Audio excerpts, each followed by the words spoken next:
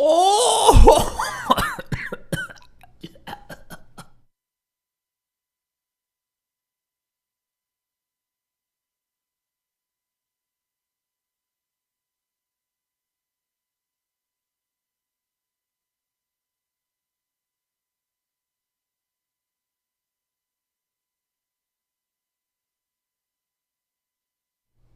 Hello.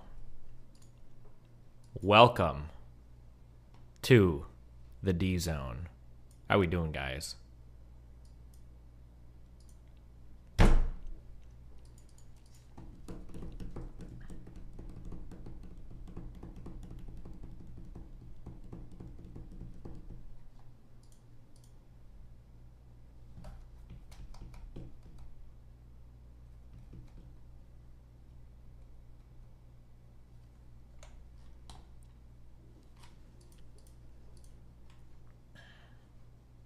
Is the talk with Signal still happening or single? Maybe, I don't know. We'll see. He's been like he's doing a ton of shit. I can't say anything about it. So, can someone explain to me why my weights make this sound?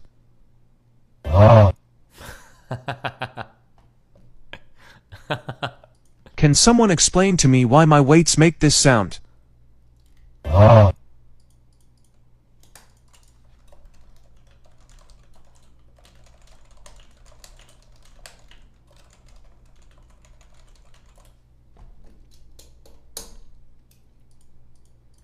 Seeing the Ukraine pushback, it's happening, it's big. I can't tell what's real anymore. I saw a bunch of tweets this morning saying all of this was like Ukrainian disinformation to fuck with Russia. I don't know what's real. And then I heard people saying that the disinformation was disinformation from Russia.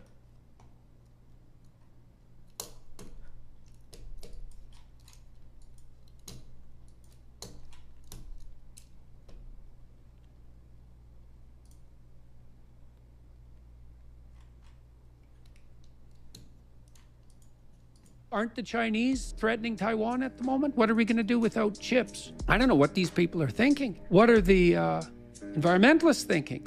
We love the planet. It's like, do you? We love the poor. Do you? Okay, let's pit the planet against the poor. Who wins? The planet. Okay, you don't love the poor that much. Do you love the planet? Or do you hate capitalism? Let's pit those two things against each other. Oh, well, it turns out we actually hate capitalism. How can we tell? Because you're willing to break it. And you know what's going to happen. So what's going to happen in Sri Lanka with these 20 million people who now have nothing to eat? Are they going to eat all the animals? Are they going to burn all the firewood? They're stockpiling firewood in Germany. It's like, so is your environmental globalist utopia going to kill the poor and destroy the planet? And that's okay, because we'll wipe out capitalism. Aren't the Chinese... Hey, what's up? Hi. Does he do any tricks? I guess he can. It's tricks. Tricks. Tricks. Yay, all right. Whoa, that's pretty cool. Yeah. Okay, so you're gonna hit somebody. Do you do any tricks?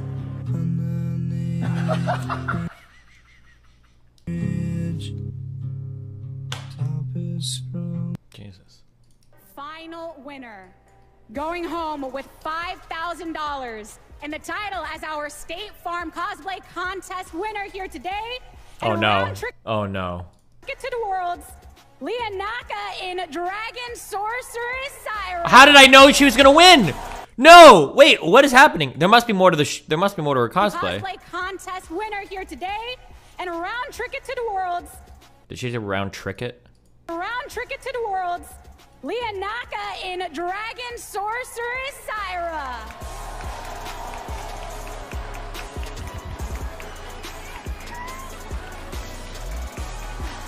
Congratulations. One. What the fuck? Damn. Oh my god, it's all coming together, huh? Typical Twitch political streamer debates where it just turns into interpersonal drama that they have between themselves. Of course, Destiny gets brought up because Destiny evil. We need to make sure that everybody knows that Destiny's evil because he makes fun of trans people occasionally, despite, for the most part, supporting the ideology. But, you know, once again, he's on the left. Who are these people? But he's just slightly not left enough for these people. You saw lots of people. Destiny actively lurks on my Kiwi Farms thread. Like, Bro, half the fucking world leaks on your fucking Kiwi Farms thread. It's got like 20,000 fucking pages. Okay? Jesus Christ. Yeah, no shit. I'm gonna be totally honest with you guys. This is my engagement. This is my engagement with her Kiwi Farms thread. Okay? I open it, I see people talking, and I'm like, oh, I wonder what they're talking about. And then I click previous page, and there's like 50 posts in a minute. And I'm like, well, this is a waste of fucking time. And then I close it, okay? That's the extent of my interaction with Kevil's Kiwi Farm thread. Here's something that I don't know why these fucking morons don't understand this. And Kevil's did this initially when she accused me of leaking info from her Kiwi Farms thread. I don't watch her Kiwi Farms thread. That shit is moving at 20,000 miles an hour. I can't fucking follow it. 99% of the time, it's impossible to find the beginning of any discussion. Yeah, I know, it literally is. Anytime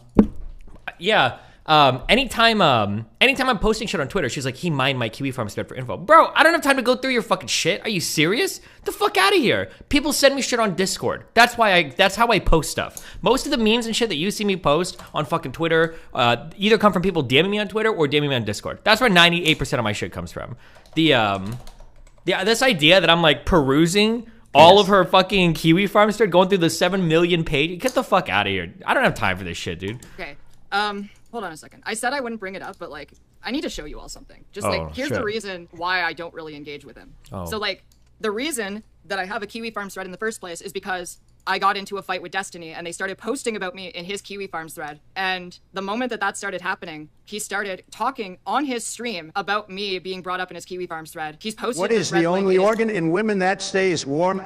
Your mom. Since woman after death, my dick Obama. Gotcha. Chat multiple times, encouraging his viewers to get involved. Talking on his stream about me being brought up in his Kiwi Farms thread. He's posted the thread link in his chat multiple times. Okay, and she always does this half-truth bullshit. Fuck, I hope. We'll see. Give me a week, we'll see where we're at.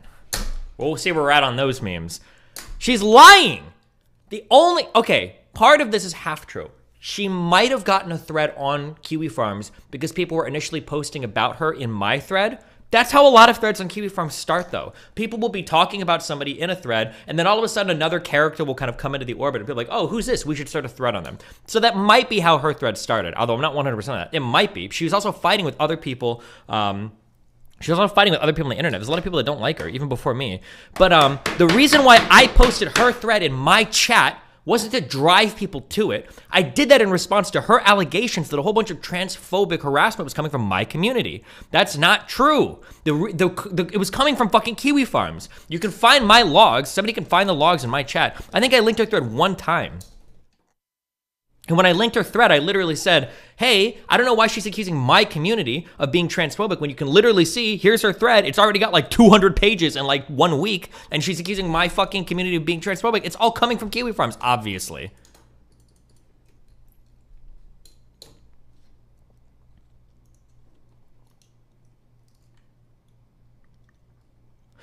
Destiny. Also today, she said most of the harassment she receives is from this community, so you're going to play into that narrative. I don't know if she actually believes that or she's just trying to throw you under the bus for everything. Punish Fury. She is a subhuman cretin fucking filth lying about that. She has zero evidence, and she has over 400 pages of thread on her on Kiwi Farms, and then I link her thread. It's 1,000,000% obvious the harassment is coming from there. This is the only time I think in my history in my chat I've ever linked her thread, and it was just because she was accusing all of the transphobic harassment coming from my community, which wasn't true.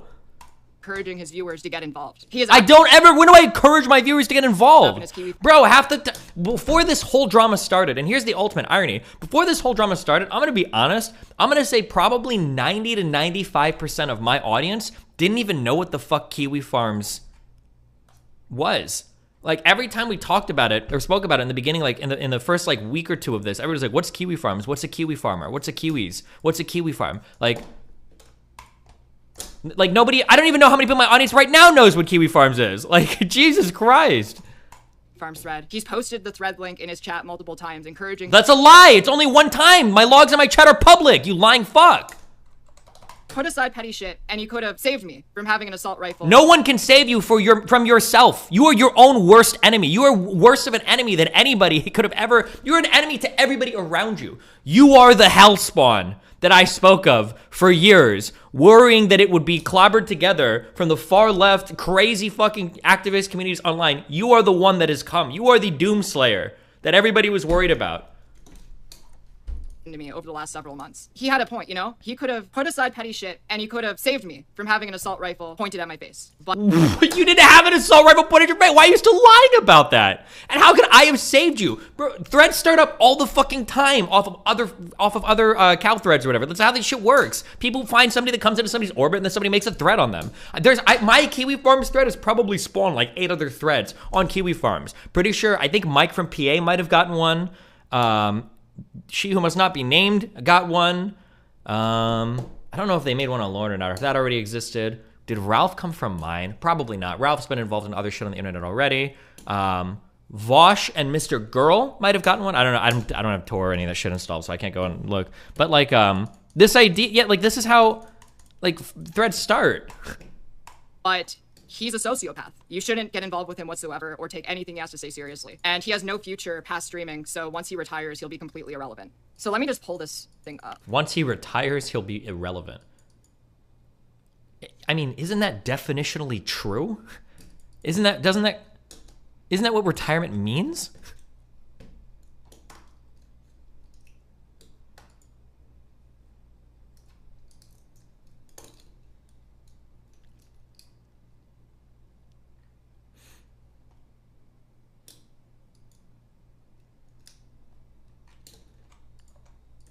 So, okay, on March 26th, and this is important to realize. So the first post on my thread on Kiwi Farms was on March 26th. And this is a clip from Destiny's stream on March 26th. This Keffel's, so Kiwi Farm, okay, so I was real quick, I'm sorry. So the past like 30 pages of my Kiwi Farm thread have been them obsessively because Kiwi Farms hates trans people, actually, right? You wanted to see transphobia, now Keffel's is seeing transphobia. It's not my community, okay? But I'm sure my community will get blamed for it. Kiwi Farms, like gleefully saying, I am going to see transphobia as a result of him. So no! How do you misread that? How does she read the 180 opposite thing of exactly what I'm saying? It's because of Kiwi Farms. That's literally what I just said. The past, like, every time Kiwi Farms, like, you wanted to see transphobia, now Keffel's is seeing transphobia. It's not my community, okay? But I'm sure my community will get blamed for it. Kiwi Farms, like gleefully saying, I am going to see transphobia as a result of him. So the past, like, every time I fight with trans people, my Kiwi Farms thread, they like me more and more. So now I think they actually have a favorable view of me because I fight with so many trans people now. Like laughing, saying that Kiwi Farms has a favorable view of him because he fights with trans people. It's funny because my thread fucking hates me. It's funny because they've literally tried to dox me and my fucking child in the past. That's the joke. It's a humorous turn of events. Like, do you think I'm supporting transphobia? Throughout this whole fucking thing, I still haven't resorted to it, despite you lying about me using 41% comments. Like, it's such, it's just like lie after lie after lie after lie after lie after lie. He sounds excited about all of I sound excited? You're literally fucking, like, going off every time, like, oh, I'm getting doxxed and I get to do all these interviews and I'm so relevant and blah, blah, blah. Like, look at the logs between you and that winter dude. That's the cringiest shit I think I've ever read in my entire life.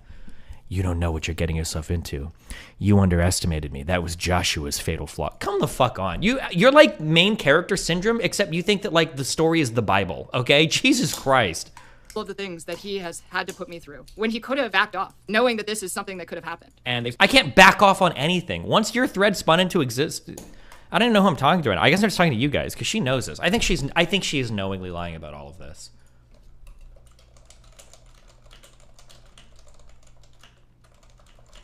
I think she must be knowing, unless she's really that stupid. I can't tell. It's impossible to tell.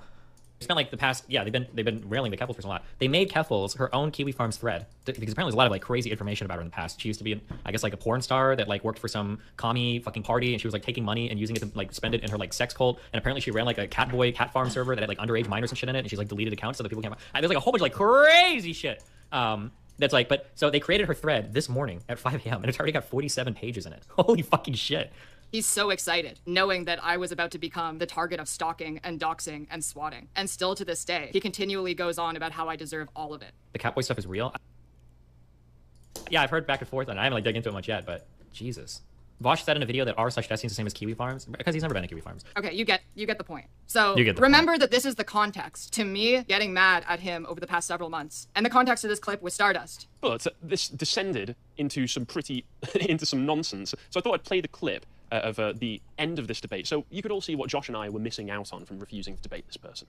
Lena was on that spreadsheet. Okay, but Gappy and I are smaller than you. And I know, yes, and Gappy and you both defended Destiny, who also engaged in my fucking Kiwi Farms thread, and I have the screenshots for this. I have every right to be mad. I had every right to yell at her. Anyone who is downplaying the severity of what Kiwi Farms has done to my life can fucking eat my shit. I literally do not care. They literally gave you a career. What are you talking about? You've suffered no harm.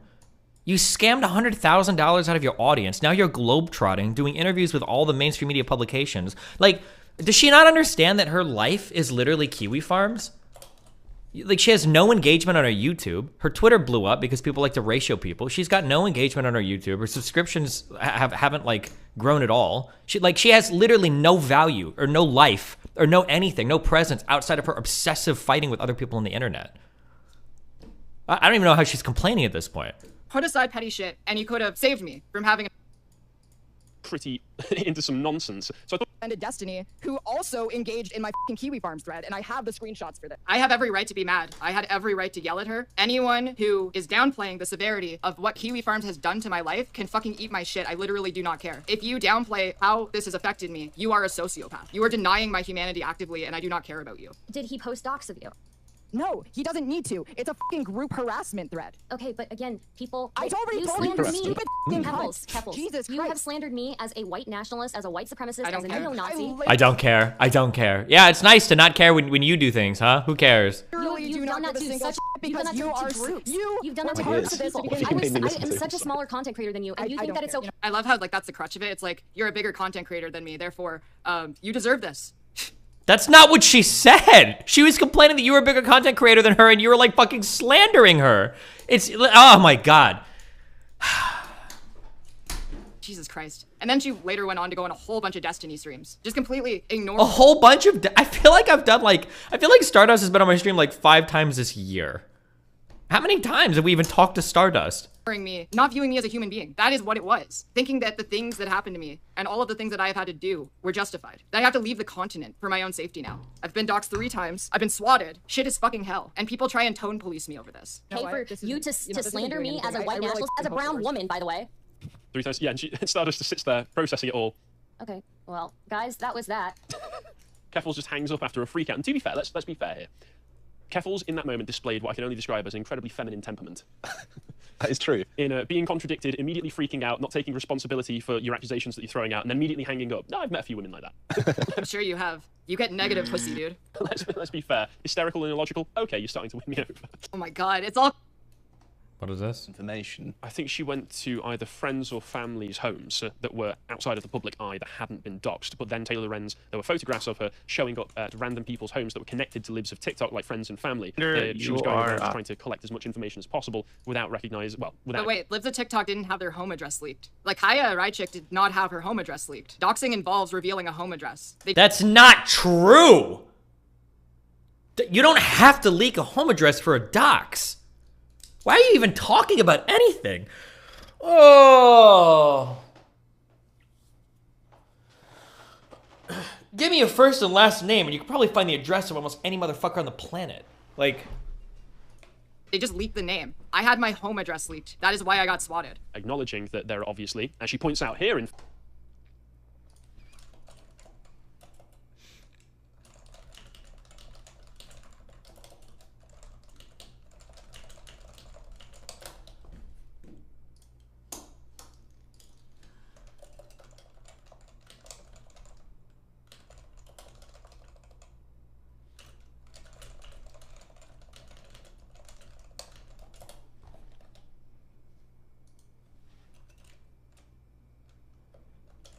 Hold on, I'm doxing someone in my chat right now. Whoever you are, Andrew Johnson, you just got doxed. I just leaked your name. Get fucked.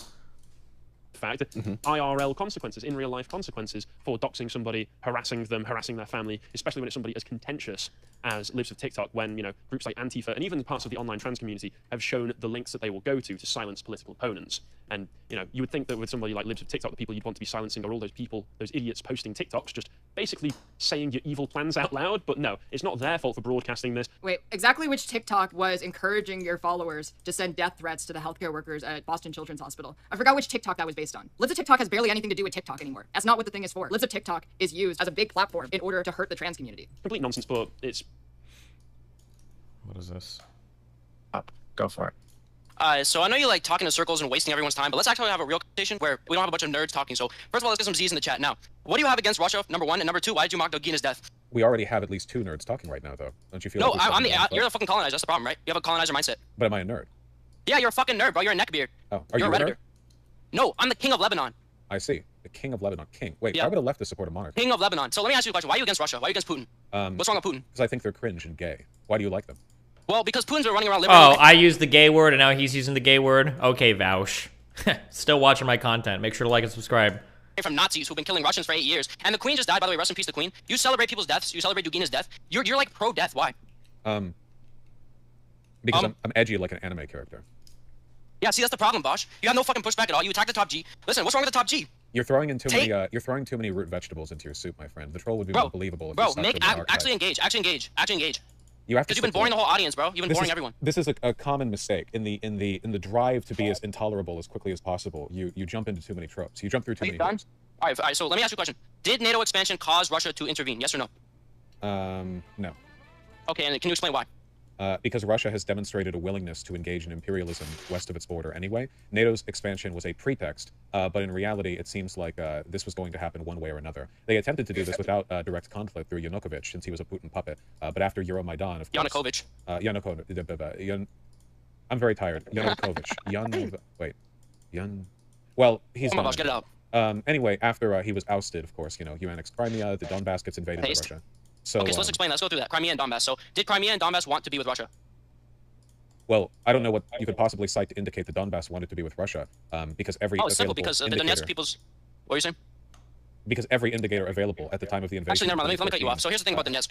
The two parties in Donetsk are the New Russia Party and the Donetsk Political Party, both of which support either independence or Russia. They don't support Ukraine. So how come there's no pro-Ukraine parties in Donetsk? What political parties?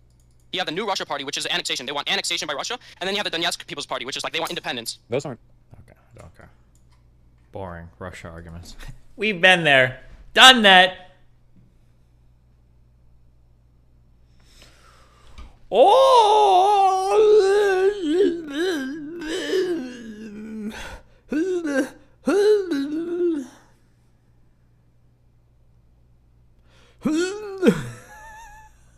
I'm sorry. Jesus. I've almost got agility mastered, guys. Like 3 more, and then 100% mastery.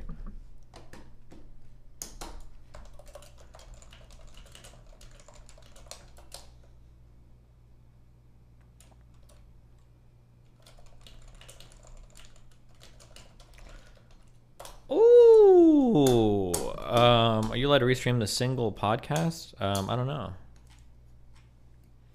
Quick 910. Yeah. I can go ahead and throw one down real quick, sure.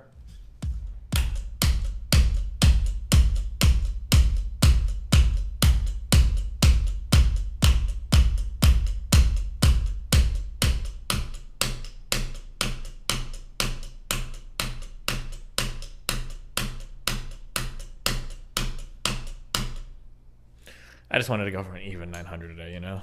An even 900.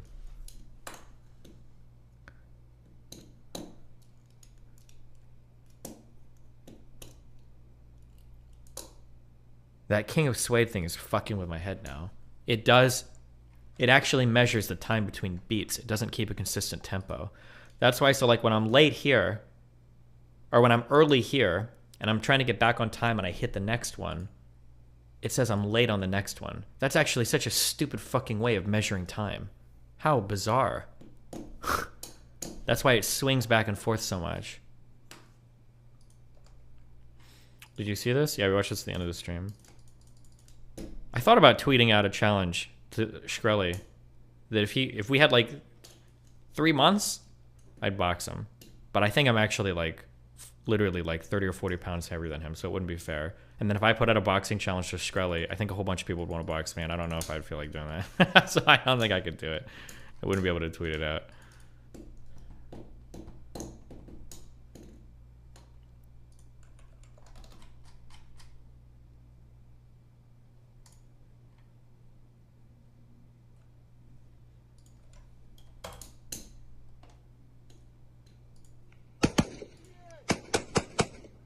Wait, what the fuck? It's really disappointing that Steven can't distinguish corn syrup Coke from sugarcane Coke, while claiming his abhorrent food takes are correct.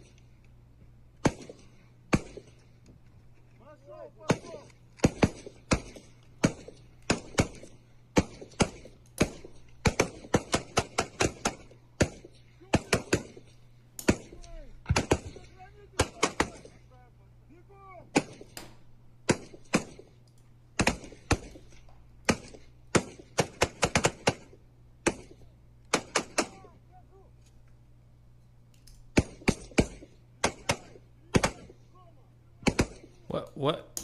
There's no way that any... What military is this? Do people really train this way? Why are people saying they're blanks? They're clearly not blanks. What are you talking about?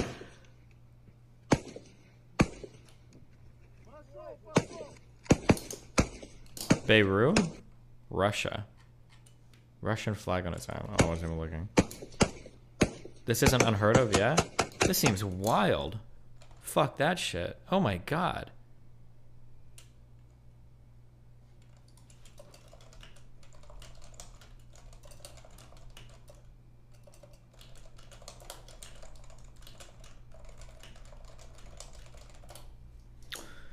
Blanks still fire gunpowder. Dummies don't fire. There was something similar in the Marines. Hold on. Blanks...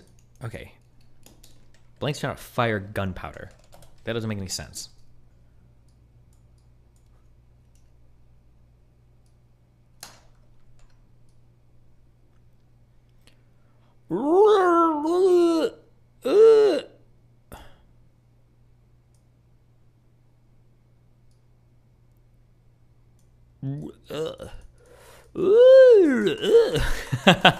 I'm sorry.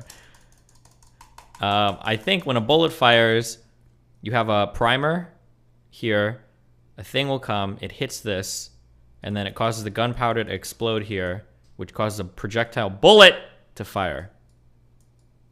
I think a blank is a normal cartridge with just no... It either has no bullet, or it has like a... Is it a squib load sometimes? I think they call them. But a blank will not be projectiling like things like crazy. That should be happening. You could kill yourself if you fire a blank like right near your head, because the gas that comes out might like fuck you up. But like... That's not a blank. That's just a... That was a rifle round, my dude.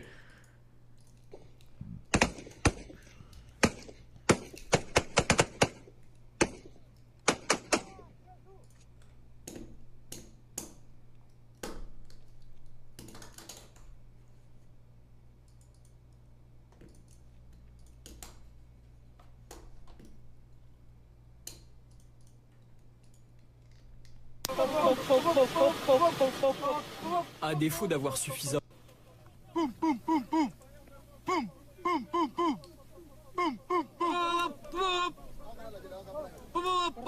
Ils font semblant comme s'il y a un objectif ennemi devant.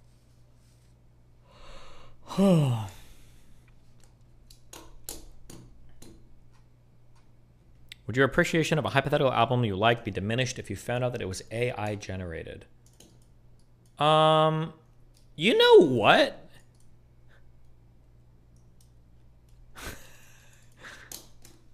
This is really lame. I think it would.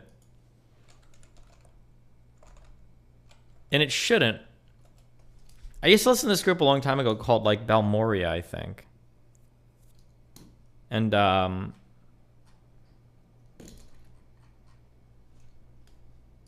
don't know why, but Nick walked back everything he said to you, Destiny. Check it on play. Walk back what? When I listened to this group, I assumed it was like this group of like string players or piano players or like a cool mixed group of like interesting people. I don't know. I had this like impression of them. And then I saw a video and it was like 3 guys that looked like they did theater. And as stupid as it is, it actually shaded a lot, or it reshaded a lot of how I viewed their music. As dumb as it is. And I'm like, oh, I don't know now. Feels different, man.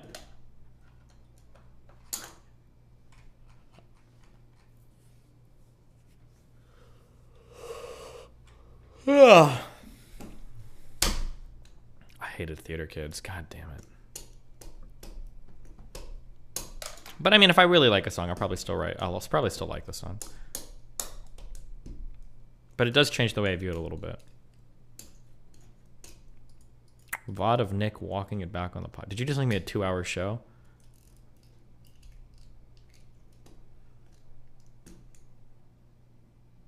Wow, thanks, dude.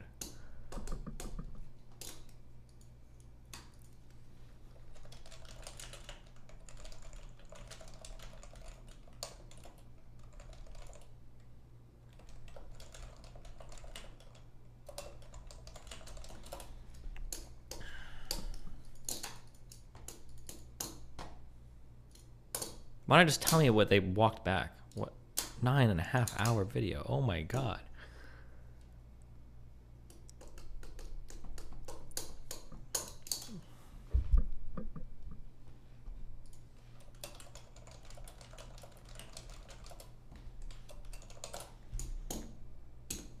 Cool. Well, thank you.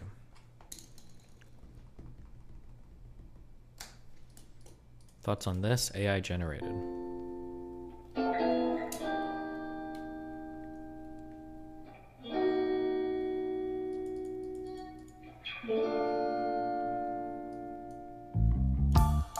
Well, you know, I got no idea.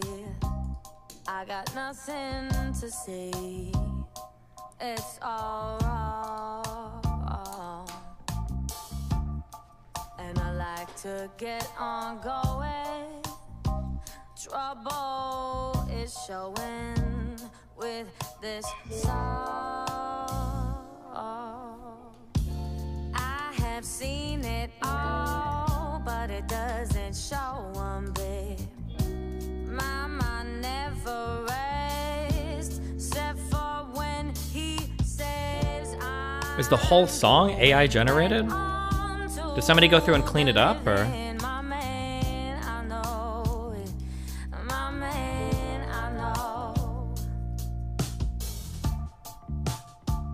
With a woman's heart and this man on my mind. Couldn't open my eyes, but that's just fine. What about like I doubt the singer is AI? Me and my brain full with no I chance. don't know. I'd be curious because how much is intervened by humans is going to make a big difference here.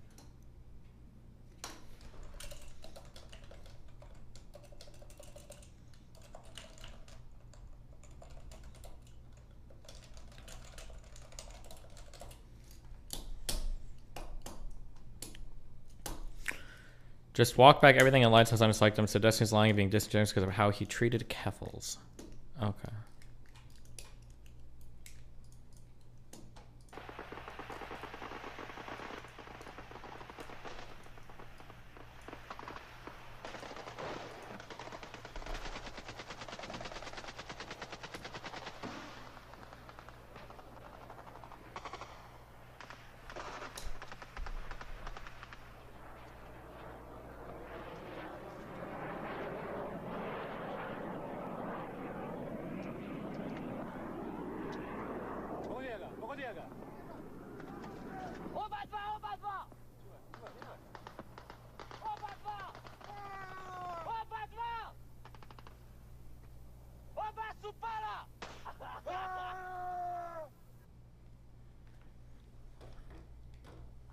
What? Wait, what happened? Oh. Oh, it got hit by a missile.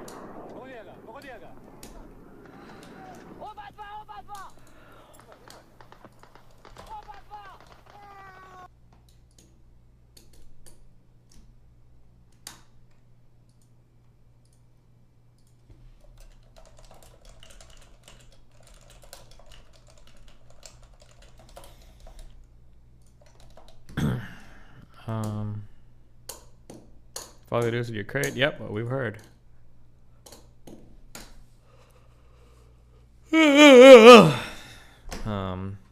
A bad Noah take. No one ever gives bad takes.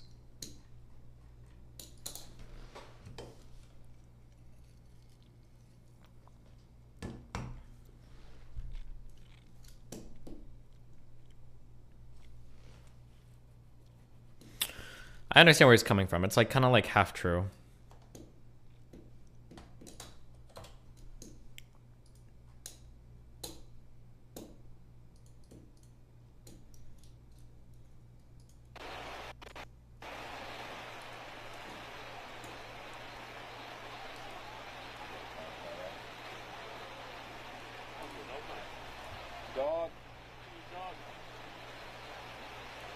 Is that an alligator?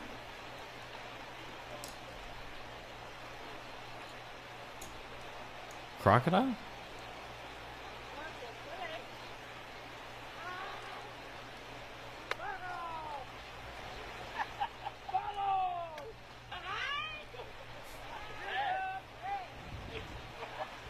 Okay.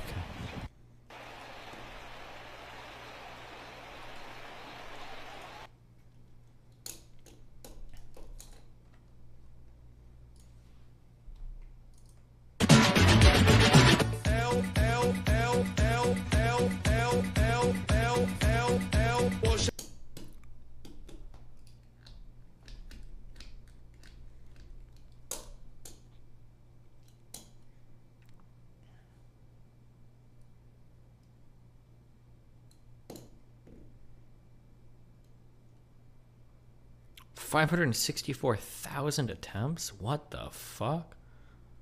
I started it. What's up? Boy! Hey, what's up, bro? How you doing, dude? I'm good. I'm good. They got you working here, bro? What's going on? What do you mean they got me working? Not working. I gotta. He just went live. I am busting my ass. 7 minutes? I'm busting my ass out here. I'm telling you, my job is so hard. HR, bro?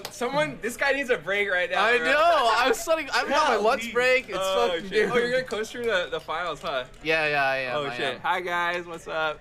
Dude, if you want to take over for my extremely difficult job, I have to go out for a trophy ceremony in like an hour. Really? It's gonna be absolutely busting my balls. Saying that. I'm just gonna be crying out there. It's just gonna be backbreaking work, but I'll tough it out, and you can actually sit here and stream for me. I can hold down for a few minutes. Thank you. Thank you. I appreciate that. You can set up the workload if you really want. Yeah. You and Lena or something. Oh yeah, Lena T. Where you gonna tap in, bro? It's my day off. I've already been working for. Actually worked for 4 hours. To be a half-blood. Oh, I even read this line. It's dangerous. No fucking way. It's scary. Most of the time, it gets you killed. I read that. They stole this from my audition tapes. What? I did that line so much better. I should have been the star. The other day. Where do I start? I think it's right here. I didn't want to be a half-blood. If you suspect you might be a half-blood, then this book... Okay, they cut this part. Just go ahead and close it and believe whatever lies your mom and dad told you about your birth. It's easier that way. Where does it pick up? Being a half-blood is dangerous. It's scary. Sometimes it gets you killed. It gets you killed in painful, nasty ways. That is so much better than that, kid. Why didn't I get the role? Literal chills.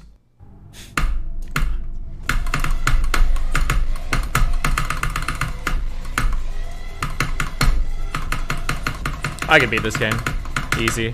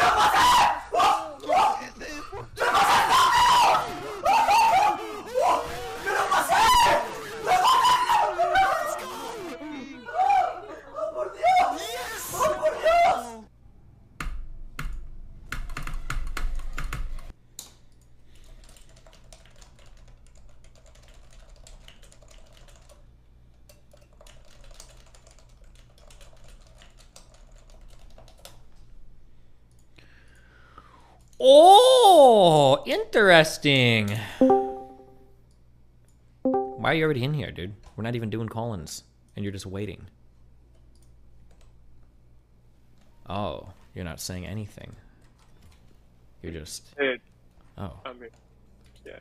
I actually, does my mic sound any better? I realized I learned something last night, that my mic is undermining my public speaking.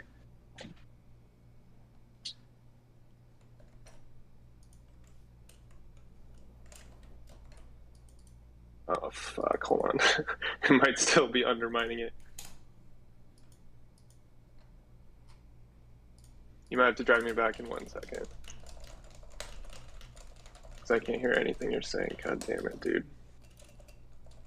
Hello? Yeah. Oh, I can hear you now. Well, I wasn't talking, so... Oh, you're... Okay. You know, like, people pause your stream, and they don't know if you're, like, fucking with them. It's... Well, I was fucking with you, so you just got fucked with. Yeah, alright. Okay. Yeah? Is it? I mean, yeah, it is, okay. Okay. I needed you last night. I needed a moderator. Well, it started off hot, and once Max is hot, it's over, so... I realized that, and, yeah, I was, like, realizing we would never get to, like, the point of my, like, argument, but I have a mission now, and that's to try to finesse this idea of meaning is use and, like, in relation to language, that if Max could kind of get on board with that paradigm, it would just make this so much easier. It'd make all the conversations so much easier, because you could maybe, like, cut through, like, a barrage of meta stuff. But I was also thinking that maybe the meta stuff is like his brand, and he can like kind of just get out of any conversation by just like yelling "shut the fuck up" in a way that's like slightly self-aware, but also, you know, obviously really unproductive to whatever the argument is. Yeah. Yeah. Okay. I think you probably agree with me, or at least with the way that conversation was going. If you were picking a side. Is that true, or was it actually like really unclear what was happening? I don't even think you guys got to any point to where anybody could pick a side. That's kind of fair, but actually I think he fucked up like irreversibly. There's a few things he said. Yeah. Even though I didn't get to the point, like there's still like a significant loss of ground, I think, in his view. I mean, the 2 points I would say that make that form that opinion for me, at least, is his hypothetical, where a society was, or cars in society were powered by babies, you know, and he was suggesting that was a society that was bad, that was untenable. It was just like simply a bad society, and he's wrong. That's just wrong. Do you, I don't know. That was kind of at the end, but do you? You guys didn't even get like far enough into the call for me to stake out like a strong position. No, it's fine. It's fine. You don't have to. Yeah, you don't have to. Yeah, I mean, like I understood where you were going, and I'm sure that you could like. Well, like your hypothetical. No, yeah, I know. I'm just saying, but like you didn't get anywhere in the hypothetical. So I'm not gonna take a side when you guys didn't even begin to have a conversation. Yeah, it wasn't fair for me not to take a side. That's not really what I'm going for. But I'm just like, I think his hypothetical. He made a really strong point about that. And if the conversation went any longer than it did, he would have just gotten blown out. Because there's no future for that line of argumentation. I should have bitten the bullet more aggressively. I was just like kind of ironically pissing him off, but I was trying to stop because I realized like, whoa, like he's actually just gonna kick me, and he did. Kind of at the worst moment, because society. The point that I would make, and that is just, man, I want to say objectively true, is that there is no alternative to the society where the cars are powered by baby suffering. That is our society. Well, you can't say it's objectively true. You're asking moral questions, right? Like some people would reject certain things like out of hand because they don't have like they're not viewing it like in this kind of consequentialist framework, right? Let me try. I do think I can actually say this is objective. That's like such a high bar, but the point I'm making, objective is like a signal flavor in the wrong direction. Mm-hmm. The point is that he's saying a society where baby suffering is like needed to keep things moving is just bad, and the point I'd make is I like, can't believe I have been say banned. maybe you dislike it, but it's an utterly pointless thing to say because his hypothetical isn't even a hypothetical. You know? Sure. Yeah. Maybe. Yeah. Okay. Listen. I understand what you're saying. I don't want to. I'm not gonna run down his whole side of his argument when he's not even here to do it. There's no point in like. Yeah. No. No. That's fair. The point I was wanting to get to was I didn't know if you actually disagreed with kind of like the line of thinking that we didn't get to yet, and then you kind of see how it's falling into place, you know. But I think I could make an argument against the 8th Amendment if you want to do it like politically or like even like with less kind of like edgy and provocative demeanor, you know. I do think there's a argument against it is better than an argument for it, frankly. An argument against the baby suffering car thing? Oh, well, I thought we were pulling off of that because you didn't want it to be. Or what was the argument? Or argument for what? And exactly, what is the? Yeah. Okay. Well, I was prepared. Yeah, the baby car thing is a home run in my view. I think I have that slam dunked, and if you don't want to talk about it because he's not here, that's fine. But my thoughts there are that his hypothetical is poorly drawn because it's not even a hypothetical. We are in a world right now. Our society, literally right now, is one that is comparable to the society where cars are powered by baby suffering. And it's simply because cars contribute to the pollution of the environment and cause like underlying conditions. And there's all kinds of, you know, cars blow up sometimes, like baby suffering and the use of cars from his hypothetical is like really closely tethered already. So we are already in that society. So for him to suggest that the society is just like plainly bad because there's this connection between like it's yeah, I understand what you're saying. He's not here, so I can't represent his moral argument. Yeah. All right. So I can pose a bunch of hypotheticals. Here's something to consider. Okay, here's something to consider. Okay. Yeah. Let's say that 10,000 children die every year in car accidents. Okay. Yeah. Yeah. Here's the problem with the ultra strict consequentialist point of view. Okay. In one world, 10,000 children die every year just by virtue of having cars driving around. In another world, 10,000 children are lined up against a wall and shot so that we can all have cars, and no children die in car accidents. In the ultra-strict consequentialist sense, it seems as though these two worlds are equivalent, but intuitively, they feel very different, right? Yep. So when you ask that question, and you feel like it's like the killer example, you're pointing towards a world that has the former, but Mr. Girl feels like you're talking about a world with the latter, and he feels intuitively that there's a big distinction between these two worlds. And it almost feels like you're trying to say that they're more or less the same, because at the end of the day, the total amount of quantifiable suffering is the same. It's probably not the case, because it's probably a different feeling there. Yeah. I totally agree with that example. I disagree with that example. Well, I suppose that's not what I'm trying to say. So I agree with your example. I don't know that it applies to. Well, because you're trying to say, like, do cars run off baby suffering? Not really. Now, there might be an external effect of, like, baby suffering or children dying, but they're not killed to make the cars work, right? No. That's not what I'm saying. What I'm saying is that cars operating off of baby suffering is insufficient to say that it's bad. That's what I'm trying to say. That was his hypothetical that he created. Oh, sure, yeah, but I think he would say that it is. He said that would be sufficient to make it bad. I know, and he's just wrong because of the example you just gave and the response I just gave, which are like. Well, but it depends on what I mean by baby suffering. I don't think anybody would accept a world where 10,000 children are lined up against a wall and shot and killed to make cars work. Okay, I think I'm gonna bite that bullet. I think you're saying nobody would accept that world, but your kind of underlying assumption is that the society that's making that evaluation is already better.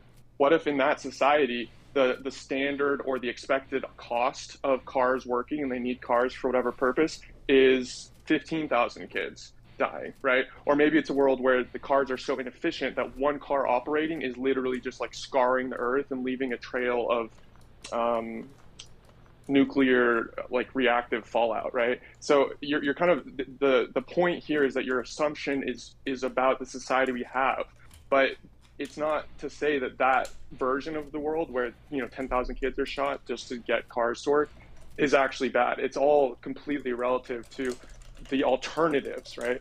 Does that make sense? So you can't say it's bad, and he couldn't say that his hypothetical was bad. There is no like innately bad hypothetical. There's only better and worse outcomes, based off of the society that you're drawing in the comparison from. Yeah, sure. I'm just saying there are going to be some types of actions that people won't accept regardless of the trade-offs. Like, intuitively, they're just never going to feel acceptable.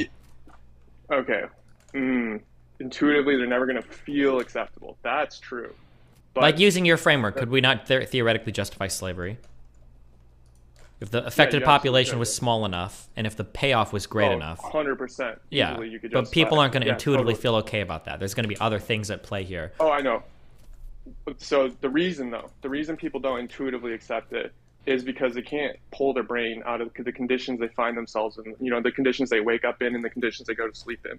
Like, people are very closely, their sense of everything, of ethics, of purpose is kind of like stamped into them from their upbringing, and really just like it's an imprint from the society that they're born into. So my point is, if you evaluate these things, if you can ever get out from under that crippling weight, then the conversation changes significantly. So could you justify slavery? 100%. Slavery was justified for most of human history. We're not so different than the people born into societies where you didn't think twice about slavery being a reasonable outcome. So, if our society more closely resembled the state of nature, we would have no grievances with slavery. And I think in future societies, people will look back on our time and they'll say, hey, you guys had like literal slavery, even though you think you didn't.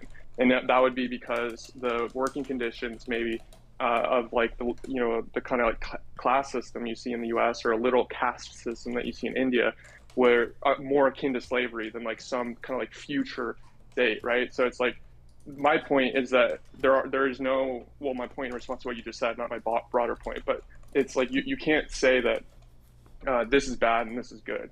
It's just so it's just pointless to say that. And like you're saying, people intuitively feel like they won't ever agree to slavery, but I disagree.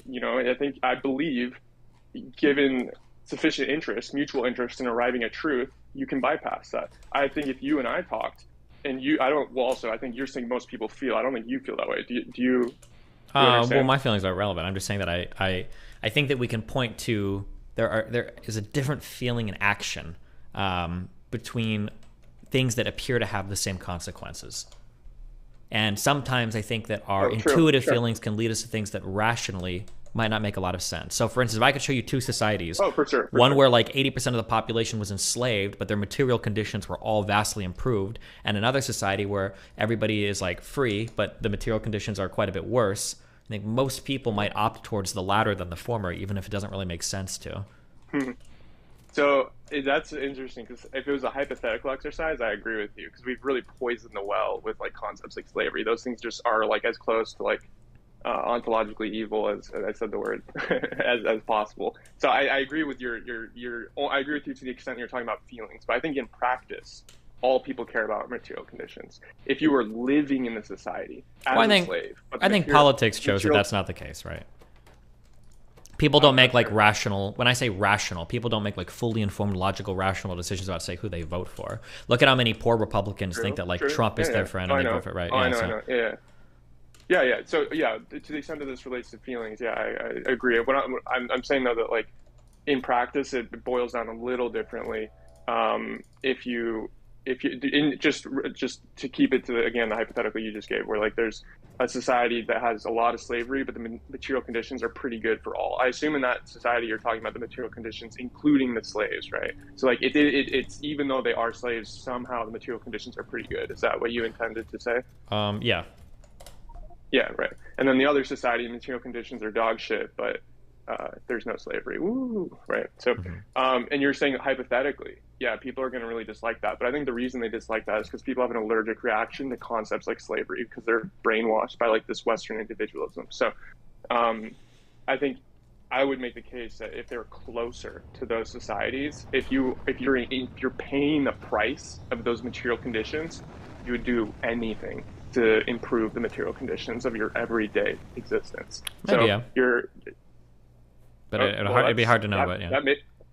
It is hard to know, but that maybe, yeah, it's like, I mean, that's a pretty big that's a change of, I mean, you gave that example to suggest that maybe that wasn't possible, right? Well, no, I'm not trying to say anything is possible. I'm not making a hard argument. I'm just saying there's a lot to consider. That there's like a lot of these interactions, the way that we view freedom, and like, because I just defended the concept that like people like freedom, and that's true. But I mean, there's also like the concept of like the paradox of choice. The more freedom you give somebody, sometimes the less happy they are with the decisions that they get. True. And then also sometimes I believe people really just want the illusion of freedom. Sometimes too, they want to feel like they're freely making choices, but in reality, it's all kind of like they're not really making many like independent, free choices at all. They're just like doing, you know, totally. But so I'm just saying that like these are all things to consider. But yeah, okay, go ahead. Yeah, all that's super. I totally aligned there. I guess the interesting part of this is there's a divergence between the expected outcomes let me clean up my language. There's a really big difference between the hypothetical exercise here with average people and the lived reactions here with average people. So I think it's easy. I think it's intuitive. It's reasonable for me to suggest that somebody in poor material conditions would basically pay a steeper price to escape those conditions than somebody who's like hypothetically thinking about this, right? Yeah, so maybe. Meaning that so the price tags are going to be really different. And you kind of that you see that in the state of nature all the time. That like people do things they never thought they could do to survive when it comes down to it, right? Sure. And it's the same with like survival is more or less equal to just improving material conditions. So like even if you're not under duress, like even if you're not like escaping a bear trap and having to like, you know, somehow like remove your leg from your body so you can like have a chance to escape like this thing. Sure. All right. What do we? Okay. Yeah. Okay. What are we getting towards? What do you want to? The reason I got on was in the waiting room was because I want to to argue on behalf of a society where torture is like a known quantity and kind of priced in, you know. And right now we have a society that has an allergic reaction to torture, and I think the society where it's priced in, meaning it's equitable, it's fair, it's kind of weighed out into the best of our ability, kind of rationalized into something that's acceptable to talk about and deploy, is better. And I think most people probably disagree with that. I think if I make my arguments, like, minds will change potentially. So that's why I'm here. I don't know. I can't tell like if you disagree with that claim. I don't think I had a very strong position on it. I think you'd have to show me, like, I'd have to think about it a lot more. I'm not sure. Yeah, I just don't have strong positions on it. Yeah. Okay. That's a responsible answer.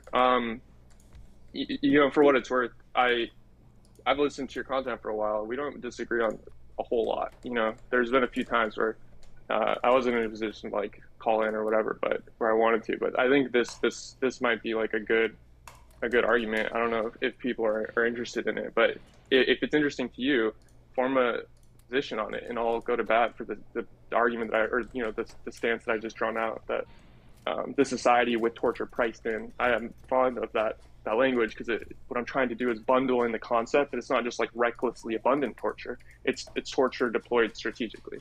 Right, it's torture as part of a function, right? It's a feature of society, as opposed to right now we just have it's not a feature of society, right? Like torture is just a bug in society, right? Okay. Yeah. So I'll think about it. I'll keep it in mind. Okay. Okay. All right, fine. All right. Hi, chat. I'm emailing you all the time. Send like 3 emails total, so it's not like all the time, but I'll email you about this probably once a week, and you can figure out if you don't have that. All right, have a good one. Have fun.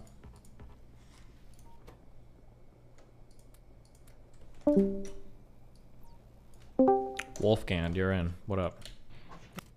Shit. Okay, 4 inches away from my face? We got it. Alright. Initially, I was gonna give you a shit time for, in my opinion, letting that girl walk away with the quote-unquote personal comments, but spoke to some friends. Makes sense. You don't want people harassing her, whatever. Good call. Now, here's the second question.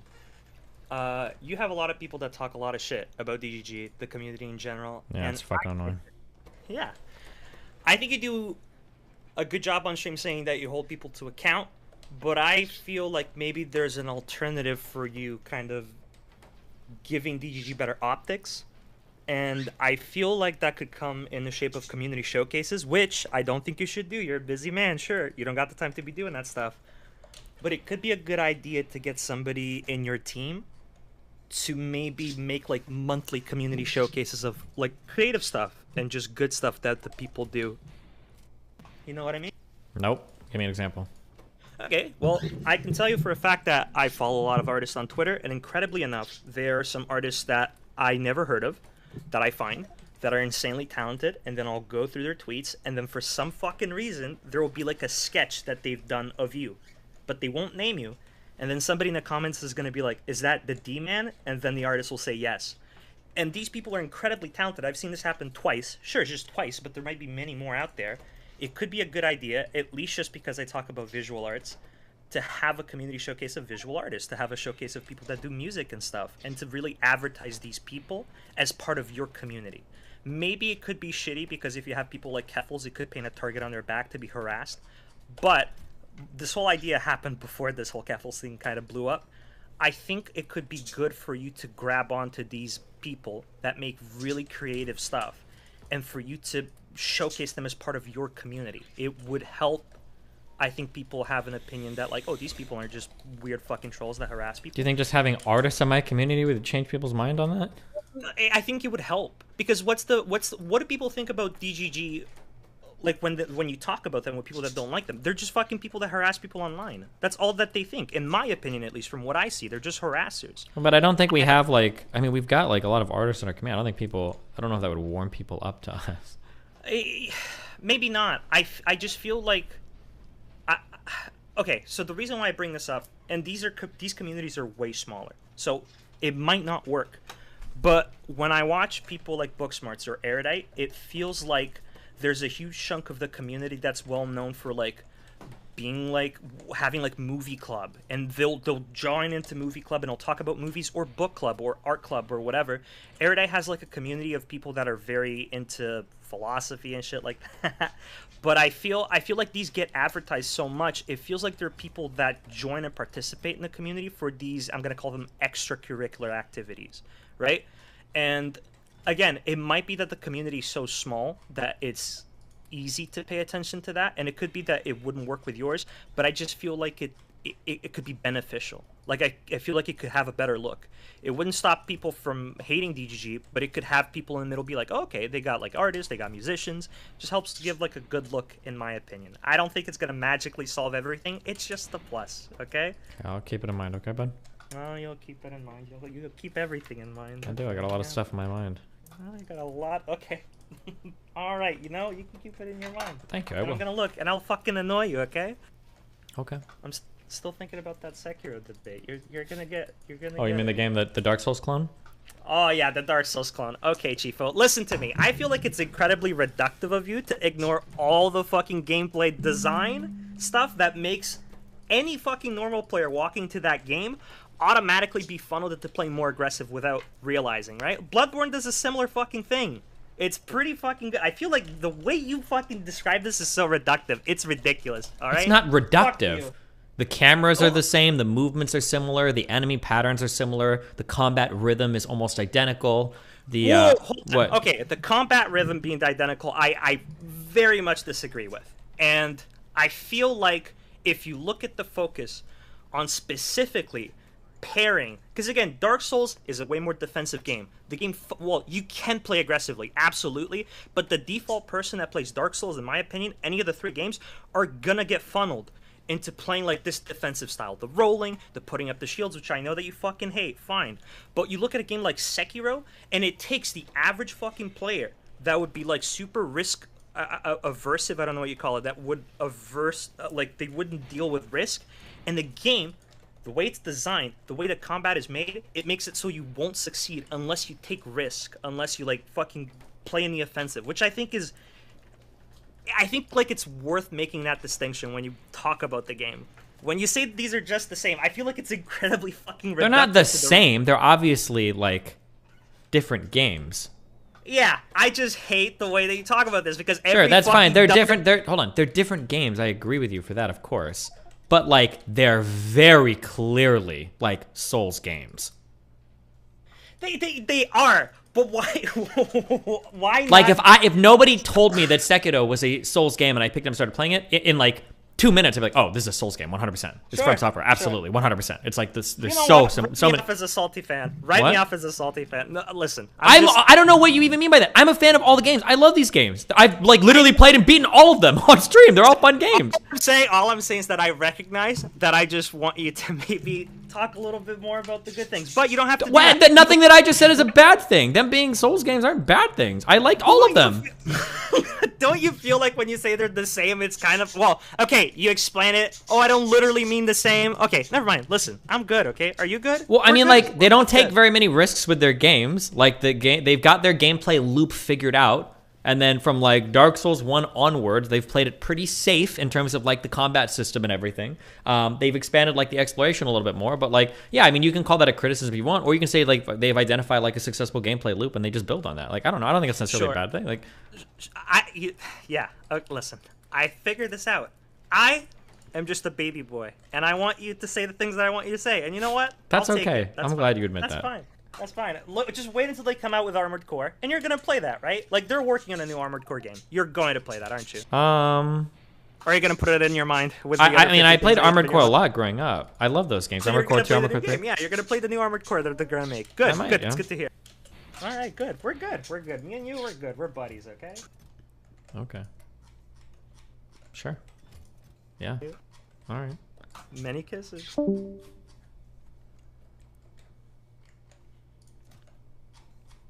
When Destiny talks about playing games, I don't know if he enjoys it or not. Yeah, the reason is that, like, I describe things in a lot of ways, but a lot of people here, I just have to be more aware of this. You guys normatively load every single fucking word that you guys talk with. Every single word you say has, like, this fucking moral weight behind it, and it's impossible for me to describe anything without you thinking I'm passing judgment on it. Like, somebody might, like, what do I think about, like,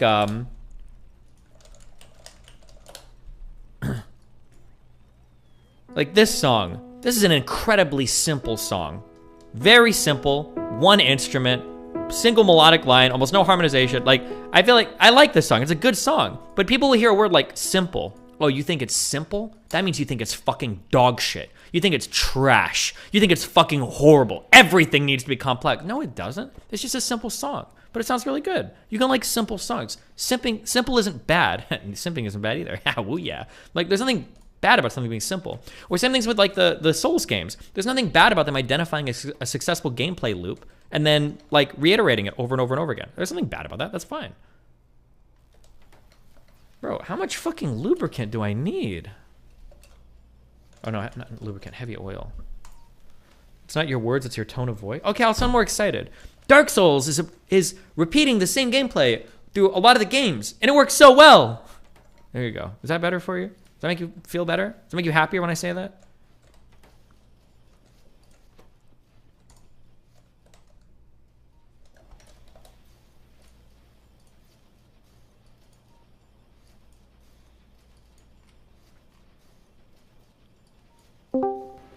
Shower, what do you want?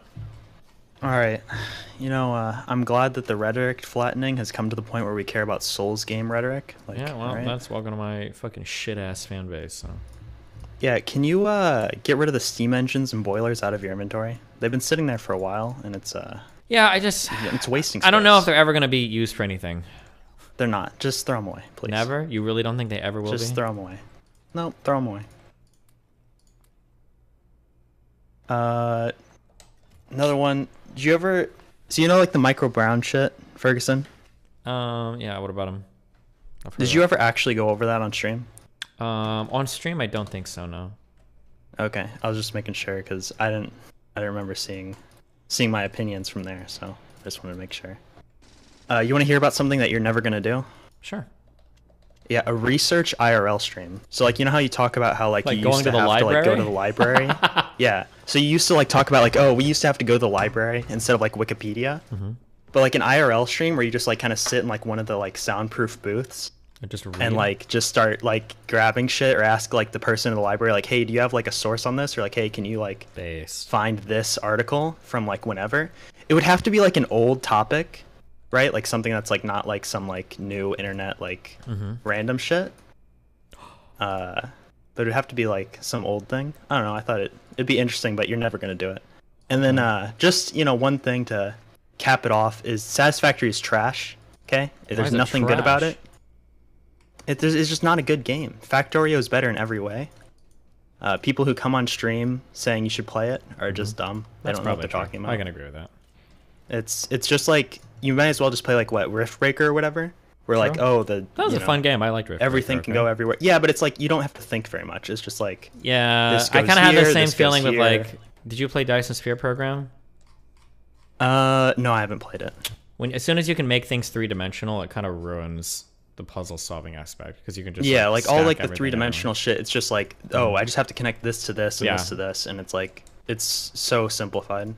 Oh wait, was that the one where like you had like the 20 levels of conveyor belts? Yes, that game, yeah. So where, like everything you stacked becomes the like... storage to infinity, and it's like okay. Yeah, I don't know. All that stuff kind of breaks the whole point of making the factory. Yeah, that's it. Have a good one. Wait, have you beaten this mod yet? What? No. Fuck. No, you want me to start up a solo run, beat you to the end? There's a lot of shit going on in this game. Yeah, it looks like it. I don't really have time for these types of mods anymore. Wait, then you don't even know if these boilers or steam engines will be useful in the future. They're not. How do you know? Because I'm telling you they're not. Oh, just throw them away. It's literally like iron. Okay. Just throw them away. I did. But I'm just saying, you don't know. There you go. Good job. Okay, well, anything else you got for us, Chief? Obama.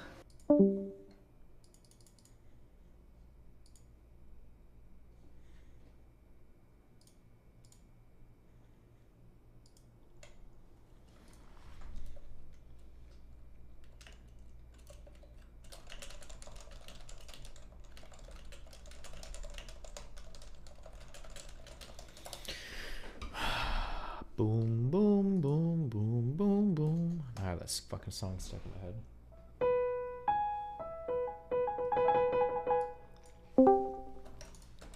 Hello! Hello! Hello!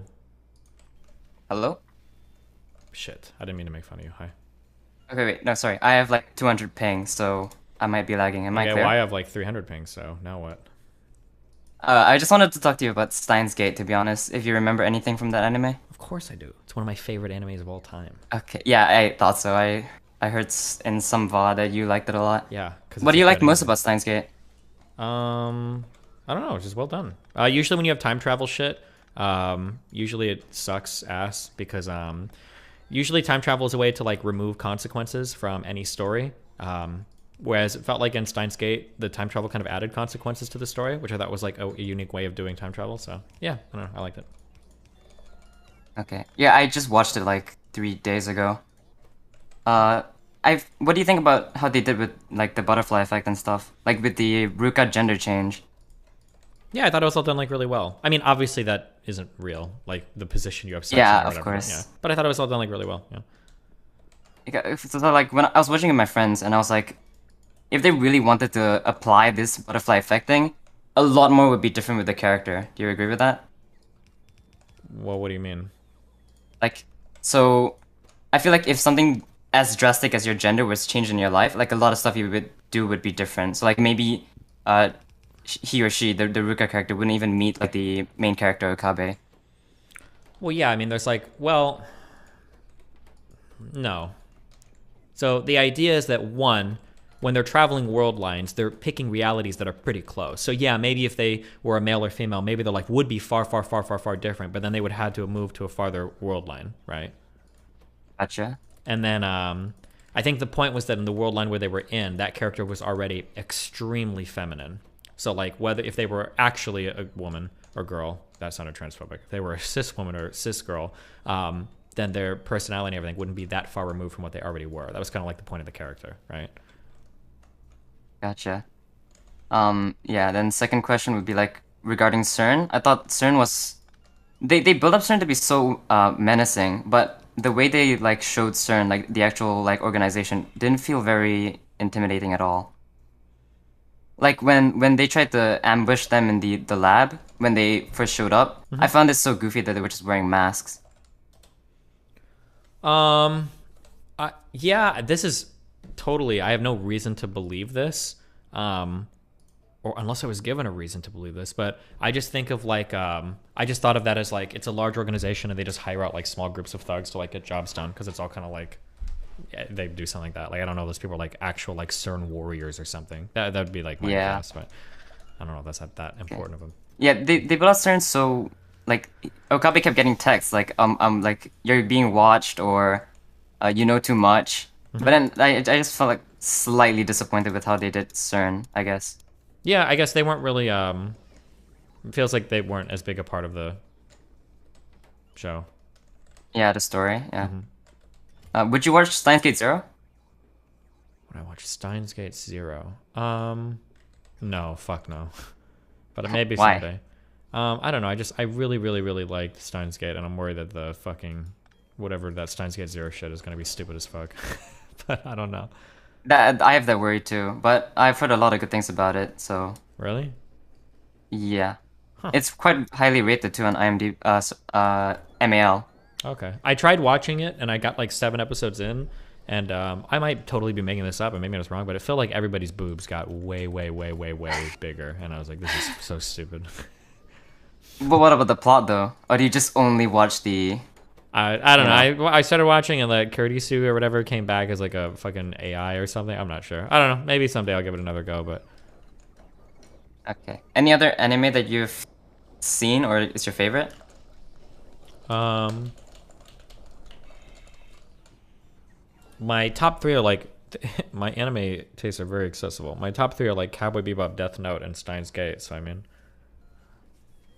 Okay. Have you? I'll just recommend ReZero. I don't know if you have time nowadays to watch stuff, but ReZero is really good.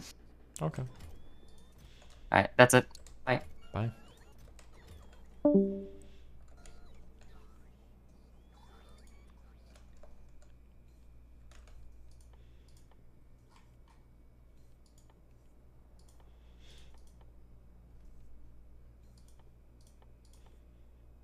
Fuck, where are the cables? Am I fucking blind? I thought they were on this page. Oh, they are. I am fucking blind.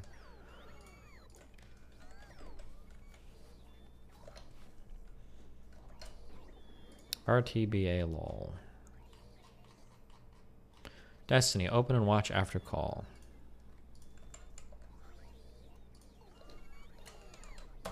Hey, guys. Everybody.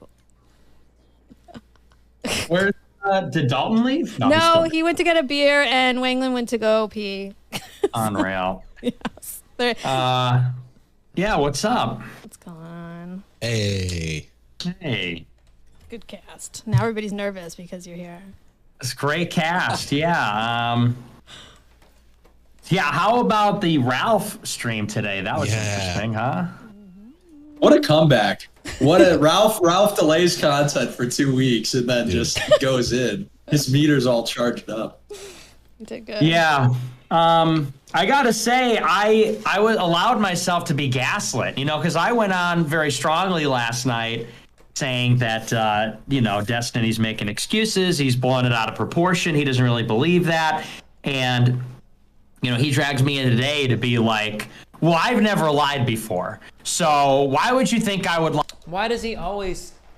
Oh... I don't even know if I want to watch it. I'm trying to think if is he doing this for optics reasons, or is he really that stupid? I don't know. I can't tell if he's like engaging in this bad faith, or if he's just kind of dumb. I don't think he's dumb, but it's more disappointing if he's just like blatantly lying every time. I've never in my life said that like I've never lied or never been wrong. I'm sure there are plenty of things that I've been wrong about. I don't know if I'd say lie, but there's plenty of things that I've been wrong about. I'm not a perfect actor. It's so annoying. And then every time he rephrases, he's like, oh, Dustin says he's never lied his whole life. I think, okay, like, nice.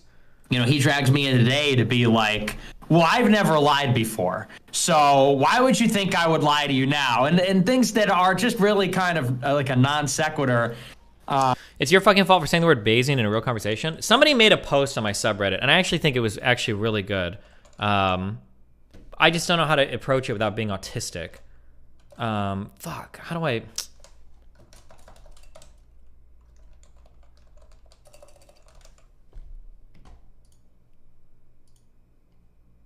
It didn't really get much engagement, but it was this post. Stop running away from potential epistemic divisions. This guy basically made the post, kind of tired of seeing you hit this wall with people over and over and over again. I get it. You want to divert away from debate bro tactics, blah, blah, blah. But 99.9% of socio-political, philosophical disagreements will come down to epistemic differences. If you're not willing to address these discussions on the level, you will go in circles and conversations every time.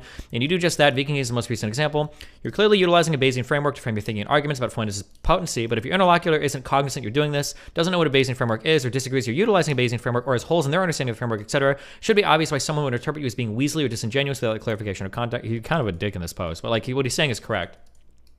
Saying Fuentes probably believes in Holocaust now doesn't have the same ring in a colloquial sense. It's hard for me to tell if you're intentionally sidestepping this, invoking rabbit hole avoidance, or you're just not conscious how necessary it often is to actually expose and address epistemic differences in these discussions. Yeah, this is probably a conversation that I need to have more like,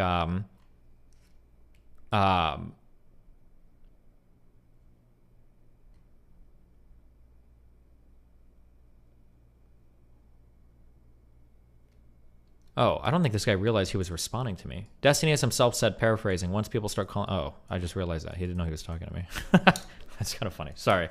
Yeah, this is something... but I don't know how to, like, get into... Because most people don't even... Like, as soon as you say, like, epistemology, people are going to sleep. Nobody gives a fuck. Maybe this is something I should explain on stream more. But, like the way that I kind of, like, make decisions is that, like... There's some like I should actually learn like the formal there's like some formalized way of talking about like Bayesian probability. But there's like what are the chances of an event happening ever? And then you have like what's like more information that would adjust the probability of this happening up or down. And then you have at the end here some likelihood of like a given thing actually happening. I think X Skills was the one that formally introduced me to this like kind of thinking.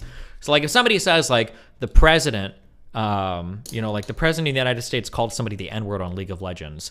Well, if we look at this prior, how many times has it ever happened in the history of the United States? Like never. This is an unprecedented event. So our prior is, we're starting at a very, very, very low probability, like 1% that the president does this. And then when we adjust up or down, well, what are things that would make it more likely or less likely? More likely, well, we're getting further in time, so presidents are getting younger. Maybe that might boost a little bit. We know that the president has an active League of Legends account. That might boost it a bit. We know the president has been permabanned from League. That would boost it a lot, right? So like I adjust up or down based on like these different pieces of information that are presented, and then at the end here, I'm spitting out some like probability where it's like, oh, okay, this is probably like I'd say this is like 85% true, or this is like 95% true. So usually when I speak in terms of probability, like this is kind of what I'm saying, like, oh, they're probably, like when somebody asks me like, is Nick Fuentes like anti-Semitic? I would say probably, yeah, he's probably like, oh, it's over 51%. I would say based on everything I'd see. Right, like given his past behavior, given like new information that I've gotten, nothing that seems to change it. Like, yeah, it's definitely like, this would adjust. Like I say probably, but it'd be higher too, probably like 85%, 90%. But people, I don't think people are. This is like a framework that is all like inductive, I guess you would say. Like, it's inductive in that I'm taking small pieces of information, I'm making a best guess. But I don't think people don't natively think probabilistically. People think deductively. So whereas that's my framework for putting together something, somebody else's framework internally, they'll be running like syllogisms without realizing it. It'll be something like this. Anyone who makes anti-Semitic jokes is anti-Semitic. Nick Fuentes makes anti-Semitic jokes. Therefore, Nick Fuentes is anti-Semitic. This will be like a syllogism that's running in their head. So then when they ask me, like, oh, and I realize this, and now I realize this, now this has kind of been like put in front of me. When we're having an argument, they're arguing deductively, and I'm arguing inductively or probabilistically. So when people start arguing, they're like, do you think Nick Fuentes is a Nazi? Or do you think Nick Fuentes is blah, blah, blah? Well, in their mind, they've got like 1 or 2 or 3 premises that like deductively lead to a conclusion, and it's yes or no. It's deduction. Deduction doesn't work on probability. The conclusion either logically follows, meaning the logic builds towards it and it's true, or it logically fails and it's false. Probably just sounds like a weasel. It sounds like a cop-out. You don't say probably. If A, then B. If B, then C. If A, probably C. No, you don't say that. Probably doesn't exist in prop logic. I don't think it does. There is no probably. It either does or does not logically follow. And so I think when people's minds are running kind of these like deductive frameworks, whether they realize it or not, they probably are running these deductive frameworks. And I'm approaching things from a probabilistic framework. Every answer that I give is going to sound implausible or weaselly or stupid because we have like, there's an epistemic divide between how we come to conclusions.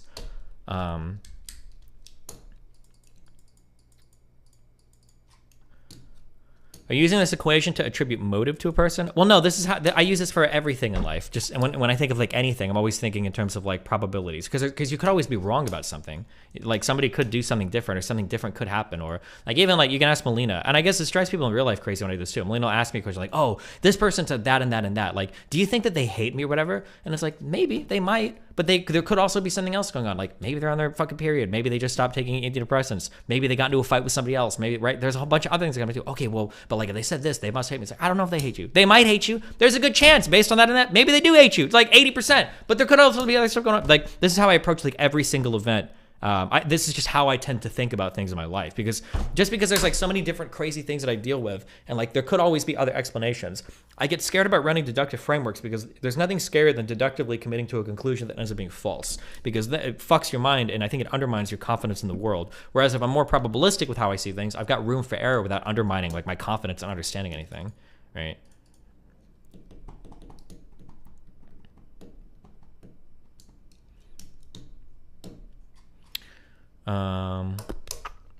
Wow, thanks Jillian Seed 83, buddy. Because you need to present the prior that is currently giving your opinion. That is what loops other people. Yeah, maybe.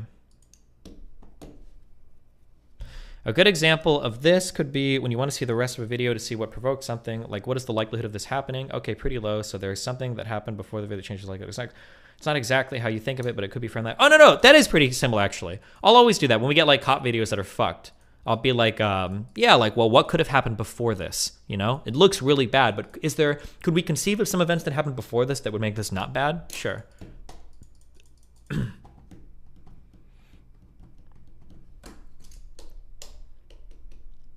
Is there a harm where you think someone is 70% plus a label in your system to just label them flatly?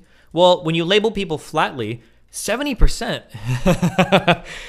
Okay, you should understand this as gamers. I understand this from poker, okay? 70%, there's a lot. 30% is a lot of the time to miss a hand, okay? That's a big fucking number.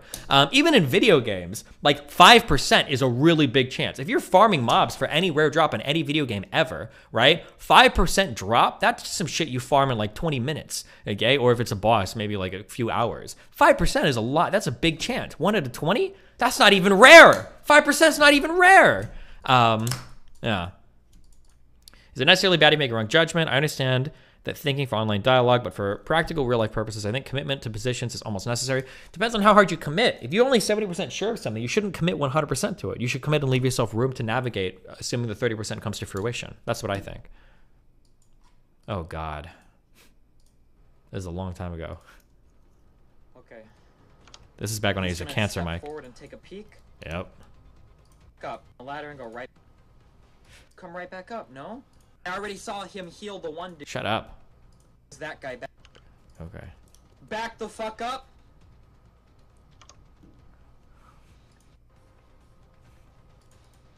Stop skipping. I don't want to listen to me talk for 2 minutes. It's cringe. 99%. Ugh. What? No! This dog shit fucking cuck bullshit ass fucking game, dude.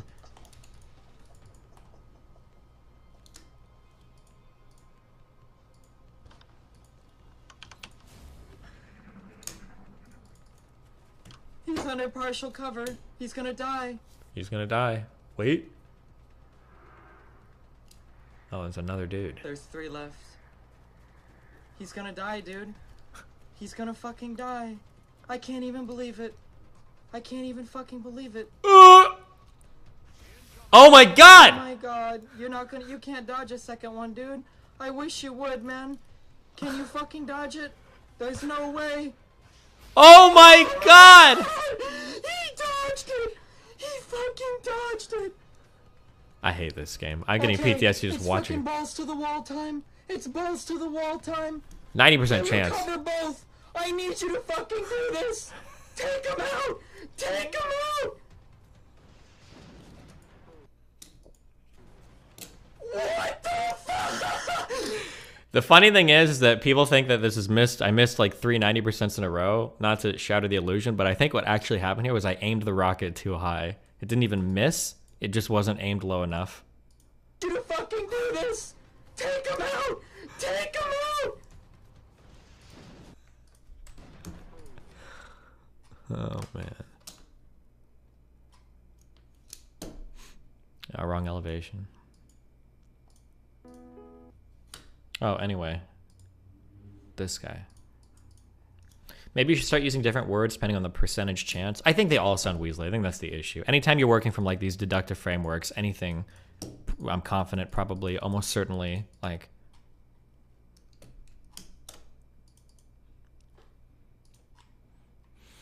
Nick and the cozy people are psychoanalyzing you. Start from 454.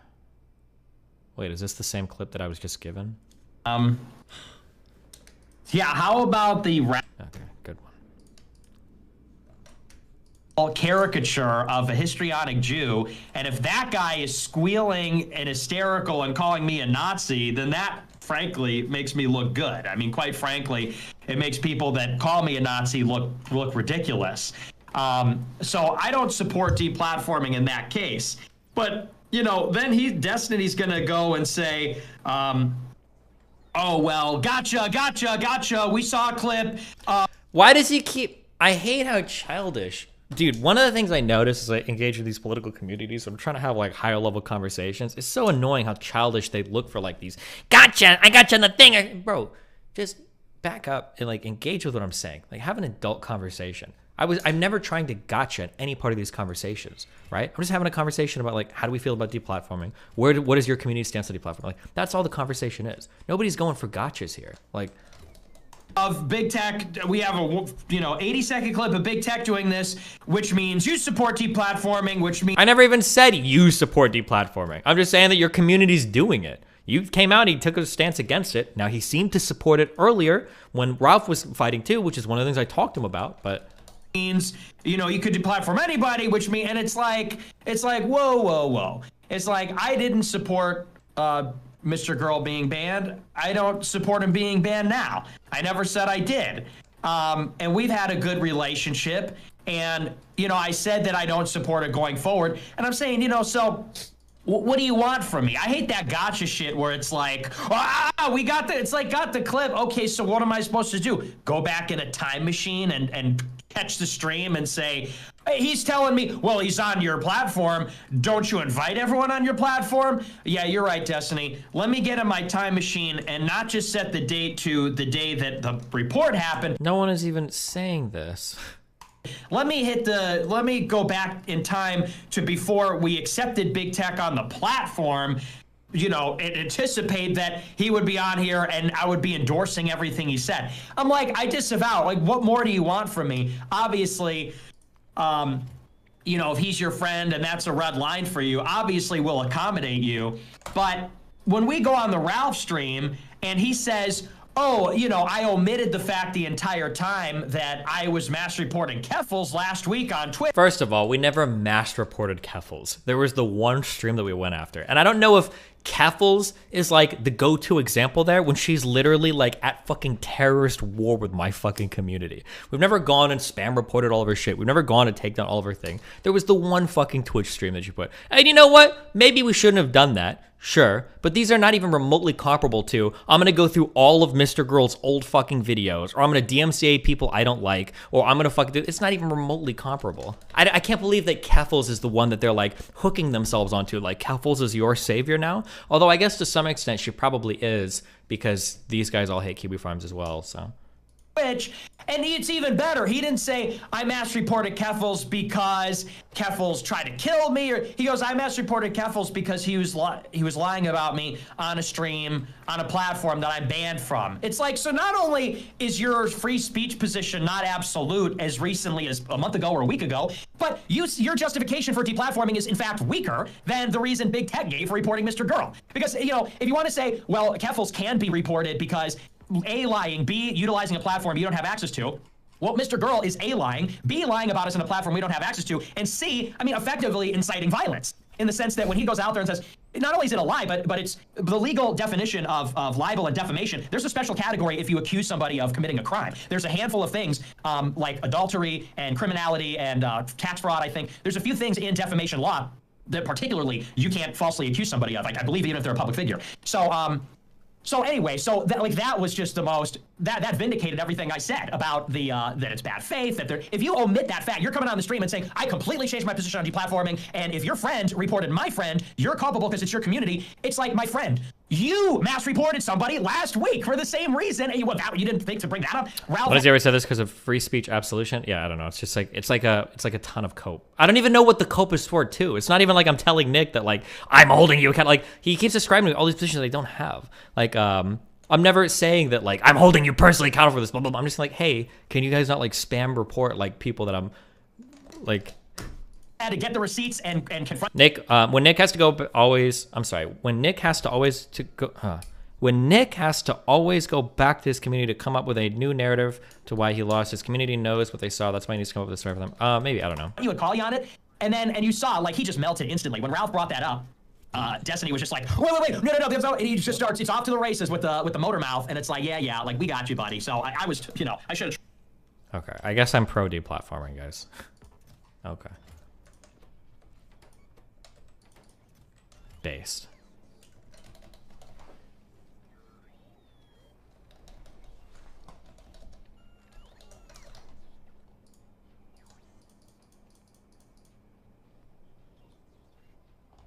Did they know me from YouTube at all? No, and that's kind of cool, because then it doesn't feel like I'm abusing a power dynamic. Hello? So I'm not dating a fan. But they are a fan of both Alex and Destiny. Hey. What's up? Nothing much. I wanted to talk about this phenomenon that's happened to me before. It's ghosts? No. It's sort of music related, sort of.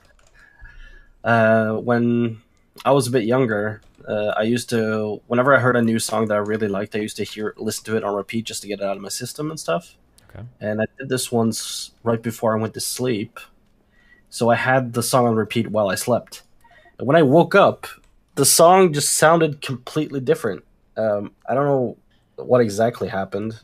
The song didn't change, but it just sounded very different, almost like you could like notice every single note or whatever. I don't know. It's hard to explain. But ever since that happened to me once, I tried doing it several times. And it's worked almost every time. I think it has something to do with getting into REM sleep while you do it.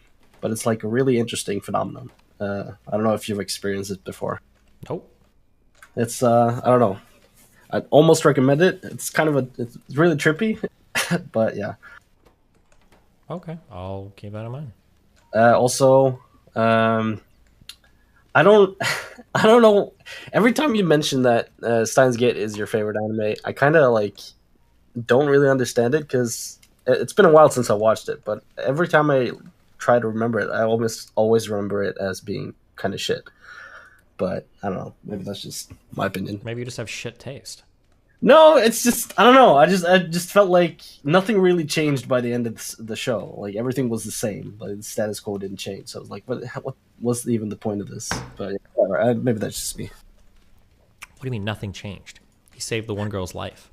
Well, yeah, but like nothing. Like the characters remained the same. All the relationships remained the same. The main character changed. Nah, it didn't act like it. How did he not act like it? What are you talking about? Like he went back to being like the goofy, retarded dumbass that he was before. Yeah, but before he was actually a goofy, retarded dumbass. In the middle of the show, he pretended he was a goofy, retarded dumbass to cover up his pain. And then at the end of the show, he kind of acts a little bit goofy, but he's like matured now because he's gone through a whole adventure. I guess. Fuck you. I don't know. What's your favorite anime?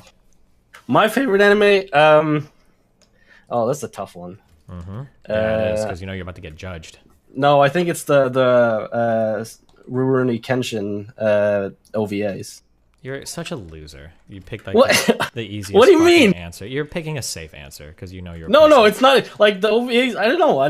They're really emotional to me. Yeah, no shit. It's obviously it's one of the best like animated things ever. So you're being safe because you're a fucking loser. Congratulations. Okay, whatever. Uh-huh. Well, yeah, that's kind of sums up everything I wanted to talk about this time. Okay.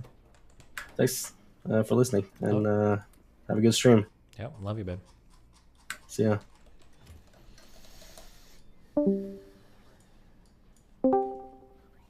Hello, what's up?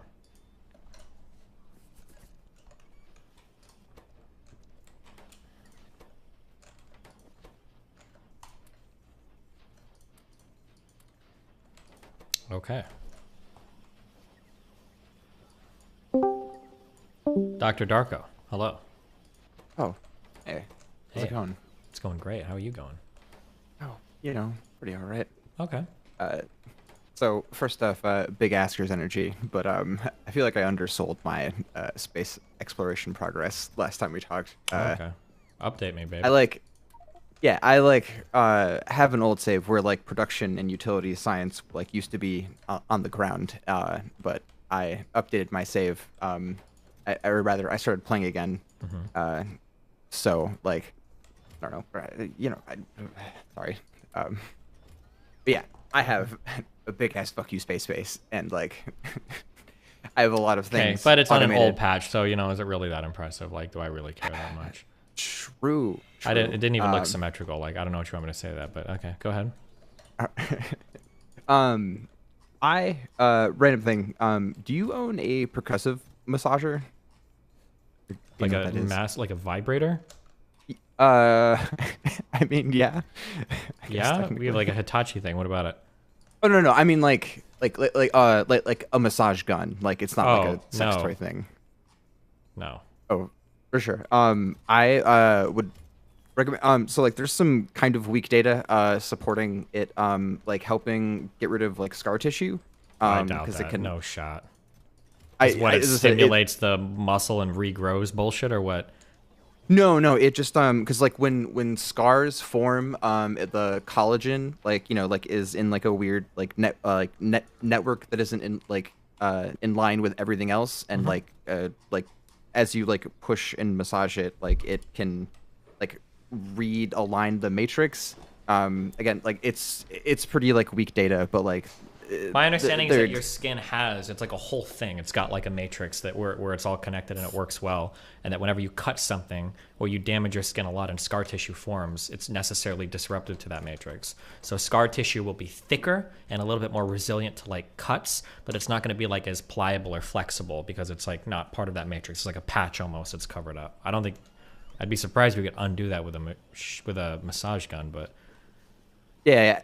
As I can I don't have the paper in my citation manager, but I can find it and send it to you if you're interested. But and as I said, like it's like pretty like weak data. A lot of it is like surgical scars and like that kind of stuff. I don't know like if it necessarily like works for like stretch marks because it is a type of scar, but it is like different than like a cut or all of that. Okay. Yeah. Also, I wanted to mention you can still run audio filters like through OBS, like even if you are running things through like a channel strip. So like you can still have like an expander or like a noise gate or like. Why the fuck would I use a free shit software when I have a $300 channel strip? I like my audio. I mean, because you don't have like a noise gate or like an expander, or I mean, I think you have a compressor built in. Yeah. Yeah. It does. I like the way my audio sounds. I don't want it to sound like fucking Hassan's, okay? It's over-processed. It sounds like garbage. Well, I mean, like, it's just literally, like stopping, like, background noise from coming in rather than, like yeah, actually that's part of my altering environment. You get the authentic stream experience, okay? What, you want me to green screen myself next? Oh yeah, absolutely. No, please just turn up the construction work in the background, like whenever you can. Well, listen, that's my life. Okay, you have to live it too. Fuck you. Cool. I'm giving a talk on the philosophy of science in a few weeks. Like it's kind of like a little mini class thing. I was wondering if you had anything from there you found like most interesting. You're giving a speech on philosophy of science?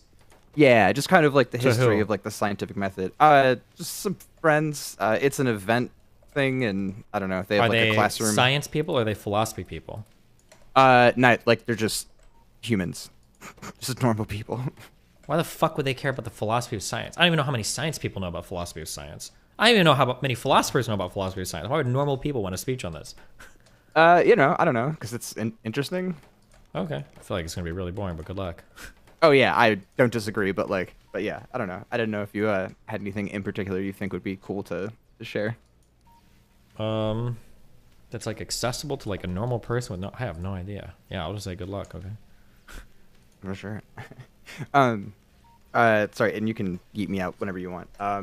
But you've advocated for price discrimination for access to college, and I was wondering, because I come from like a similar family-ish background from you, where like kind of have like a lower middle class family, like living like an upper middle class lifestyle, and like advocating for price discrimination like wouldn't have helped you like with financial aid, and I'm wondering, I don't know if you think there's anything that could like ameliorate those sorts of things. It wouldn't have helped me with financial aid. Probably not. But I would like for my situation, I'd say the changes to the FAFSA probably should have happened. But wait, like what changes? Well, when I was a kid, it was really, really, really hard for them to go by. Like they demanded to see your parents' income, which was pretty frustrating because like I had been financially independent from my parents since I was 16. So the idea that I had to put their income down on my FAFSA when I'd been filing taxes on my own and everything was really, really, really fucking annoying.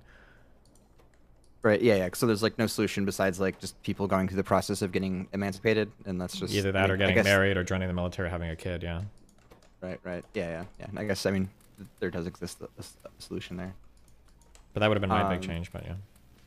Right. And then I have some new old COVID memes. If you're hit me up. What do you got? So masks. Do you think that masks are good or that they work? That they're effective? Yeah, as long as everybody's wearing them, probably help a little bit. I mean, it's not gonna be like 100% protects you from everything, but probably better than not. Right. Do you think that like how infectious the new variants are affects that at all? Assuming the Omicron one didn't that have like an R naught of like fucking 17 or some shit. At that point, I don't know how much it's actually helping, but. Right. Yeah. There's again, I have some papers. Well, a couple preprints, but like one from the Lancet about like how like mask, like if you look at data from counties with a mask mandate and like without them, then like there's literally like no difference. And and do you think that the COVID numbers are, or the COVID hospitalization numbers specifically, how, or do you think that those are overcounted at all? What do you mean by overcounted? Do you think that the hospitalization numbers are inflated? Like which I don't know, like that more people have COVID than they're saying, or less people have COVID than they're saying, or what do you mean by that? So like being in the hospital because of COVID, rather being in the hospital like with COVID, is, I think. I don't even know if they record those numbers, but just say your point. Go. I have no idea.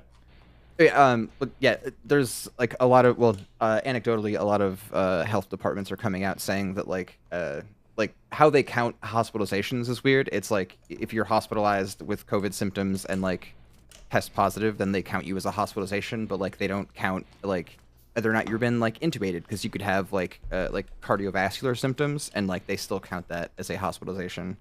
There's actually like a paper that came out about like where they're saying like 15% of hospitalizations are like like not actually due to COVID.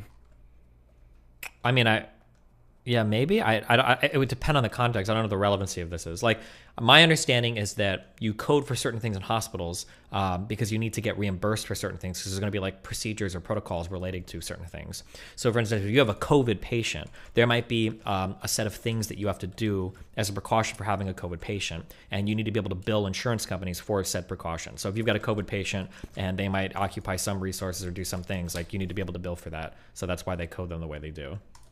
And then I've heard accusations that like people lie about how they code things or whatever, but I don't know if that was ever proven. But it's not so much how like lying about how they code things. It's just a matter of so like the CDC, they're currently using like the community levels as like the metric for like how much risk like COVID is in any given area, and it's a function of like how many people are hospitalized and like number of new cases. And so like there's a lot of areas that are like in the red where like, you know, people are going in for like heart problems and like, you know, they're calling it COVID when like, well, there's not actually like any hard data to like support that it's COVID related. If that makes sense.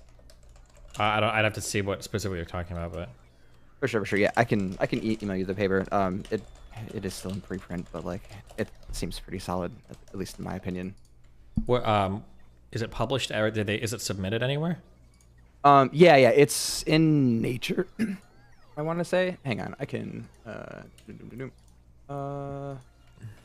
I'm just curious where this. I'm not reading it now. I'm just curious where they try to submit it to. But yeah. I want to say it's in Nature, but I might be wrong. Like there's a couple of preprints that I've been like staring at. But yeah, I don't remember where it was submitted to, but I do have I have the thing.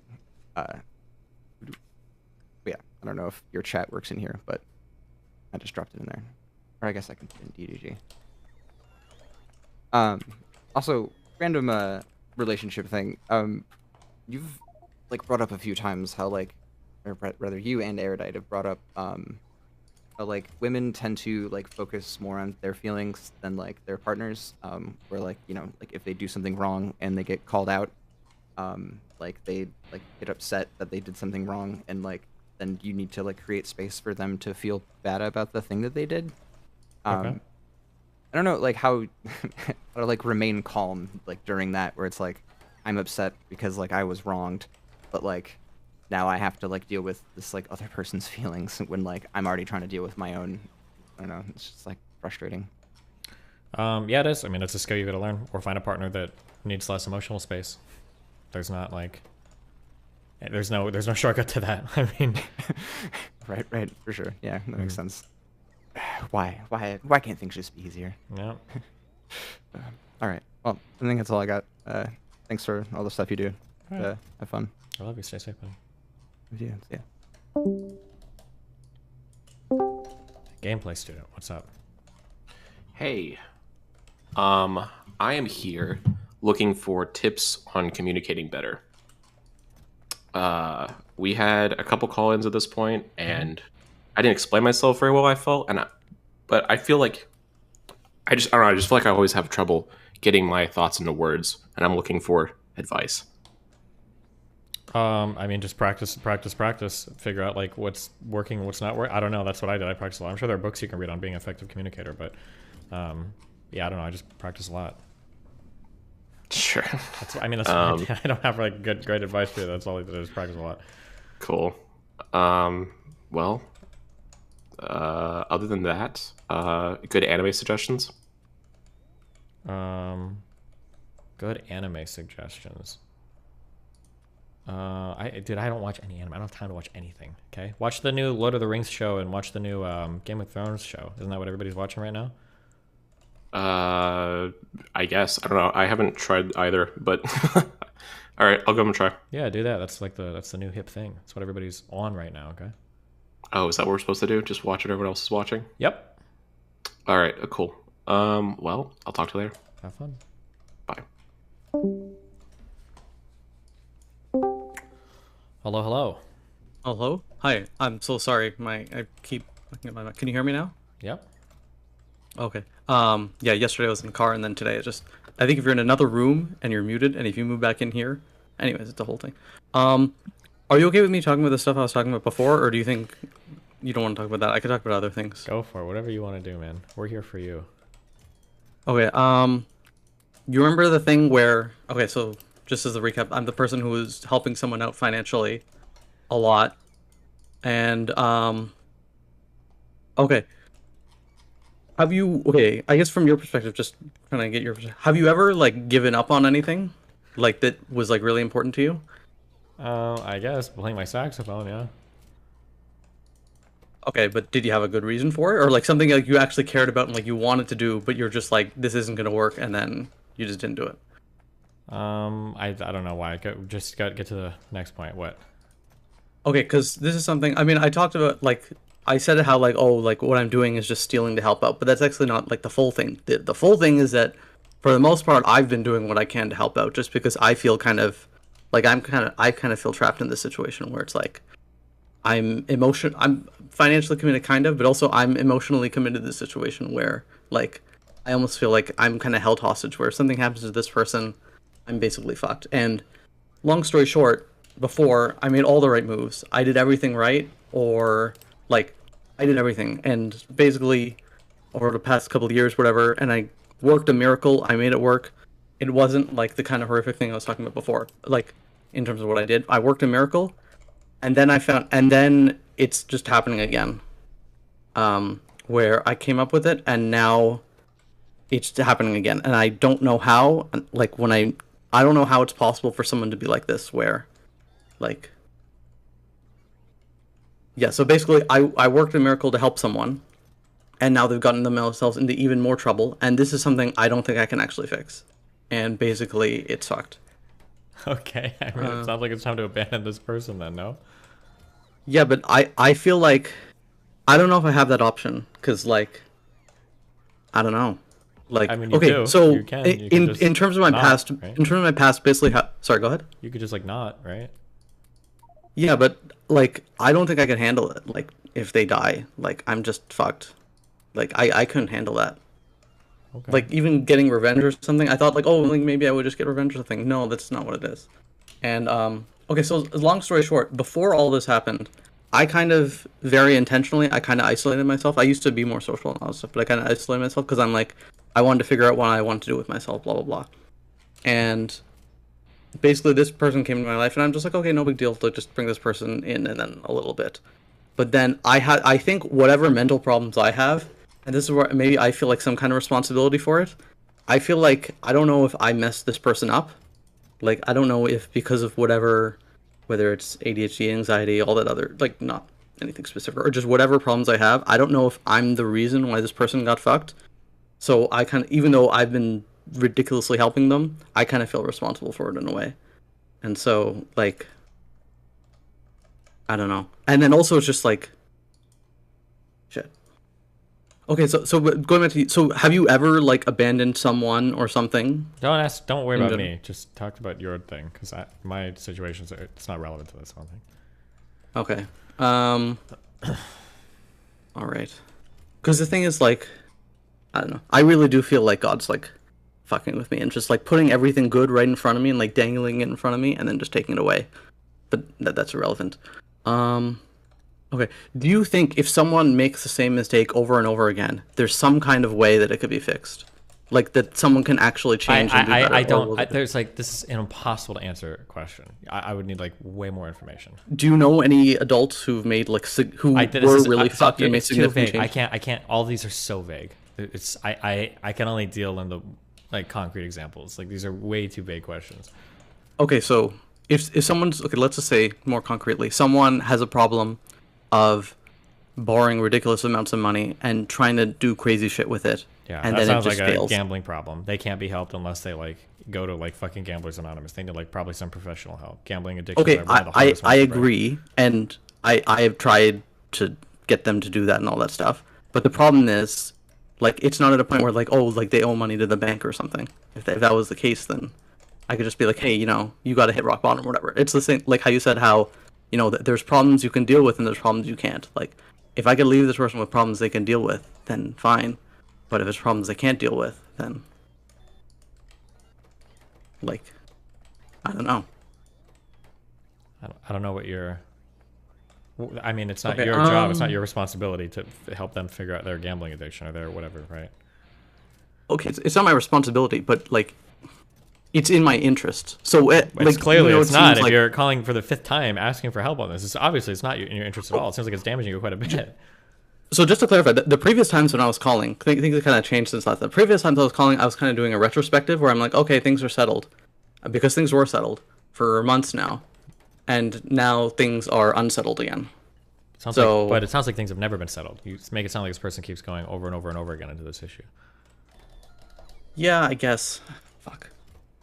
So I don't think the issue is ever settled. I think it's just going to keep coming up over and over and over and over and over again. Okay. I guess if my goal then is to just be more authoritative and basically just stop them from fucking around, is there any kind of way to do that? Are they your child? Like, have you... Yeah, or let's say a child, or have you ever had a friend, let's say, who was like Don't a drug, ask me. or was it No. an addict I'm of any asking kind? you, is this person your child? No. Then you can't. No. They just have to make this. They're an adult. They have to make their own choices in life. Okay. Fuck. Okay. I don't know if I'm gonna get the answer I need here for this, but Well, what are you you're looking for me to validate your shitty life decisions? You're making bad choices. You're empowering this person to make bad choices. They're clearly not getting better. They're running the same loop over and over again, and you're trying to come to me to get me to say like, oh, everything you're doing is great, buddy, but it's not great. It sounds to me like, and no matter what I say, you're gonna keep doing this loop over and over and over again, probably for years and years, until that person either dies or kills themselves or ends up getting you in huge trouble, and then you're fucked and other people have to pull you out of it. That's the road that you're on right now, whether you see it or not. But I mean, like, if you want me to say like, oh, well, keep it up, great job. I don't know, like, the fact that you're so desperately seeking external validation on this shows that you even inside probably know that like shit is pretty fucked. So I don't know what you're expecting me to say about this. Okay, but what mistake? Like, if you, let's say from your perspective, if you genuinely care about someone and you think that you can give them $10,000 or whatever, and you can help them out, would you do it? If you genuinely care about somebody and they're having an issue, then you let them sink. If you genuinely care. Even if it means that they're gonna die. Sure, if that's what it comes down to. Yeah, if you genuinely care. Right now, man, have you ever read a book by a great guy called C.S. Lewis? It's called The Great Divorce. Ever heard of it? I've heard you mention it a ton. There's a mother trying to get into heaven, and she's arguing with somebody else that's already made it into heaven. And one of the weird things that this mom is dealing with is it sounds like she's not being allowed into heaven because she loved her child too much. And it's a strange predicament because in the mom's eyes, a mother's love for her child is one of the most good things you can ever possibly have. God should be smiling down on you for this. He should be happy that you are elated that you have such a love for your child. But the problem is that she became obsessed with her child, and after her child died, she ruined the life of every person in her family around her because she was so obsessive about her child's death. And when she got to this purgatory area and she's starting to have an argument over whether or not she should be allowed in heaven, she was trying to argue that my love for my child is a good thing. And the person arguing against her was saying, well, actually, it might appear good, but it was actually a selfish love. It wasn't the true selfless love that a mother should have for a child. It was an unhealthy obsession that she had for the child. And it's a fundamentally different type of thing. What you're in right now is you seem to be of this mindset that if I'm doing something for another person, it must be good. That's not true, and that's not even what love means. Sometimes people can do incredibly horrible things to children, oftentimes out of love, because they think that by spoiling them or by giving them things, it means that they really love them. That's not true. That's not what love is for somebody. Love is a deeper thing that carries with it some level of responsibility or culpability for those actions. A parent that spoils a child is not a parent that loves their child. That's not what love means. So when you empower this person to make bad decisions over and over and over again, you're not doing it because you love them. You're doing it because you're selfish and it makes you feel good. That's what you're doing. But you don't want to hear that. You don't feel that way. You feel like you're doing it for them, but no, you're not. You even said earlier in this call, you tried to justify it by saying that you're self-interested in doing it because you're getting a big emotional kickback from your investment in this person. But that's not what's happening right now. You're doing it because it makes you feel good. So I agree that what I'm doing is selfish. I completely agree that I'm being selfish. I'm not trying to say that I'm a good person and that No, this we're not is talking like about a good person. some I'm just saying that if you truly love or care about this person, then it sounds like they need to sink or they need to be fucking committed somewhere, and you can't just keep bailing them out over and over and over and over and over again. Okay, sink or committed. There is no sink or committed somewhere in this situation. If that was the case, I've suggested that. I suggested to this person, hey, why don't you just either go to the cops or get yourself arrested for something, or I don't know, like just file for bankruptcy, whatever it is. That's not an option. Like the sink, and from my perspective, as far as the selfishness, it's not like I'm getting something out of this and then it's amazing. It's more about preventing a negative for myself. That's the selfishness. It's about I don't want to go through the bad thing happening, and that's why I'm doing it. It's not necessarily because it's a good thing or anything. and I'm not like doing any kind of like extra to just cut ties. What like? It but seems like that's... I like emotionally. I don't. Is it possible to like if you? I don't know. Is it possible to cut ties with somebody emotionally? Yeah, it's possible. Okay, so someone who you consider to be family and just like give up on them? Yeah, you can do it, but I mean, first you have to make the decision to do it, and you're not even willing to do that. So I mean, like, once you've made the decision, then you can begin the work. It's going to take work to do it, but you're not even at the point where you've identified that that's what you need to do. So of course it feels impossible. A journey can feel impossible when you haven't even taken like a first step onto the path, and you haven't even decided that you need to take that first step. So yeah, you're going to sit here constantly thinking like, is it possible? Can I do it? Well, it doesn't feel like it because you haven't even decided you need to do it yet. But once you've decided that you need to do it, well, then you can start taking the steps necessary to get it done. But you have to make that decision first. Okay, but why wouldn't you just try and fail in this situation? Like, I would rather try and fail. I mean, really, not even that. I don't know. Because people are mistaken sometimes in life in that they think that a failure is a one spectacular event. But failure doesn't have to be one spectacular event. Failure can be the sputtering and the continual fail that can last for years and years. That's what real failure is when you invest time and you fail over and over and over and over again for years and years and years. It doesn't sound like this is something that's ever going to like burn out for you. It sounds like it's something that's going to like occupy the rest of your life. Or a good chunk of it. I'm more of a failure than anyone in the world. I could say that pretty concretely in terms of like I feel like I was theoretically born with. When you call yourself this, hold on. When you call yourself this, when you say this, okay, I'm in your mind right now. So nothing to do with her. No. You don't actually feel what you're saying. You're using this as an excuse to not take action. No. Now, yes, it is. No, okay? I'm if really you not. accept that you failed in some way, then the next step, assuming that you either kill yourself or you make the decision of like, okay, well, I'm going to improve myself, I'm going to do something about it. But you're not taking an acceptance of failure as a means to take steps in a positive direction. You're just saying like, oh, I'm a failure, and then you're using that as an excuse to continue justifying future dog shit actions. Like, that's what it sounds like you're doing. Like, who cares? Like, don't just say like, oh, I'm a failure, so now tell me how I can like keep failing. No, fuck off. Like, if you accepted that you failed, then like you can take steps. How old are you? Didn't you say you're like 20 something? No, I'm in my low 30s. Okay, you're 30 something. Okay, we're young people. You got plenty of time to like do shit and change shit or whatever. You don't have to keep committing to a dog shit course of action for the rest of your life. Yeah, but okay. The thing is, these are permanent consequences. Like, if this is like a temporary thing, I've dealt with more temporary consequences of failure than anybody, and that's a whole other conversation. Like, I really have. I'm not talking about like this is a failure or anything. It's permanent consequences for this, and like. How am I supposed to deal with just like let's say 10 years from now I'm a huge success, but then she's dead? I'm not gonna feel good. Like, why would you stake everything on that one probability in the future? What if somewhere in the future, what if you're talking to me about like, oh well, she got in this situation and then I agreed to be like a co-signer to her debt. Now they're coming after me. I mean, isn't that the like, if that was an option and that I could, because I know I could pay it. That's the thing. Like you clearly can't because you can't pay it on her behalf right now. No, not on the timeline that they're suggesting. So then you can't pay it. Okay, well, I can't pay on that. I could pay a reasonably timed thing where it's just like I got to make some monthly payments or whatever, and I can figure shit out. Okay, like I know that I could. You can't pay it. Anybody can pay on a time frame. A normal person could pay off $1 million debt if it was stretched over 70 years with no interest. That's not what we're talking about, though, right? Debts typically have a dollar amount and a time period that they need to be paid by. Right now, on the current debt, because there's going to be future debt, you know this.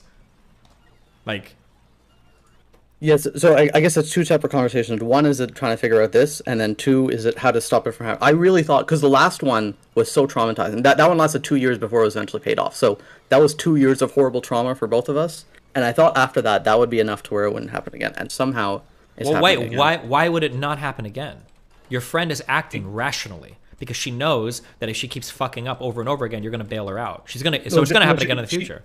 She was really traumatized by the last one. Who cares? Like, whatever the reward is from her borrowing or doing whatever is obviously that short-term pleasure in her mind is outweighing whatever long-term trauma, and she knows she's got you to bail her out over and over again. So I mean, she claims it's not, but the thing is, she doesn't like. She knows I'm broke. Like, she doesn't think that I'm just rich and I'm going to, like, and like she doesn't think I enjoy this. But you're trying to do it. It doesn't matter about you enjoying it. You're still trying to bail her out. Yeah, but I'm trying. But I'm failing at bailing her out. I even the last one for about a year and 3/4 of a year, I had no idea how I was going to do it, and then I found a miracle. But she's probably waiting it to happen again. That's how it works. But that would be so horrendously irrational from her to rely on this quickly. Because this people isn't with like the last one addictions where we and could- problems don't always think 100% like logically outside of themselves. They just know there's a certain set of actions they can do, and they typically survive doing it. Like that's how drug addicts and people like work or whatever. Like it's not like they're thinking like in a perfectly rational state of mind. They just do the things that they're rewarded for, and you're rewarding them for a behavior. Yeah, but who's this irrational? Nobody. Every single addict She's not ever. a dr- What do you it's- mean? It's not a drug. It's not a drug addiction. Is it a gambling addiction? It's not gambling. It's like trying to make a successful business addiction / like. I don't. Yeah, tell me what it is. Or- You have to tell me what it or is. It doesn't just make any rich- sense. or Trying to make a rich, like, business rich- and they're borrowing money from fucking mob people or whatever. Yeah. No. That's not what it is. Unless they're lying to you when they say that and you actually believe it. Nobody's lending money for small businesses where the consequences of not paying the money back is murder. Okay, no, okay. Sorry. When I say small business, I'm not saying. Is it a small drug dealing business? Is it a meth lab? Well, that would be a kind of business that someone would borrow from that kind of thing for. But I'm not saying anything because now I'm suddenly aware that I'm on stream. But yeah. Okay, I don't think whatever it is, it doesn't sound like they have a healthy engagement with it. So. Oh, they definitely don't. Like, that's the thing. They're fucked. And, like, okay, so my two concerns is one is that I don't know how I'm going to fix this one. I think they might actually just be fucked, and I just have to, like, accept it. Okay. And then the second thing is, even if somehow I find a way, I have no idea, like, they're even now, they're pretty much openly saying, like, yeah, this is just, like, I don't know, like, she, somewhat even openly saying, yeah, this is just normal, this is just how it is. Which is not what she said for the previous amount. Fuck. I don't know. It's just I don't think okay, it is because as I said, I isolated myself from everybody. I meet this one person and I just wanted to have a casual whatever thing. What are the who is like this? There's nobody like this. Even if I'm not There's sure everybody plenty thinks of that people means- like that. I don't know why you keep saying that. There's plenty of people with addiction issues and other things. who get okay, who aren't addicted to drugs and aren't addicted to People like get any addicted. of Dude, the, my the parents sold programs. Amway and Mary Kay for like fucking 20 years. Yeah, people get addicted to Okay, all but sorts of to the stupid point shit. where they would borrow, to the point where they would borrow from loan sharks to do it. Who gets into 100,000 debt with loan sharks? There's very few people who do this. Yeah, there's probably not that many when you get to that levels, but I mean, like, there's gonna be people that do. Like, I feel like what are the odds that this would have happened? Like, I don't what know are the point odds, of that. like- What is the point of that question? I'm trying to see where I fucked up here. I don't know The where I fuck fucked up is you bailing this person out that's making their own mistakes over and over and over and over and over and over and over again. That's the Okay, but I'm not bailing it out because I'm just like, oh, you know, I want to like if it was one thing if I was like super rich and I'm like, oh, I'm bailing you out and I'm gonna like put you through college or some kind of shit like that. All I'm doing is the amount needed to like not die, and then from there you could figure out the rest. Yeah, like, but I'm I don't not know why. doing anything. I don't know why you bail them out at all. Because I don't want them to die. Okay, but it's not your responsibility. Tell them to go to the police. Yeah, but who cares whose responsibility is? Like, I'm the only one. Well, that's kind who of the point would because or it's your could. responsibility is pretty important here. No, but I'm the only one who would or could save her. She can go to the cops. There's other resources available for her. They can't. Well, then she's fucked. That's her life. Or you can throw your life away doing it. But I mean, that's where you're at. I mean, okay, like in theory, there are people, and I'm not even at the point where I have my regular family who I would care about much more than I would care about her, and I can't wait. I want to get to that point. I thought I was going to be at a point where I was going to get to that point, but there are people I'm sure who you'd be like, you would risk your life to save them. I'm sure. Yeah, people that I've accepted a responsibility for, like my child or like Melina. Okay, but even if you haven't, what if it's just someone who, even if it's not that you have a responsibility for any kind of good reason, you're just like, if this person died, I feel like my life would be fucked. Like in that position, wouldn't it be rational to do whatever you can to save them? I don't know. It would depend on the person. It would depend. Like, That's like a really hard thing to generalize. I need a lot more information. Well, like I don't feel like I'm responsible necessarily. I mean, sometimes I try and like be like, oh, maybe I caused this or whatever, some kind of bullshit. That's not actually it. I don't feel like I'm responsible. I don't feel like I've caused this. I feel like I'm as responsible, quote unquote, than anybody else. But at the same time, it's just there's a result that's going to happen, and if that happens, I'm fucked. So I just need to find some other way around it. Is that? Yeah. I don't think that in itself is so rational to care about someone enough to where you don't want them to die. Okay. I think you're right. You should send all your money to this person and keep doing it over and over and over again. I think that's the rational play. Right. But I think you would do it in a similar situation. I feel like I would send all of my money if they needed it over and over again, and then steal from my family to do it, especially if they keep getting in trouble over and over again. I think that's the rational play. Maybe the 5th time it'll be different, I think. I mean, right? Maybe the 5th or 6th time or 7th time. Maybe it'll be different. Okay, well, here's the thing. For 2 years, it wasn't happening. Like, because there was just, okay, so basically, there's maybe been next one time big it'll be one for a 3 long years and time. it won't happen, right? Maybe. Yeah. Maybe. Or maybe they'll get right back into it again. Who knows? The thing I'm really hoping, and I'm really hoping I'm being scammed, because if I'm being scammed, that would be the best thing in the world. So at this point, the reason I'm not freaking out, because I used to cry a ton. Like and even now I'm kind of back to it. Now that I found out that things are kind of going on, I'm really hoping I'm being scammed, but I'm not. That's the thing, because I don't know. I think the whole thing, like, I think one thing that I definitely learned is that I think if I let someone get too close to me, I care about them way too much, so I got to be really careful about who I let close to me. But I feel like I wish I would learn that lesson in a better way than this. Also, if there's any really rich guys out there, she's really hot. So.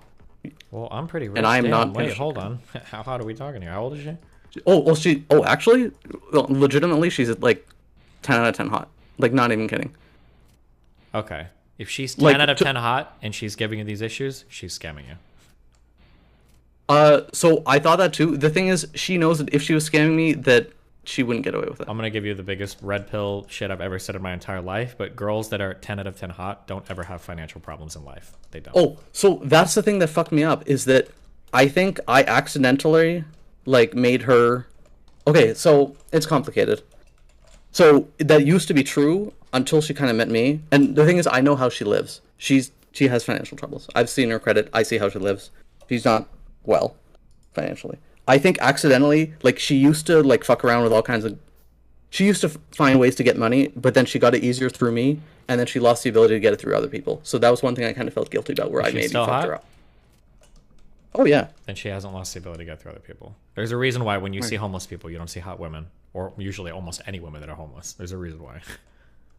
Yeah, but what about, like, dead women? Dead women can be hot. Is she dead? Supposedly she would have been if not for me. If you're saying, I know you're saying it's a scam, whatever. As I said, if it's a scam, no one's going to be happier than me. And I wish so much of the scam. I really do. Like, I wish I had just thrown away all this money. That would make me so happy. But it's not the case.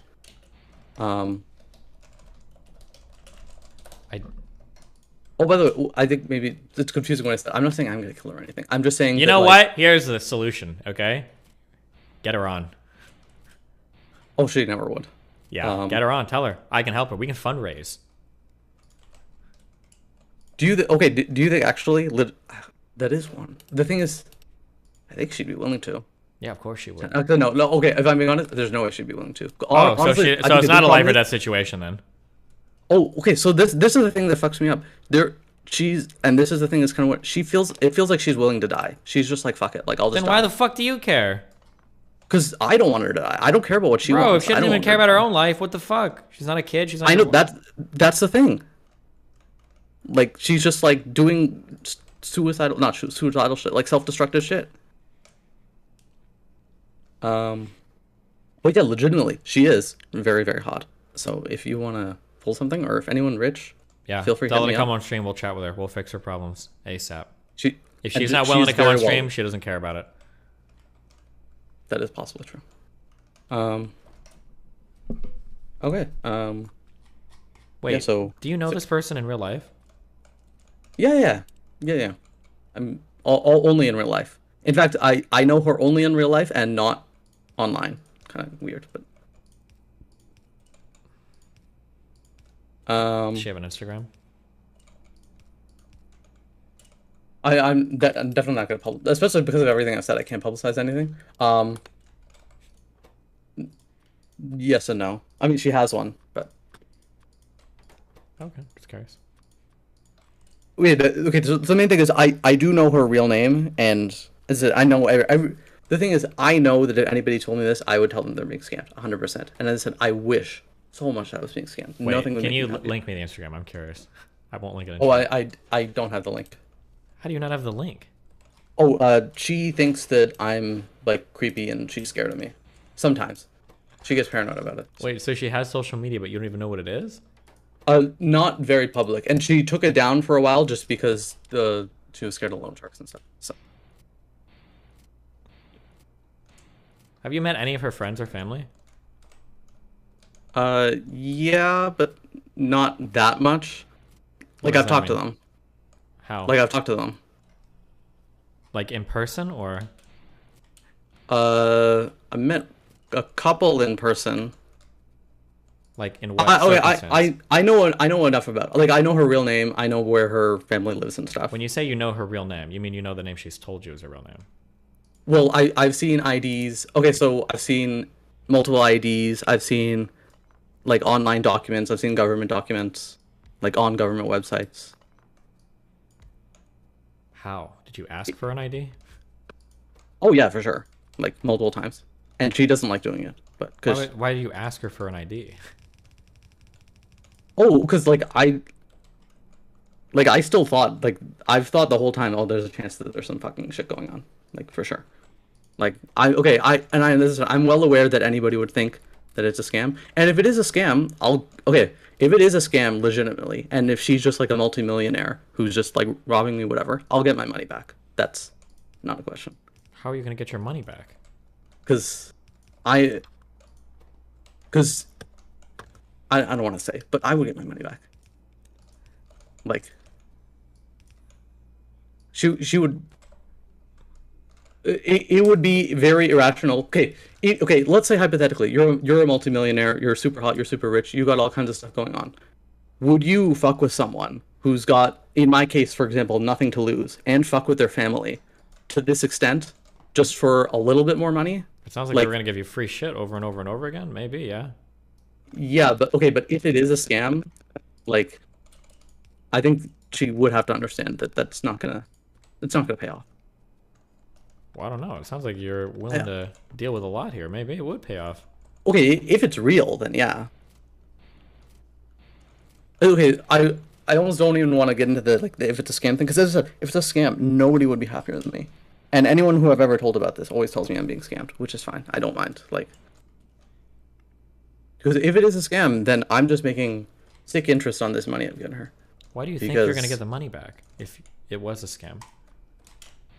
Because I wouldn't. Okay, what I would do, I wouldn't kill her. Just really, I wouldn't even hurt her or anything. Just to be clear, I actually legitimately wouldn't. But I would get the money back. I'm young, she's young. I got 50 years plus to get the money back. How do you think you're getting it back? If she was willing to scam you for this much? Okay, hypothetically, if you knew someone who did steal money from you and you wanted to get the money back from them, you don't think you can get the money back from them? Not if they're in league with people that are killing people for loaning the money. Probably not. I'd probably just have to cut my losses. Wait, you really think so? If they were friends with people that are like murdering people, yeah, I don't think I would risk my life on that one. Also, so you're saying, oh, like she's in league with them and like... I mean, that's what you're telling me. Well, okay, the thing is, even for them, I don't think they would... Like, that feels stupid for them, like, to do this. Well, how much money have you given them? Less than $1 million. More than 100K? So I feel like... Sorry? More than 100K? Potentially. Okay, that's murder money, pretty easily, in most parts of the United States. Murder money for who? For me or for them? People in the United States of America, you can get people killed for far less than $100,000. Oh, I know. Yeah. So if you've already lent $100,000 or given $100,000, I think that's a rational amount for people to protect with threat of death. So yeah, but okay, protect in that, like, I'm not going to steal it. Well, how are you going to get it back? You'd have to steal it back, no? I mean, I have my whole life to get it back. What does that mean? I mean, there's anything you can do. If you, like, Okay, really, if you really wanted to get money back from someone, you knew their real name, you knew roughly who, like, you knew shit, you really don't think you can get the money back? I'd go to court. But if they were somebody that was going to kill me over it, I probably wouldn't fuck with it because that's a kill me amount of money. Okay, but the thing is, from her perspective, she knows how much. Okay, she and they would know how much they fucked with me, and I think she knows I'd be willing to die to, like. Yeah, and they'd be willing to kill you. That's not a good combination of factors. They'd be willing for you to die as well. Like. Okay, for example, I could also name names and be like, hey, if I die, and I've already written all kinds of stuff out, like, hey, if I die, this person / these people are responsible. Okay, like, and what if they say if you do that, then they'll go after your family next? Then they're gonna kill like multiple people for less than $1 million? No, they wouldn't have to kill multiple people. They just would threaten it, and they already know that you're not willing to put like certain people out in your life for it. So they probably figure you wouldn't do anything if you thought other people were gonna get hurt. They don't know that. They think I'm crazy enough to do it. If you were willing, you're not that crazy because you already said that you were stealing from your family to give them money. So why would you let your family die to get the money back? Okay, but in theory, then from your perspective, I have the entire legal system then to protect me. And well, the legal system is probably not going to help much because my guess is going to be that you don't have anything. You probably don't have much in the way of proof for money you've given to this person. Oh yeah, for sure. Okay, so here's the bottom line. If they killed me, my family would get revenge on them for sure. Okay. I mean that's just a guarantee. Okay. Like as I said, me and my family are very tight. But as I said, they're not going to do that. It's nowhere near at that point. Nobody knows even my real name. Okay, here's another thing. If they actually knew who I was, they would be doing a much better job of like doing it's the whole thing. Okay. Like here's the thing. If they knew who I was, if they were willing to do that, they could hold me hostage instead. Why wouldn't they just hold me hostage and say, hey... Missing person, everything gets way messier. You get cops involved in shit at that point.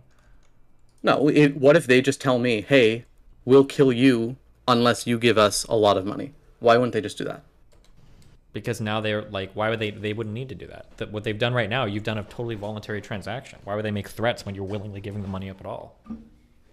Because it's the exact same. Because any it's not threat, the exact same thing. Right now, you've tracked. given a ton of money to somebody that apparently you really like. The ability for you to pursue it legally is questionable at best, and there's like no illegal action that's even happened here, except for the fact that I'm willing to bet neither of you have reported this appropriately to the IRS. There's nothing even legal that's actionable here. But if people are making threats to you, that's a whole different thing. What's stopping me from saying, hey, they were threatening me the entire time? You have no proof of it. You'd make it up. Well, they could threaten me in ways that there are no proof, so why wouldn't they just threaten me now? Because when you make threats to people, there's going to be some proof. How are they going to make a threat to you? Like, just hold on. Tell me verbally. If you're going after somebody, you're going to do the least escalatory action ever. If somebody's willingly giving money to somebody, why would you go and threaten that person? I mean, they did very slightly do it before, even. But okay, well, if they've done it very slightly before, and you tell me, then they already are willing to do all of this. So well, then it was a whole thing. But basically, in the conversation with them, long story short, they said like. I mean, they kind of did, but then they took it back because basically we lied to them and told them, hey, like this threat really scared. I told them this threat really scared me. If you keep threatening me like this, I'm gonna run away. I don't care about her that much, which was a lie, which I told them. But yeah, so they're like, okay, fine, we're not threatening you. So,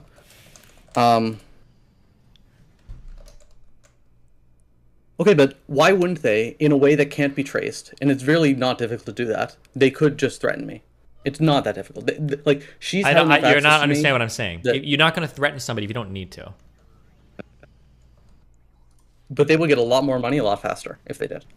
Maybe, but there'd be a lot more risk. Right now, they've got like a zero risk operation. Why would they make it? How is this zero risk? Because you're giving money willingly to somebody. You have nothing actionable you can go after them legally for. Like everything is. Okay, but. No, but even the threat isn't a legal risk. Of course it is. Because they've threatened me enough that, like... A threat is a higher risk than not a threat. Do you understand that? Yeah, but there's a lot more... Okay, and also I just think it's too much for not that much money. It's a lot of money, but not that much money. Over $100,000 is way over kill me amounts in the United States of America. You can kill people in some areas for 4 figures. Okay, but it's 5 figures it's not for worth... sure. 6 figures is like, yeah, that's huge kill me money. okay, not multiple civilians who are already very rich. Okay, then. Sorry, like if they're already super rich, as you're suggesting. You should go to. Go to the feds. As I said, I really hope what you're saying is true because I would get my money back. But as I said, yeah. Wait, does this other person? What color hair do they have? You don't know them for sure. I might know them. Does their name start with an R? No. What about an E? Okay, I can't say this, but you don't know her. I'm 100% sure you don't. I'm just curious if this person exists. Now I'm not sure. No, okay, I only know her in person. I don't know her online or anything. It's not like, whatever. Okay.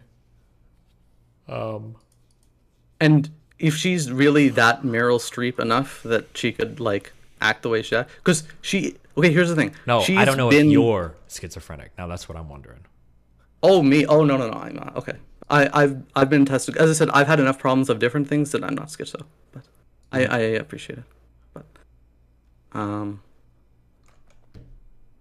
I barely was able to get an ADHD diagnosis. Even that, I kind of had to fight to get that. No, I'm just normal. I'm just really, I don't know. I got a whole other thing going on. But I was about to say something. Okay, so another thing is that she, and I know that this is, people are gonna be like, oh, whatever. It's not like she's like treating me well and I'm like, oh my god, like, I just love you so much and I want to whatever. No, like, it's, if she was scamming me, she would treat me a lot better than what she's doing. And she would like do things to like manipulate me better. Why? It seems like what's happening right now is working pretty well. I guess, okay, you know, being honest, that is what I have thought, is that like, I used to think back when she was like really abusive and stuff, that it was like, oh, you know, there's no way that she would be doing this if, why are people thinking shit? Media is not going to raise. Okay, I did used to think like, okay, like why would, like there would be much better ways of doing this if I was her. But then I just think maybe she's just not smart enough to come up with the better ways of doing it. Because here's the thing, and she's kind of okay in her own way. She's not like super nice or anything. But sorry, go ahead. What? Oh, sorry. I thought you were saying something. Okay. So I know that okay, as far as it being scam, if it is, I'm really not worried about that. I would be so happy if this was a scam. Like, honestly, I would be. Because because in the grand scheme of things, just as far as my whatever, this is not a ton of money. Like, I'll be okay. Like, I can lose money. That's fine. And I'll get money back. You already said you had to steal money for this, so it seems like it is a decent chunk of change for you. Okay, well, most of the money was money I got myself, although there was a lot of it with that. But not to get too into the weeds, but I stole from a large pool. But okay, then. Okay, listen. I need some evidence that this person is even fucking real. I don't believe they're a real person right now. Do you really think I'm that schizo? I don't think it's a real person. I don't think the girl's real. Do you have a picture or anything? Do you think I'm hallucinating, or do you think I'm making it up? I'm not sure. You could just be having normal interactions with somebody and coding all of them way differently. It's all part of a complex delusion. Okay, I'm not that stupid. Okay. It's not about being stupid. Hold on, schizophrenic. Okay, I'm potentially very gullible. If you want to say anything, I'm potentially very gullible. I'm not worried about you being gullible. I'm worried about if you're. Okay, I'm actually not. That I know enough about that for sure. Well, like, I mean, would you know if you were? Okay, in that case, like my entire reality is gone. That's kind of how schizophrenia works. So I'm just curious. Now I want to see that this person exists. Do they exist? I wouldn't be able to prove it online because she doesn't keep an online presence. Because given she has no online presence at all. Not that I have. I have her real life presence. I don't have her online presence. If that makes sense. Although there is one thing which is there, which is very vague. But as I said, because her online presence, it's not tied to her real name at least. I mean, she has like all the usual social media. What is the one thing that's vague? I don't even want to say. It was a post that was made with her real name at some point. On what? But aside from that, it was a review one, I think. And that's it? Yep.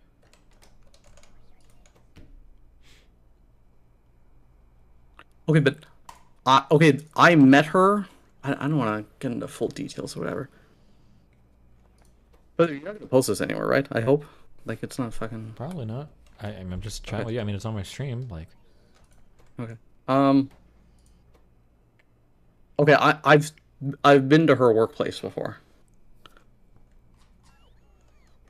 Okay. All right. Okay, so so going back to the if it's okay. So there's the two things I know. The one thing is that if I'm completely schizo. The second thing is if. Well, hold on. It's never been a question of if you know you're schizo. It's about if I know if you're schizo. If you are schizophrenic, I can't trust your evaluation of that, obviously, right? Okay, well, do you have any kind of tests you can know so we can get that part through with? Because I'm really not. The test is seeing if that girl's real. So you think that everything else in my reality is completely real except I've just made this one thing up? I don't know. Like, what does she do for work? I don't know if she would be happy if I said. She used to do one thing, and now she does the thing which she borrowed the money for. What is the thing that she borrowed the money for? It's not. Like, it's a thing you think it is. The thing I think it is. Okay, so some kind of... Why would a pretty girl need to do anything with starting drug labs? Well, because she didn't want to do the pretty girl thing anymore. And that's so why I think... No, hold on. She doesn't want to do the pretty girl thing anymore, so now she decides to go into drugs? Yeah. Why? There's a whole culture of people... I didn't believe it at first either. There's a whole culture of people who are very different than nerds. I've never met anybody remotely like this before. Everyone I know is a wholesome, good person, whatever, but there are people who do worship that culture. If she's a pretty girl, I don't think she would need to. How else would she get it? Oh, well, okay, so she used to get a ton of money, but she spends it really irresponsibly. And even now, she just spends money really irresponsibly.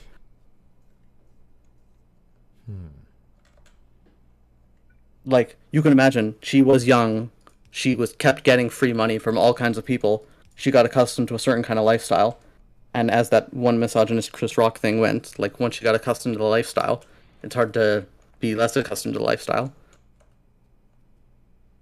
And she, like... I didn't meet her when she was, like, young and going out. I met her, like, when she was, like, older or whatever. So there's been a lot of things going on before I knew her. And you know how, in that kind of culture, there's money being thrown around, so. I don't think, something's off here. Something's not adding up. Do you just think that... So, the thing which... kind of throws me sometimes, like, there's no way there's someone who's this irresponsible. But, I mean, it is possible. Like, if someone's in that much of a hot girl bubble, where she's, like, never, like, she just had money thrown at her all the time. She's just in that much of a bubble, and she just has a huge expense problem. Or I'm being scammed, that's the other thing. Which, I know, this what... Do any of your friends or family members know this person or have seen this person? Although, like, they know of, because I told them, because before I did what I had to do, I did ask first, which was horrendously naive of me to think that they would even, like... Okay, that I know enough people who know she's real, because I used to see her at her workplace, so, like, I know her coworkers. I know her old boss, so. Was she, like, a stripper, or...? Let's not get into details. Well, we've already gone into quite a few details. She would kill me if she ever saw this. But, okay, but... Anyways, she did work, so she doesn't want to do hot girl work anymore, is the point, so... And that was originally, when I first helped her out, it was to get a fucking... I paid $1,000 for a fucking real estate course. I'm like, yeah, sure, you know, why don't I throw this? Because back then I had a lot more money. But, anyways, things kind of escalated. I do think one thing in which I fucked her up is, as I said, like, it used to be, you know, you're hot, people give you money and they fuck you or whatever kind of shit. I never did that. I legit, because I feel it's wrong, especially once I found out that she needed the money in life or death. I'm not gonna fuck someone for life or death or whatever. So, at a certain point, that kind of became off limits. Even though there were times when I had a hard time coming up with the money, she'd be like, oh my god, I'll fuck you, is that it? Anyways, but... because that wasn't it. But I feel like I kind of got her accustomed to not getting fucked for money, and then I kind of ruined her in that way, potentially. Not that I think like I'm responsible or anything, but Maybe okay. I don't know what I'm supposed to say to all of this, my dude. okay. Assuming it's real, do you think someone like this is changeable? I don't And, I like- don't know what part of this. I'm starting to feel schizophrenic. It sounds like you have no proof that this person even exists. Okay, I know she exists. Yeah, okay. you do. I don't Technically, know, it's though. Possible that it's technically possible that she's an entirely separate person, and she's just like the reality that she's fabricated in front of me is just a complete fabrication, and she's just an amazing good actor who like cries and screams and yells about like all kinds of shit. And that's potentially true. No, but okay. I guess how would I prove I'm not hallucinating? Well, having like any evidence whatsoever that this person even exists would be a good start for me. Oh, if you see my credit report and you see how broke I am, does that at least show you proof that my money's been going somewhere? Credit report isn't going to tell me how broke you are. And even if you Why were would it? broke, because credit report has nothing to do with how much money you have. And It shows how much debt I have, yeah, but you could have debt for a million different reasons. I guess. Yeah. I have debt right now. I have my house. Like, Well, what about unsecured debt? If I had a ton of unsecured debt, how are you getting a ton of unsecured debt to help somebody? because like I'm as I said, I've done exceptionally well at this. What does that mean? Well, before I knew her, I was completely a neat, because I kind of fucked up my life in a lot of ways. I'm like, as I said, I am the number one. I'm potentially the number one failure in the world in terms of, like, I had a lot of smarts and I had a very supportive family and I was generally sane except for maybe some ADHD, whatever. And I fucked up worse than anybody in the world. But that's a whole other conversation. Like, I was a total failure. But then I kind of, for the sake of whatever, I've always felt like, for me, like, for example, like, I could do group projects because it's like, oh, I'm working with a group. But then if it's like individual, I couldn't motivate myself to do it. But yeah. I do feel like, just from community stuff, I do feel like words like schizo were never thrown out. Like, I feel like people who schizo hallucinate are pretty rare. And didn't you even say that people who schizo hallucinate always know that they're hallucinations? Like, are there depends on are there how schizo much actual therapy and help they've had. Those people are pretty rare, but they're probably less rare than the situation that you're describing me right now. That's the thing. This situation is horrendously rare, isn't it? Okay, even if this person is scamming me, this scam is horrendously rare. Like, It's super rare, and it's really crazy. 'Cause if it's an imaginary person, you're kind of like scamming yourself. Maybe you should go and see where her bank account is. Maybe you're like paying it to yourself in another life or something. Because I'm well aware that nobody would give money the way I'm giving it to a random No, there are person. people that And do. two, That's how scams work. There are people that would do this. to save someone else's life like this, or because they think they're getting the money back. No, there's a lot of people that get scammed for stuff like this, but For stuff like this? yeah. I've never heard of anybody getting scammed like something like this. Like, there's people who, like, they get, like, financial domination and stuff, and, like, they do it to fuck, or they think they're gonna fuck.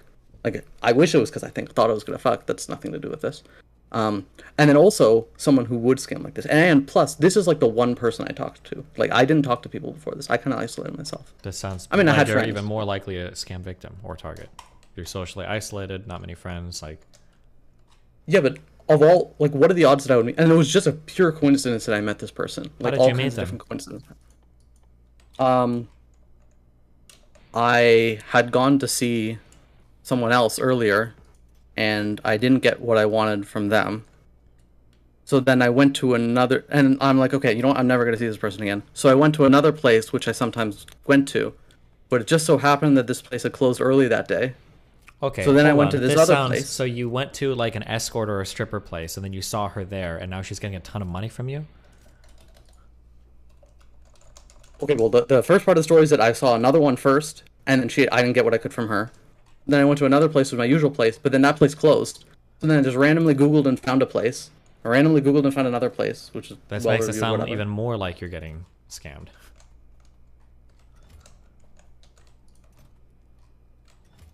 Wouldn't it, okay, assuming that she's not, like, well connected with, like, whoever, wouldn't it be really stupid to scam someone like this? Why? It Because sounds like it's working really, really, really well. yeah, but there's horrendous consequences. Like I could fuck with her What for are the the rest of her life. consequences? Okay, even if I didn't like How could you fuck hurt with her? You're serious- giving her free money. in theory, okay, there's ways you could fuck with someone if you knew who they were. You could fuck with them for their whole life. Why? Why would you do that though? It sounds like you're obsessed with her. Oh, because if she has the money to pay me back. Okay, so the agreement I made with her. And it sounds like is you don't even once- know how to find. Like if she were to skip town, how would you even find her? like a PI or something. A But PI or I'm- something? It's not. They're not magic. I mean, I would have my whole life to do it, and I would, because if someone fucked with my family the way that, if this was a scam, she fucked with my family. If it's not a scam, I fucked with my family, but if it is a scam, then she fucked with my family. That's crossing a line. But regardless, I think it would be a very stupid risk for someone to take to scam me like this. And if she had, so the agreement I made with her currently, because I'm being very generous with them, I said, look, if this is a scam, that's fine. Just pay me back when you can pay me back. The current loan agreement is once she has more than 5 times the amount I've given her, then she's got to pay me back. That's kind of How is she gonna pay you back when she has more than 5 times what you loaned her? 5 times the amount. Yeah, so once she's like a multimillionaire, she pays me back with a lot of interest. That's the agreement. And by the way, we're nowhere near that point. And just to be clear, I know I'm not hoping for that to happen. I'm not being like, oh my god, I get my body back. Originally, when I gave like the first when I gave the first 4 digits, I thought maybe, but I'm not assuming I get the money back. But like, if she let's say she's a multimillionaire and she doesn't pay me back, in theory, could someone not fuck with someone else enough in legal ways and untraceable ways that they'd just be like, you know what, it'll be easier for my life. Let me just give this person their money back, and then they'll stop. I don't think fucking they're ever with me going to for it. become a multimillionaire. I think you just got scammed. Okay, but if she's scammed, or if it's a scam, then she's already rich, right? Or she's just wasting the money on drugs or some shit. I don't know. Okay, if it's the case she's wasting money on drugs, that's one thing. That means that goes back to the it's real, but she's really irresponsible thing. But she's not using it on drugs though. Like, she doesn't seem like she's on drugs, except for like the small shit. Okay. I don't like okay, and it's fine if people want to think that either I am stupid for caring about this person enough, fine, whatever. Although that's a whole other thing. People want to think I'm being scammed, whatever, fine.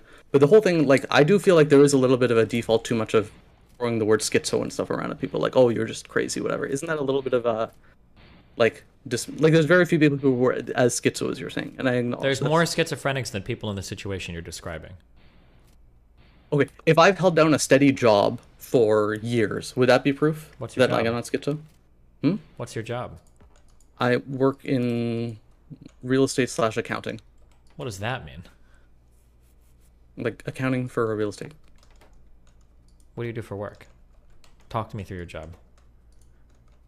I really don't. I'm really hoping I'm not giving too much personal information. No, you're not. But just talk me through what does it mean to be an accounting person for a real estate company? Okay, at a bare minimum, there's data entry. Let's say that. Do you think a schizo could do data entry? Data entry? My 11-year-old son can do data entry. I don't know what that means. You type stuff Yeah, into but an could he if Excel he was- spreadsheet that's given to you from forms, or what do you mean? Okay, so there's accounting, there's property management, there's occasionally I would do sales, but it was You kind of did like property it was like management? full sales, customer care. Okay, Yeah, and like hold customer on. care. Now you sound even more schizophrenic. I'm gonna make a guess. Are you working for your parents? Yes, you not are. Yes. directly. No, okay, not You're directly. working for but, what you just described. Is it sounds like you do a lot of general stuff because it sounds like your family employed you in a family business. It's not a family business. Then why? Then what do you mean you're kind of working for your family? Well, I got the job through family. Okay, and I don't know who does accounting and / data entry / sales. Sales is usually it's a unique position. Like created just for you. Okay, if I got it, hang on, let me send you my fucking university transcript or something. I don't know, because I did very well in my first term, and then I kind of flunked out my later things. Didn't you also? When did you start working this job? About 5 years ago. Okay, I thought you said you were a NEET. Well, I was. Okay, so I worked this job kind of like a sales thing, and then I quit for a while because, as I said, it was like really shitty. And then later on, kind of as a miracle, I got this job again. Well, it doesn't sound like a miracle. It sounds like your family is friends with the owner, so it's nepotism. It's not. That's not a miracle at all. That's just life. Yeah, nepotism. Yeah. Which is fine, but that's not a miracle. That's just. Yeah. Okay, fine. Miracle, nepotism, whatever. Okay, but anyways. But they didn't even know I needed the money at the time, my family. Like, they didn't know because I kind of kept things secret. So the fact that that all worked. Anyways, my family doesn't say I'm schizo. How about that? Is that good enough? I don't know. If anything, if there's anything in my family history of anything, maybe autism, but not schizo. How about that? Like, I'm not hallucinating or delusional. Okay, well, I still, I don't know if this girl's real. I don't have any proof of it. The next time we chat, you gotta bring proof that she's a real person. Ask her to take a selfie with you, okay? Think you can do that? And send to you? Do you think she'll take a selfie with you if you asked? She would be scared because she's scared that I'm gonna, like, fuck with her. So, but I mean, she maybe would. I don't know. I feel like this conversation kind of getting stuck in this meaningless part of the conversation, which is thinking I'm like schizo. It might be the most important part of the conversation. That's kind of the problem, huh? If there's anything that's schizo, it's the thing of me thinking God's fucking with me. Because I think God gave me all kinds of abilities and whatever, but then made me a little bit too shitty so that I could see all the good things I could potentially do in front of me and then completely fuck everything up. And I think that's intentional. Because, like, let me put it, in my family, of, like, my cousins, the doctors are considered, like, the underachievers of my family. Like, they're all really smart, and I was considered smart just like them, and I just fucked it up. And it's because of me being a fuck up. But, like, and I'm not saying this, like, as a brag, because I don't think being born with anything is anything good. I think what you do with it is what is a test of you, and I've done shit with it. So as I said, if I'm number one in anything, I'm the number one failure in the world. But that's a whole thing. Because also I have rich, supportive parents. Rich everything. Anyways. I don't think we got to the main part of the conversation, which is how do I fix this problem? I have thought of a kind of solution to fix this problem. Yeah, is it antipsychotics or? I'm sorry. Go ahead. I do take some meds, and but it's different. I take ADHD meds. Oh, I showed you that I'm being prescribed ADHD meds. Then clearly, like if I'm taking ADHD meds, I'm not taking other meds unless they're giving me both. Like I'm taking Vyvanse. That's not. Okay. Like they don't give. I don't. Well, maybe there's some cross whatever you can take with that, and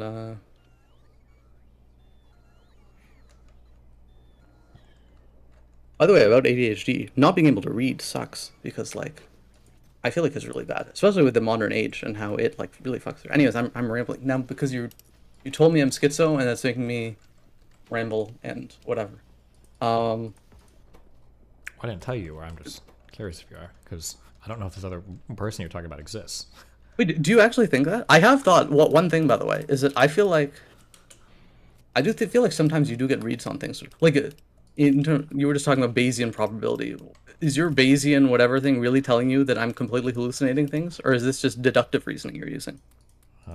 It's all Bayesian all the way down, baby. But both of the priors are very low on the events that you're giving me. The chance of somebody being a drug kingpin, the chance of you being schizophrenic, all these are very low. But we're way out of our normal analysis at this point. Isn't the most reasonable possibility is that I've just met someone who's horrendously irresponsible and kind of lived in a bubble because she was really hot?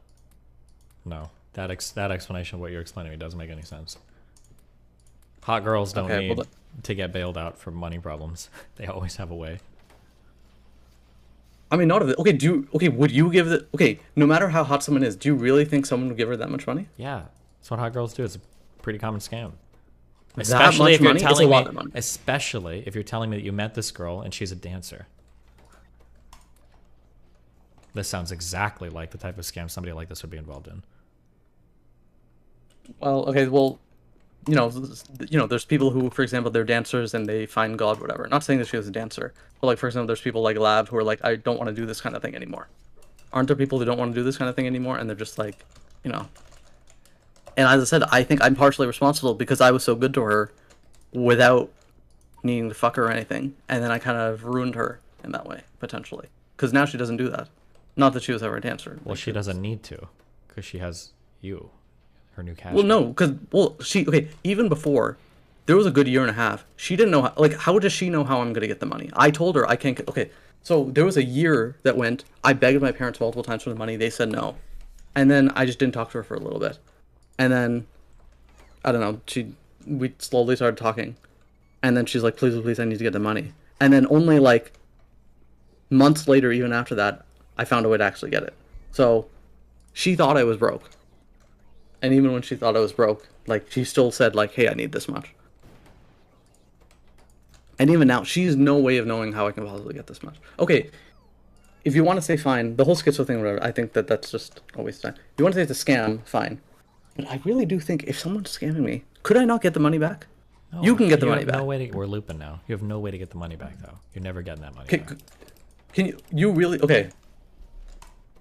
I really think you could. You really think... What if you just slap someone's tires every morning? Does she even know how to drive? Yeah.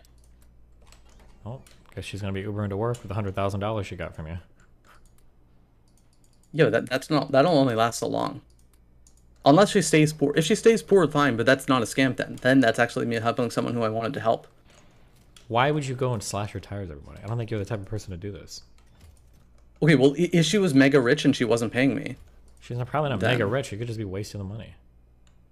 Okay, she's wasting the money, then she's not scamming me. Then she's just being irresponsible. Well, she's scamming you by pretending that she's like in a life or death situation. And then she's using the money for drugs or something? Like she's going on a drug binge? Yeah, or just recreationally. Buying shit, whatever. The thing is, she doesn't seem like a drug addict. You literally said that you found this girl outside as like a dancer. Well, okay, first of all, I didn't say that because it's not quite, but close enough, if you want to say. Oh, hey, what's up, Lycan? Hi, buddy. You mind if I? Go for it. Oh, hi, Lycan. Hi, buddy. Listen, okay. I have two theories, and I have a short amount of time because I've got some beef about the stew. My first theory with all this is that you are a very dedicated troll, and you're just cycling through whatever you can to keep the combo going. The other one is the really hard advice, and you don't want to take it. But let me tell you, as someone who's seen some really fucking gullible people get fucked, this person is, I'm saying 99.99% lying to you. And if you cut them off now, they're not going to die. They're going to kick and scream because you've given them all the support, but they are lying to you.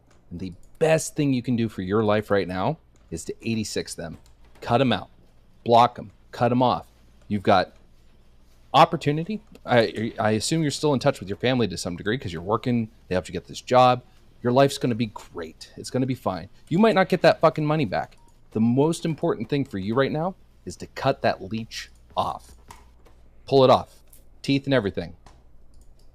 Then check make sure nothing's stuck in you. And then go on with your life. So I definitely agree that, like, as I said, if I were to cut off, I'm perfectly fine. Like, I'm not thinking like, oh my god, my life is fucked. If this is a scam, I'm very happy about that.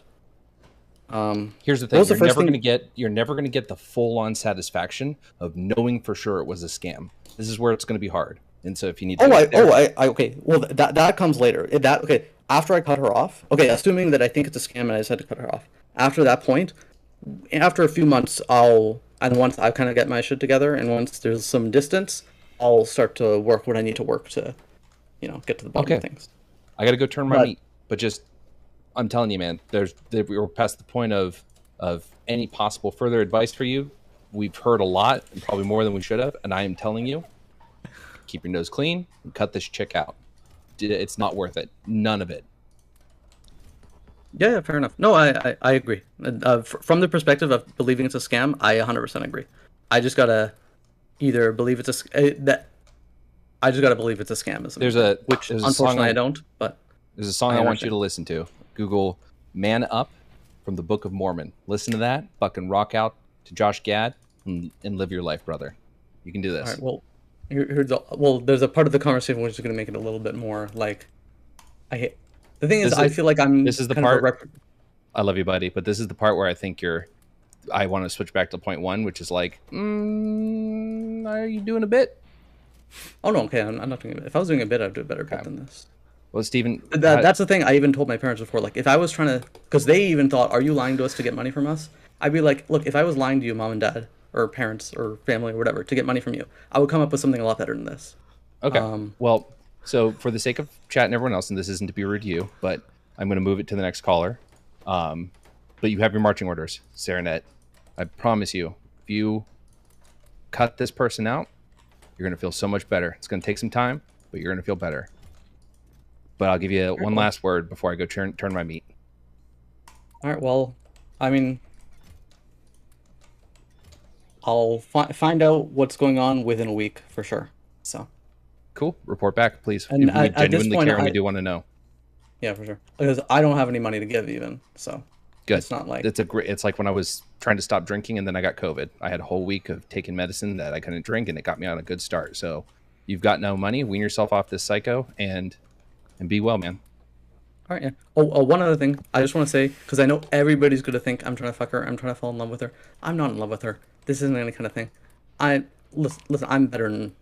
Like I'm not like that. Don't sweat it, dude. No one's judging you that way. I think we all, for the most part, get that. So take it easy, man. Enjoy your Sunday. Get the selfie. All right, thank you. Yeah, get the selfie too. Maybe. All right, bye, buddy. All right, here's your other one. I gotta go. Chorizo, you're up. Bye. Not a K-pop shitter. What?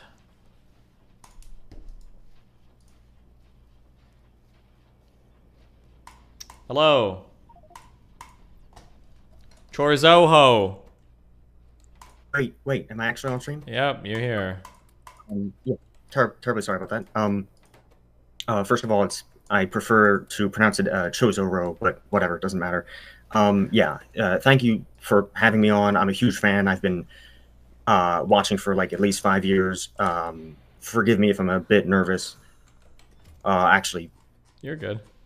Well, I'm just really nervous. But there's just as it happens, I actually have sent you a couple of emails over the last several months, just about a couple of course, topics. Yeah. First one was about a rather controversial figure in the Linux community named Brian Lunduk. I don't know if you remember this. Refresh my memory. Go ahead. I was trying to basically see. I was essentially trying to get you to debate him, or trying to arrange a debate with him. Just because since 2020, he's basically he's taken a turn toward political conservatism. Spouting a lot of sort of transphobic talking points and so forth. Of course, it's more difficult now because he actually ended up deleting his Twitter account. But nonetheless, I do have his email address. So I guess my main question is: would you be at all interested in debating someone like that? If I knew the topic and his position, then yeah, I could. Yeah. Okay. Yeah, I guess. Well, okay. If that's the case, then I guess the hardest part in that case would be getting him to agree to it, because I think he has become a lot more what's the word? I almost want to say insular. Like he's in these echo chambers, and he doesn't really debate, people on the other side. How the fuck is he going to debate me if he's in an echo chamber? He doesn't want to debate people. Well, so there used to be, back when I was a patron of his, there used to be different tiers of subscription, so and if you paid enough money, you could actually reserve a certain, essentially reserve a meeting with him. So I was wondering if I could do it through that. If I paid him enough money, set up a debate with you, either. Well, I don't know. It was just an idea I had. I hadn't fully thought it through. So anyway. Yeah, I mean, just just if you can set something up, just let me know. Yeah. Okay. All right. Yeah, I'll see if I can email him, and then I'll go from there. All right. But there's other topics I want to mention. So the second email was about a much more serious topic. But I well, I got the sense that maybe you might not have agreed with me, and actually, I may not have done a good job of summarizing the study that I linked. But basically, I was trying to suggest, I don't know if you remember this, but trying to suggest a different approach, a possible approach to the debates about the Great Reset that you have with like right-wing populists. Basically, there is a technically a sequence of studies dating back to the 1970s from the Club of Rome, basically talking about limits to growth. And basically, I was wondering if you could, or what you thought of the sort of idea of bringing that study up. When conservatives or right-wingers complain about certain talking points like the what do you call it? Like circular economy or circular. What do you mean? Can you be more specific? Well, so basically, these studies tracked different metrics like agricultural production and population growth and industrial output. And it ran through numerous different scenarios. There was one called what they call BAU, business as usual. And then another one called BAU2, which I think was essentially the same, but assumed a greater amount of natural resources. And I'm pretty sure BAU2 actually ended up tracking better with the actual results we've seen over the past 3 decades, or 4 decades, whatever.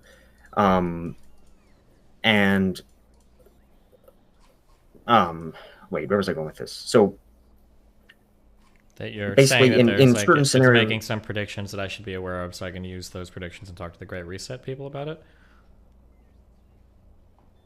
It was just, I mean, I basically just wanted to know what their answer is, like, because we seem to be facing a very important global problem that we really should be talking about more. So, if our growth rates are unsustainable, surely they would need to, have some solution to that other than, complaining about, elites talking about circular economy. I mean, I don't know. It was just an idea. I would have to know more about the theory. I'd have to do more research on it, and then I imagine they probably wouldn't know anything about it either. So it'd be a back and forth on that probably. Okay.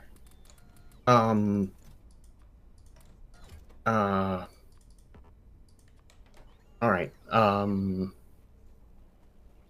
trying to remember what else. Sorry, I'm getting pinged on Discord. I'm just trying to avert my eyes from that. No problem. Yeah, but just as a side note, I know I'm only one person. Like, I'm only one patron, and in fact, I only recently became a tier 4 sub. But I guess for what it's worth, I hesitate to say this because it's not likely to change your mind. But just for what it's worth, I tend to prefer and appreciate your research streams. So just for what it's worth, I don't know. I think you should do more of those, but that's just me. Okay, I'll keep that in mind. Maybe for the JFK thing, we'll do more. Okay. Okay. Okay. Yeah. I guess that's it for today. But thank you. Yeah, no problem. Thanks for telling me about the reset stuff. Yeah. All right, have a good one.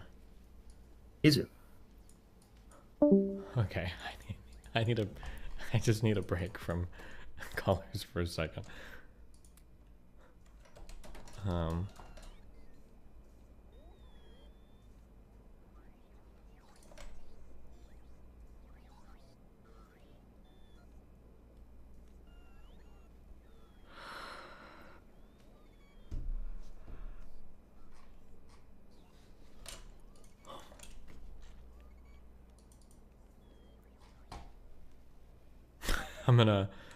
Let me go warm some food up. Let's do that. One sec.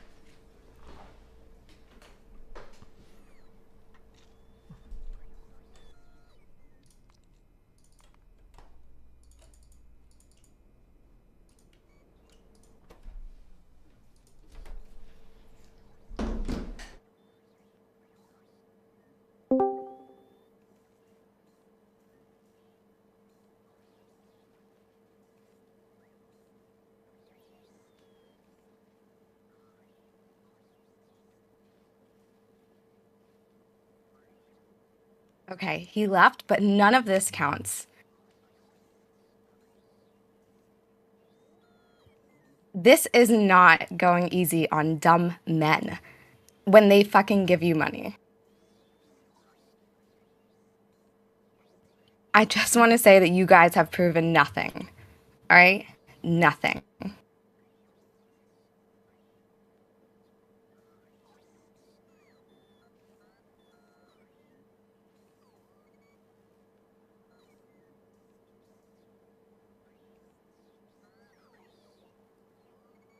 Wait, fuck, was that a trans person?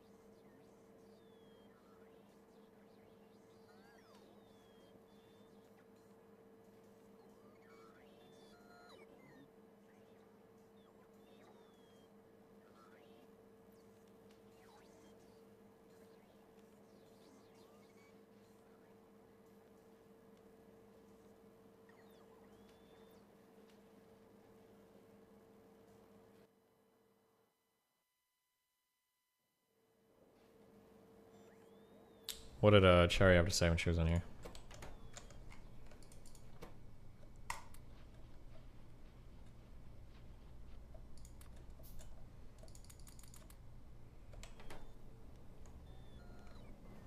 Who knows? She called you trans, dropped a hard R.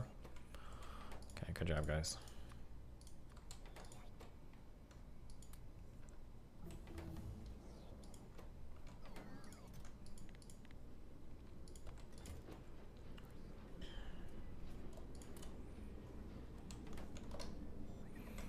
This guy was on your stream.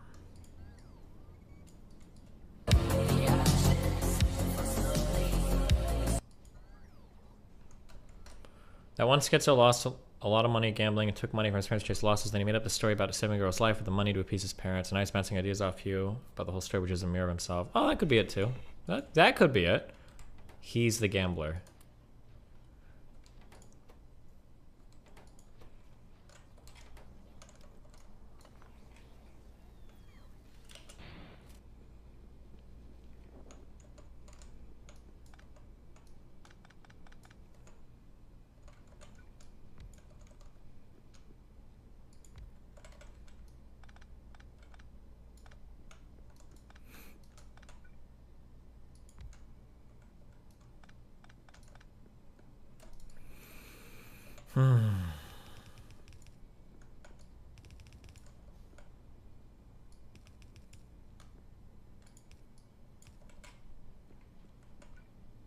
Sorry, hold on. My brain is just recovering from all the high-level ideas we've had in here today, guys. And there have been a lot of them.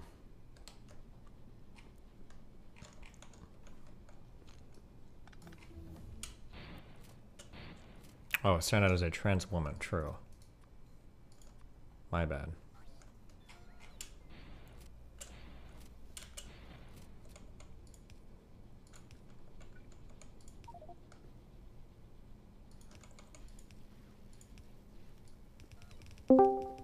Fuck.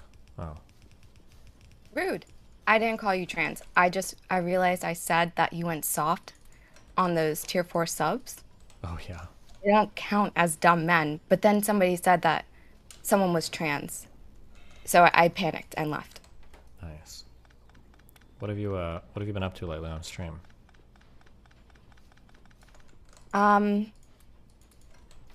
Sometimes I have people on to talk about shit. Ask me questions, debate stuff. Recently talking about a lot of like colorism and like racism between Black content creators. Yeah. Yeah, that Afrofuturism shit I was talking about with you. Gotcha. Have you gotten caught up in any President Sunday stuff? Has he set his sights on you yet?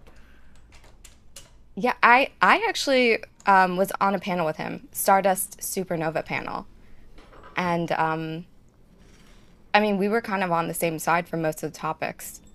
I didn't really see what the schizo was about him. Mm-hmm. He seems pretty fine, except when it comes to like you and Erudite. Well, and Chud now too, right? Oh, right. Oh my God, that Chud drama. I don't even know what that was. It's something about his editor is super edgy, and I guess President Sunday kind of acting like a fucking white knight for like another community. But that's kind of like playing the game, right? Maybe. He's pretty crazy. I'm just saying, be careful, okay? I absolutely won't. Okay. But thank you. No problem.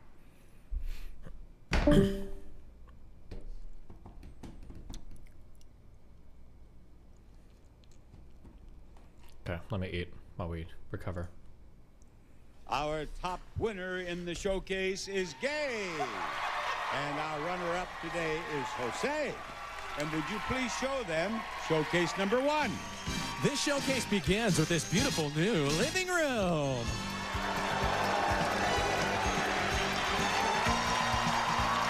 Rich showing and plush, comfortable design come together to create the Prairie View Durapella Bar Collection from Ashley. Sit back and relax in mission-style comfort from the Ashley Companies. And this new carpeting from Carpet One Floor and Home, 55 square yards of Liz Claiborne home carpeting designed for style and made for living at Carpet One Floor and Home.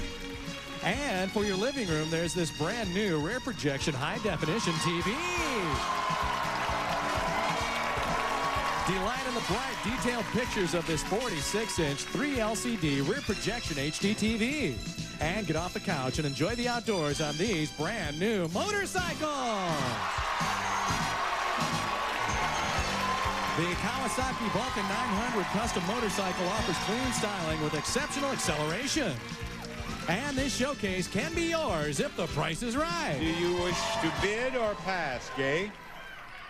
I'm gonna pass. You will pass to Jose. What's your bid, Jose, on this showcase?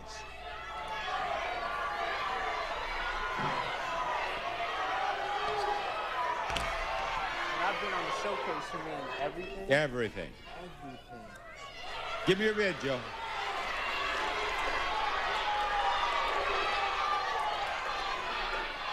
Jose, what do you bid? I'll bid 250,000. $250? 1,000. 250,000. 250,000? Think about that for a moment now. Woo! Wait. 60,000. $60,000? Is that your bid? $60,000 it is. Gay, this is your showcase. Gay, your showcase can be yours if the price is right. Was it that you can't go over, or? All right, Gay, what do you bid on your showcase? $1. $1 is What a your bitch. bid. The audience approves. We'll be back after this. Oh, excitement is running hot. Gay, you bid $1 on your showcase. Actual retail price of her showcase, $28,898. A difference of $28,897. Now over to Jose. Jose, you bid $60,000 on your showcase. Actual retail price of Jose's showcase, $20,685. You win, Gay. Does this guy even know what's going on?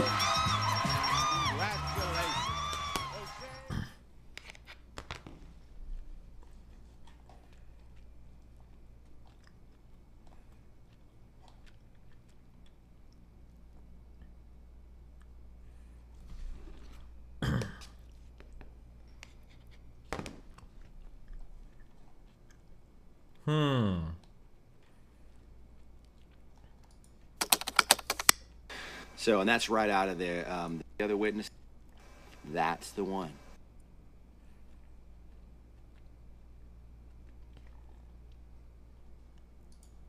I was gonna say, why are there like 3 9/11 videos today? But probably because it's 9/11. Huh? a trap back there, though.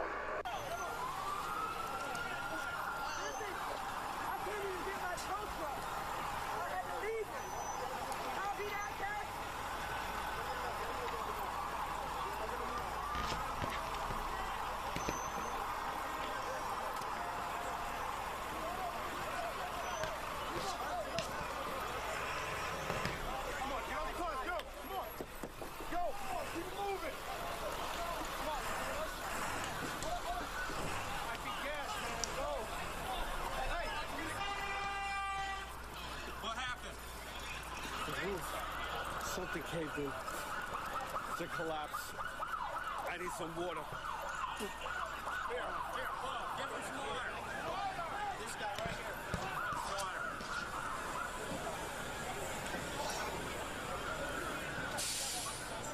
I'm okay. Do you have any water? Give me one. Bring it back in. Guys! Bring it to the command post. Fire department. Hello. Oh boy, hello. Oh boy, why are you acting? You're acting surprised. I had no idea you were gonna come in here today. You're so annoying. I was gonna flake on you, but then I saw that you put me in the title, so I was like, fuck, I have. Well, I put maybe in the title, so Oh. you know you can still flake if you want to. I don't want to commit you to anything. I'm just kidding. I wasn't gonna flake. This is very important to me. What, being sex negative and shitting on OnlyFans girls? Yeah. Yeah, that's really important to me. That's alright, we know.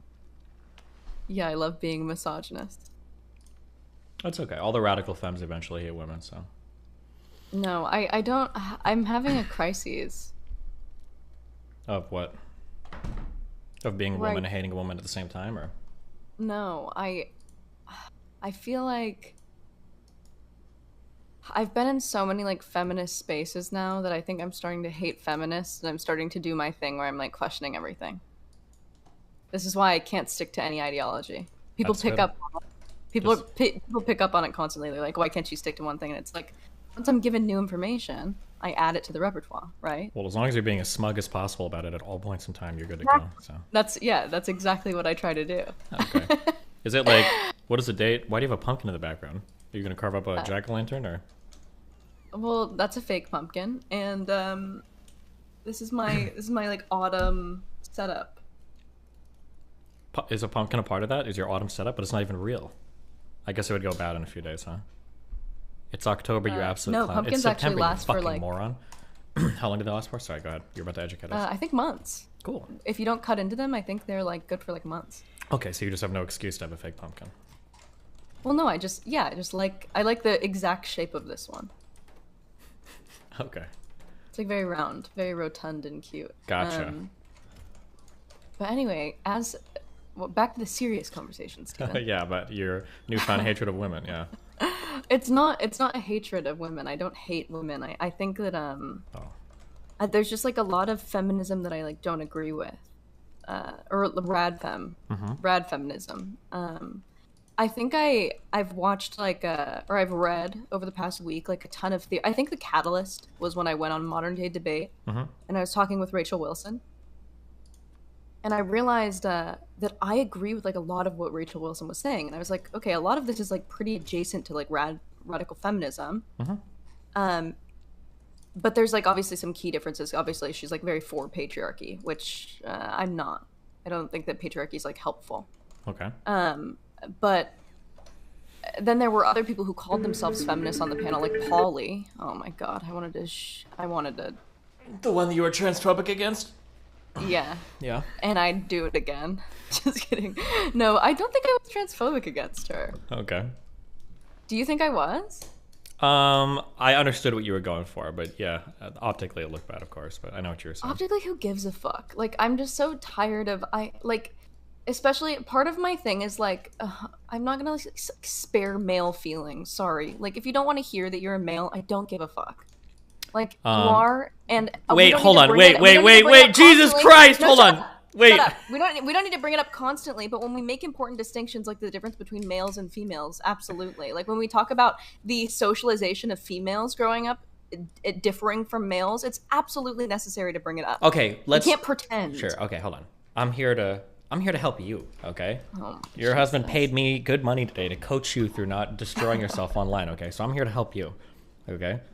You could just say somebody that might have been socialized as a male would be better than saying men versus women. I think would probably be better when you're talking about a trans person, right? Sorry again. What'd you say? Somebody that's socialized as a male might have different experiences than somebody socialized as a female, rather than saying like man versus woman when you're talking about a trans woman, right? No, so socialized implies that it's something that's like being done to you and not the way that like you just like exist in the world. So obviously like giving your kid like a Barbie is like forced socialization, right? But the way that you just grow up the world around you, like women, I remember the first time I got catcalled, I think I was like 6 or 7. Like the first time I realized that my body was like sexual or like in demand, I was very young, right? So you grow up with like this implicit knowledge of knowing that like your body is sort of like a okay, wait, hold on, listen to me. I'm 33 years old. I do a lot of politics. I know what you're saying. You're not telling me anything new. I'm just trying to. No, I know. I'm trying to tell you I'm just a saying, way that you I'm could just say. I'm just trying to saying- tell you a way you could say that idea. That same thing you're saying. You can convey it in a way that is not at all surprising, and it's like, oh yeah, of course. Or you could convey it in the most combative, hostile way possible, which is going to Okay. get people to fucking hate you. Okay. That's all okay. I'm saying. So how do I do it less? Well, to some degree, I like riling people up a little bit. Okay. Right? Here's what you have to decide. I like okay? being a little bit provocative. When I'm giving you tips and tricks, okay, it's not to. Oh my god! Did you hear that? That's I'm dying. disgusting. I'm like The Exorcist. Jesus Stop. Christ! Don't do that. Sorry. Okay, that's bad for your joints. Okay, and everything. Okay, that's disgusting. Wait, Okay. I'll crack the rest of my body right Don't now. please. ASMR. Okay. Continue. Okay. when you are having these conversations, I'm giving you guidelines to make things easier on yourself, okay? If you want to be as provocative as possible, then go for it. But I don't know if you want to deal with, one, the community consequence, like, of people coming at you on social media and shit, and then two, like, the social consequence, like being excluded from certain conversations or panels or social circles because of things you've said. Because your ideas themselves sometimes aren't that controversial, but they're driving in the most aggressively... I'm a little inflammatory. Aggressively painted vehicles, okay? Maybe I'm the first rad femme on Cozy TV. Who knows? Is that where you have an account over there? Is that where you're streaming next? Why is your camera doing this tracking thing? Okay, I'm sorry. Well, I'm trying not to distract you with my feminine wiles. I'm my indistractable. I'm plugged in right now to a political conversation. I'm not being distracted. Yeah, you know what's the most distracting thing I'm seeing right now is that fake fucking stupid pumpkin. Okay. Yeah. I don't care. Good. Okay. One thing at a time. So so for the trans person, you could just say, we're socialized differently. People might be treated differently as a result of that. That's not a very controversial thing, right? Rather than saying, like, you're not a real woman. I didn't say that. No, you didn't, but that's... No, I think a trans woman can be a real woman. I just think that there's like a... Sure, I understand. Hold on. Don't argue with me. I'm not arguing with you. I understand your ideas. I'm not disagreeing with your ideas. I'm just talking about the communication. Because what you said in that clip was like, you're treating me like this because I'm the only... What was it? You didn't say real woman. You said something else. I'm the only biological woman on this panel. Yeah. Well, here's the thing. Do you not think that Alex sees me and Polly differently? Possibly. I don't care. But imagine. I'm just saying. Hold on. You're not by saying by treating her like a woman, right? Imagine if me and imagine her as different than me. Can you just? I'm not retarded. I don't know why you're explaining this to me. So obviously, I'm going to point that out. That's what I'm trying. That's the part I'm trying to fight you on. Do you know Cherry? Okay. Yeah, I do. Let's say that me and Cherry are in an argument, and somebody else steps in and they side with Cherry, and I say you're just siding with her because she's black. Based. Is it? Maybe. Probably not the way to go, even if it's true. Probably not the way to communicate that idea, right? Yeah. That's all I'm saying. Be aware of that, because unless you like the fighting, okay? If that's enjoyable to you. To some degree, I like a little bit of the fighting, but also I wanted him to notice, and I want people to notice that, like, no matter how much they see, like, trans women as women, even, like, females are still treated very differently. Sure. That's a fair point. When you said that you like fighting, okay, I like fighting too. But I'd rather fight over the ideas that I'm conveying and the things that I feel are important rather than fighting over what I said, right? I'm guessing it would be fun for you, or it would at least be mentally engaging to fight over whether or not trans women and cis women are treated the same. It's probably not going to be very fun to have endless fights about whether or not you hate trans people. Yeah, it's not very fun. Yeah. Yeah, I saw that like Stardust had like clipped me saying like Lav's transphobic moment, and I'm like, ew, what the fuck? Like, that was not transphobic. You agreed with me, bitch. Like, sure. What the fuck? But I'm just saying. But it still was like, it was still a thing, I guess. I don't give a fuck, actually. I don't know. Stop saying you don't give a fuck. Degree. You obviously do care. Well, no, I care to some degree, but with stuff like that, it's like, I don't know. I care a little bit if there's like a lot of outrage, but if there's like a little outrage, it's like, okay, whatever. Are you just gonna keep doing the little outrage until something explodes, and then you're like reputationally fucked forever? Is that the goal? I don't think I'd do anything like that. I don't think I'd do anything that would make any explosions. I mean, if you're trying to be provocative around like the most sensitive, well, I'm not. You are. Oh God! But people are sensitive about that because they're sensitive in general. Yeah, sure, but but if somebody's sensitive in general, then they just come off as being sensitive. But if they're sensitive around these issues, they're like a fucking hero. Right? So you have to be careful. You have to pick your battles where you want to fight over. That's true. But I don't want to like... God, I hate the idea of virtue signaling. I know that we have to do it a little bit as like people online and like the public sphere. But I just like, I find it like so nauseating to virtue signal and to like play optics. Like, it's not my nature. I obviously have to do it, but it's not my nature. Sure, but I mean like... You always have to do this to some extent. Even in like relationships, you have to placate, or you have to like be... I don't do it in relationships either. Really? So when you're on your period, if you're in a bad mood, you just walk around the house and you're like, I fucking hate you. I hope you fucking off yourself. You'll just unload. Absolutely. Whatever. Okay. Well, outside of dude, I did that the other day. Where I like felt super sick because I was ovulating. shout out ovulation. Shout out, nice to not being pregnant. Okay. And yeah, and I was like, don't touch me, don't talk to me. Okay. My fiance. That's a lot He was just different. like, That's an okay message. I'm just saying that. Well, if you're... no, I say it all the time. I'm like, you're irritating me. He's just like walking around the house. I'm like, stop, get away from me. I think that's like I think that's normal. I don't know. That can be growing normal. up in a Jewish household. Sure. Okay. You hate when I say that. Yeah, because you're using Jewishness the same way that people use like autistic or ADHD. Being Jewish doesn't prohibit you from analyzing and understanding normal human interactions. I don't think. It might. I don't think so. Okay, what is your goal with this conversation? What do you want to get out of this? I don't know.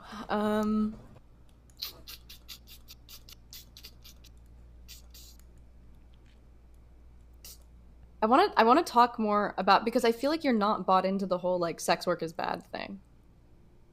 Obviously not. And I want to talk about that because I don't know how you're so smart and you're like, you think it's like a net good for society. Like, I don't get it. Okay. There's a lot of different ways that we can go with this. Do you want to have that conversation? Do you want to jump into that one? I mean, yeah, you're the boss. Oh, well, if I'm the boss, then we should talk about how you can phrase things and not be needlessly provocative to every fucking person on the internet so that you have fights all the time over dumb Okay, shit. I get it. You tell me this every time. Well, every time I see you, you're in trouble for a new thing, okay? You're like a young... Am I in trouble right now? Destiny. Did you see my... Well, okay. people are very mad at my last tweet, which I thought was hilarious. Oh, I thought it was so funny. The N-word tweet. I thought it was hilarious. I thought it was so funny. It was okay, but like you're joking around like the... It wasn't like an actual take. I mean, I think there's some truth to it, right? Okay. But it's not like my take, right? Sure, but it's Twitter. It That's was how just like... Twitter people are gonna human are gonna human on Twitter, right? Sure, exactly. No, but people were very mad at me for that, and I was just like, whatever. And then people now are saying that I'm racist, and I'm just like, whatever. I guess I don't care. Okay. I feel like if you stay, I don't know. I feel like I have I've been online for so many years now that I feel like if you know me, you know that I'm not racist. Yeah, but most people don't know you. Have you ever heard of like first impressions? Yeah, I'm actually notorious for making really bad first impressions. Okay, well, what if somebody's first impression of you was that tweet? Yeah, not great. Okay. Maybe you shouldn't have retweeted it. I mean, I thought it was funny, and I had a good tweet response to it, so. Yeah. I thought my did I tweet it today or yesterday? I had another good one that was in response to that that you didn't retweet, so interesting. I'm so sorry. I didn't know I was on like a schedule of like if I don't retweet you once yeah, a day. you are. Okay, You are. my bad on that. I'm so sorry to hurt your feelings that way. No, but it was funnier. Are you acting really entitled because you're Jewish or a woman here? I'm just trying to figure out what excuse they're going with for that. Actually, Okay. I think it's like I think they're married. Gotcha. I think my identity being Jewish and woman is pretty. Wow, that's so intersectional, dude. Nice job. I know. Someone said people kept saying like exterminate women, and I love to Jew bait. It's like my favorite thing. Okay. Where I'm like, actually this has weight because I'm Jewish, and then people are like like white people get like really like nervous about stuff like that. Because you can be misogynist, but you can't be anti-Semitic. When people are like abolish women, like if somebody's like we need to exterminate Lav, yeah. You have to switch like shields. Women. You take off the woman hat and you're like, well, I'm and Jewish. I put on the Jew hat. You're like, you want to exterminate all women? Do you want to exterminate Jewish women too? Because yeah, there exactly. You go. Gotcha. I love to Jew bait. It's so fun. Nice. It's so fun. It sounds awesome because you use it as an excuse too. So it's just like an all-purpose shield. It's like a shield. Escape all criticism and exactly. And I'm also indigenous, so I can use that one when it applies. Indigenous. Yeah. To what? What do you mean? The Americas. What percentage? 25%. Indigenous American. Mexican. 25% indigenous. What was the chief's name? You look like you could be called like. Well, it's Mexican. Looks like sun. Is that? You're. Okay. Maybe they had some. Okay. Well, I'm also Irish, so. So like cancels out. Okay, cool. If you saw a photo of my mom, you would see that she just copy and pasted herself. I look I don't look like my dad at all, but my dad is brown. Do you speak any Spanish? No, I didn't grow up around my dad or his side of the family, but his side of the family doesn't speak English. Can you speak Hebrew? I used to be able to speak a little bit, but I quit Hebrew school. My parents never made me finish anything I started. What indigenous tribe was your family historically a part of? My grandma was Blackfoot, but Wait, you're not making shit up, right? No, Blackfoot? Wasn't that one of the characters on Land Before Time? I think that's Littlefoot. Oh, I'm sorry. No, a Blackfoot is definitely it's Blackfoot like that was his urban cousin. Okay. But my dad is okay. People in chat are saying it's legit. I'm sorry. It is real. My bad. I don't know the names of all the tribes. I was just testing her. You're okay. getting canceled I was testing her. I didn't know if it was real or not. You're getting canceled for that. But no, that's like very little. But it's I think they're like my family's from like a Chihuahua. Like they're just, but so obviously because you can be like mestizo Mexican. Yeah, I know all about like that. My white good friend Mexican. Nick Fuente and Castizo and all that shit. Yeah, I've heard. Yeah, conquistador. Yeah. So there's like there's like white Mexican and then there's like indigenous Mexican. So I'm half Mexican, but I'm only a quarter indigenous Mexican. Gotcha. Jesus. Which is like brown. That's a lot. I'm just gonna stick with the Jewish thing. Okay. I could get free college in California. Really? Yeah. Why don't you go to school then? Wouldn't that be part of your like feminist arc? I'm too pretty to go to school. Man, you love that patriarchy. That. Man, you really, man, in some ways you love that patriarchy. Eh? Okay. Well, no, that's cool. What, listen, okay, hey, if you're trying to make some money, I know a guy that'll give you 100K apparently. We chatted from earlier, so. So this is, oh Jesus, honestly, wait. No, so this is my problem. This is my problem with, also the beard trim looks good, by the way. Shut the fuck up. But this is my problem with feminism, I think, or rad feminism, is I disagree with the masculinization of women. Disagree with masculinization of women. Okay, taking notes. Go ahead. Yeah. So I would call myself a cultural feminist. Okay. So I really believe that there are I believe that there are inherent feminine qualities that females hold, whether it be like nature or nurture, like the way that we're socialized or the way that whatever. And I think that those are more like conducive to a society that like I want to live in, right? To have like inherent feminine qualities? Yeah, like empathy, patience, stuff like that. Things that we're like, colloquially are known as like feminine traits. Okay. Or like that side of the brain, right? Like we know that women are more likely to, whatever. What I do believe in is though like democracy, obviously. Okay. Is that a male thing or a female equality? Thing? Okay. No, that's separate. I'm taking you along my line of thinking. Okay. I obviously believe that we should. I think that part of the problem and why I call myself a feminist is because I believe that like traditionally feminine roles are like really devalued in today's society. And I think that's really gross. Okay. I think that we should that's my problem with guys like on like Fresh and Fit, right? Mm-hmm. People who are like women are like nothing. Like their jobs aren't as important, their jobs or whatever. Like that's the problem. And I think that they've just swung too far. But I believe in like a world where, a man can still provide for the family and a woman can be just as valued for what she does at home, or even a man can stay at home and child rear and a woman can do what she wants. I don't believe in like the necessity of a gender role, right? But I think that women are probably just more inclined to want to child rear. And I don't think that there's anything wrong with that. And I actually think that's really beautiful because I think that we're showcasing our best selves when we're doing things that we're best suited to. And I think that this like push with like this like new feminism to like masculine, to make women masculine, like Megan Thee Stallion just came out with a song that's like it sounds identical to like a rap song that like a guy's made, but it's like about men and it's like dick doesn't run me, you're useless, all you are is dick to me. And the first time I watched that I was like, hell yeah, this is dope, like fuck men, right?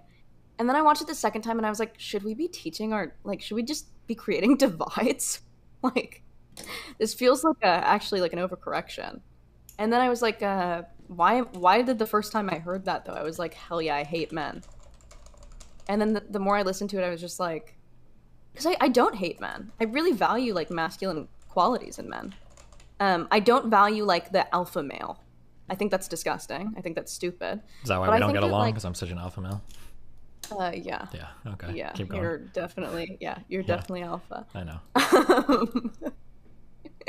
But yeah, I think that there's a, and this is getting into spirituality, and so I hope I don't bore you to death, but I do believe in like a divine feminine and a divine masculine. I don't believe that they're sexed inherently, but I believe that they do have to meet each other in order to have like a productive relationship with anything, within yourself, within a you know, intrapersonally.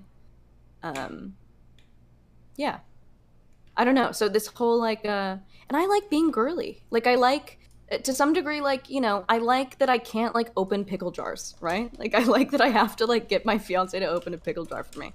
But I also, you know, he also really likes that when he comes home from a long day from work, I'm playing with his hair and analyzing with him how to like get through the worst part of his day, or how to like you know, he uses, you know, we use each other as like whiteboards, as Brittany would say. To like solve problems with each other, like teamwork, partners. Okay. And I believe that that is like true divine masculinity and divine femininity. And I think that a lot of that is like lost in, you know, the fresh and fit stuff. So I think that I might have overcorrected as a response to like the Andrew Tate sort of masculinity. But I think that a lot of men agree with me, and that they think that women are probably equal to them. But we're different in a lot of ways. Okay. Do you disagree? I'm just writing down things and I'm listening to you, okay? Okay. How's your mood? Men who listen. Give me like on a 1 to 7, where 7 is you're gonna start attacking people or breaking stuff, and 1 is you're like super zenned out. I'm pretty zen. You feel pretty chill right now? 7 is more like I'm gonna argue and fight with you on every single fucking thing you say, and 2 and 3 is like, oh, I'm pretty amenable, pretty chill. I'm like 4. Okay. Anything we can do to bring that down to like a 2 or 3? Are you gonna say something really controversial that I'm gonna hate? No, I just want to talk through some things that you're fighting in every fucking thing. Did you just do the thing where the camera was gonna follow your face around again? Yeah, I did. God fucking. I like it more. Okay. Oh, because you feel vulnerable the other way? Yeah, I don't want people looking at my legs. Okay. One of your viewers said that pants? it was hard to pay attention to me. No, I don't. One of your viewers said it was hard to take me seriously because I show my legs. That's cringe. Okay. But, okay. Yeah. Wow. You're going to want to zoom in again? You want to go to the 3rd level of zoom? Or? I'll try not to move at all. Okay. Can you, the pumpkin, the thing behind you on the desk, do you see how it's fucked up? No. It's like behind your chair. You can't see it right now. What? Okay, I just wanted to watch the camera move. I'm sorry. Okay. Okay, listen up. Okay, are you ready? I'm ready. Okay. Are you sure you're ready? I'll ever be. Okay. Just gonna talk for a second and I'm gonna make a couple of guesses. Okay, you can tell me if I'm totally wrong or getting kind of warm. Okay. It feels like you've lived up to maybe a few months ago a relatively philosophically unexamined life. Did you just mirror yourself? Why? Do you want to go upside down next? Yeah. We're gonna have a nice 69 with our fucking boxes on fucking Discord. Okay, stop. You're distracting me. Pay attention to the mic. Hold on. I'm not wasting my words here. I'm picking every word deliberately. I'm communicating. Yeah. Are you listening to me? Okay. Yeah. Yeah, I'm listening. Okay, flip back. Come back. I like this one more. Okay. Feels like you've gone through life. You haven't like really stopped to like super figure out a lot of these like really important fundamental philosophical positions. Wrong.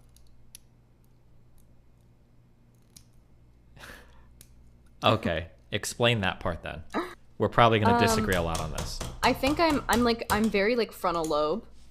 I've been thinking about these things since I think too early actually. And I think because I'm so open-minded to it, because I've accessed like every philosophy that I could go towards, I'm very flip-floppy. Because I'm very much like a grass is always greener type of person. Okay, let me rephrase this, okay? I'm not going to say that you're unexamined. I'll say that, like, you have examined things, but they're more abstract or higher level ideas and not very, very fundamental ideas. Okay, so like what? So, like, a question of, like, what is my purpose in life? Or what are the things that make me feel happy or fulfilled? Or what are the things that ought Those to are make things me I feel- haven't? Yes. Oh no, I know that I have those down. Okay, let me talk through my reasoning and then you can make this make sense for me, okay? Okay. Are you saying this just because I'm a young woman? No, I'm not. I'm going to tell you why I'm saying this, okay? So there's a phenomenon that happens. Usually it'll happen sometimes when people are teenagers. For me, it was when I became an atheist. Sometimes it's when people go through a big life-changing event. Sometimes it'll be when people are in their 30s or 40s or 50s. It just super depends. Everybody's on their own journey. But something will happen that will radically shake the foundation of a person's life. And the more stuff that they kind of took for granted or didn't examine, the more susceptible they are to foreign ideas.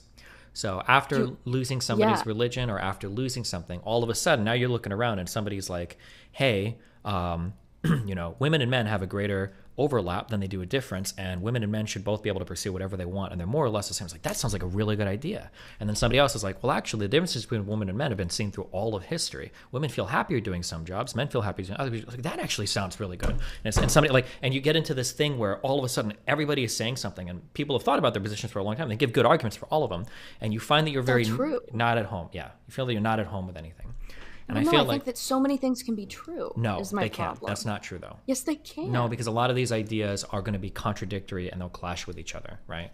Well, I don't think that anything that I'm saying is contradictory and clash. Like, I think that women probably more women feel comfortable not being the sole provider of the household, right? I think more women Sure. feel comfortable Let me just that way. let me finish. But I don't Wait, think hold on, that there should be let like. me finish. I'm more Sure. of. Hold on, wait. Before let you me can, let me make it clear I didn't that even I'm finish not any of what I talking. was I don't want to politicize feminism. we're I not want talking. this We to be haven't like even a gone into cultural politics. I don't care conversation. about politics. I'm talking about you as a human being right now. Okay, I'm not don't even talking yell about at me. ideologies. I'm not yelling. Okay. If I was yelling, you'd be crying. Okay. Because I can tell you got a lot of feminine energy coming off you right now. Okay. If you don't have those really fundamental parts of your life, like rock solid and super analyzed, then you are susceptible to other people giving arguments, and then you kind of being pulled in a direction because it sounds good. Now, everything I'm describing that's not a bad thing. It's all part of like our development. It's part of growing up. It's part of learning things. Jesus, don't talk down to me. I'm not talking okay, first of all, I can talk down to you because one, I'm pretty sure you're like 3 feet tall, and two, you're like 10 You're years pretty younger sure? than me. You look like you're 3 feet tall, okay? So two things, okay? So I can talk down to you, okay? But I'm not talking down to you because, like I said, you could be somebody in your 30s or 40s doing this. You could be somebody who's like 14 or 15 doing this, right? You're over 18, right? Who's to say? No, you did OnlyFans. I know you are. Okay. So all I'm saying is that, like, if you are engaging with like more abstract level ideas, which are fun to engage with, because at the abstract level, we can talk about things like feminism and patriarchy and social democracy and capitalism and all of that. Those are like very abstract ideas. But the really deep internal stuff of like, what is my purpose in life? What ought my purpose be? What are things that leave me happy or fulfilled? Like, you know, what am I trying to do? Those are deeper questions that can be harder to answer. And they're not as much fun to explore sometimes as like the really abstract level stuff. Okay, hold on. I'm not saying you're a bad person. No, I'm not. Okay. I think I agree with you. Okay. But I wanted to Okay. have a conversation about Yeah. why I think that is and why. Okay. Because I think that this informs a lot of For sure, yeah. what I'm going through right now. Okay, gotcha. Is- Okay, go for it. Is that I am, I'm 24. I'm aging out of like the usual. Hitting the wall. Yep. Sure. I've lived my whole life as like a pretty girl, right? Yeah. And so In the I past, started to for get sure, yeah. I started to get really scared. Okay. As like I think most women who grow up, like not a lot of people in my life have like valued anything other than like the way that I look or the way that my body look. Mm-hmm. And that's like that didn't really bother me until I was like 18 or 19. And then I used it for my advantage. Obviously, I made money with it. Mm-hmm. And now that I'm not making money with it, I'm like, okay, this is useless to me. Like, what am I? And then I did have a moment where I was like, what is my purpose? Like, who am I outside of this, when all of this fades, who the fuck am I? And I think that quitting OnlyFans was like a huge moment for me. I'd done it for my whole adult life, right? Like 6 years. I've been doing sex work. And then all of a sudden you take away the money and the attention, and I'm like, what the fuck? Like, what am I doing? Sure. But I did have like these conversations about myself. Like I knew obviously a basis of myself while I was doing sex work. Like I knew that I think the purpose of life is to like connect with other people, to like love each other, connection. I think that also informed my like sex work. I also really, I think that a lot of sex work can be like very beautiful, like in-person sex work with people with disabilities or like stuff like that. I think that could be actually like very beautiful. Okay, I don't care about that. Just talk about yourself. Okay. Yeah, go ahead. Okay. But yeah, I think I'm like, I don't know if I believe in like hedonism the same way I did. And so I'm just trying to, this is why a couple months ago I was like, am I religious? I'm like trying to find like a set of Okay, can I interject, or can I No, go ahead. Let me float an idea here, and then you can try to get this right. So that thing that I spoke about the difference between having your fundamental positions figured out or not. The more figured out those positions are, the more internally driven you can be in terms of defining how you engage with the world.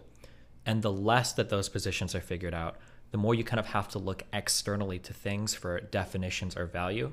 So like a concrete example of this might be your feelings about being a pretty woman are largely driven, or in the past have been largely driven by your engagement externally with that concept. So growing up at an early age, it might be other people saying, you're a pretty woman, therefore I'm going to hit on you at 7, 8, 9 years old. Happens with girls. And then maybe at some point, you might think like, okay, well, I'm going to use this to my advantage. But using it to your advantage was still looking for that external engagement. Okay, you're a pretty woman, I'm going to jerk off to pictures of you on OnlyFans. And now as you're leaving that, you're having a feeling where somebody might say something like, oh, this is empowering to you, or oh, like at least you did these things in a way that was positive. But it doesn't feel that way, because it feels like in both circumstances of whether you're consenting or not, your engagement with the concept of being a woman is something that you're going external yourself and subjecting yourself to other people's ideas of it. So in a non-consensual way, when you're a kid, it's other people hitting on you. In a consensual way, as an adult, it's doing OnlyFans, but both ways still feel kind of shitty, because that whole drive, that whole engine around being a woman is coming completely external to yourself, and it feels a little bit out of control. Do you think that's an okay description, or? Definitely. Okay. All right, go ahead. Yeah, so I think that I'm just trying to I don't know, everything feels I also listen, I'm a Zoomer. And so I'm being like kind of like a young millennial, but okay, go ahead. No, I'm zooming hard. That's I'm right, definitely a Zoomer, okay, yeah. Go ahead. So I'm getting fed like all of this information constantly, and I've had unbridled access to the online forever. So I think that this is like I think that a lot of women my age are having the same struggles that I'm having. Which is why that's why I want to have a platform like this, because so many women are messaging me every day and are like, I'm right there with you. I think that's really valuable. But yeah, like I said, every time I come on here, I don't have like fully fleshed out like prescriptions for everything. Sure. I'm learning with everyone. And I think that's yeah, don't care about that. We're not even at that part yet, okay?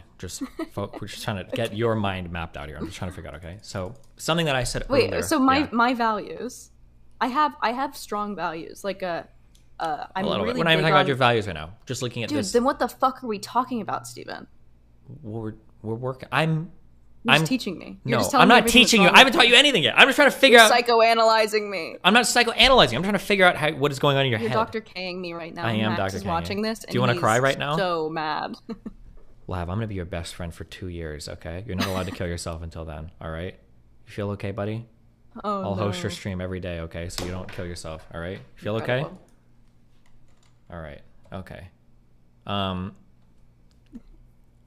So just as a quick thing for what I was talking about earlier, because you've gotten that you have this like weird external engagement, not weird, I'm sorry, because you have like a pretty normal external engagement with what it means to be a woman, and then you're kind of unsatisfied, even in parts where you felt like you were choosing to have that engagement. Now you're searching for like a more fulfilling meaning. The thing that I'm kind of pointing you at is that it feels like all of these answers are going to be relatively unsatisfying because you're still looking external for that meaning. Although it sounds like this has been an impetus for you to think about it personally more, in terms of you saying, rather than like people like sex work because of this or people do this, you're thinking like, well, women have like a divine thing, or there might be some idea related to the concept of being a woman that now you want to explore more. You just have to make sure that like you're engaging in genuine like introspection, self-reflection, that you're having these thoughts and you're not just kind of like hearing a good idea and grabbing it and running with it, because that's only going to last as long as until you run into the next good idea, and everything is going to be just as unsatisfying as like the sex work was or anything else. Does that make sense? Yeah. Okay. I also struggle with this though, because I think that part of my feminism is based in the fact that like a lot of a woman's experience is external because of the way that the patriarchy like men see her. Mm-hmm. So I have a hard time, because of the way I look, believing that I will ever have an internal experience that I can project that is valid. Yeah, sure. So here's like the important thing that I would say to keep in mind for that. Okay, this is very, very, very important. If I briefly say, like, do you know the difference between like an is and an ought?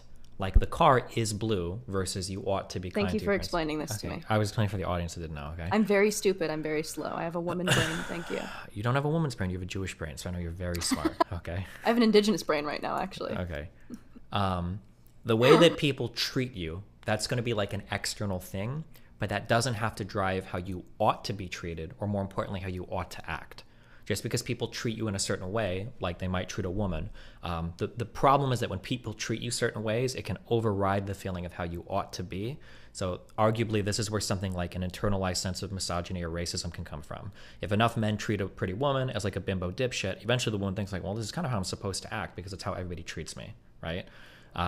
So it is true that you have like an external engagement with the world. That's necessary. You're a human being. Social engagement is part of being a human.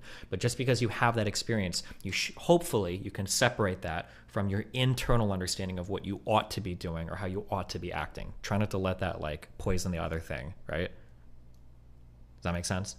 Yeah, I talked about this with my therapist because she tells me the same stuff that you're saying right now. But it's, I don't have the internal experience of like should or ought. Like at all.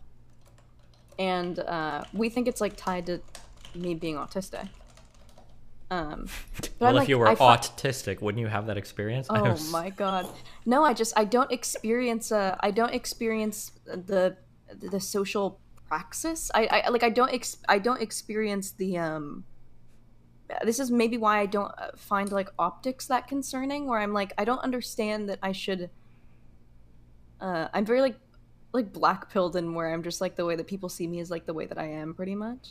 Yeah, but do you feel like you ought to act in the way that people see you? Is that like a strong, because it feels like you were kind of breaking away from that with the, yeah. No, I do what I want to do, but I don't, like, what people think of me is like none of my business, but it is my business now because I'm like a public figure. But like in my real life, I act exactly the way that I want to at any given moment. Like I'm not trying to, one of my value in life, like the thing that I build my life around is transparency, like radical transparency and acceptance. So, and I think that this is a lot because Hold on, wait, what are you going to therapy for? Wait, are you borderline? No. Okay. Sorry, but you used a trigger word for me, so go ahead. No, I did have a narcissistic mother. Okay. So I have like a narcissistic wound, which like looks like BPD, I guess, but okay, I just heard that radical acceptance is a keyword for. It's a DBT, yeah. But people do DBT. I was in treatment for 2 years, residential treatment center, so they just gave us classes. Gotcha. That's where I just checking. Making sure. I have a policy about associating with cluster B people, so go ahead. I might be a narcissist, so. I don't think that's real, so don't worry. Go ahead. We're streamers. Okay. We're all narcissists out here. Go ahead. Anyway, sorry. Keep going. But as I was saying, anyway, so narcissistic wound. The thing that I don't have about I don't have like the abandonment thing. I don't care if someone fucking leaves me. I'm like, okay, I'm on my own anyway. Lone wolf. But that's like the only difference. But I do have a lot of the other things. But my mom, my whole childhood would like gaslight me, like constantly. Her reality was like the reality. It was like extremely confusing to me. Okay. So I spent my whole childhood like accuracy testing with people around me. Like, is this actually the way that it is? Like, I would do this thing with my mom all the time where I'm like, where I was like, I developed like control issues. So obviously I had an eating disorder. We talked about that, but I also had I have a metaphobia, which is like the fear of vomit, because I'm scared. It's like an OCD. I'm like scared of losing control of my body. Metaphobia? Emetophobia. Emetophobia. Emeto. Okay. Yeah, Interesting. emetophobia. Gotcha. It's actually pretty common. with Do you people feel with this at all OCD. when you're having periods? I'm just curious. Yeah, so if I'm nauseous at all, Uh-huh. I cannot do anything. Okay. Like I completely shut down. Gotcha. And like sensory deprivate and like keep myself busy. I play Tetris a lot when I'm nauseous. I have the highest score in I have the third highest score in LA. Tetris I'm sure Master. you do. Okay. Thank you. I do. You would get on the app. destroyed, but go ahead. Okay. But anyway, so it's like a control issue. I forget where I was going with that. Fuck, you ruined my train I didn't. of thought. You were talking about how you hate to feel out of control of yourself, and then you started talking Yeah, about so this I would accuracy test. So I'd Mhm. be like so then my mom became this beacon of like, I'd be like, am I gonna throw up? And she'd be like, no. And then I'd ask her like every 15 minutes because I was a very panicky child. I'd be like, I also had this idea when I was like 6 that my brain was gonna fall out of my head. So I'd be like, is my brain gonna fall out of my head? She'd be like, no. Then she became like this beacon, like my god, where I'd Okay. go to her every time I was like, is this gonna happen to me? And she'd say no. But then she started weaponizing it as I got older. If she got mad at me. Okay. And then like her truth, because she was like my god, it started being like the truth. So then when my mom told me like she told me that I was like evil a couple times, Mhm. or she told me that I was like a manipulative liar, when like I knew that I wasn't lying, but I trusted her so much that I trusted her perception of me, and I started to self-abandon. And I have that, like I still have that, where I self-abandon like constantly when I'm like, oh fuck, like if someone tells me, I can have a firm grasp on who I am. But if you tell me like, oh, I think that you're like a piece of shit, I'm going to start to be like, fuck, I am a piece of shit. Even if I know I didn't do anything wrong. I just like internalize everything. Okay, like that's good to know. everything anyone Okay. says. Gotcha. Which is bad. But people don't think I'm doing that because I'm very, poker face about it. Okay. Hold on, wait, real quick. I want to ask you a question, okay? Okay. Okay. I'm having this conversation. Well, initially I thought it was about feminism shit. Trying to understand your mind. We're getting there. I'm not trying to. Oh yeah, I'm just explaining where we're at. Okay. I'm not trying to go for gotchas or own you in a debate. Okay. Yeah, I didn't think so. Okay, gotcha. Just making sure. Okay. So if I ask you questions where I'm trying to reconcile two things, I'm just trying to figure out what's. Go ahead. Yeah. Okay. So something you said here is that when people say things about you, that you internalize things that you say, right? Or that they say to you, right? Earlier, you mentioned that you feel like you didn't care about what people said. Can you explain to me like the difference between these two things in terms of what you're talking about? So it becomes a thing where it's like when your room is so messy, you stop to care. Like you stop caring. Okay. So when you have like, if you have like one plate out, I think you're more likely to care. And like put that in the sink. Okay. Than if you walk into a room and it's already like chaotic, right? Yeah. Sorry, the fucking camera. Go ahead. Shut up. No, but do you understand that a little bit? So I think yeah, that this is so actually many... the concept of have you ever heard of broken windows policing? Yeah. Yeah, it's the same thing. Yeah. So it's like, it's just so much is going on that I'm like, okay. And also with DBT, I've learned a lot also. Like I'm trying to actively fix this in myself, right? Mhm. So I'm trying not to internalize everything that everyone says. It means more when someone I respect tells me something. Like when Max did the whole thing where he like spazzed out and said that I was like doing whatever I was doing, that like really hurt me. Gotcha. And then I started to be like, oh my God, maybe I am doing this. Okay. Right? I'm glad you said this because this is kind of what I was looking for is when you start to describe that idea of you internalize everything everyone else says. I don't know if you mean that or if you really just mean that people that you respect or look up to or close to, you internalize everything they say. Because that's going to be likely for like parents doing that or loved ones or people that you respect, but maybe not so much like random strangers, right? Thing that's crazy is that I told you I went to treatment for 2 years. So I was like locked away. I went to like a boarding school and it was a residential treatment center. Okay. And we had to learn skills. We had a skill sheet where we had to fill it out every day, and we got 1,000 points for like a whole bunch of skills. Okay. So the first 2 skills you get is following directions and accepting feedback. And it was like a brainwashing tactic. They've gotten rid of this since because it's abusive. But for 2 years, accepting feedback was one of the skills I had to work on every day. Mhm. And if I didn't accept feedback, so if someone told me something and I disagreed with it, I could say nothing, and I had to internalize it for 2 years. And I just had to say it. I just had to say okay. Well, I mean, And if I didn't, I wouldn't make my privileges, which means I couldn't talk to anyone. I couldn't wear makeup. I couldn't read the books I Base. wanted. I couldn't watch Oh, TV. not that base. Like this was like an abusive Alpine Academy. Shut it down. But so maybe it's because I'm also brainwashed in that I think that I should just be internalizing everything because I should just be taking everyone's experience of myself into account. I don't know. It's a whole bunch of things that are leading up to like a very maladaptive trait that is me internalizing too much. Hold on. Can I get some soy? I need to soy the fuck up. Can you give me 1 second? Yeah. Thank you. Great. Typical.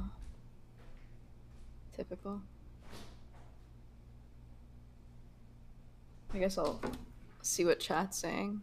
Please be nice to me, guys.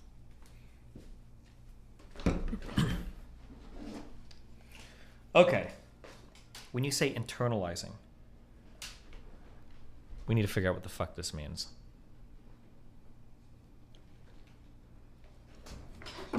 So let's say random stranger on the internet says, "You're a dumb bitch." Does that bother you?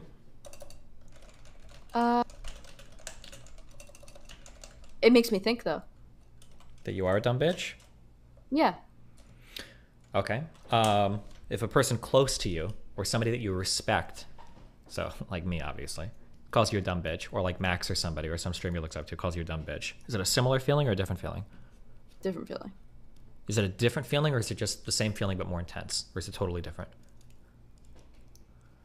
I think it's the same feeling, but also an added like hurt that you don't see me as I see myself. Like I feel unseen. Sure. Do you feel the same way with random people, that it's an unseen thing, or is it just something that makes you doubt yourself? I feel it less, but yeah, I guess it's the same thing. Both. I guess it's the same thing, just different degrees. Okay. Connor, or do you like any of your parents anymore, or do you hate them all?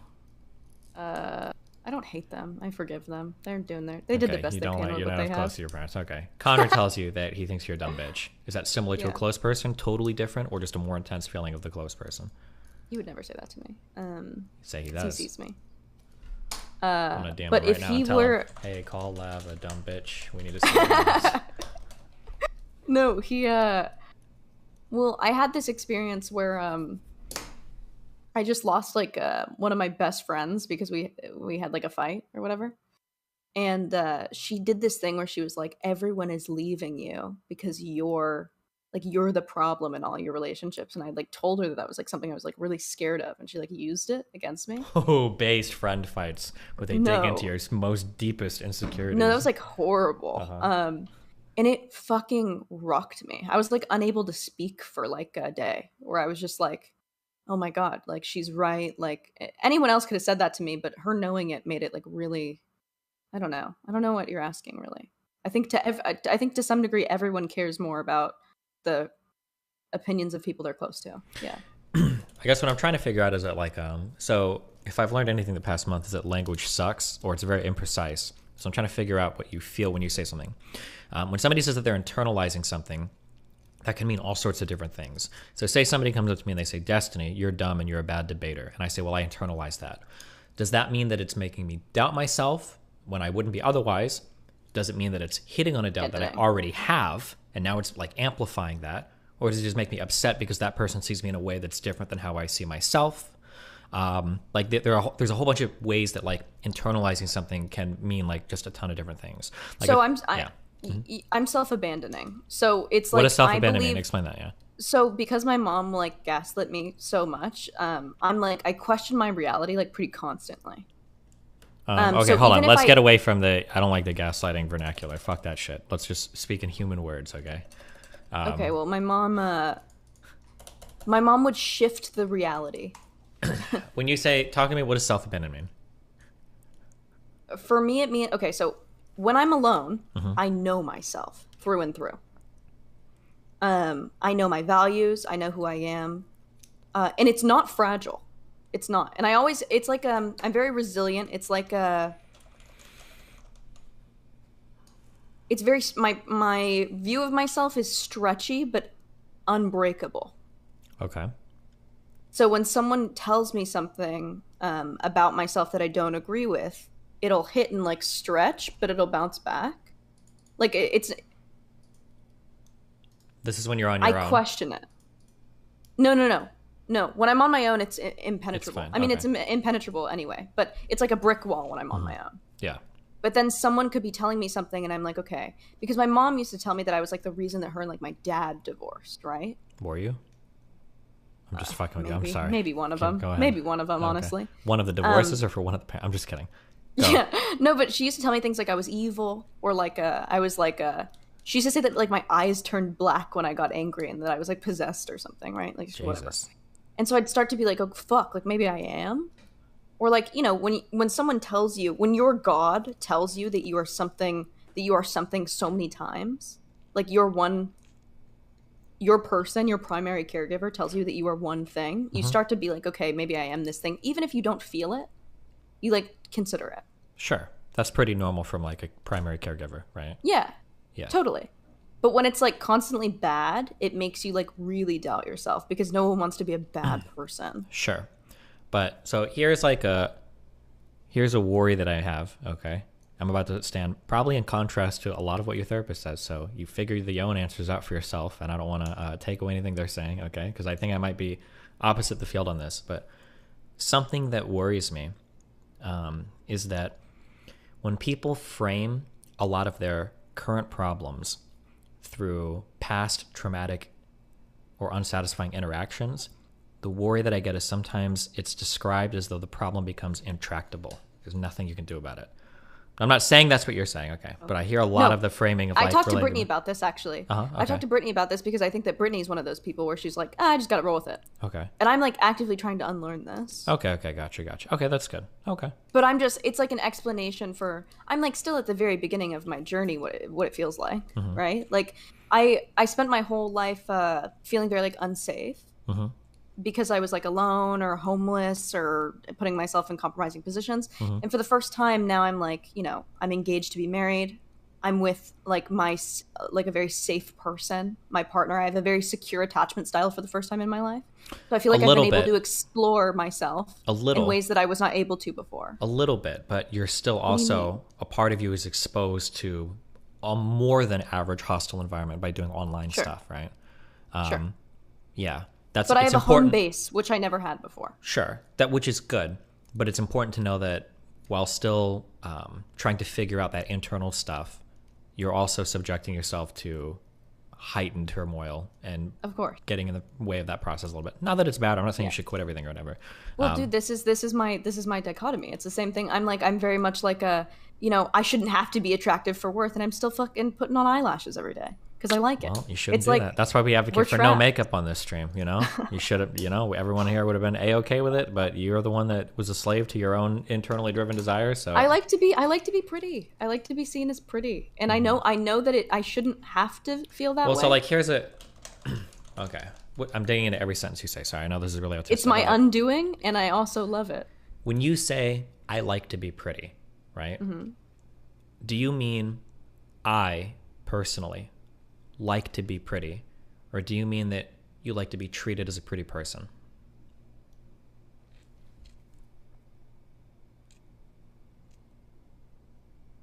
To look at myself in the mirror and be like, oh, I look pretty today. It like brings me joy, obviously. Is it because you like it, or is it because you think other people will see you that way? No, I like to look at myself when sure? I'm all dressed I'm up. not saying you're wrong. Have you really examined that thought? Because it's pretty important. But it could be. I'm not. When I ask, are you sure? I'm not trying to say like, oh, you're wrong, and I'm trying to get you wrong. I'm just. I obviously put makeup on to get on this stream. Like I know that it's performative. Well, but you're also saying that like I know I get more things when I look attractive. Okay. I know that people are more likely to cut me some slack if they find me attractive. Okay, that's not happening here. Okay. But do you let's say that like better. when you're hanging around the house all day alone on your own, let's assume Connor is gone. Do you put on makeup when you're? So it depends. So when I'm on when I pole dance, and when I'm hold on pole dancing like on your own in your house or like out with friends. Okay. No, like alone in my house. Okay. I like to feel my like most attractive, most like feminine and beautiful when I pole dance because I feel like I flow better. Like I just feel better about myself when I'm dancing. And I can do that without makeup, but I always end up having like a better session when I wear makeup. Okay. Because I'm looking at myself in the mirror and I'm like, well, I look like a cartoon. I like looking like a little cartoon. Okay, or that like makes an sense. enigma. Let's get away from Yeah. pole dancing. Makes sense for pole dancing. Let's get away from Okay. that. Say you're just lazying around the house. You're not really going to do it. You're just crawling around, being a dumb bitch. You're not like, you don't have like anything ultra feminine going on. Like, would you still put on makeup or would you just like? No. No. Makeup a lot. In real life. I wear it to go on stream, but in real life I'm like I don't wear a lot of makeup. I don't wear any makeup, honestly. Never. When I'm not doing something like this, no. Okay. I'm digging still. So earlier I asked you the difference between do you like to be pretty or do you like to be treated as pretty? But it seems like if you're Well, I on think your that own. I'm pretty without makeup also. Sure, but that's not what I'm not asking if you feel like you're pretty without makeup. I'm trying to figure out why Well, I you like put on makeup. no, I put on makeup because I like to elevate it, but I still like to be pretty. Like I like that I am pretty even without makeup. Like I like looking at myself and seeing that I'm like a pleasing to the eye. Like I really like the shape of my body. I don't know if it's because other people have told me that they like the shape of my body. But I know that I do like it. Like I like to look at myself naked. Okay. So isn't that autogynephilia? Aren't all women kind of autogynephilic? I don't know. Okay, I'm just curious. I don't know either. But I do like if there's no one else in the world and there's just me, I'm still putting makeup on and looking at myself naked. Okay, hold on. You're giving me a lot of contradictory answers because you just said that you'd go around all day in the house and not put on makeup, unless you're pole dancing. Need it. I don't What? need it, but I'm not. for, I Hold don't on. need I'm not it, asking but if for you need special it. I never occasions- asked, and I never asked for special occasions. Well, I do like it, but it's like a hobby. It's not a hobby. It's a way to change your appearance for a certain reason. I'm trying to figure out what that reason is. No, to me it's a hobby. It's not just a hobby. It has to do with how other people view you, right? Well, no, if there's no one else in the world, I'm still doing it. Okay, then why is it that when you're around the house not pole dancing, you said you wouldn't wear makeup? Because I don't feel the need to. Like I just want to focus on things. I want to be able to rub my eyes. I want to be able to I don't know. It's just it's like an effort thing. Okay. Like sometimes I could, and maybe sometimes I will. If I'm like not doing anything and I'm like, yeah, I could do a little bit of makeup, do a little pick me up. It's not something that I'm like needing. Okay, gotcha. All right. But yeah, it's like a hobby. Would you Certainly when I go out though, I'm doing it not just as a hobby. Like I want Sure. people when I do it to get on stream, I'm doing it so that people view me a certain way. Gotcha. Certainly. Okay, I'm just curious. All right. Where were we before this? You're talking about knowing yourself. We were talking about transparency. internalizing things, Yeah, transparency. internalizing thing, transparency. So because my mom would question my reality or make me feel like my reality was different, it was very important to me with my first boyfriend when I was 16 to start accuracy testing during fights with my mom. So I would start recording the fights that we had and I'd send them to him and he was the first person who told me that I wasn't crazy because I felt like I was going crazy That's with the pretty things that common. my mom was telling me. Okay. And so then I was like, oh fuck. So then I started accuracy testing like constantly. And I still do it with Connor constantly where I'm like, I hope I'm not being manipulative right now. Like I'll start to cry during a conversation that we're having and I'm like, you don't feel like I'm manipulating you right now with my tears, right? Like I do. I'm having a reaction. Oh, sorry. Go ahead. I'll be like, I'm having a reaction right now. I want you to know that you don't have to react to this reaction. I just want you to know that this is my physical response and I don't want it to affect the way that you're telling me. Like radical honesty, I want you to tell me something even if it hurts. Even if it hurts me, I want to know about it. Because that's like consent to me. Because I want you to, that's why I want you to know who you're with. So like this started before we before we opened, we would flirt. We would flirt with other people. I would flirt with other people and I'd tell him exactly what happened because I want him to know the sort of person that he's with because I don't want him to be blindsided. And I would hope that the same thing happened to me. In the beginning of a relationship, something happened where he had met up with an ex-girlfriend like a month into our relationship. Okay. And it was completely platonic. But I was so hurt the fact that he like couldn't tell me because he felt like he couldn't, not because I said anything, or I would get mad at him, or he did anything wrong. But it was just the fact where I felt like the rug was pulled out from under me. Like, I was like, I don't know you. Because he had lied to me. Because he had said that he hadn't seen her. Okay. And so I was like, okay, I couldn't consent to being with you because I didn't know you. Honesty is extremely important to me. I need to know exactly what I'm getting. And because of that, I think that's why I don't care about fleshing out things, is because I'm like, I want you to see me. I want you to see me, how I'm seeing things, how I'm processing things. I want you to listen to my train of thought. I want you to be there with me every step of the way. I don't want to have conversations that are not happening in front of you. I guess trust. I want people to trust me because I want to be able to trust other people. I don't know.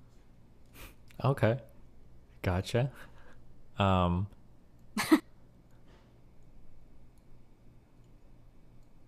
don't know where to go from here.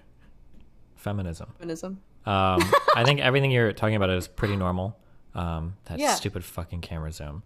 Shut up. Get over it. People like to feel like their partners are totally honest with them because when you're in a certain type of relationship, you're such a stupid fucking bitch. Are you done? Yeah, I'm done. Okay. You're gaslighting me right now with the fucking stupid camera movements to fuck with my head. Okay.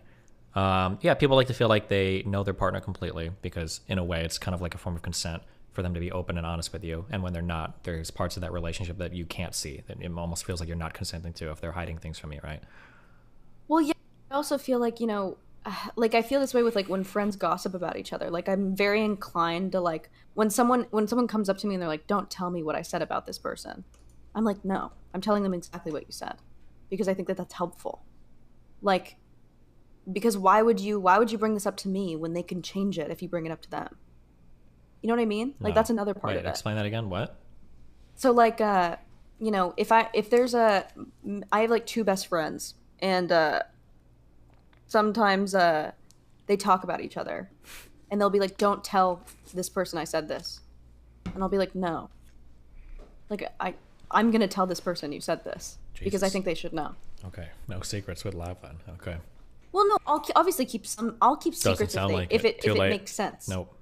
But if it's something like I really hate the way that she said this to me, I'll be like, okay, why are you telling me about this? Tell her about this. And then you'll go and you'll tell her. You'll break the trust. Because I really value communication. Wow. But I won't be like, she told me not to tell you this. I'll be like, I think it's really important for me to facilitate a space where you guys can get this sorted.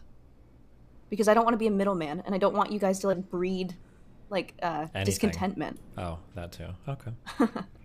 No, but I that's really important. So like if someone, I'll tell my friends, I'll accuracy test with my friends all the time, and I'll be like, are you mad at me about something? It will not hurt my feelings. I need to know what you are thinking right now because I need to be able to change it. I don't want you to ever resent me for anything. I don't want you to get mad. I want you to set boundaries with me, and I want you to tell me how you're feeling about me. Okay, that's fair. I value that a lot. I value communication a lot. I think that's a very feminine trait. No, that shouldn't be feminine or masculine. It shouldn't be. It shouldn't be feminine or masculine, but it is feminine. Why do you say that?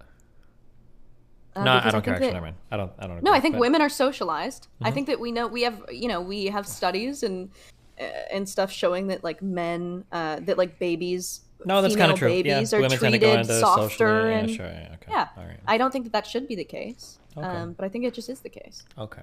Descriptive, not prescriptive. Okay. Yeah. Wow. I think that we should force feminize men. Is what I'm saying. Is that what you want, femboys? I don't want femboys. But I think that masculinity looks a lot different than like what Fresh and Fit thinks. Sure. Like I think masculinity looks a lot like dependability and understanding and like being like a rock. Not rock hard all the time. And being like analytical. Okay. Yeah. Let's back up a second. Okay. I don't need this. Where do you what are your ideas of like male versus female role or masculine versus feminine traits? Where do those come from? Talk to me about that. So I think some of it is like nurture, obviously. Like No, I no, think I'm that not looking for bullshit buzzwords or science answers. Just tell me, like, what do you feel like you get these ideas from? What do you like? Just in the world. Like when I around ask me? you, like, you earlier, you speak about like there are inherent feminine qualities, there are inherent feminine traits. Yeah. Where do you feel like these ideas stem from in your mind? Like, do you feel like these are like divine in nature? Like you're very religious? I'm sorry, am I fucking boring you? No, I'm just anxious and I'm not getting enough oxygen, so my body's telling me to get more by yawning. Okay, you're trying to put me on edge by yawning at me. Okay, I'm sorry. You're manipulating me Sorry. right now. I'm Okay, sorry. Stop. Okay, you can't disarm Oh, me no. by laughing. I either. just That's I had a manipulation moment too. where I had a moment where I did just self-abandon and I was like, You am should I? have. You But should I'm have. not, That's you good. little bitch. All right, my goal is to make you doubt yourself as much as possible. Yeah, Okay? thank you. No problem. Don't thank me for it. You're gonna hate me for it by the end of this. Okay. What was the question again? I don't know. I'm just trying to keep the convo long enough to delete all our DMs so you don't leak everything to your friends. Okay. Okay. The question was, where does your feeling of like masculine or feminine? Where do those come from? Like you think a man should do this, you think a woman should do this. Like talking about that for a second. So I think I'm very like in tune with. I think what makes me like honor women so much is the fact that we can like create life. And so I think that because we can create life, I think that like inherently women are like more predisposed to be able to like take care of that life and cultivate life.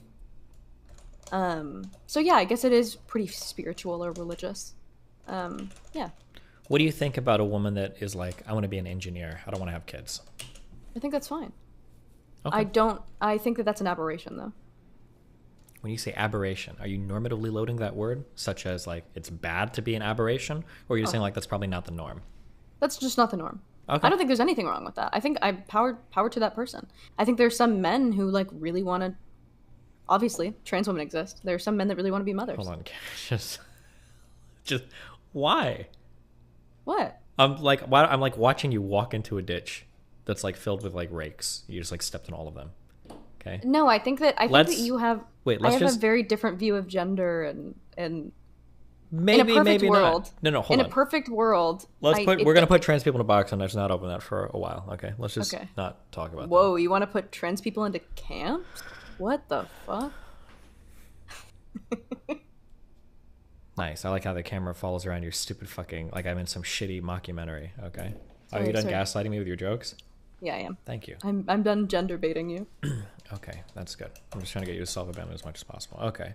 Once I've broken you down, I can rebuild you. Predisposed to taking care of life. You're okay with aberrations. You said that it's not like a bad thing. I believe in like agency and like free choice. I don't think that you should be destined like to do something or forced into it. Okay. How do you think we ought to view women in society, like their roles? As important as any role.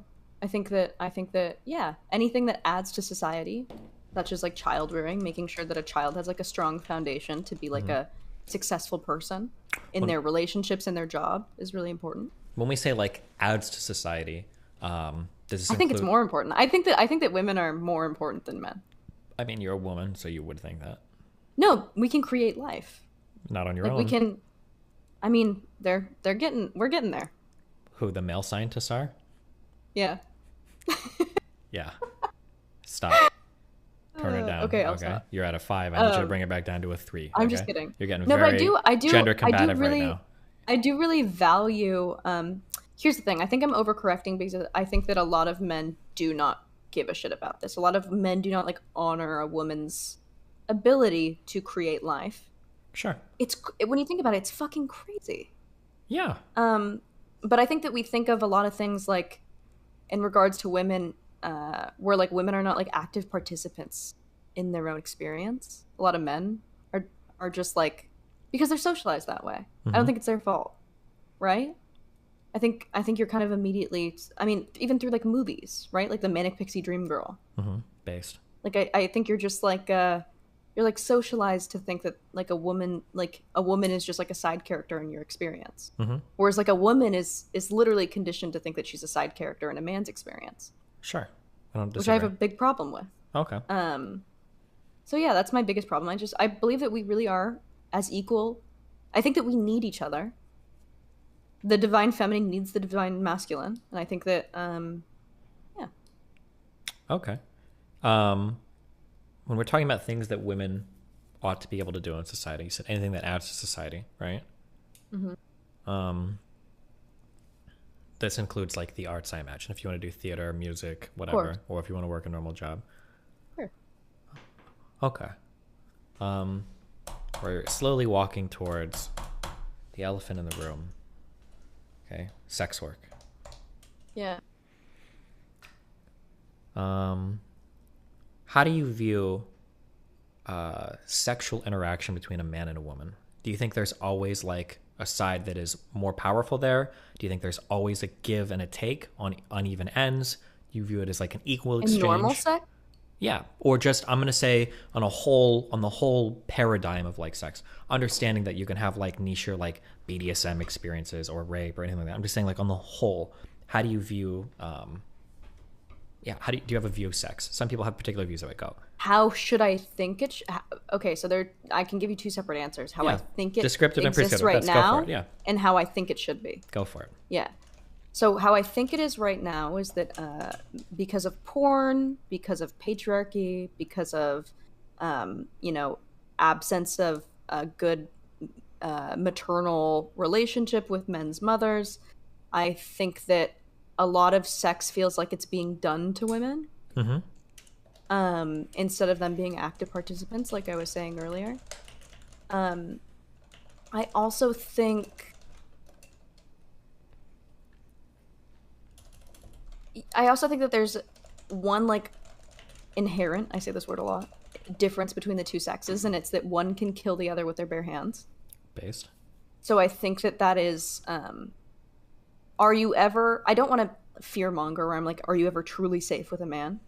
But, if I'm with, when I met Connor, we were like alone, obviously, and he's 6'2", I'm 5'2". He's obviously bigger than me. Like, I can't,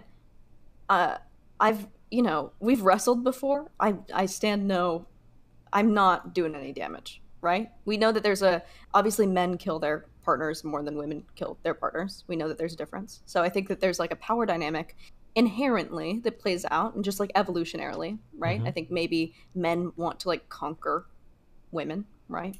Okay. I think that we've grown past that, though. I think that we're intelligent enough of beings so that we can grow past that.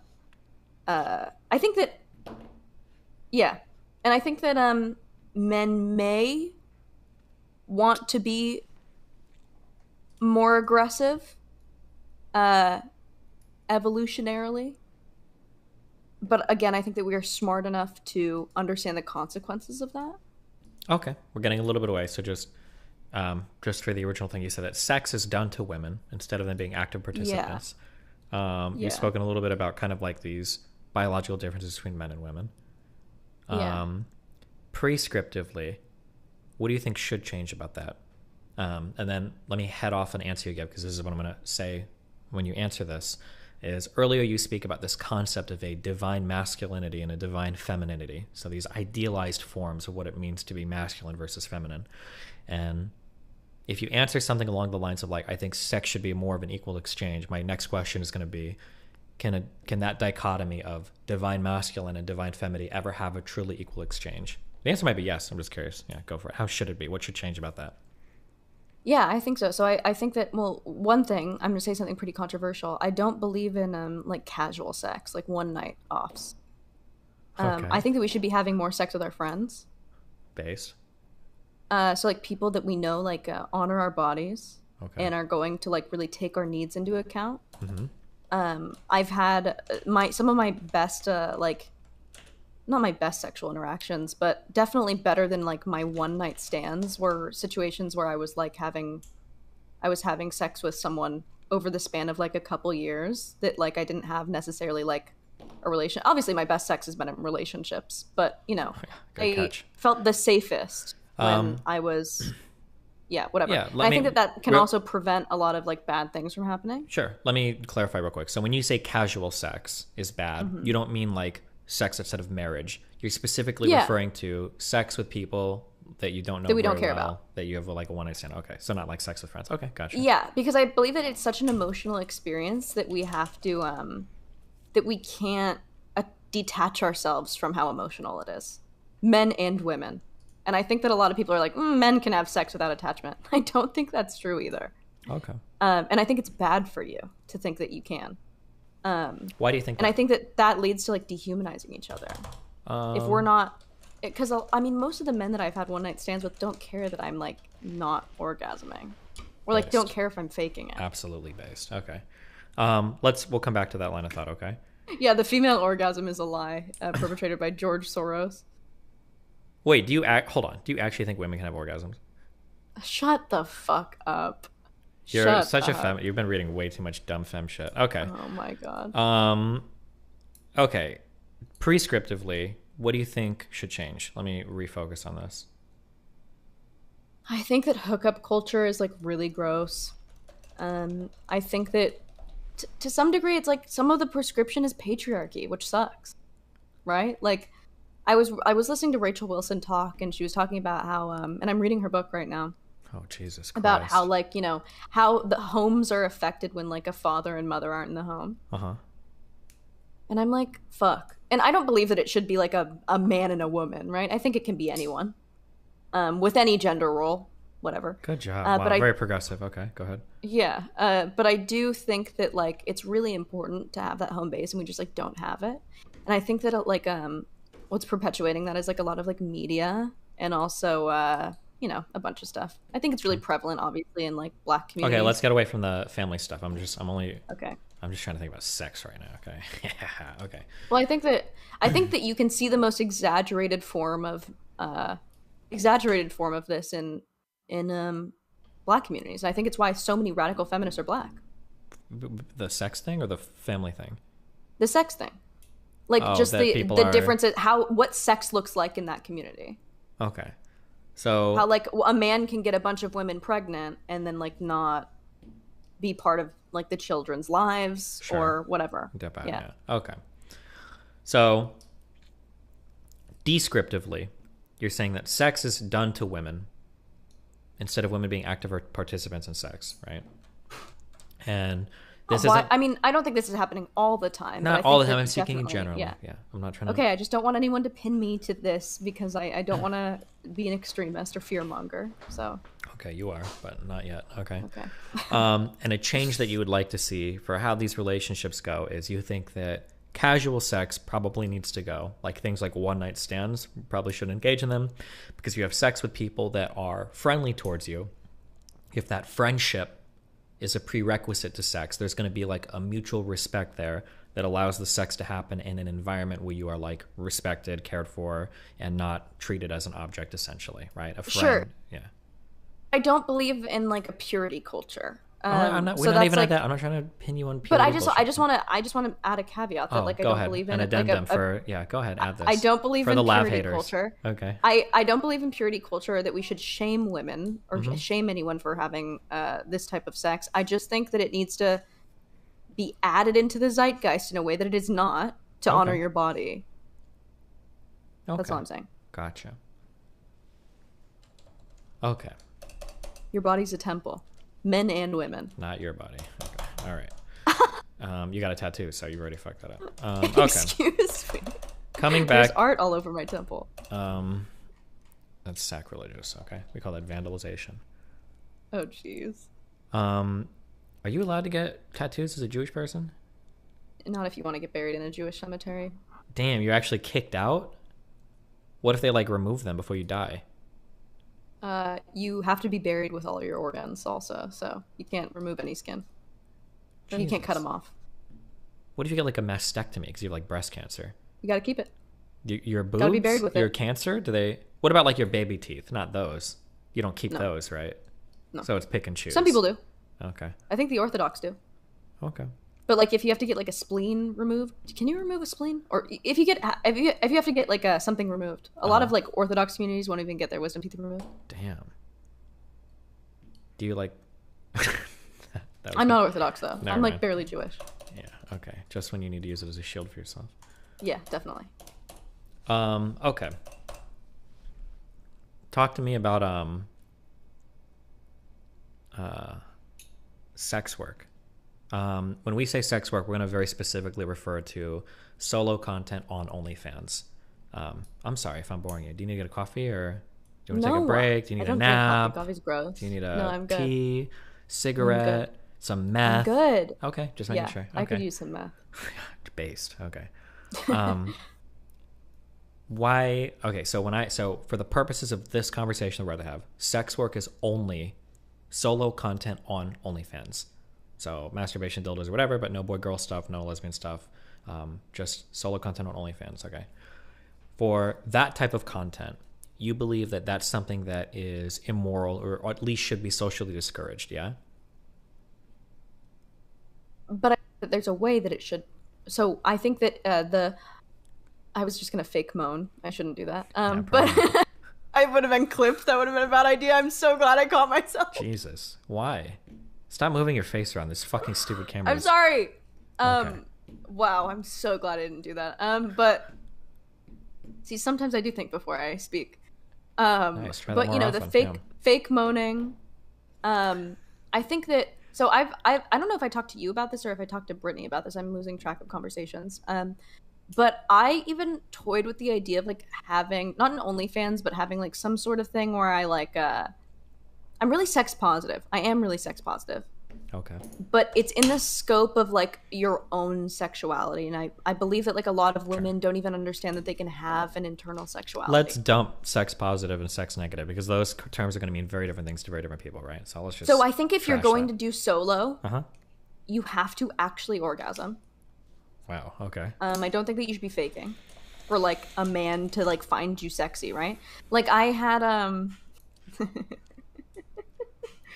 there are quirks that I have when I orgasm that I felt very ashamed of because I didn't feel like they were super sexy.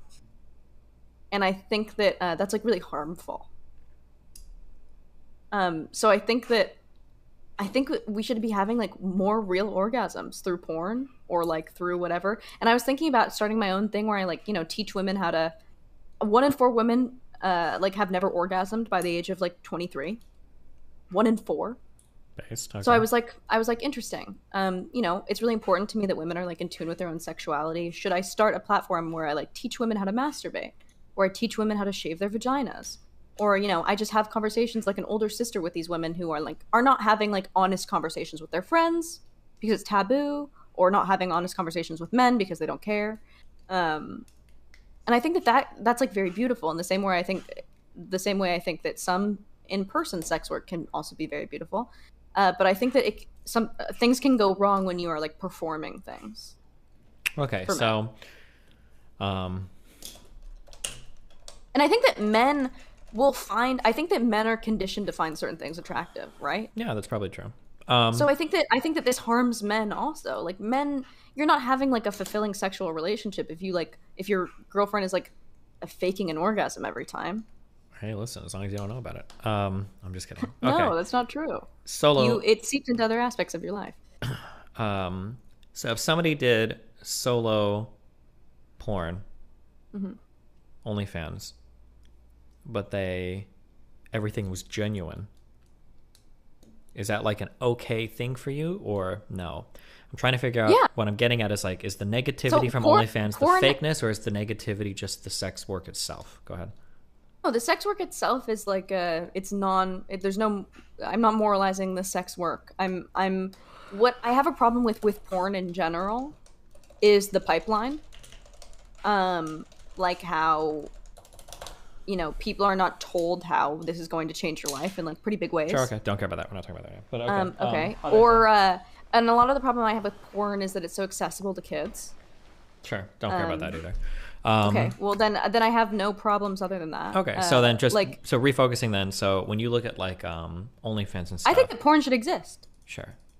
You Yeah, don't I think have to that virtue signal to OnlyFans me, can buddy. exist. Okay. I don't care. No, I think that OnlyFans can exist. I think that the referral program Sure. is disgusting. Okay. I think don't that care. Hold on. Stop. We're getting way off track. I don't care about any of I'm this. gonna kill you. I just don't care about this. You in your That's sleep. great. Oh my god, that's so cute. You can make death threats because you're a woman. And you think that that's like cute to do that. That's really cool. Nice patriarchy right there. That's really nice. I really like the cluster B women that, you know, make death threats and stuff. You don't know if they're being genuine or not. Oh my god, and you're laughing about Don't it. call That's me so, cluster B. oh, that's so cute. Oh my god. Any more threats for us? Do you want to like slam some shit around, break something, threaten to break something? I might. I'll bring a razor on stream and drag it. Nice. Okay. Jesus Christ. You can't make those jokes, okay? I'm We've seen your sorry, pictures. I didn't make Chill. it. Okay, this is very dark. I'm trying to keep this light and bubbly, okay? Okay. Okay. So you're okay with OnlyFans as long as they are not faking stuff because you feel like it contributes overall to a culture of people having misunderstandings of what sex actually is or what it looks like or whatever, right? I think that we as humans don't need the extra fluff. I think that we are literally made to breed, right? We're made to mate. Why would we need the extra fluff? The fake moans, the this is the position I like, even though you don't like it. Even like to some degree, like the speed at which sex happens, it's like it's just all fake. It's not. Maybe it works for men because men's orgasms are not very temperamental, so you don't need a lot. But I think that women do, like, on average, need, like, more. Like, they need to be in the right headspace. It needs to be, like, the right position. It needs to be the right technique. Like, men aren't as fussy. Okay. Okay. Where do you want to go from here? Do you disagree with those things? No. But, I don't know if you agree with these things. Like the thing you're talking about OnlyFans right now, I'd say the same thing about makeup. Why do we need makeup if we're so beautiful already? Why do we need to fake eyelashes and fake all these things? We don't In a need way, that. every time I look at your face, it's like you're showing me a fake orgasm over and over and over again because I don't even know what a real person looks like. I bet you know what a fake orgasm looks like. Yeah, your mom does them all the time. Yeah. She thinks I don't know, but I do. I don't care. I'm in and out in 5 minutes. I'm calling the police. Yeah, they'd come if they saw some things I did to her. I think it's different. Yeah. Shut the fuck up. Okay, I think it's different. Yeah. I think it's different in that, like, makeup is something that now, like, we can't exist in a world without makeup, right? Because now we know that, like, women are valued for, like, their attractiveness. So if you want to be valued, it's kind of just like the trick of the trade. Like, you just got to do it. Whereas, like, with sex, there's not this, like, expectation to where, like, you need to fake moan, or there shouldn't be. I mean, I guess it's very similar, but it feels. I was gonna say, there's a lot of things that have been like sexually loaded today, where like every guy is expected to be like super dom, every woman like is expecting somebody to choke them. Did I say that? What? I don't think I said that. Oh, I'm very aggressive. I'm very dominant. I don't think that that's sex. No, okay. I don't think that that's gendered. What I'm saying is that I think that there are expectations that have been ramped up sexually. As a result of like sure, but I think that's also perpetuated by like porn. Yeah, but I would say the same thing is like for women's appearances that's perpetuated by like makeup and stuff. Sure, but I think that one is definitely like more unhealthy than the other. Yeah, for sure, but they're both. I think unhealthy. that sex is so integral to us as humans. But they can both be bad. With that is very different. Like if I were to punch you as hard as I could in the arm, that would be bad. I think they're both bad. But if I punch you in the face, it's way worse. You'd probably die in one hit. Oh my god! You look like somebody that has like 2 HP. You're trying to strawman right? me. You're trying to shut up. You're trying. I'm not trying to strawman you. No, hold on. Wait, like, hold on. Thing. You're in debate mode. Get out of debate mode. You're out of 6. Bring it down. Yes, meditate. Yeah, there you go. Take some deep breaths. I feel like it's different. It is. Didn't say it was the same. Because sex is very like integral to us, so I think it's more important. So is appearance. More transparent with sex. Yeah, but appearance is pretty important too. No. I agree, but not at the same degree because it doesn't inform our life the same way that sex does. I mean, sex for some people it can. All of culture because it's so important to us. Leave it to a pretty girl to say that like how you look doesn't matter. Wow. Me having longer eyelashes doesn't affect anything. And yet you still go through the effort to put them on. Don't you see that? Are you trying to bait me into taking all my makeup off on stream? I won't do it. You won't do that to me. No, I don't need to. I'm already in your fucking head right now, okay? You know that I'm right, okay? You're gonna start wearing less, and you're gonna be like, fuck, he got me on this one. I don't even wear that much. You wear a ton. No, I don't. I wear lashes. And I brush my eyebrows up. That's it? I'm wearing a bit of gloss also. Okay, nothing on your face, nothing on your cheeks, on your nose, nothing. A little bit of blush. Yeah, okay, yeah. Nice, okay. But that's not that much. Yeah. Comparatively? to the way that some women wear makeup, where they change their face. I think that I don't think that anyone should change their face with makeup. I just think that you should elevate it. What if you some want. people feel the same way about sex work? They want to elevate it with a couple fake moans. Also, Yeah? Also, Oh, debate I mode would turned like to on. bring up- She's at a 6. No, I Go. don't. I don't think that it should be just a woman thing. I think that men should be able to wear makeup also. Men, you groom your face to make it look like you have a jawline. You're not funny. Okay. That's great. I like how you sit like this because your legs are supposed to be a substitute for your personality. Yeah, keep laughing, dipshit. Good one. Did you prepare that joke for the whole fucking stream? Yeah, nice. Open that mouth up real big. Looks like you got a lot of practice doing it, you fucking moron. Yeah, good one. Your mom was right at 6. Your brains did fall out of your ears, okay? I'm so clever and Yeah, quick you're and so smart. clever. It's like crazy. Nice job. Let me know when you're done, okay? No, but you know what I mean? Like, a lot of men do that. Sure. So, A lot of men. So I think it's and I think that's fine. okay, all I'm asking is, okay, try to get untriggered. Can you put it back in the box? Because you're very triggered right now. I need you to get untriggered. Can you do that? I am? Yeah. Interesting. I think I hit a nerve. No. Sorry, Steven. Not at all. You're not tall enough to, okay? Put it back in the box. Chill. Okay. Okay. All I'm saying is, what if somebody wanted to argue that they wanted to elevate their sex work by doing fake moans and stuff, the way that you might elevate your aging face with a whole bunch of makeup? I think you can elevate with fake moans, but I think that faking the whole orgasm is bad. Okay. So, like, you might say, like, makeup is okay, but how do you feel about plastic surgery? I don't believe in it. Okay. It's like a similarity you can draw, right? Yeah. Okay. What's the next part you want to go to in this conversation? Trans people. Wow. Really? I hate them. I can stop. I don't condone any of these statements that are being said right now. I'm just kidding. I really don't. Because of plastic surgery, that's why I thought about trans people. I don't think that trans people should be forced into, like, I think that a lot of like these rules about how you should look also really affect trans women. Like, okay, wait, hold on. No, wait. We're not seriously jumping into trans women. Okay, stop. Hey, why can't we talk about we have trans unexplored people?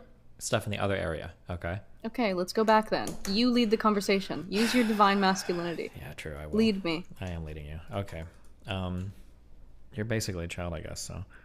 That's true. When you, in the argument that you had when you were on that show with Rachel, what were your main contentions with the other people? Well, my main contentions were like, Polly was like, for 200, she was like, how much did you make as a sex worker? And I was like, I made a lot of money. Okay. And she was like, well, for $200,000, I'd do a lot for that. And I was like, gross. Like, you're like okay with just like sublimating yourself completely for money? Like, that's so anti-human. Okay, can I suggest something here for you? Sure. For a lot of people, poverty is anti-human, and subjecting themselves to some things might be a better alternative. Maybe? To some degree. But also, mo money, mo problems. Right? Yeah, like, but it doesn't feel that way when you have no money. Sure, I'm sitting here and none of my problems went away. Well, you're not they just poor, festered. At least, right? Okay, sure. But I'm sitting here and none of my problems went away. I was still crying myself to sleep a month ago because I was doing sex work. Like, yeah. Okay, hold on. I'm not go away. I'm not arguing with you right now. Plenty of rich people kill themselves. Yeah, listen. Okay, not to brag, but we know that people in poverty I'm pretty rich. are actually I on understand. average, I know. People in poverty. Why are you? Who are you arguing happier. with right now? Who are you arguing with? We know that people in poverty are on average happier. I don't know who you're talking to. First of all, that's not true. Secondly, I don't know who you're arguing with right now, okay? You have nice hands. Thanks. Your mom said the same thing. Okay. All I'm saying is that... Blue looks really good on you. Yeah? Yeah. Thanks. Are you trying to manipulate me? No. Okay. I like your red sweater. It matches the color of your clown lips. We're like a red versus my clown lips. Yeah, the clown makeup you put on or whatever. I want you to. It's really good. It matches your black hair and your solid brown eyes. I think very, very good. You're so annoying. Oh, I could very kill good you. match on everything.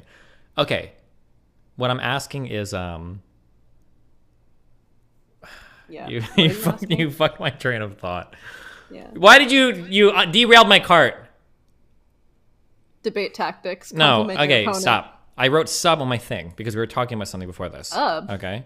You want to be my sub? You said sublimate something. Oh, what I was telling you is that, like, if somebody has a given issue, you have to be very careful when you talk, even if solving that issue won't solve anything, you have to be very careful when you're talking past that issue, right? Like, if a guy's laying on the ground and his, like, knee just got snapped in half, and he's, like, crying there, and he's like, I need to go to the hospital, and you're like, you kneel down next to him, and you're like, listen, dude, just because you go to the hospital to fix your knee, that's not going to solve all your problems. The guy probably knows that, but that's not what he's thinking about right now, right? Does that make sense? Yeah. When you talk about money, you have to be very careful about saying things like, money's not going to solve your problems, because if you're really poor, you have a lot of problems that money will solve, right? Sure. Okay, that's all I'm saying. Yeah, but that was a big problem I had with it. And then obviously these people didn't understand how, like, the existence of, like, legalizing sex work or decriminalizing sex work could also add some leeway to people who are using that for the wrong reasons with, like, sex trafficking. And they, like, just wouldn't look at it. And I was just like, how could you not look at this?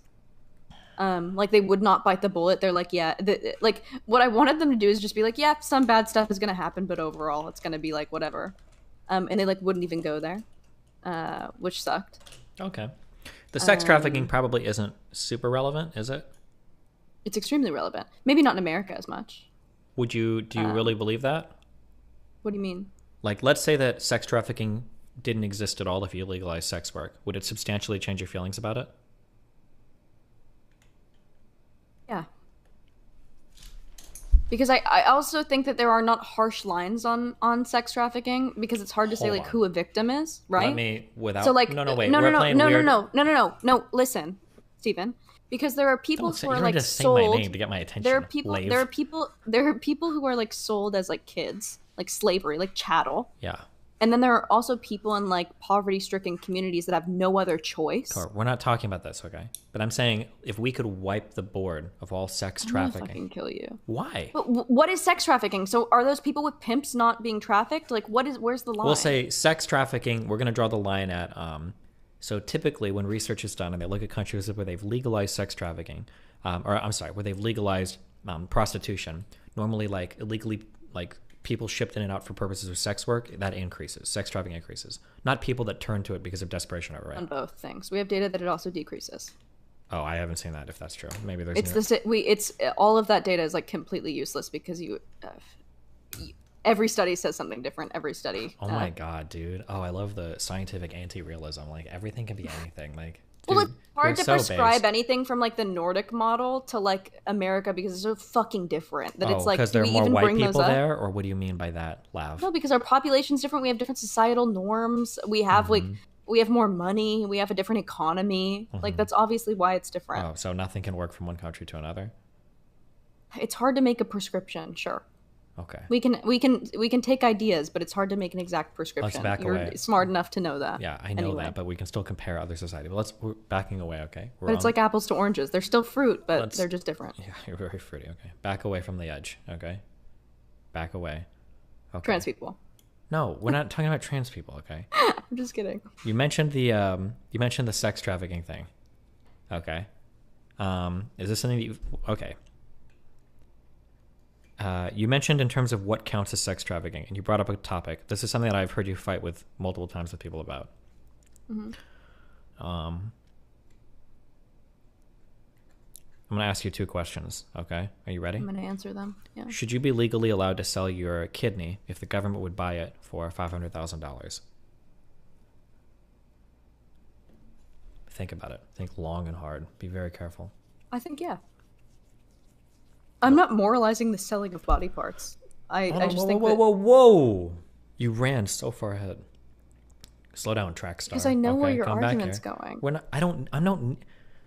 I'm not a fucking moron. I don't need you to head off my arguments, okay? You don't know where my argument's going, okay? Okay, yeah, I think that you should be able to sell parts of your body if you have informed consent and like actual informed consent. The problem is that you cannot give informed consent at the rate which sex work is happening right now. Okay, two different You're dealing with a hypothetical, and then you're dealing with like real world pragmatic issues. Yes, because I'm trying to relate it because you're But taking me on this train. I'm not taking you on anything. We haven't even gotten in the car yet, okay? And you're like trying to figure out like, I think that he's gonna, yeah, I'm trying to, okay? I need to get the booster seat out of the trunk, okay? Chill, okay? Okay. Okay, let's go grab the booster seat, okay? So you're saying that poor people should be allowed to sell their organs, right? Can you stop doing the exorcist fucking movements over here? Jesus, are you okay? Sorry. Yeah, they should be able to. Okay. Okay. It should not be easy, but yeah, they should be able to if they really want to. Okay. Let's say that we have sweatshops in China, okay? People work in substandard conditions compared to our country. Less than minimum wage in our country, but they produce goods and services for us.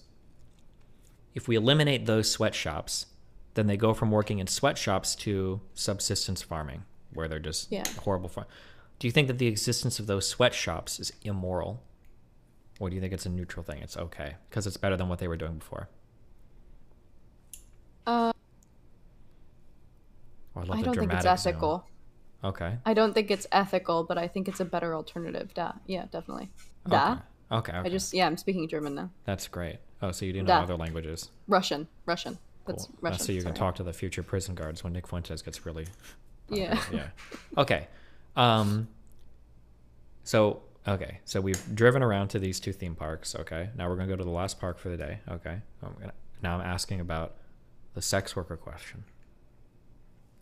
Why or why not should a poor person, assuming that they're informed about the possible upsides and downsides, should they be allowed to do something akin to OnlyFans? So they can. I'm not asking if they can. I'm saying, like, do you think it's moral? Do you think it's okay? Sure.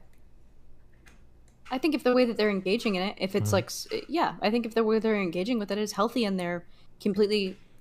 I think the problem is education. I don't think the problem is sex work in itself. I think that we're just not having bigger conversations about stuff like this.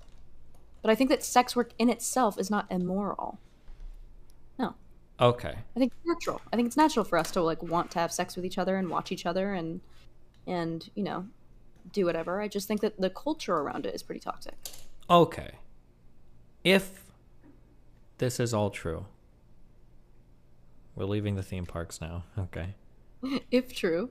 Why not just, if true then, why not just focus on the pragmatic parts of sex work instead of the larger societal philosophical arguments I hear you make? Because I feel like I hear you sometimes say things akin to sex work is wrong because it makes women put themselves in positions where men are going to view them or treat them as objects, which leads to the further societal dehumanization of women. I hear sometimes this broader society, and you might not feel this way anymore, but this is just an argument I've heard you make. If you believe in that argument strongly, that's a far different argument than this like pragmatic, like a lot of people get into OnlyFans and they don't really have any idea like what they're getting into, right? Yeah. Well, because I think I want to add my opinion in the way, like I still don't think that, like you said, is it moral?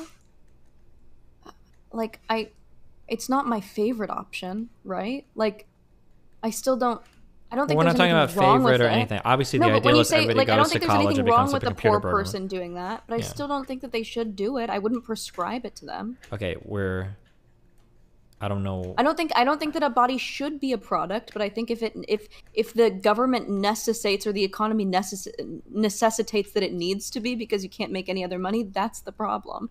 Sure, but then our problem has nothing to do with sex work. Now it just has to do with like welfare or something. Sure. Right? Yeah, and I think that that's a conversation that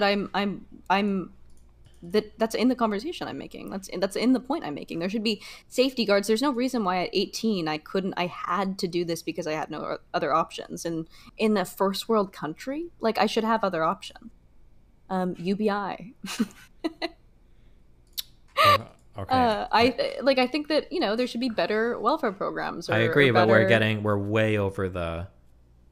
way past the topic. I think my problems with sex work are my problems with capitalism, or my problems with patriarchy, or my problems with culture.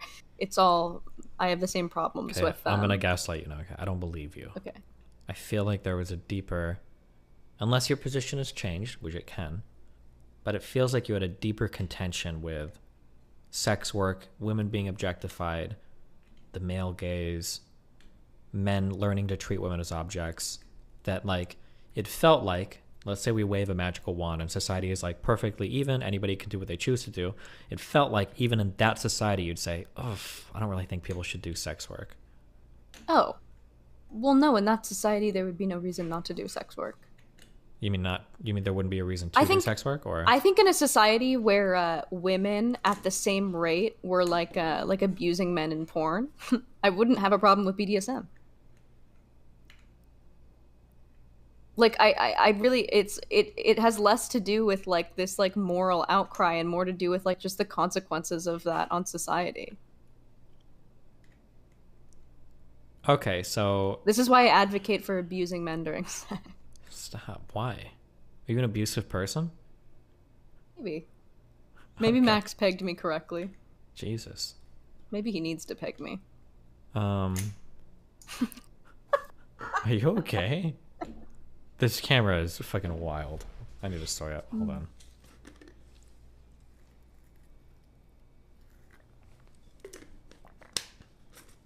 Chalky milk. Yeah. Chalky milk Soylent. Yep. If I had a hot chocolate, I'd be drinking that instead, okay? You're a freak. You're a baby. You eat like a toddler. I would actually kill you if I had the opportunity to. If I ever see you in person, you will die in a video game. If you have... Yeah, okay. Okay. So, in a perfect society where everybody has equal money, men and women abuse each other at even rates, in this world, you have no care in the world about people doing sex work or porn. No, that was hyperbolic. That was a joke. Obviously, I don't think people should hurt each other. Well, no. I'm when I say equal rates, I don't mean that women have started abusing men at the rate that men's abuse women. I mean that hopefully men have abused women less, right? We need to talk about the need. I think that we need to talk about like the need to want to hurt people in the same way that it's like. Sure, don't care. Separate conversation topic. I'm just trying to figure out right now, in terms of don't throw a fucking temper tantrum because I don't want to talk about some peripheral. I'm stomping topic. my feet. Okay, yeah, that's great. Now you're gonna be breaking your boyfriend's laptop next, and okay, don't worry, I've seen it all before. Okay, Setting the house on fire. Yeah. Yeah, it sounds like something you do, and you're like, Writing oh, a I bit couldn't help longer. myself. You know, my mom gaslit me, and now I lit the house on fire. Yeah, that's what I do. Is that Jordan Peterson? No, that was. Am I Jordan Peterson? Lave, whatever. That's like the a fuck really your good name Jordan is. Peterson Do you really impression. think so? Wow, you a Yeah. big fan of his? Do you listen to a lot of his stuff? I've never listened to any of his stuff. Isn't he? Never mind. Okay. Hold on. Back up. In a society where wealth is perfectly evenly distributed. I'm sorry. Yeah, continue. You're fine. You okay? Where the wealth is evenly distributed. Yeah. You can take a nap if you want. We can revisit this. I'm in a not. couple I hours. just If you yawned. need like a I just pacifier, yawned. a I'm little sorry. blanket in the And you know what's background, kind of maybe? weird is Yeah. that you're not yawning watching me yawn, which means that you have low empathy levels. Actually, my empathy levels are very high, but I just don't view women as Interesting. human, so I don't really. Yeah, no effect on me. Sorry. Women crying doesn't affect me either. Wow, no yawn. You don't even feel a little bit of a yawn coming on. No, actually, when you. No, never mind. That's too weird. Okay, listen. Stop. Okay. In a society that is perfectly equal, or relatively equal, is approaching high levels of equality, you're okay with sex work then. You don't have a fundamental problem with sex work. Oh. Okay. Perpetuates some toxicness in like the patriarchy we live in. Wait. It's like a symptom of the patriarchy. Okay, it looked like you said no, but your mic cut out. So do you or do you not, in a perfect society, have problems with sex work? No. No. I don't have a Okay. problem with it in a perfect society. No. Okay. I So think then- that it just perpetuates the society that the injustice that we already live with. Okay. Do you think that that's the main driver, or do you think that there are other things that are probably more worth it to focus on? I think it's one of the main drivers for our youth. Because I feel like haven't men been pretty abusive towards women through like all of human history, even before? Sure, porn? but now, yes, but I think like rough sex is happening at rates that like it's never happened before. Okay, is there something wrong with rough sex? There is something wrong with rough sex when you can use it as a defense as to like why you murdered your girlfriend, which 6 people have used in the UK in the past 5 years. Okay, but now we're talking about a whole different legal thing. not a. Okay, I'm just talking about like how culture.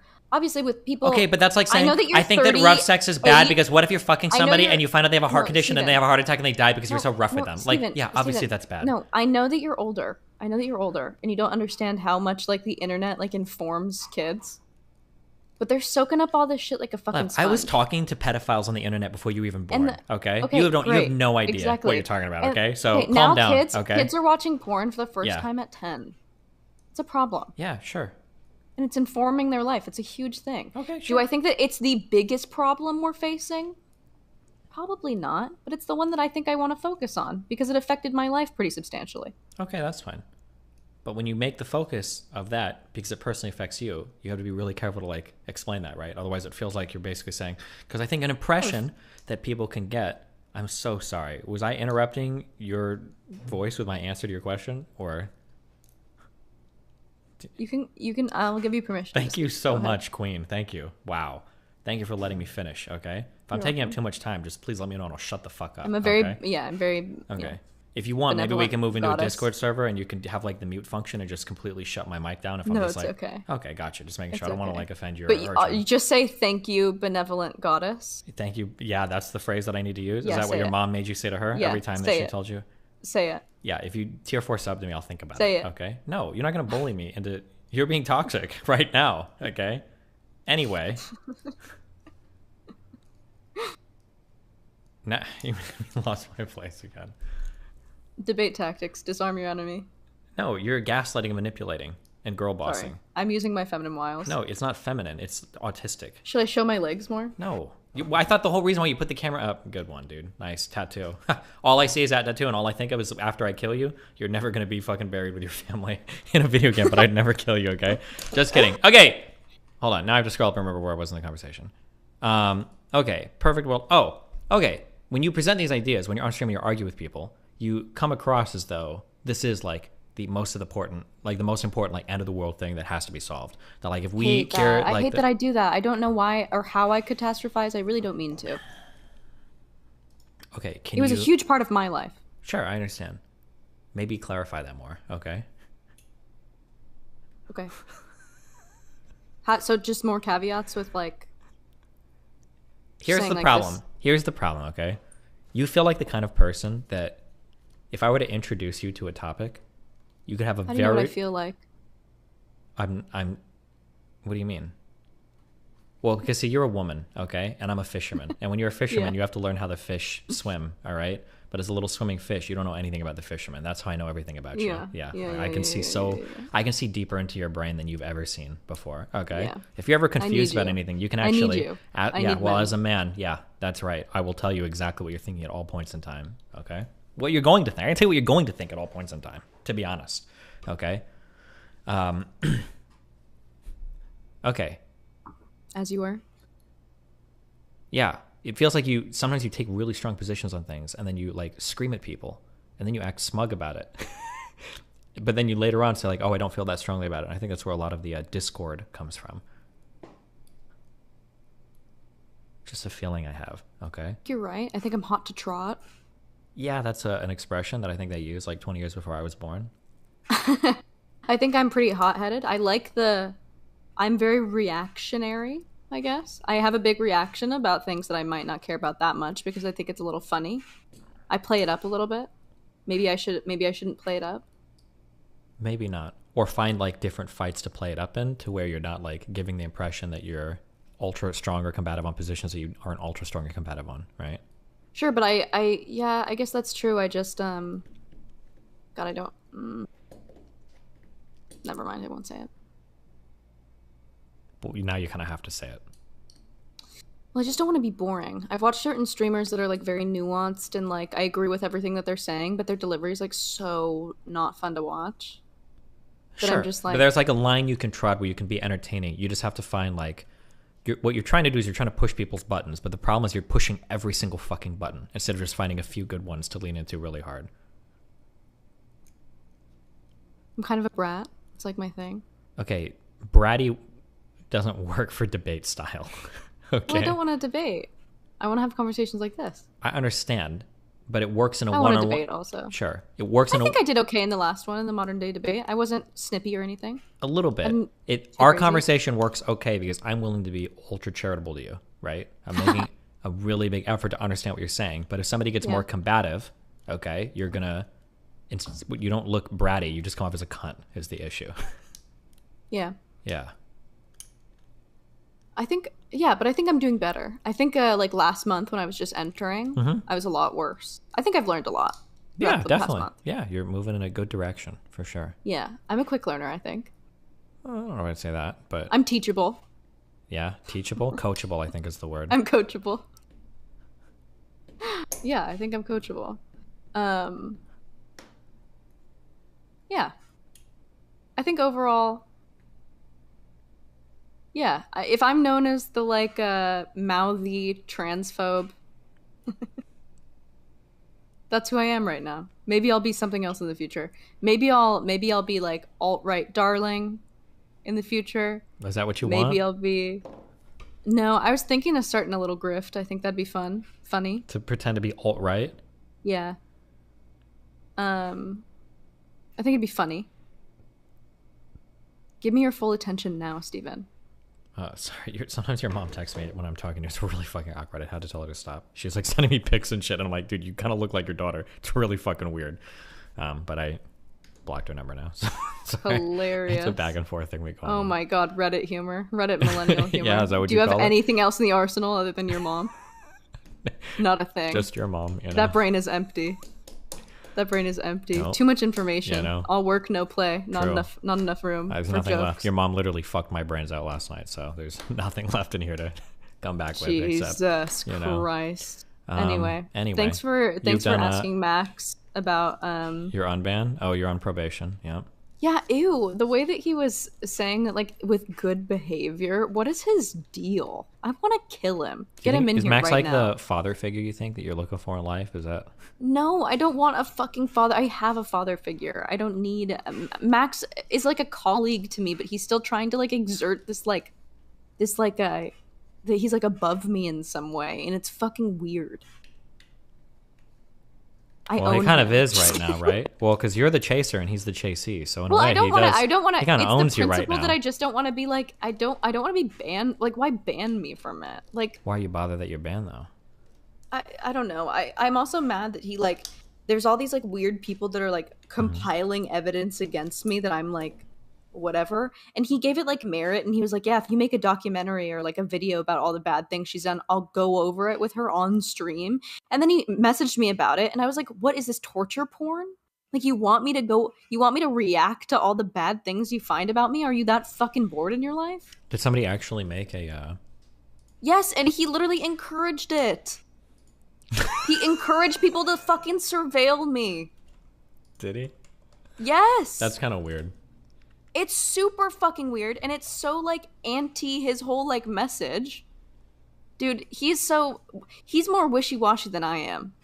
Is he though? Are you sure about that? Yes.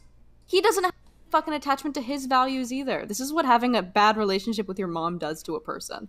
It makes you like me and Max. This is why we need more mothers in the home. True. Wait, can somebody Child rearing. can somebody just real quick on the side? Somebody link me this Slav hit piece. I want to watch this sometime. It doesn't exist because I messaged him about it and I was like, LOL, and he was like, fine, I'll drop it if you want me to. And I was like, why were you even giving this attention? Okay, well, for the guy that was going to work on it, I'll watch it on stream if you make it, okay? Sounds like a good time. Oh my god, okay? don't say That's what I that, dude. want. Yeah? It's so fucking stupid. It's like just edgy jokes that I've made. What kind of edgy jokes? N-word jokes? No, I've never done that. F-word Ever. jokes? I've never even thought of the N-word. Really? What are you thinking right now? Nothing. Brain empty. Okay. Have you read Eckhart Tolle? That's the way to be. Who's Head that? empty mode. The Power of Now, Eckhart Tolle. Nope. You should read that. You need it. Okay. But it's so. Have you heard of this thing? It's like a website where you put in like a photo of yourself, and then you get like rated on like how friendly you look, how attractive you look, and how kind or how smart you look or something. Yeah, it's called OnlyFans, right? No, you get like rated like an actual scale. Okay. I forget what the fucking website's called. Just based on the picture? Yeah. Okay. And people can rate you on certain things. Mm-hmm. And I had posted again. I had forgotten that this had happened. I told you about the drama before that I had posted a photo of myself when I was like 14 because it was funny. I don't remember hearing about this. Some Okay, of go my ahead. friends in the server took the photo of when I was 14 and put it up on that site to see what people like thought about Okay. with me. And I was encouraging it because I thought it was funny. Okay. And they're trying to say that that's again like me being a pedophile when I wasn't even the one who fucking did it. But it was still like it was just kind of, it was like a little funny 15 minutes thing. It wasn't like we were all bored in a Discord VC. Like it wasn't, I fucking hate being online. I hate it here. Yeah, do you? I mean, you're the one that's trying to stake out. I hate when people are like attach themselves to these like stupid fucking things. People are like looking for a reason to fucking hate me constantly. That's what I hate about it. You know everything about that. Yeah, but I'm above it all because I'm internally driven, not externally driven. I'm But that's internally just one of the driven. benefits that comes with being 33 years old. So. And a man. No, just mainly 33. It's And a mainly just man. the age. No. And a man. You have a completely different experience to me because you don't have to perform. I perform all the time. Not in the ways that I do. I have to Oh. be sexy, young, smart, funny. Well, you're like 1 out of 5 of aggressive. those things, so yeah, the aggressive part. Good you hit on the end. Okay. You're like a No, chihuahua but I with have to makeup. be all these. Okay.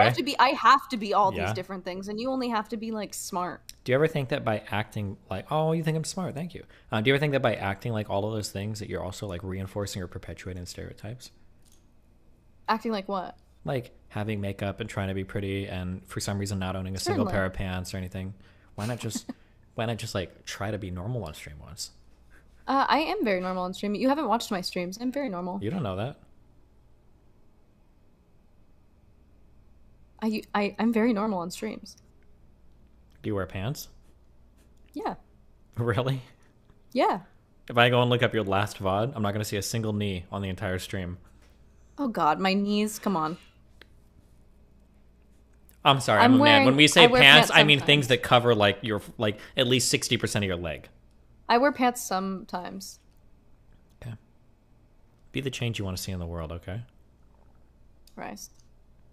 No, I've gotten on cam without makeup a bunch of times. do it more.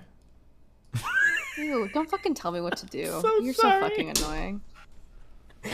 I'm not. Yeah, I am. Yeah, but Did I femme pill you? Are you a feminist? No, now? it's just people. Just, Did you defem pill me? I'm not sure what happened in this conversation. nothing. I'm just trying to. I don't know. I was just seeing where we were going with this. Yeah, I guess we learned that my takes are more nuanced. I don't know. How do you explain to a bunch of men that the porn that they're watching could be negatively affecting them in a way that they don't even understand? Okay, hold on. I'm gonna sit up for this one. It's time for the tough love part. Are you ready, Lave? Lave? Yeah. Okay, ready? Is that my new name? Yep. Or I can call you Miss Brown Eyes if that's what you want. Okay. I will kill you. Okay, ready? Okay. I don't know what the fuck you believe, Lave, because sometimes when you answer questions, it makes it seem like you have a totally different set of beliefs working, or it feels like sometimes you're fluidly Why'd you call me switching Lave? between different sets of beliefs based on what the argument is.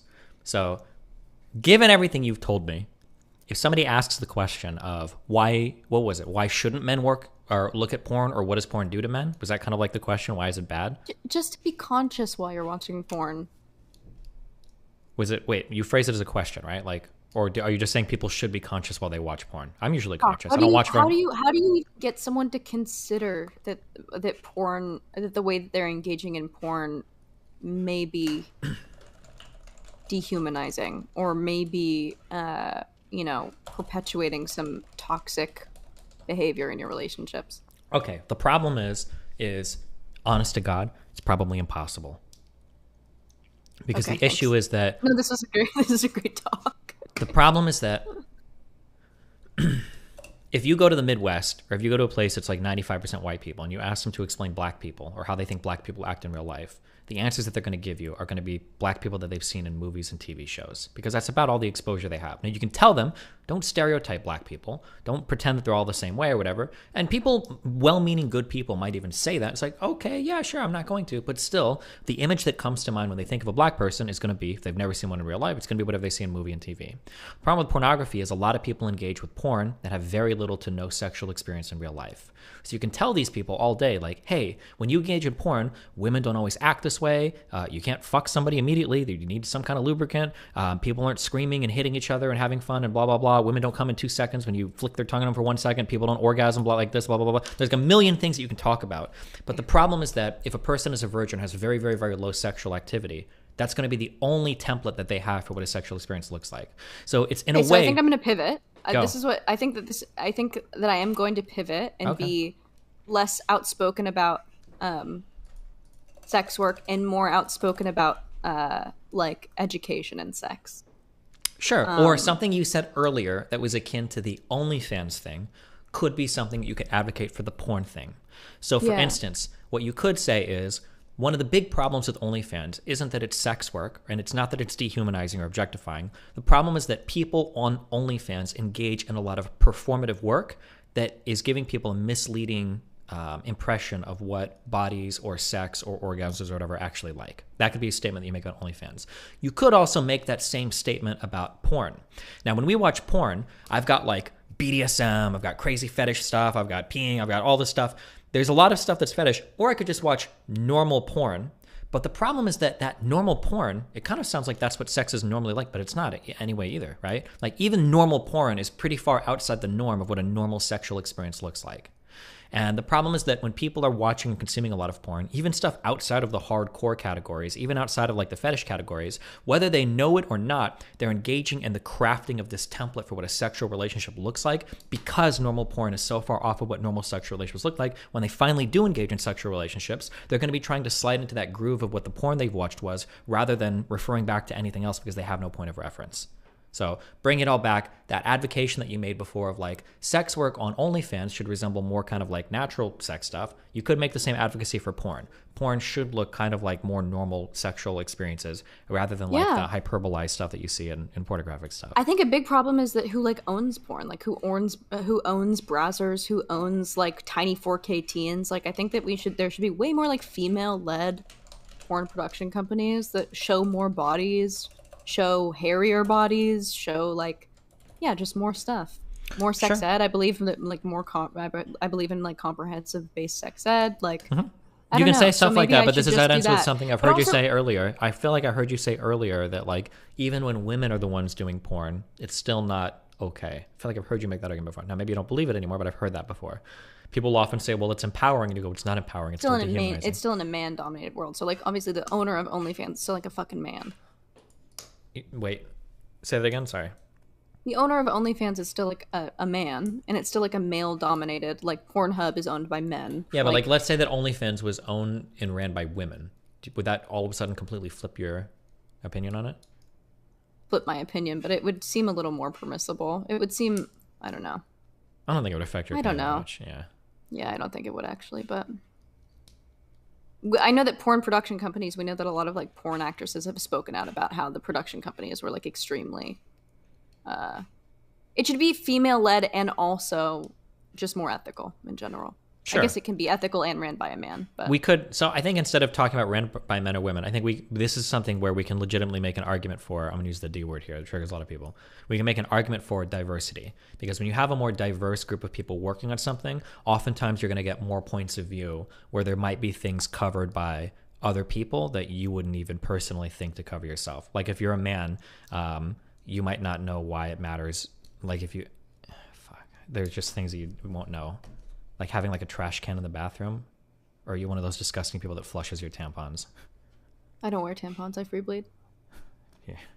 That's why you wear red today. That's cute. Nice. I approve. But there might be like a lot of random things that like you won't catch if you're like a man and you're setting up something, or if you're going through a scene or whatever, as opposed to having more women on set working that will like be more concerned with things that are going on, right? Yeah. Yeah, I follow this TikTok account that like shows the backstage about how they have like little like powwows before the scene, like what are your boundaries, what do you not want to do, it's totally okay for you to say no at any point, like, and it's woman led, and that feels like really good to me. But it's like it's hard to want to watch those things when like your brain is like still on like a rape, torture, dungeon porn.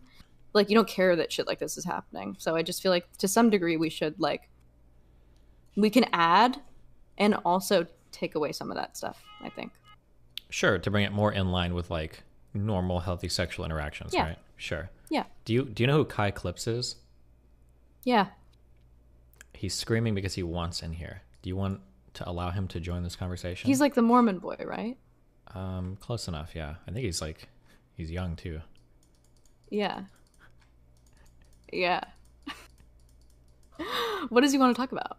I don't know. My whole chat is spamming it, and my mod RTBA, who's like who hates you, is spamming it. I think he just wants you to speak less, and a man in here makes him feel better. Okay. Do you want him to join, or do you want to finish this conversation and he can come in, or do you not? It's up to you. I think It's that, your I think that convo. no, let's talk with Kai. He's a cutie. Kai Clips, join General Lobby, and I'll give you perms to hop on up. He's he's gonna try to make me Mormon again. Cringe. Can you even do that if you're Jewish? Yeah. Do you really free bleed? I do really free bleed. Do you have like a special pair? I advocate it for everyone. Thinks underwear is really great for free bleeding, but a lot of the time I just do it on like my towel, my period towel. What about like when you're going out for the day? Diva Cup. Okay. Or Thinks. Or what? What was the last thing? Thinks. It's like Thinks period panties. Is Tampons it are like like a panty liner, or? No, it's like really absorbent underwear. But I try not to. Yeah, I think if you're a girl and you're watching this, think about Thinks. They're a little bit expensive, but it feels that your cramps end up so much worse if you're like wearing a tampon, or there's like risk for toxic shock. What? Yes, there's evidence showing. No, wait, toxic shock? Yeah. You have the highest risk of ever getting toxic shock syndrome through wearing a tampon. TSS is like if you leave it in for a week and you no shot. A lot of women do. Well, and don't just don't do that. You can get it in 24 hours. Don't leave the same tampon in for 24 hours. Every woman forgets. Every woman forgets. Gross. And also, they hurt. They hurt if your flow is not like super heavy. I don't have like a super heavy flow. So if I put it in, I put it in dry. It's coming out dry. Sometimes it fucking hurts. Yeah, it seems like you're. Use a pad. Pads smell. And you don't think you do? A period just shouldn't smell like a lot, but I it can definitely smell periods smells. on people. I bet when you're in public, Sure. everybody's looking at you and they're like, "That woman is menstruating right now." Every eye is hope on you. so. Every It's man very is beautiful looking. and sexy to It's me, not very beautiful. powerful. It's the opposite of beautiful because your body's designed to breed. And when Oh you're my God. menstruating, that's your body punishing you for not being pregnant. Did you know that? It's God's way Yeah, of telling that's you true. fucked up. That's true. No, but I think that pads, because of the paper and the cotton, it just like holds on to smell in a different way than like a towel does, and also you're like sitting it and it gets like sweaty, and yeah, not the best. Jesus Christ. Hello. Oh my God. Kill you, bro. What are you doing? Hold on. She can't sexualize me anymore because I'm taking the appearance of a child. She When called did I sexualize you? me a cutie right before. So unless you're talking about the movie, you can't sexualize me anymore. I wasn't immune. sexualizing you at all. Okay. Don't You act wish I ignorant. was. That's a no, projection. you're a succubus. Don't act like, oh, you wish I was sexualizing you. You're no, a cutie. no. You're like 18 Do I look 18? right now. Yeah. This is how I look. Nothing is wrong with me. This is how I am. Oh my God, take it off. It's freaking me out. Why? Maybe because you Because you because can't. your shoulders are so broad. Yeah, because I'm big. Because And I'm in you- the 1,000-pound club. Because I've got my gym flare in the DGG chat. True. Horrifying. Why'd you want to come in here? You're basically making the argument against porn in the least convincing, least rational, and most awful way. Oh and my I need to put God. a stop to this. I'm also here because as an. you're coming from, I'm like, a also moral here. standpoint. I'm also here as an assassin for the Destiny.gg website. They've asked me to take care of you, and I am the weapon of the people. So You're good so far. okay, so is your argument that we should just have more porn where like women have armpit hair. Did I hear that right? I don't think that's like my whole argument, but if you want to like dumb it down to that, then sure. That I think was like one of the big problems is I think you can't divorce this is a tangent kind of, but you can't divorce like your sexual identity or your attractions or kinks from the way you have conversation. It was infuriating watching like every few minutes you guys would stop conversation and get into like this like flirty, teasy tirade. And That's what happens when people are attracted to each other. Well, not true. You wouldn't know and I anything know about that. that as a Mormon. No, I'm never attracted to anybody ever. I'm a toddler. Well, you're not supposed to Maybe- act on it, or you go to the outer darkness. Well, no, you can kiss people. You're just not supposed to have like, sex with women who have armpit hair before they're You can't married, kiss I guess. people. Yes, you can. Okay, Not we're not alone. getting Yes, you can. Anyway, No, we're you not getting can't. Okay. No, actually, Love, you're right. The religion that I am still a part of and do apologetics research for, no, you are actually correct. I am incorrect. You are right. Now I know how this feels, Destiny. What's the Mormon sex argument? That's not like the way I would phrase it. I would just say that like pornography is bad, both like secularly and morally. Well, there's a variety of things, right? So if You have a very tiny mustache. Hold on, let him finish a fucking sentence. Lab, is you're like- cutting him off. no, this is always how it is. Watching it was bad, but like experiencing. Okay, wait, it, don't I do know. the meta conversation. Stop. You guys are driving me crazy. Okay, go back and forth. Yeah, he wants to get into all Hey, the I'm a kid. misogyny he I'm a can. kid. Okay. I have an excuse. Kai, talk. Lab, stop interrupting. Okay. Okay. Jesus. Thank you. Behave. So both secularly and just like from like a religious moral position, I think you can make arguments against pornography.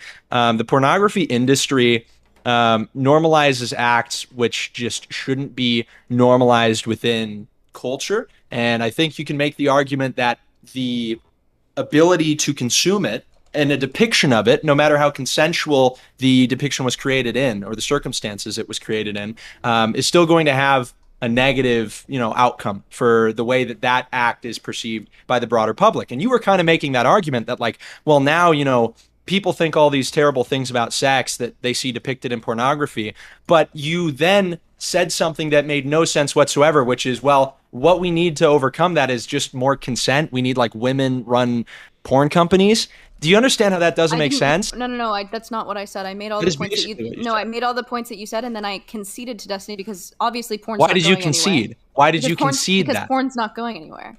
But I think it could. And, I think it but we totally also- could go okay, anywhere. But Kai, we weren't also like debating. We weren't debating. We were having like a conversation. You guys were flirting back and forth. I understand, but either way, it's not a point you need to. It's not a point you need agree to with concede you. whatsoever. Well, no, okay, I awesome. don't think I Then need let to me- concede it, but I Well, did then why concede did for you? the sake of the conversation. So for the Because sake I of wanna- the conversation, I you would rather conceded have a point you didn't Bohemian- have I to would rather concede. have Bohemian dialogue where we're two people exchanging ideas instead of trying to change each other's minds. Ideas aren't all you're exchanging, okay? Don't act like this is so innocent. Jesus Anyway, Christ.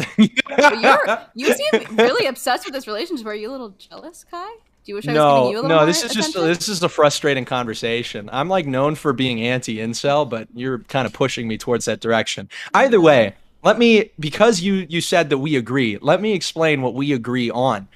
Whether or not women are the ones producing the pornography, whether or not there's like that little TikTok party in the back room where they say, hey, my name is so-and-so and I consent to this and this is my boundary and this and that. Whether or not anybody says any of that, it doesn't validate the depiction of like rape, incest, or whatever else that's going to happen like 5 minutes later in the video.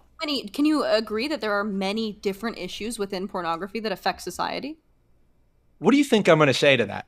Of course. But what you're not Awesome. doing is taking them piece by piece. You're bigger picturing this whole thing, and there are definitely certain things that we can change to make it healthier, one by one, instead of just like disarming the whole thing, right? There's little fights that we can have and a big fight that we can have, but I think that it's definitely helpful to do it piece by piece, bit by bit. Okay, so what does any of that mean? What you just said was literally nothing. What you just said could be applied to anything that anybody has ever said, ever. Yeah, because it's a philosophy. Awesome. I agree. We should take it piece by piece. So what is like what does it What do you have contribute? a problem with that I was saying, Kai? I just have a problem with that. It has no substance. All of it is abstract. All of it, You have like, said is everything that I've applied. said, but it sounds better coming out of your mouth. For what reason? No, it just makes more sense because I didn't concede the ground on like.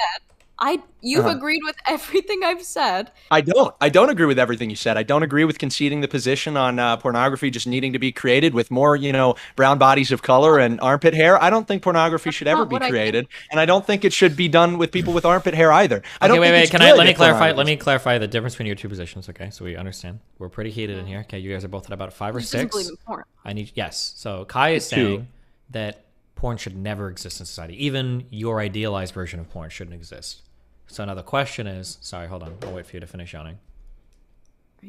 So I think idealized porn is an oxymoron. Yeah, so the question is, Lav, do you think porn can ever exist in a healthy manner? Because Kai is saying that even in the best version, it's still bad, and we should seek to remove it completely.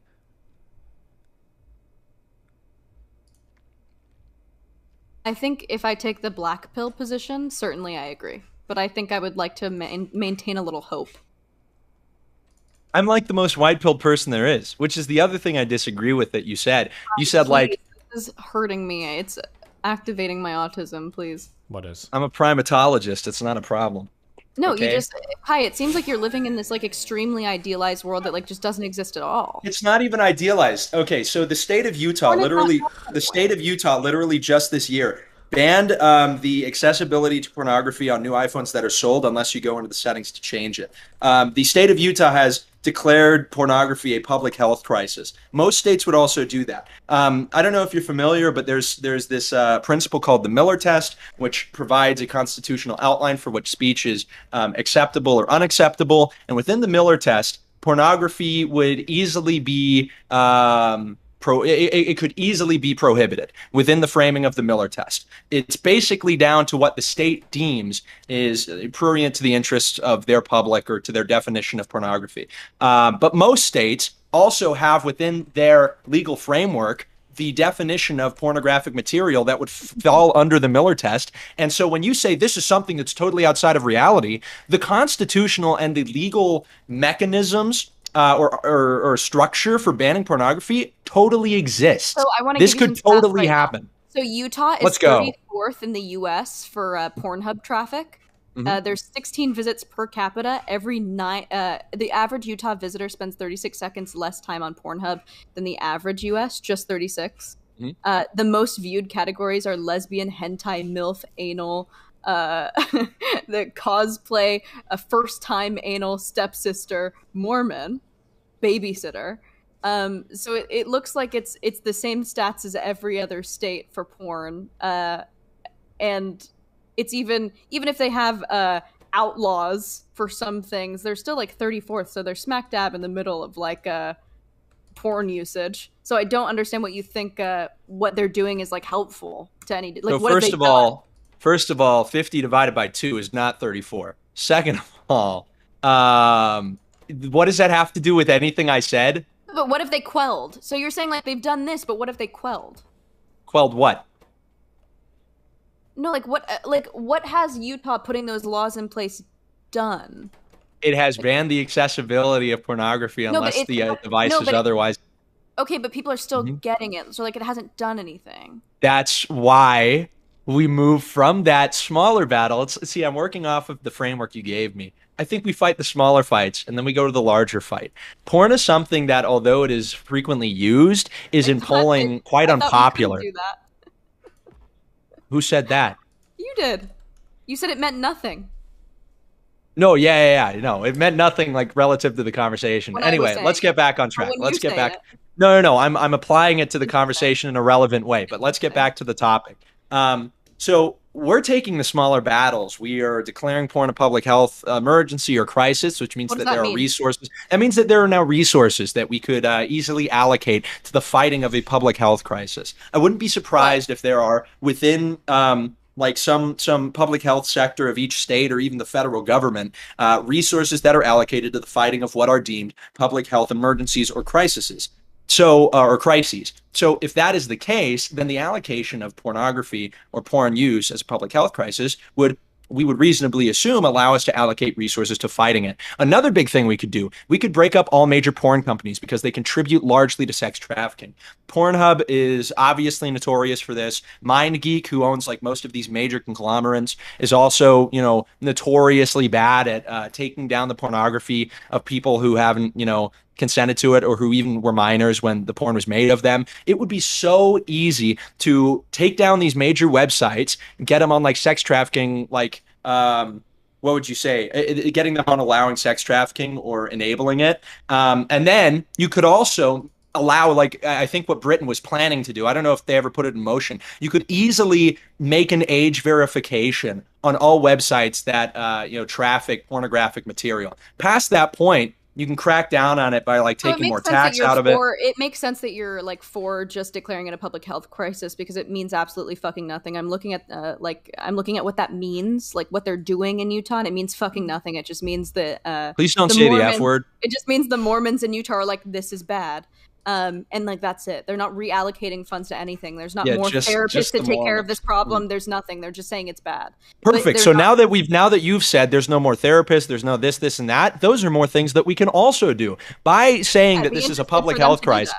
Okay, awesome. Then that's another thing that we can do. But you saying that like, oh, they haven't done enough now means nothing in the scope of this argument. All it means is that we should be doing more. You've said that they've done things and that the U.S. should continue to do those things, but the things that they've done have done fucking nothing. Okay, awesome. Then let's just do more. Then we agree. Then it's not a problem. You're just virtue signaling and playing religious optics. No, I'm saying we ought to do more. So we agree. Why are you trying to like win a point on like why are you trying to do the debate thing? You're very naive. Laugh. You literally are trying to score a rhetorical point because you don't understand that we both agree. You saying, well, they haven't like, hold on. You saying, well, they haven't like added therapists is not an own to me because I probably agree with making more, you know, therapists or allotting more money to therapists from the government or the state government or whatever in order to help people who have suffered with porn addiction or have suffered from sex trafficking or whatever.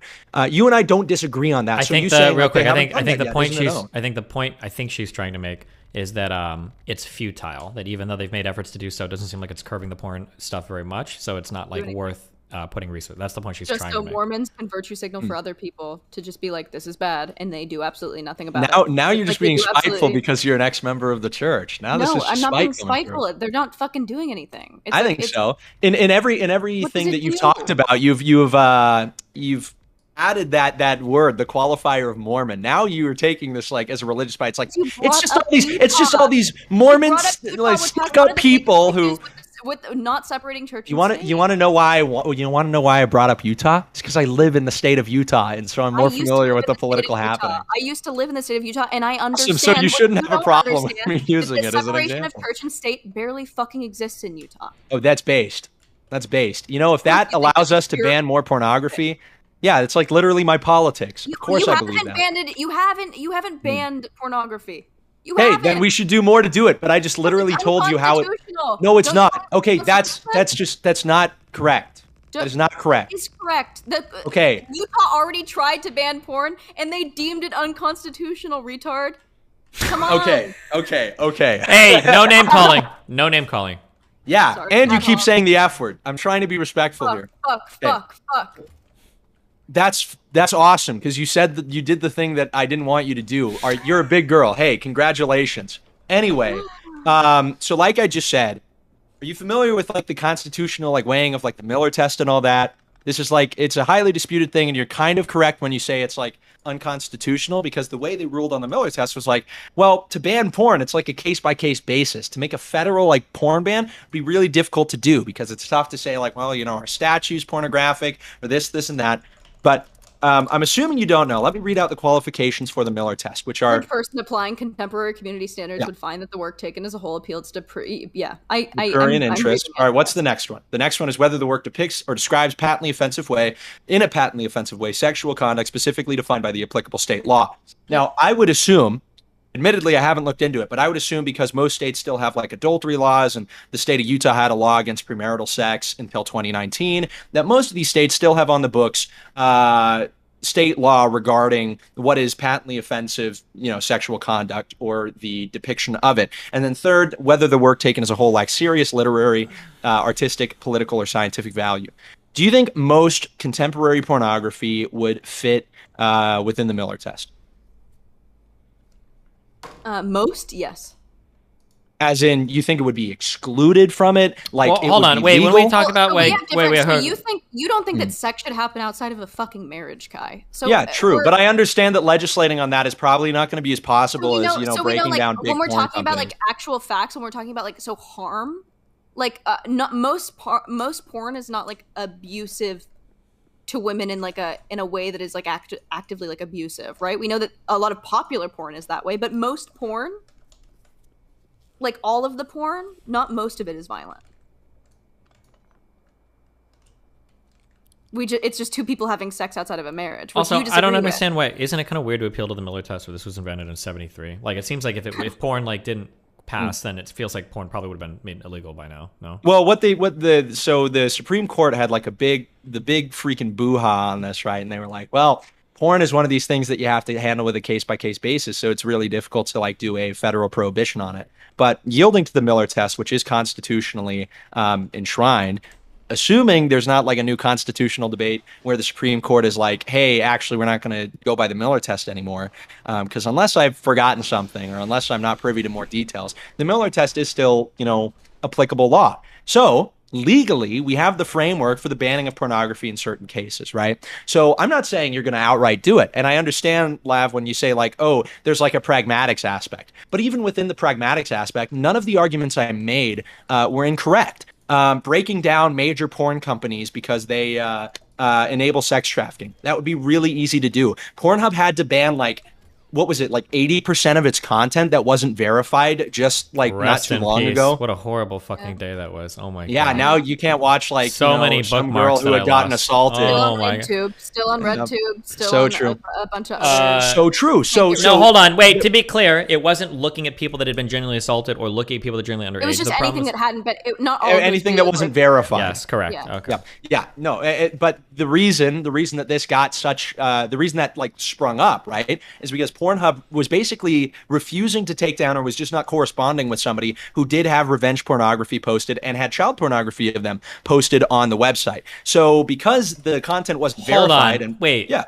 Is that true? Yes, yeah. Let me pull it up. It was people that they were the spearhead. Couldn't you literally always like shoot a DMCA towards any of these porn companies and stuff be taken down like within like 12 hours? Yeah. Well, I don't know if that was true or not, but I know in the case that made this like something that blew up nationally, it was that there was a woman who had the pornography made when she was younger, and wait, she can I? What reached do I? out to real Pornhub? quick, yeah, real quick. What can I Google to find information about this? Let me look this up. I would search up like Pornhub. You probably look it up in terms of like the content that they took down. So Pornhub drops like content. Child pornography. I would probably not. Oh yeah, let me go. Pornhub child pornography. That's what I got. Don't worry. I wouldn't search that, but like that was one of the big claims that they were harboring child pornography. Pornhub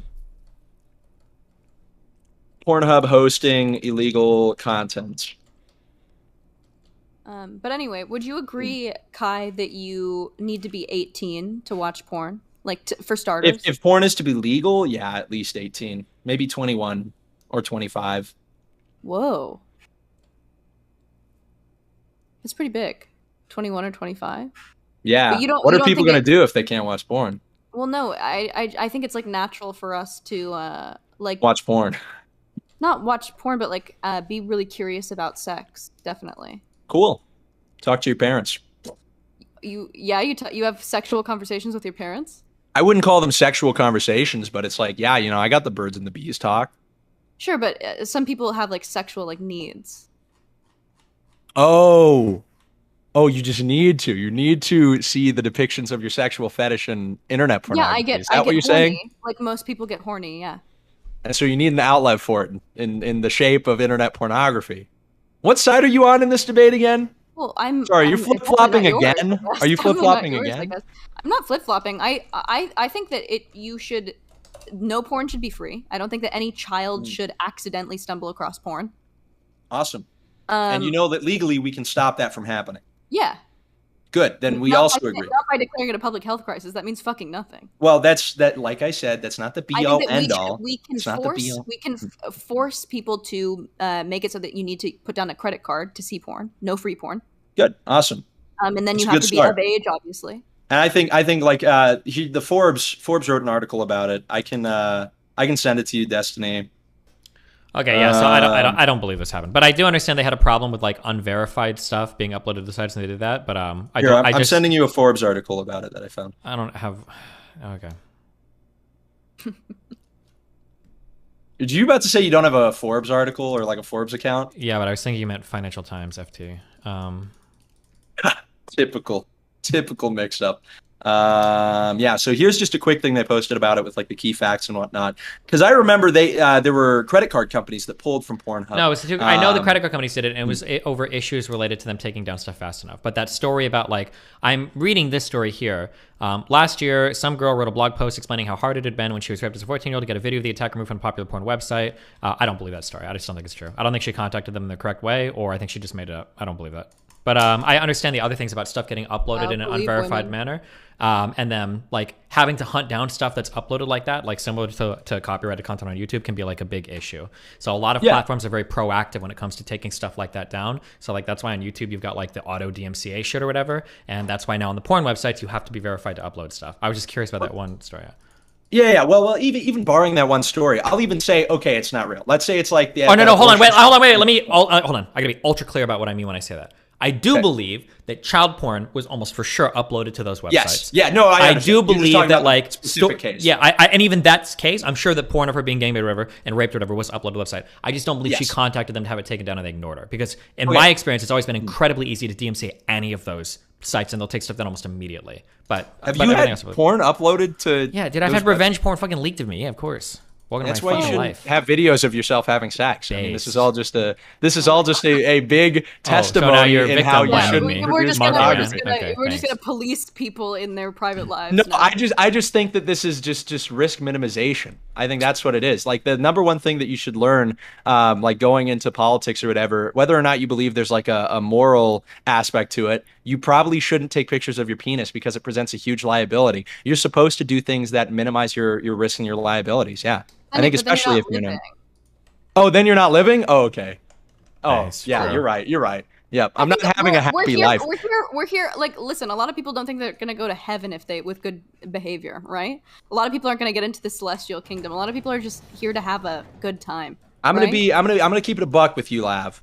I think that you say all this stuff about having, like living your life risky, like, and this and that. I don't live my life risky at all. Okay, but you were basically just saying that you have to kind of undertake some liability in order to live life. That's what you basically just said. Okay, awesome. So I think that the way that you're living right now, I think the way you're living right now, with whatever liability. Love. Yeah. I think with whatever. Go skydiving? I think no, I probably wouldn't. But I'm also just a more generally like danger averse individual. I'm a cautious individual, yeah. But what I would say basically, oh great, now you talking about skydiving, it's like totally ridiculous. Oh yeah. So you can live your life however, right? But the kind of life that you're leading right now and this liability that you're taking up and whatever you may or may not have done and some of your outlooks, I think have led you to be far less happy than maybe I would consider myself. And you can blame that on like whatever external factors, but at the end of the day, it's mostly your lifestyle. And you are culpable for your own happiness, right? I think the life that I'm leaving and the life that I'm encouraging for others is going to lead them to more happiness. So when I see you like on here and saying like, oh, I freaking hate the internet, I need to get off the internet and this and that. No, I literally just want to tell you how to stop destroying your life, right? You have assessed most of your problems. You've assessed most of the things that are making you unhappy. All you're lacking now is the willpower and the drive to do things to make that situation better. When you said, for instance, like, I need to get off the internet. Like when you said, like, I really need to get off the internet. You may have said that, like, kind of tongue in cheek. Yeah, I know you may have said that kind of tongue in cheek, but I think anybody can tell that you're actually probably a less happy individual than you ought to be or that you deserve to be. I don't know if I should say deserve, but I'll use it. Than you deserve to be if you were off the internet. So, what is the missing factor? You've deduced your problem. You've deduced the solution. Right. As much What's as missing? I love, It's the action. You're missing the action. As sexy as I think it is. No, I can't fix you. You can fix yourself, but you miss the willpower to do it. You're not willing to put in the work to fix yourself. I think this is becoming a sort of uncomfortably personal. But never mind. Let's talk about pornography and like what you're sexually attracted to. Let's bring it back to that, since that's not uncomfortable. No, we were talking about you being happy makes you about, uncomfortable. we were talking about a broader sense. If you want to make this a therapy hour, we can. I don't know if people want to listen to that though. I'm fairly certain people don't want to listen to what's been happening for the last half an hour. Right? We can have a conversation if you're like really interested in it. But I think I'm pretty happy in my life. I think I'm happier now that I'm not doing sex work, certainly, obviously. Awesome. I think that most people are not happy doing sex work. I think it's really degrading work. I agree with like a lot of what you're saying. I just don't agree on prescribing it to everyone the way that you like. I think that you have like a very codependent outlook where you think you can like change people's lives. I don't think so. But you're also very religious. So I think it makes sense that you have that outlook. I don't think I can change people's lives. I believe in personal responsibility, and I don't believe that you have the responsibility to tell anyone how their life is going to be better, because that's also off of your value system, not their value system. Okay, so and you have a very different value system than other people. Then I have a question. If you know, or if you have a friend who is doing things like say they're doing a lot of very harmful drugs, they're hanging out with people who are very dangerous, and you see them going down this path of self-destruction, is it morally okay for you to step aside and let them do whatever without stepping in and trying to help? What do you? People are mad at me because I'm telling people to like think twice about when they go into sex work. I understand what you're saying, but the problem is that I would tell my friend like, you are doing horrible things to your body. Ultimately, though, you can lead a horse to water. You cannot make it fucking drink. And I do not want to create legislation so that I'm forcing the horse to drink, right? Because that's not my job also. I'm not going to live my life trying to control other people. I'm going to live my life in my light and encourage my friends to live their life in their light. But also, there's only so much you can do.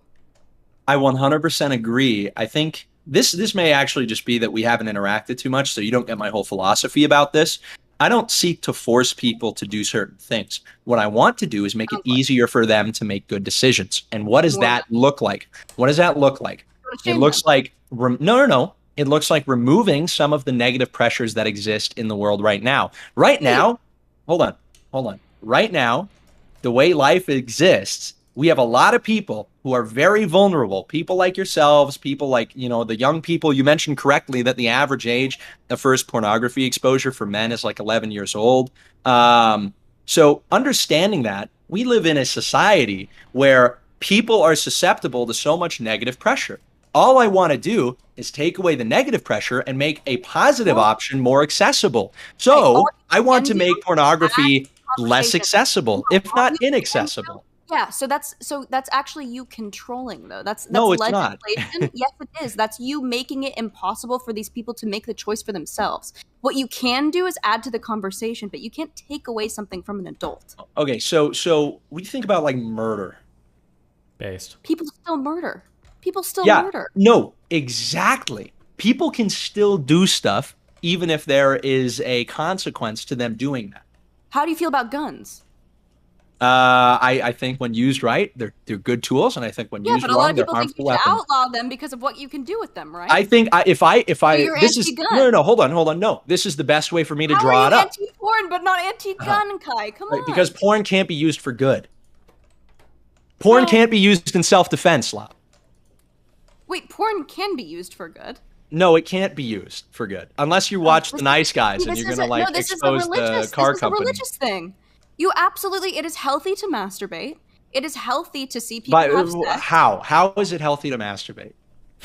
Kai, come on. No, actually, like I hear all the time people like it's healthy to masturbate because you won't get like prostate cancer. But I found no evidence that says that like endorphins. It's healthy to know your body. It okay, creates you know what a else? You know what else wellness of your own probably body. releases endorphins? Meth.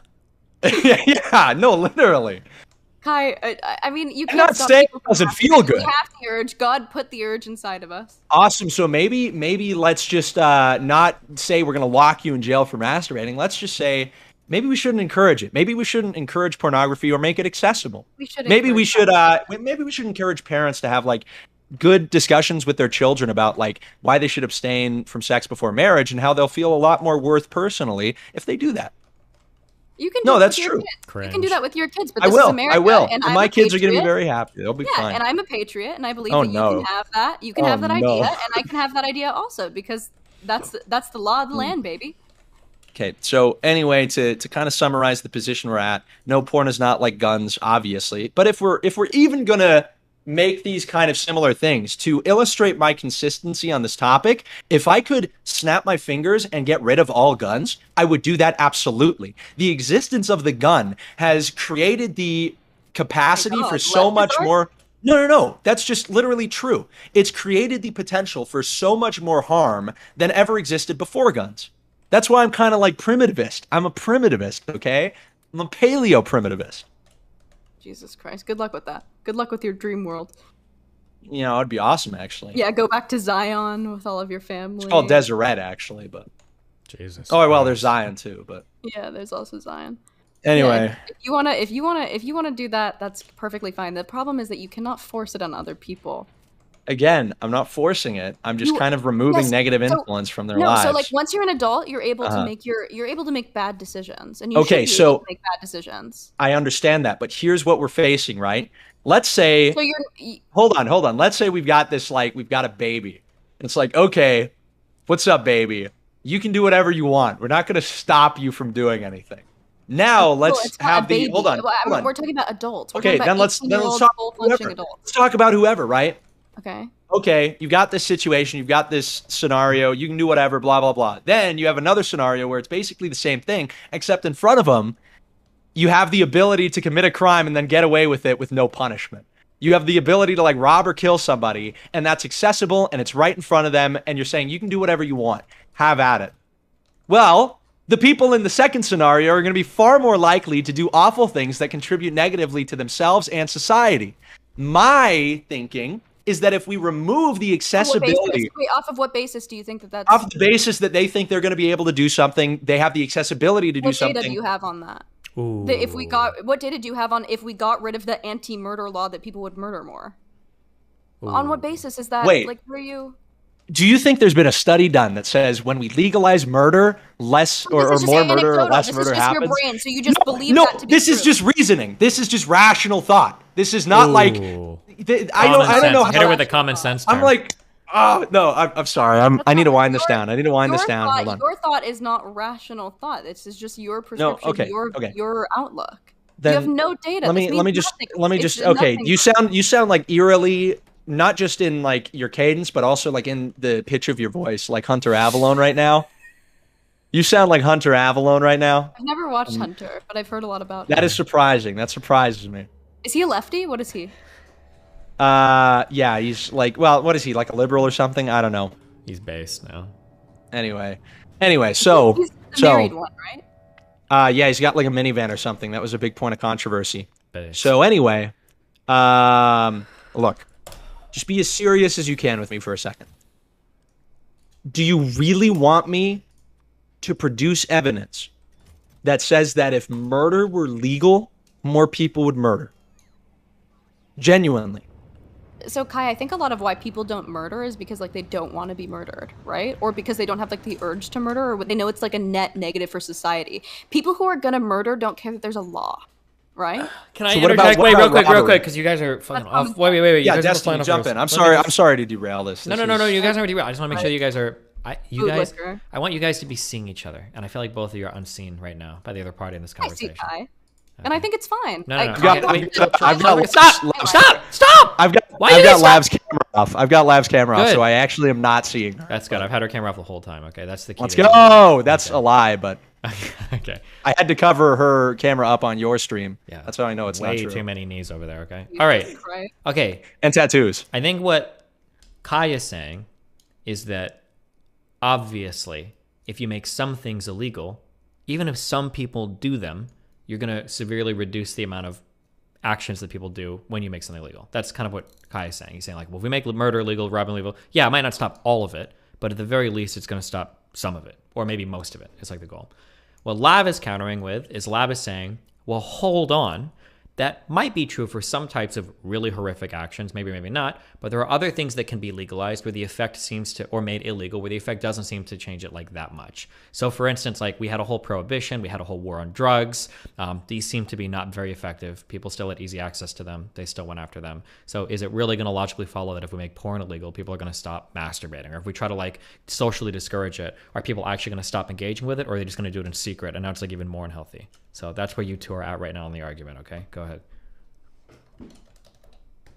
Either one of you. Hey, so I'm yeah, I don't even know how to say that, but well, so the question would be to you then. It would be like, let's say you make porn illegal in your world. Yes. Okay. You're saying that like porn is illegal, people aren't going online, they're not masturbating as much, they have a healthy sexual relationship with themselves because they're not jerking off all the time, right? Now that's one possible world that you're saying is the only world. But what Lab is saying is there might be another possible world where like you make porn illegal, nobody's going online to masturbate, but now people are like masturbating in their rooms. They're like shy, embarrassed, ashamed of it. Yeah, maybe even raping each other. There's data out of, this is meta-knowledge, but there's data out of Portugal that shows that when you legalize porn, sex crimes go down, et cetera, et cetera. But like, let's say that it is the case that now people are still masturbating, but they just don't do it to porn and they like are more secretive about it. Like, couldn't that be another potential world? Is it really enough to just say, well, logic, and then you kind of like automatically say that your point of view wins? Is it really enough to say that, or could there be multiple outcomes to making porn illegal? Yeah, obviously it's not like logic and then shut down the whole argument. The logic was supposed to say that the accessibility to like this to some thing is going to definitely change people's engagement with it or their ability to take it in. So like Lav, if we're going back to the beginning of the conversation, gun control. No. Okay, kind so of, somewhat, but no. We know that so many people. We know that if you have access, like in Utah, you can be 16, have a concealed carry permit. Yep. You don't even. You can go to a gun. You can go to a fucking gun expo, get a gun, shoot up a school the next fucking day. So why do you believe? Why do you think that that should be able to happen, but also that we should make it so you can't see? It's you're making a complete religious moral argument because you're sex negative, and it's weird. Yep. And First you of need to all. debate that. First of all, I'm very. This is a natural urge in your body. You're a growing boy. Okay, so yeah, what I was going to say before I was so rudely interrupted, and I think we've gone over the gun control thing. The reason for it is like the natural outcome of having a firearm is not shooting up a school. It's a possibility, sure, but it's a possibility for anybody who has a firearm. This is the natural outcome of masturbating and watching porn. The natural outcome of pornography, in my opinion, is just always negative. I think Your opinion. What does that mean? Okay, What's the so data? Why do you think it's? Why do you think it's? Hold on. Why do you think? Why do you think it's bad that 11-year-olds watch porn? Why do you think that's bad that they're exposed to it? Well, I think that one, I think that it kind of informs like a sexual script. So if you're watching the wrong types of porn, you're gonna be engaging in unhealthy sex. So if 11-year-olds watch the right kind of porn, it'd be fine. I think if 11-year-olds, the way that we have for years and years and years, like by looking at your parents' Playboys or finding a naked picture of someone, okay, do you think that's at all comparable? Do you think that's at all comparable to the advent of internet pornography? No, it's exactly. not. It's absolutely not. Exactly. I agree with you. This is why I also don't think that children should be able to stumble across like that much porn, right? I think that it rots your brain. But I think it's also, I don't think that it does the same thing to an adult who can also engage with it healthily. Especially if you don't start your relationship with porn at 10 and you started at 18, I think you're probably going to have a healthier relationship with it if you start it as an adult. Okay, so you keep like stepping forward and agreeing with me, and then you step backward and you keep doing this like I don't have Mormon. My brain is not on Mormonism. That's fine. That's fine. It doesn't have to be right. But I mean, there's like all of these little hiccups. It's obviously not true that the pornography that existed like in Playboy magazines is similar to or comparable to in scope or effect to internet pornography. They're totally different. But you're trying to moralize around like watching people have that's sex. That's not moralizing. That's just me saying they're totally different. And if you believe, hold on, and if you believe, you said masturbation is wait, bad. yeah, that's my personal opinion. I haven't seen the evidence regarding like it decreasing prostate cancer to be compelling. We're not talking about just no one cares about the it, prostate but- cancer thing. We'll just leave that thing alone. Yeah. Then wait, what's the other argument for masturbation being healthy then? What's the argument for being unhealthy? That it's just this kind of bastardization of your ability to experience sexual pleasure, that should be done with a person who you are intimately and romantically involved with. And what's the data on that saying that that's like that's just your Well, let's get away from Yeah, data that's- right now. that's Let's a- just that's talk a about different like, argument. because I think we're That's talking like a like purely religious- philosophical arguments right now. Right? Yeah. Anyway, we're arguing for the same thing. We don't want kids to watch porn, and you don't want adults to watch porn, and you want to stop them from watching porn, but I don't care. I just want them to be watching. I know that they're gonna be watching porn, so I want them to be watching porn that's gonna like have the least amount of harm done on their psyche. Here's the Like- thing. Here's the thing. I don't agree that they are always going to be watching porn. I don't think that's true. I think that if you curb the excessive... Hold on. Let him finish. Let him finish. Let him finish. Stop cutting him off. Let him finish. If you're arguing two things that are refuting each other, you're saying that 11-year-olds find porn and that they easily access it and that this is a big problem and it's very negative to them. And then you're also saying they're going to get it no matter what. They've been getting it since like the beginning of time. It's like either one or the other. Either you believe the accessibility of pornography right now is a bad thing for the 11-year-olds, or you're saying that they're going to get it so it doesn't even matter. They're always going to end up with it. No, I don't want them to believe. I don't want them to have access to internet porn, but if they're But they're always going to end up with it. They're always going to find it. it should be harder. Period. Should be harder. So now you just made my argument. You've literally just agreed with me. The accessibility is a very crucial thing as to whether or not people are going to take part in or can. I don't agree with. Do you think I'm arguing that kids should have access to porn? What do you think? No, I agree with you on that. The only thing that we disagree 30 seconds on ago. is that you 30 think seconds ago. adults shouldn't masturbate because you are religious. Okay, now you're taking it back to masturbation. You keep like changing this topic from one thing. Okay, wait. You're both driving me crazy. Wait. Okay, hold on. Kai, make a solid statement so I can see where we're at. Go. You guys are driving me in circles. Go.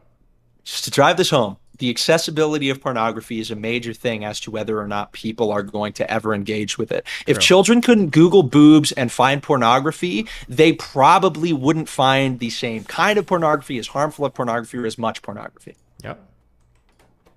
We all agree with that, I think, right? Lev? Yeah. Yes. Totally. Okay. Okay.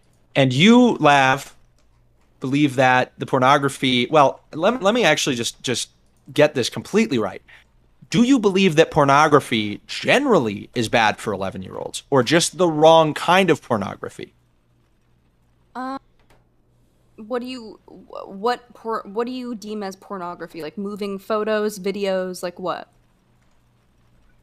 I don't think it is bad for an 11-year-old to see a photo of a woman naked. No. Okay, what if the capacity is like that they're Googling it and now they have like hundreds of images of women naked? So if they Google like boobs and you see like scientific photos the same way that we all did when we were Perfect. kids. Now the Miller test talks about scientific. So let's not address even the talk about scientific. No one's talking about that here, right? We're not talking about like an encyclopedia. But We're talking when about... you look up, it's the same thing like movies, right? So should we outlaw like? No, wait. Let's just focus right now on... Shut up. Steven, shut up. One of my first experiences. No, nobody's talking about like softcore porn movies, or nobody's talking about movies like when you see boobs in a movie. We're saying Steven, shut the fuck up. Hey, So don't swear at Steven like that, okay? Also, why are you I calling him looked Steven? Just call him Destiny.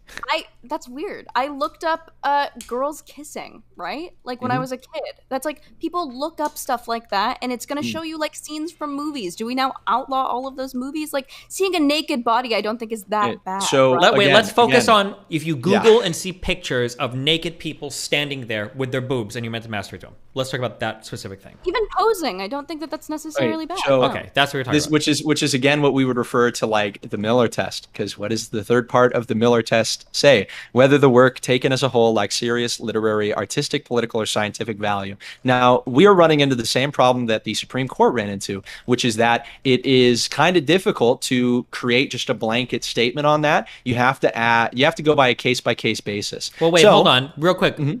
Jesus.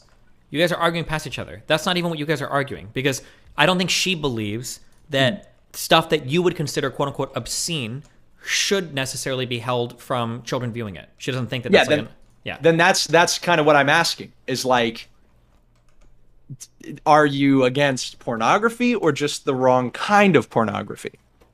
Against the way that pornography is produced. So your problem is not what happens in the porn, it's that it's unethically produced. No, it's also what's happening in the porn. So if it's like violent towards women, definitely. Then you could have just said that. So then again, and if you we could if there's escape. no abuse in it. If there's just two people having sex and they're enjoying each other and orgasming, and you're also orgasming watching that, there's nothing wrong with that. Then it's fine for 11-year-olds to watch that, is what you're saying. No, I don't think. Why not? Well, I think if they're finding like one cassette video, I don't think it's gonna like ruin their brains. We are gonna like add qualifiers to this until the cows come home. Yeah, of course we are, because it's human nature, and neither of us are fucking like none of us know what we're talking about. We just have opinions online. Hold on, Kai. This is what if you want to have this conversation, this is what you need to do. Give one concrete example and work on the one concrete example. Otherwise, the qualifiers are going to get added and the whole conversation falls apart. So let's say there's one amateur porn video of a boyfriend and a girlfriend having sex. There's no choking, nothing crazy. Everybody's respectful. Would that be a video that would be okay with like children watching? If that was one video they stumbled across, that's the question. You got to give me more freaking advice on the debate stuff, because now you guys I'm slipping here. So, Lav. Using that example, a boyfriend and a girlfriend make an amateur porn video. It's on the internet. Kids look it up. They watch it. Is that a problem? If it's easy. What's up? It's a problem. If they found it with like one Google search, yeah, that's a Why? problem. Because I think it should be hard for kids to experience things like that's obviously a big. At 10. You might be too young to grasp the concept of what sex should look like healthily. So the problem is not the content of the pornography, which is just a boyfriend and a girlfriend making an amateur video. It's that any kind of that kind of explicit material is accessible by minors or by like 10-year-olds. Because to me, let me tell you what I'm thinking. It doesn't make sense to me for you to say, well, the problem is that they can easily access it with a Google search. The reason easily accessing it would be a problem is because what you're accessing is not a good thing.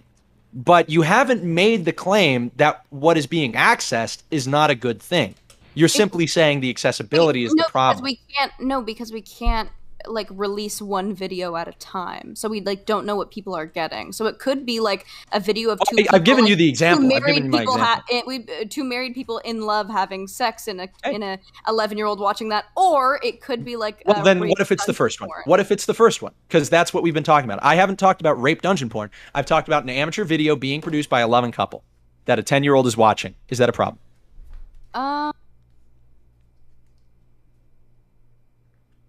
I think I'd have to appeal to like psychology. Like I think it could be normal. I think it depends on how the person is affected by it. I think a lot of like things go into play, obviously. Like if the person can't stop thinking about them and they feel traumatized, maybe not. But if the person is like, is engaging with it in a way that we do when we're going through puberty and we're attracted to watching people have sex, I'd say it's pretty normal. So, well, normal and good are not the same thing. Normal and... I'd say it might be good also. Okay, so then if you're going through puberty and you watch an amateur pornography video on the internet, that's okay. What do you mean okay? You have no moral qualms with that. Well, you just don't have moral qualms with it. I'm not talking legally. I'm talking. It makes me uncomfortable. It certainly makes me uncomfortable. Why? Because I don't like to think about like kids' sexualities usually. Great. Do you think children should be? Do you think children should be exposed to things which are meant to provoke their sexuality? Should they be purposely exposed? Like, should we expose them to it purposely? No. That's obviously no. We shouldn't do that. Yeah, obviously. Unless not. Obviously no. Do you think children should easily access things that are supposed to prod kids will like start to touch each other and start to like hook up with each other around that age. So I don't think that like watching other people do it is like that big of a deal. I think that's largely a symptom of the culture. I think when kids see, I think that is true. Beginning of time, we get our periods when we're sexually ready to whatever. Are you saying then that that's when sexual encounters should be undertaken? Sure, not between adults and kids, but certainly between kids. Between two kids. Yeah, but two 13-year-olds can have sex with each other. Yeah. Do you think typically they would, if that had not been modeled to them by people around them or by the culture and society relative to them? Do you think that they would naturally do that? This is the Adam and Eve thing. I don't know. Who's to say? It's hard to say. I would say. I would speculate. I would speculate now. I don't know. I think that from personal experience, I know someone in my life who did not watch porn until they were in their 20s, and they were having sex far before that. Who modeled that to them? Did they have people around them who were also doing that? Well, I think that we're never going to not talk about sex, right? So we can stop like showing it in movies, but we're never going to stop talking about it because it's like really pervasive in our lives. It's very important to us as humans. True. So we're going to know. I think it ought to be. We're going to always know about sex, and we're always going to want it. We don't live in a world where like our brains are just like completely pure. We don't think of sex because it's like all around us. So it's hard to like. No, stop. You know what you just said. No, not all around us in a way that's like always unhealthy, but in a way like we. No. It doesn't matter. That doesn't matter. That doesn't matter. Stop. Just let me finish. Okay. You just said all around us. It's kind of the argument I'm making, is that when something is all around you, when something is informing the way you interact with the opposite sex, with the world, in whatever capacity, your perspectives, your interactions are going to be shaped by that. The answer to that is not to say that any sexual encounter ever is a problem, or to say that, any, sexual attraction is unnatural, because obviously it's not. It's simply to say that maybe these kind of informers of sexuality and these things that you argue children may go to develop a sense of their sexuality when they're young, whether that be porn, whether that just be apparently fooling around with other kids their age, which I don't think is the case unless they've seen that modeled by other people. I think ultimately, if the accessibility and the proximity is removed, things would change. When you're a kid, you see people kiss, you want to kiss. You see people hug, you see people make out. It's like nothing's going to change. What do you think about anal sex? So if we started just saying, what do I think about it? So if we started teaching kids about anal sex all the time, or we started doing this and that, by what you've just said, we would reasonably assume that kids would be interested and want to do that for themselves. Correct? That would follow, right? I like at a rate that is more than now, because we don't really talk about anal sex in like sex ed, and people are still doing it. We do more so now. Yeah, no, they're like anal sex is totally something that's been introduced to health classes and whatnot. I remember in my health class, it was like a big joke. It was like, can you get pregnant from butt sex? One of my buddies, Jonathan, wrote that down on a card, gave that to the health professor, and she was like, that's funny. No, you can't get pregnant from butt sex. Now, because so much of our society, our media, our culture, etc., has enveloped anal sex and other forms of, the biblical term is sodomy, but things that are not, reproductive sex. Because we've modeled this, we've made it popular, it's reasonable to assume that that's why kids are doing it more. If the model for kids was you have sex when you're married to somebody. We're having more anal sex now than we have before. Where's the data on that? I think before anal sex was something that was popularized by culture, yeah.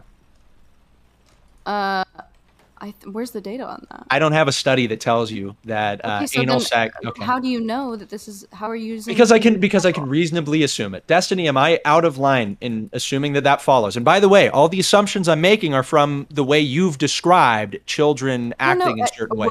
In Rome, when they were just like fucking anyone, do you think? Yeah, that was part of their culture. Absolutely. Their culture being full of like anal sex and sodomy and whatnot. Yes, that was probably why more people did it back then. And then when less people did that, they didn't have like videos.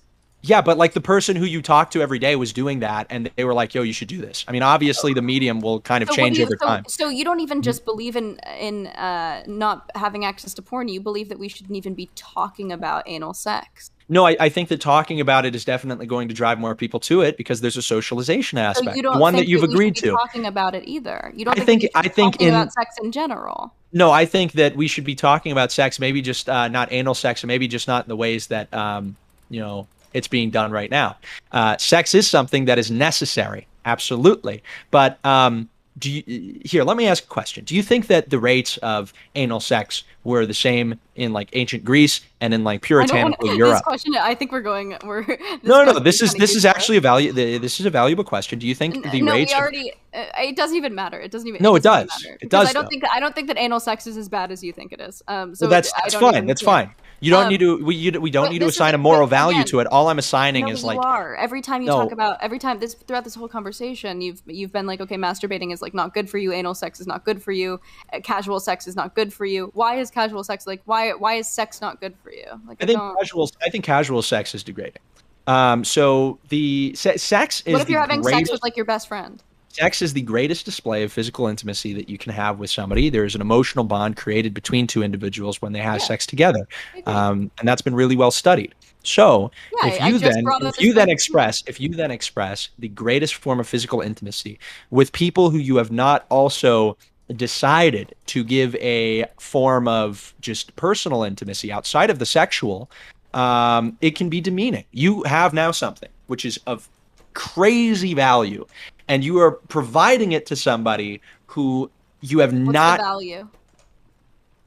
Didn't you just agree that this was like the greatest expression of sexual intimacy? Sure, but so my That's the value. Thing, why That's the value. Why I'm against it is that you could potentially be putting yourself in like an unsafe situation. So someone could not honor your boundaries, and someone could not someone could end up hurting you. That's one as well. That's one as well. You're coming from like a purity culture that like that's not what I'm saying. Purity is like worth a lot. That's not what I'm saying. What I'm saying is worth a lot is the respect that you give yourself and the respect that you give like that investment. Hold on. Adding now morality to sex please. No, because you're circling and you're looping. And I'm not circling and looping. I just have to kind of rehash things when you interrupt me in the middle of a thought. Go ahead. I'll circle and loop a lot less if you let me finish. Appreciate that. Jeez. The thing I'm trying to explain is that sexual intimacy is something that is important to people. That goes without saying, right? And this is sex is the greatest way of showing that intimacy or that affection towards somebody physically. So if you are sharing that form of intimacy with somebody who you have also agreed to have this. Wait. Your mic just switched to something. I don't know what happened. Your main mic shut off. Oh, wait. It went back. It's back. What? Sorry, okay, go ahead. You're good. It was gone. Anyway. Sorry. Yeah, I appreciate that. So if you then providing that greatest form of intimacy to somebody who is not willing to stick around for you and not willing to invest in you in the long term, that's probably like a waste. You have now wasted that expression, that bonding experience on somebody who is not willing to see something past that. And that might make you feel very bad about who you had sex with. It's a meaningless sexual interaction, which is what a lot of people say. And many people experience depression because of meaningless sexual interaction. My argument is that, and of course this is a religiously inspired thing, but I think it's reasonable from a secular perspective as well.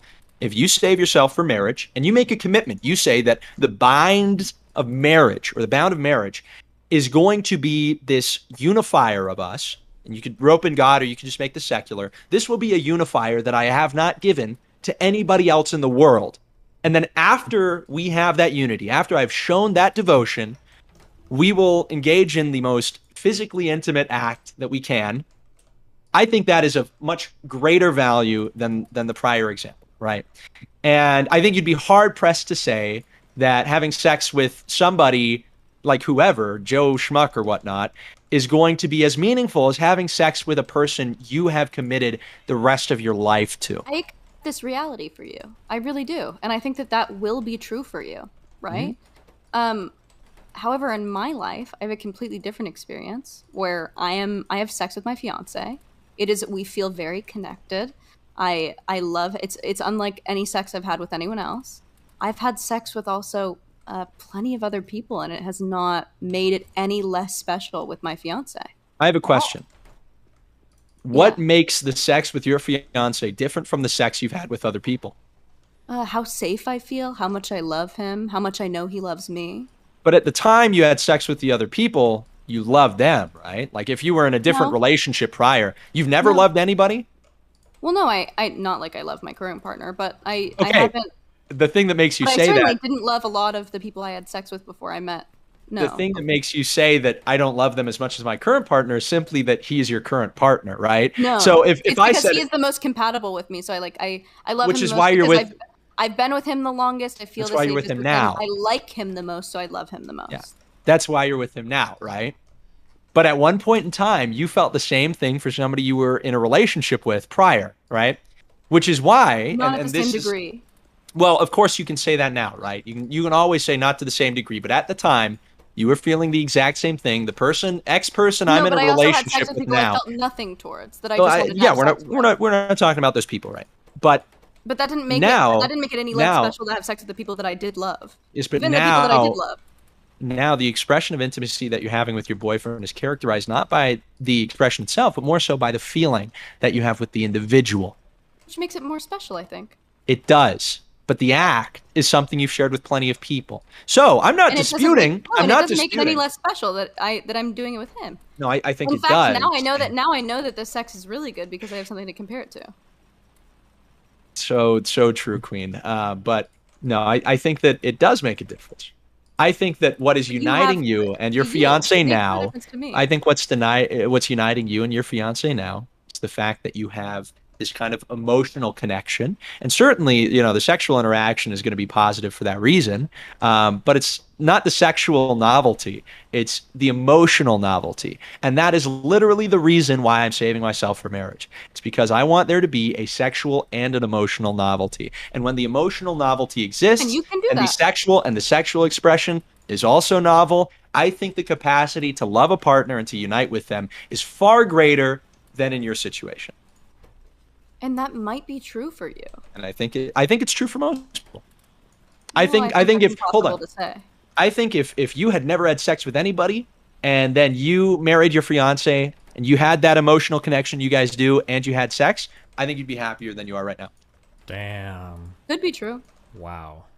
And I think you've deprived yourself of a greater unity because of that. And all I want is for people to have the greatest capacity and the greatest opportunity for human flourishing and happiness. That's what I want. happy I don't where I'm hate at. you. Despite what the Destiny chat would want me to do, I'm not going to kill you and I don't hate you. Oh, but geez. Well, I no, I'll leave it I to understand Steven. that. Steven is And going I to kill actually- you. No, and I actually do think that that's like sweet, and I think that it's like a it's valiant effort for you to try to do this. I think that you do this out of a place of Why love. are you so condescending about it? I'm not being condescending, really. I'm actually being genuine. I'm really not being condescending. Okay. I'm speaking to you on a person-to-person level. Sorry if I sound smug, but No, it's all right. I don't it's think you hard, can help It's it. hard because we've been fighting this whole time, so you think that I'm not being genuine. I switched into it too fast, I think. But I do actually like. I think you're coming from a good place. Obviously, I don't think that you like want people to like not be happy. I think that you just are really stuck in your values and your way of life, and you want that for other people. And maybe you won't believe me when I say this because you never will because of your values, but I am extremely happy. I'm very happy sexually with my partner. I'm happy I had all the sex that I did before I was with my partner.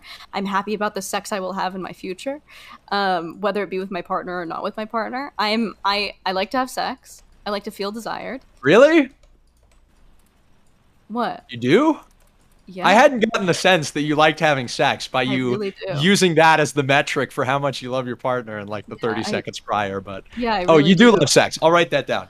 Yeah, You do love sex. I love sex with people who honor my body and whose body I honor. I think the sex is better when you are emotional with someone and you feel safe. But and I also don't think that I wouldn't tell any of my friends to have like one night stands. I don't think they're like good for you. Not because I think that humans are supposed to attach to each other in a way that we're not with hookup culture. I think we're dehumanizing each other. But I don't. That's not like a religious thing. That's like a very like secular humanist standpoint where I just don't think that we should be dehumanizing each other. But I don't. Do you have an open relationship? Wouldn't you like to know? No, it is like a very prurient question to like this conversation. Perhaps. Are you not feeling sexually fulfilled in your relationship with your fiance? To be quite honest, I'm a bit insatiable, Kai. I don't know if any one person can satiate. Oh, okay. No comment. I rest my case. Jesus. No, but I feel extremely happy. And very. I think we have different outlooks on sex. I feel. I think we might. Emotionally, completely taken care of. Completely. I don't need anything else from anyone else. But That's wholesome. That's wholesome 100. But sexually, I mean, I am bisexual also. Like, I would like to have sex with girls also. What hobbies do you have? I am a semi-popular indie singer. I used to play sports before my heart condition. I pole dance. That's good. I have like a lyra hoop, which is like a gymnastics aerial hoop. I read. I write. I have sex. Why'd you ask me what hobbies I have? Do you want to see if I'm like I was just wondering. too bored?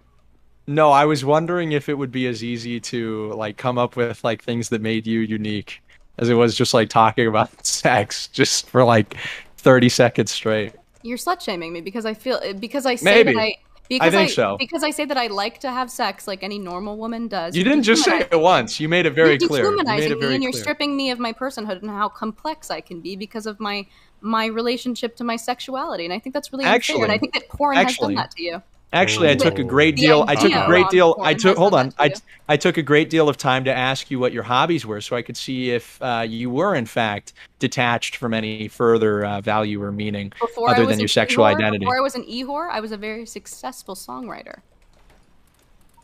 What made you quit that? Jeez. I really didn't like how the industry was very disgusting to me. So you switched to e-whoring. Yeah. And then I stopped because the industry was very disgusting to me. I was about to say, how are we feeling about that profession change? I should never have been a sex worker, ever. I should have never been a sex worker. And you discourage that in other people as well. Yeah, I think that very few people can do it. But I think that sociopaths exist. I think that people with, high agreeableness and less sensitivity to their bodies and their relationship with their body certainly can do it. That's me, 100%. Yeah, but I can't. And also, when we talk about sex work, and I think it's also like, some people who with like muscular dystrophy or people who like who are disabled have to pay sex workers in order to have sex and be intimate with people. I think that's very beautiful.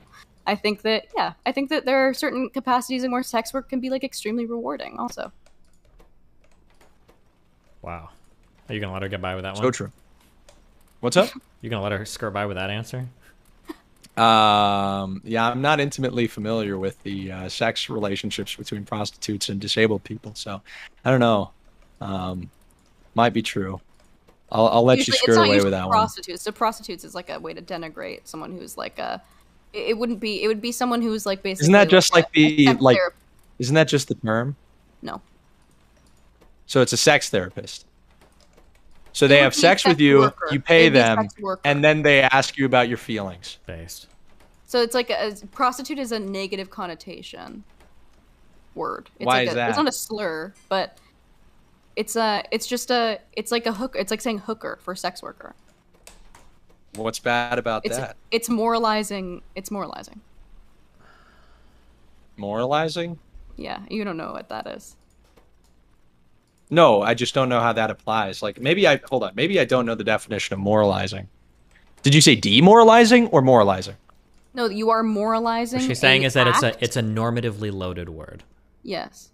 Like if I were to call you a fundy, yeah, real. And then you would have like, what do you mean I'm a fundy? And I'm like, oh, I just meant that I was describing that your beliefs are somewhat fundamentalist. No, fundy is kind of like an insult, right? It's like a normatively loaded word. I had no idea what the word fundy meant. You've never heard? I feel like I've heard people say, like fundamentalists sometimes are called fundies or whatever. I've heard that in. I've never heard that. Oh, well. That's cool though. I'm But gonna start using that. I think That's it's like really cracker. interesting that so many people thought that I had Kai's position, and I very clearly am like very much in the middle.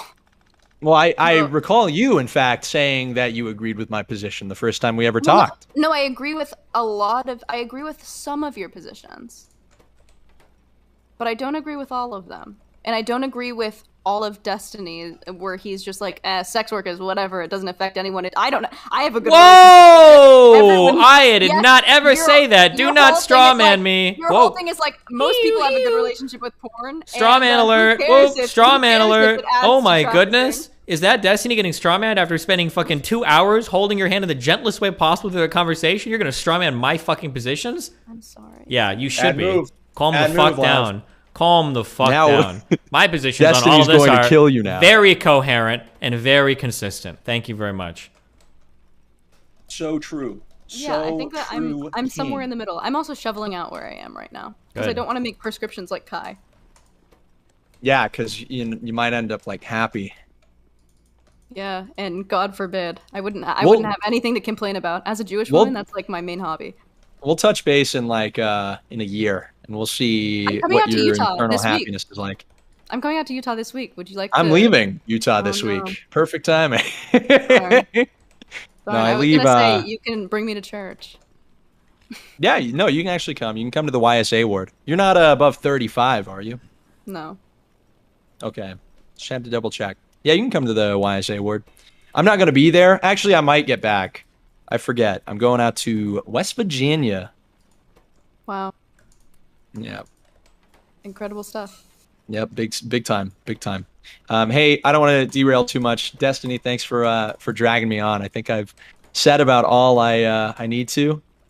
Have you? Appreciate it. Do you really? Wait, do you really feel this way about your positions on sex? Yes. You don't think it's a little bit cringe? Which part? All of it. Being cringe is based. Why do you think that doing something with somebody only one time is a better thing than exploring something with multiple people?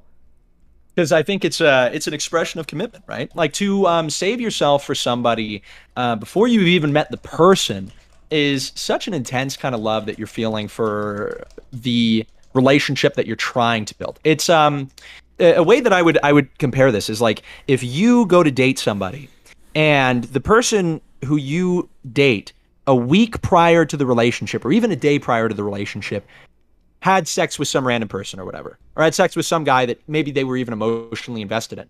And then a day later, you guys were officially dating and it was monogamous, it was exclusive. How would that make you feel? You'd probably be like, okay, I'm in an open relationship, I'm glad. so I don't give a fuck. Yeah, true. I think most people would be like, wait a minute. What is the difference between today and yesterday? What yesterday compelled you to have that relationship with somebody else, and what today compels you to be monogamous and to be one-track minded with me? And I think that's kind of the same principle that I'm expressing with like this closed offness, or rather the abstinence till marriage. It's that we are trying to value that relationship that will ultimately happen even before it happens as a sign of respect to said partner. Okay. You ready? I'm going to talk for a second. Okay. Yep.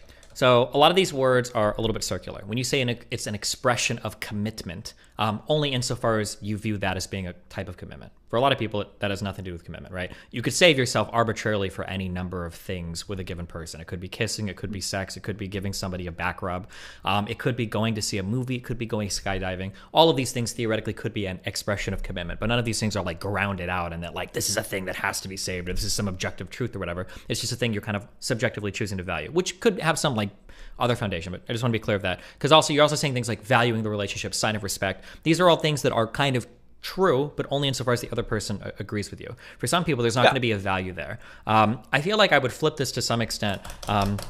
Something that I feel like when I listen to you talk, this is true of a lot of religious people, is you seem to value sex. Or there's a value to that act of sex. I don't think that sex in and of itself is a very valuable thing. I think that sex is attached to another person. And I feel like the value that comes from having sex with somebody you love is that when you have sex, there's going to be uniqueness to every person you have sex with. So the sex that I have with my wife is a lot different than the sex that I might have with somebody else. So just because I have sex with two different people doesn't mean that I'm somehow cheapening it because there's not a novelty attached each time to a new person, because the experience with every person is like a fundamentally different thing. Having sex with other people doesn't make me not like my wife, or it doesn't make me not appreciate sex with my wife anymore. Each of them are their own kind of like different acts. I feel like there are other parts of a relationship that are really important that don't require you to save like the novelty of an act in order to make that relationship an important or a special thing to you. I think that's a totally separate like thing you can have for a view of like what makes a relationship good or functional.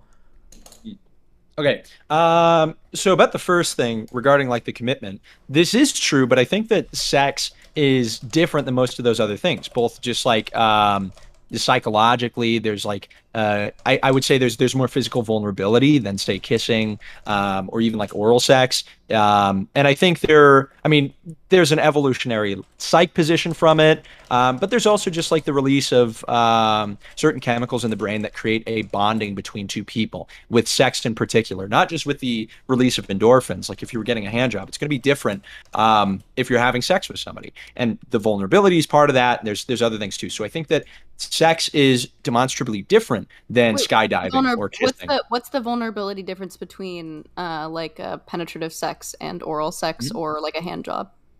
I think that part of oral sex, I don't know, this is totally just me spitballing, because this is something that I haven't had to articulate. It's just kind of like a sense I have. I think oral sex is in many cases demeaning. I think it's something that is less requiring of I think it's less requiring of both partners in most instances. Okay, so you believe that every sexual experience should be completely equal. So a woman. No, that's not what I said. That's not what I said. Okay, well, what if I'm giving someone? But no, I mean, sure, yeah. Women, and I really want to make my partner happy. Wait, say that one more time. What if I'm giving someone a blowjob because they want one, and I really want to make my partner happy, and it makes me feel good to make them happy? Cool. I was just kind of articulating the point where I think that like sex in the penetrative sense, for procreation. Degrading. So it's. I think in many cases, yeah. But you I'm not can't saying in all explain cases. why. No, I just did. I didn't say that in all cases. I said that I think in most cases it can be kind of degrading. Can you expand? It requires more hold from on. a partner. From one partner. Wait, than hold the on, other. Lav. You had your chance. Hold on. Let me just run down. And I want to get to more Destiny's points. Yeah, wait. too. I'm just curious. Yeah, let's just go point by here. So when you say degrading, isn't degrading a little bit subjective? What do you mean? Like, how can I? Yeah, no, totally. Yeah. Okay. It's totally subjective. Okay, gotcha. Something that I'm going to be building towards here is a lot of Lav and your arguments against pornography, where you think that there are certain societal attitudes that we have towards pornography, and how the way that we view it and the way that people engage with it causes these negative things to kind of ripple out through society. I would argue that a lot of the religious views that you have of sex have equivalent negative ripples throughout society. So for instance, this concept of sex being degrading, or the concept that the novelty is the most important or valuable part, means that people that make mistakes and they get in relationships that don't end up lasting forever end up having these negative thoughts rippling through society as a result of like kind of these religious views that you have, I think, are negative. In the same way that pornography can be negative as well. Because not everybody you date for the first time, not even every marriage is going to last forever, right? But when you attach these types of views to sexual behavior, people that have sex and then well-meaning people that might not last forever end up having like a degraded view of themselves. Because I don't think there's anything necessarily inherently degrading between consensual sex between two people, is there? Or do you think there's something inherently degrading there? Yeah, and also I want to pull back from saying that it's subjective. What I think I mean more is that it's going to be more so framed by my religious position. But I think that that sex should be for procreation. Absolutely. I think it's a great unity. It creates great unity between two people. But I do think that objectively sex should be for the purpose of procreation. And I think when it's used for other purposes, you can experience many of the things, but ultimately it's a misused faculty, right? And that's kind of like it's the Catholic philosophical position where the reason for the faculty, the reason for the expression, to build the strength of the family bond between mother and father, and then to have children. Yes, right? Yeah, of course. I understand. So but that's that sex argument. is pleasurable because procreation is good. You can have that argument if you want, which is fine. But that's fundamentally separate from everything else, right? If you want to rest on that argument, I think it could, but that's a fundamentally different thing. Also, in your point of view, do you view like NFP, like natural family planning, is that like an okay thing for you, or should you always be having sex with the intention? Oh, contraception? No, no. Well, contraception's out the door. You wouldn't be okay with contraception of any type, right?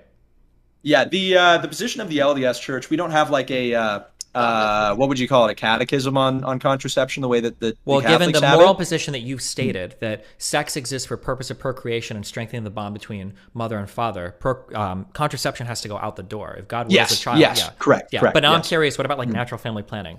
So like that means you're having sex around the periods of the cycle where the woman is less likely or not going to get pregnant. So after ovulation, before and after period, and then right. I think that's probably fine. I'd probably have to look into it more. Like okay. the all philosophical... forms of sodomy are off the books for you, right? Including oral sex. It's not good. Yeah. Gotcha. Okay. Okay, and then the other thing that you were saying. Oh, great! My notes are like gibberish. Oh yeah, I had an interesting question when you said like there's a uniqueness to each partner where there's like the emotional bond. I think the emotional bond absolutely exists, and that's definitely the half of it. But I also think that the physical expression is something that should have some novelty or some uniqueness to it as well. And that the reason for the novelty is because, like, I think the sexual interaction, particularly penetrative sex for the purpose of procreation, is something that is novel and distinct, and I would say more meaningful than all these other forms, right? Of say like skydiving, like you said, or kissing, or anything like that, or even oral sex. When you mention that emotional connection, though, do you think, because this is like the manosphere argument, or it could be the manosphere argument, do you think because the emotional attachment to an individual that you're having a sexual interaction with is really like the guiding force there, rather than the sexual interaction? Do you think men, by having sex with other people, are cheating in the way that maybe people assume they are, or the way that people perceive they are? I probably interpret some of these emotional things a little bit differently, but I'm going to project. I think I can make these statements. I think this is generally true. Women tend to be more emotionally driven than men when it comes to things like sex. Tend to, not always, but tend to be. That doesn't mean that men aren't. But here's something that I'll say. I think that there are a ton of activities that we can participate in that can have varying levels of emotional commitment or emotional engagement. But I think with different people, that emotional engagement can get much, much, much, much, much higher. Even on a mundane activity like, say, going to dinner. I've gone to dinner with tons of different people. But going to dinner, going out to eat with somebody that you have a really big emotional connection to, or a really high chemistry with, that experience is never cheapened because you've gone out to dinner with other people. And I would apply that all the way up to like levels of like sexual intimacy as well. There have been some people that I've had sexual experiences with where it's like, I don't really have much of a like emotional connection to you. Like, it's fun or whatever, we do a thing and then we go on. And there are other people where it's like, wow, this is like a really special experience. I'm emotionally connected to this person in a big way. And I don't think prior sexual experiences, like prior dinners or prior walks or prior, picnics at a park, are cheapening the current experience that I'm having right now. Then again, it would go back to the thing that you're doing, the interaction, the sexual interaction. And do you think a partner is out of bounds in their appreciation for the novelty of the sexual experience? Do you think that's like a rational thing to feel an attachment to? Or do you think, like you said, that, you can apply the novelty argument? Yeah, I think that it's up to you to choose what you wish to value.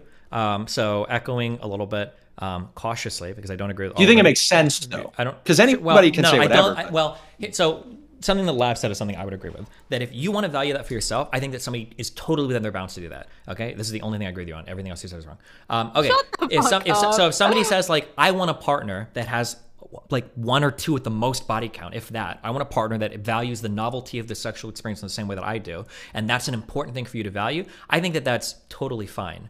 But I think that experience is found either religiously or spiritually or something else that's outside the bounds of like, I can prove this at a laboratory. I don't think it has to be something that it's like, this is just objectively better. I think that you can come together with somebody else who's like, oh, I fucked 100 people, they fucked 100 people. But like the experience that we're having together is very, very, very special because of the emotional connection that we have and the prior connections to that. It could have been 1,000 people. It's not going to cheapen or change the interaction that we're having right now. Okay, so what about that situation? What about the person you were in a relationship with and had a sexual relationship with prior? So let's imagine you go back in time, you're in that prior relationship. You're thinking the same thing. You're saying, I tried to get to this with Lav. It's like, you're saying, this is my favorite, experience. Like none of the other relationships compared to this one. So Lav couldn't explain this well. Okay, this is what I think she meant. Or maybe she didn't, and then you can tell me far off, okay? When you're in it, you might think that it's, and this is one of the big criticisms of religious people. When you're in it, you might think, yeah, this is like the best ever. And then you get to the next one, you're like, this is the best ever. Just because you think that both are the best ever, though, doesn't mean that you're having the same experience. Because in the first one, it might be the case that you think this is the best experience I can have because you don't have a perspective for more experiences. When I was with the first woman that I was ever with, when I was in high school, I thought that like that was it. Like, holy shit, this is like I married her for college and like, oh cool, this is like the only woman and blah, blah, blah. And this is like the best person in the fucking world for me. She wasn't for a large number of reasons. But at the time, I didn't know that. But now that I've like met with and been in more relationships and met with more people and had more interactions, and now I'm with somebody like Melina, I can look and I go, to go, this is the best person for me. But when I say this is the best person for me now, as a 33-year-old with 5 like long-term relationships behind me, it doesn't mean the same thing as when I said it in high school, where I was like, this is the best person for me. Even though we're using the same words, we're fundamentally communicating 2 different ideas. Best person for me in high school just means that this is a person that will like fuck me, live with me, and we like get along and have fun together. Whereas best person now means that we have like really good ability to communicate. We are able to like explore a large number of hobbies together. We match on several like important personality traits in terms of being able to give each other pushback, in terms of being curious about each other's lives, in terms of like maintaining different friendships and independent. Like there's a lot more that goes into it, even though the same words are being said. So I would challenge what you said earlier. Kind of makes sense in that the words are right, the grammar is working, but the meaning behind the words are different. So when you're saying like, oh, well, you thought that was the best and now you think this is the best, you might think the next thing is the best. That might be true, but it's not wrong. The next thing could be better than what she has now, but she's just not aware of it, or he or they or whatever. Yeah. Yeah, then I'll just kind of talk through like my reasoning on this, because that's something that I've thought about at length. And I had a buddy who's like, why wait till premarital sex, or why wait until after marriage? Like what changes after marriage? Like why can't you just have sex with a person right before marriage? And it's like, because I think you're creating a boundary. Now, this is the way I think about it. I don't even know if this makes sense, but you're creating a boundary, and the application of that boundary may not even make sense, because you're having sex with the same person. Let's say you never divorce. You're having sex with the same person, sure. But once you're within the bounds of marriage, you have both sacrificed something that you wanted to be doing until you're in the proper context, until you've sacrificed for that relationship. And then you ultimately have the fruit. And that unity under marriage separates that relationship from all the other ones you've had prior. If you have sex with one person before you're married, that's the only thing that can separate your relationship from all your relationships prior? No, there's certainly other things, but it does create that sacrifice for the sense of novelty and for the partner. Now, destiny, of course, you're entirely right. If somebody just doesn't value that, then you can't compel them to value that. But I think that most people kind of have an intuitive sense that they would want their partner to take things seriously for them and even be willing to sacrifice for them. And it's a mutual sacrifice of doing something or not doing something that you both want to do until it is the proper time that unites people even more so. Sure. So I understand what you're saying. And on some emotional level, what you're saying is true. You're a virgin right up until the point of marriage. You have sex with somebody, they were a virgin right up till the point of marriage, and you have sex, and you guys have both made a huge sacrifice in your life in order to share that moment in time with each other. And that is a special thing that I'm never going to experience with anybody again. Lavs, I'm guessing not, unless she's a virgin and somehow had that the whole time. Like that is true. There is like a special experience there, right? I agree with you there. However, you use a word there you take for granted a little bit, and that's sacrifice. You are making really big sacrifices to get to that point. And in my worldview, I would argue that not all of those sacrifices are good. In my world, I'd say what you're sacrificing outweighs the benefit. There is going to be a novelty there, and that novelty is going to be something cool that might even be fun to experience, but there's other baggage that you've brought along to that now that might impact that. Like, for instance, when I have a sexual experience with a new person, if it's a really good sexual experience, like that's something that's awesome to me because I can compare it to prior sexual experiences I've had. Like I can say that like, wow, this is really good. And I know that it's really good. I know it's cool because like, this is like, I've got like a huge frame of reference by which to evaluate. I've got a huge like perspective by which I can evaluate this sexual experience. Two people that are, and I could use this and I could turn this around and I could flip this and I could argue when two married people say, oh my gosh, like I'm so glad we saved ourselves for marriage. Our sex is so good and it's awesome. What I could very easily say is like, you don't know that. You have no idea if you're having good sex or not. You don't even have a perspective on that. The woman might never come. She might not have no idea. She might bleed a little bit every single time. The guy might suck at fingering, at giving head. He might not have good rhythm. She would have no idea. Now she thinks it's special because they subjectively value the novelty and everything behind it. But I would argue that in some ways they lack the perspective to even say they're having good sex compared to somebody else that has that perspective. But then what's the harm? Somebody in the chat actually mentioned something just like that, right? Like, let's say you've got Lav's situation where it's like, had a lot of sex prior, whatever. Tons of sex, probably. Figured out what's good, what's bad. And now you're in a relationship where the emotional connection is really good. But let's say there's a sexual discontinuity. The people who have saved themselves for marriage are arguably going to have a better sexual relationship even. Maybe they don't have the same reference, but maybe the lack of that reference is actually not to be like ignorance is bliss or whatever. What does better mean?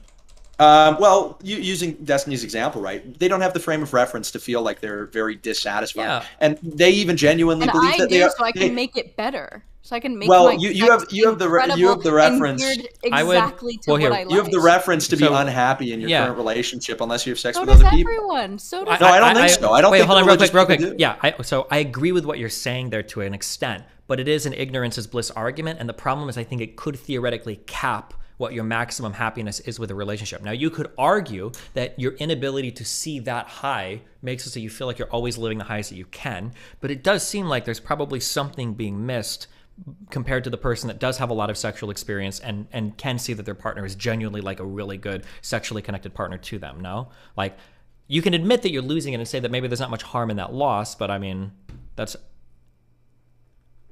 probably what I would say. Is I don't like think the there's a lot of foreskin argument. I don't think there's a lot of harm in the loss, and not only that, I think that the potential harm is overridden. I think when a lot of people like have that idea of like, oh, they actually don't know how bad their sex is.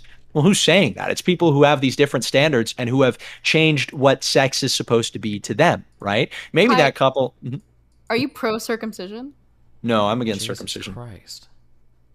You're against it? Why? Because I think it's unnecessary. There's a variety of other things. People usually retort with like but then it's like gross. It's like, do you not wash yourself? So yeah, I don't think you should. Well, no, I I'm think not it's gonna the same circumcise thing. my Like, kids. well, a lot of people say because it's like a loss of sensitivity, right? Yeah, But well, how would most you people know? in your You would never most people in your circles would say that it's like it just doesn't feel so good when you. Okay, have wait. Here, sex. let's ask this question. Okay, let's say that you have a society that had never been introduced to meat. Okay, is it immoral for you to introduce them to meat? Because if they would have never known what they were missing otherwise, yeah. What do you think? This is a really hard question, by the way. It's not supposed to have a yes or no. I'm just curious to hear you explore it. I'm thinking through it, and I'm thinking through it in tandem with the other example, because my instinct is no, but I think it's because the meat example is not similar enough to sex for me. Well, here's I'm not going by similarity of that. I'm going by this concept of this is something that I've thought about for myself. Okay. See if you wait, make it more analogous. Yeah, I can make it analogous. Hold on, some dumb fuck dog was barking. I thought it was loud speaking. Also, I have to go kind of soon to hit. Sure, chest. that's fine. Okay, yeah. So real quick, what are you doing today? Chest yeah, and what shoulders. what all you do for chest and shoulders? So I start on bench. I might PR. Oh shit! What are you PRing today? What are you doing? I might. Okay. One rep PR, 3. What do you? I might not do 225 for 4, but I think I'll have 250 in the tank for 1. Oh my and God. I haven't PR'd on my bench for a while, but just 2 days ago, I PR'd on my deadlift for the first time in like 6 months, and I hit 440 conventional. I've got the video too. Okay. So we're moving. Wait, We're how tall are moving. you? 5'9". Okay. So I'm at like a good height for deadlifting and squatting and conventional, whatnot. yeah, And for just being like a good person. 5'9" is like the height you should be, or lower. I'm not gonna manlet shame. Okay, real quick. man. This is something I've wondered for myself. Okay, what Yes. if you could delete the ability to orgasm? Okay, because I'm thinking for myself now, maybe not for you. Okay, but I'm a fucking coomer. If I deleted my ability to orgasm, I get way more work done in the day. I wouldn't be fucking around with girls. Like my life would be, yeah. But You're talking to me right now. But then you're missing out on life's greatest gift. Bro. Exactly, but then you're missing out on like the fun of an orgasm, right? Well, now, this is so there's two ways to ask the question. One is, what if you could delete it right now? Well, if you could delete it right now, the answer is almost obvious. It's like, no, I'd say no because I know what I'm missing. But let's say you step back to before you ever have your first orgasm, and you could delete it then, so you wouldn't even know what you're missing. Are you actually losing out on anything if you never even know? That would be like the more analogous example. That's a hard one. I don't know the answers, but that's like similar to like the sex thing, basically. Yeah. Yeah. That's a very interesting question. Have you ever heard there's like a watch comparison of this, arguing morality. It's like if you sell somebody a watch that is a fraud, but they never know it's a fraud and are very happy with their purchase, is it even an immoral thing to do? It's kind of like different, but you have to just get into like, is it immoral to lie to yourself, commit a crime that you know of but not the other person? I remember thinking about that when I was a lot younger. Well, maybe to go along to that, I can make that analogous to what we're talking about. What if a person lies about their body count before getting married to somebody? They say, oh, I'm a virgin, but they're not. But the other partner is happier for it the entire time. This is why women lie about their body count. No, most women just decrease their body count from. That's a lie from about the my- body count, right? Well, yeah, but it's for a different reason. In the case that you're saying, it's because they want to seem more pure. I would say no. I think there's an emotional, or there's a this is a totally religious thing, right? But there's a baggage of sin that I think is inappropriate to ever obfuscate. And obviously, like, the morality is greater than just like whether somebody is harmed by it. So in my case, with like the watch example, it would be immoral because you're committing, this act of fraud, even if nobody is ever hurt by it. My moral philosophy, and I don't know that much about philosophy, but from what I understand and from what makes sense to me, I don't believe that doing something is right if there's not like a negative consequence. I think it's about that overarching absolute morality that's found in Christianity. And that's a sin against yourself, right? So I do think it would be immoral for a woman to do that. Not to say, when I say like obfuscating sin, I don't mean to say like, yeah, I hate anybody who has ever sinned, because I've certainly sinned as well. But I think it's important to be upfront with your partner about that. Yeah, of course. Just because you've had sex before marriage doesn't mean you're never going to like find somebody who's Christian who will marry you. Sure. There's plenty of Christians who have sex before marriage who are men too. Based. No, cringe. But I mean, no, what is cringe actually is when men who aren't virgins do this, like they fetishize women who are. And I see this a lot actually in trad, like Christian circles online. Wait. The whole like trad LARP is so bad. Can I ask a question? Holy shit, I just had like I'm going to ask a sex question. Are you ready? I'm so curious. Yeah, shoot. So in your worldview, all sodomy is immoral, right? Yeah. Are you allowed to use like lubricant, or is that like immoral too? I don't know. I'd assume it's not immoral though. Okay, because I was going to ask, like, how do you get into the girl? I'm probably the wrong person to ask, seeing as I have never done that. Okay. I was just But- curious. I never thought about that before, but okay, never mind. Yeah. All right. Huh. I'll have to ask around. I'll have to find some married Mormons and see what they do. I've got some Catholic friends who are, well, Mormons are like, it's kind of a mixed bag. The catechism on sexual relationships in the LDS Church is not as fleshed out as it is for Catholics. So I actually borrow a lot of my sexual morality takes from the Catholic Church, but that's about where it ends. Okay. Hey, why do you baptize for babies? What, in the Catholic Church? Yeah, I know why, but like, It's what to do you get- think it's- is isn't it to- compelling about the reason? Well, I thought the reason was because we're all born with original sin, and baptism makes it so you can be saved or whatever, right? Yeah, but isn't that the point of the atonement? Atonement. Yeah, Christ's death on the cross, his crucifixion, his resurrection, the atonement, the death for all of mankind for their sins, right? So he suffers for the sins of all mankind, but just by being born into our fallen nature, supposedly the Catholic Church believes that we have to be baptized because of that nature. Now, the LDS position is that we will be punished for our own sins and not for Adam's transgressions.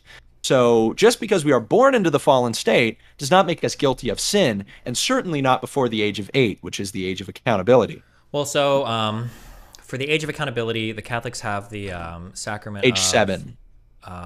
Is it confirmation? I think is the one we do. That's where you confirm your belief in the church and everything. Although I think it might be like age 11 or 12. I think it's a little later.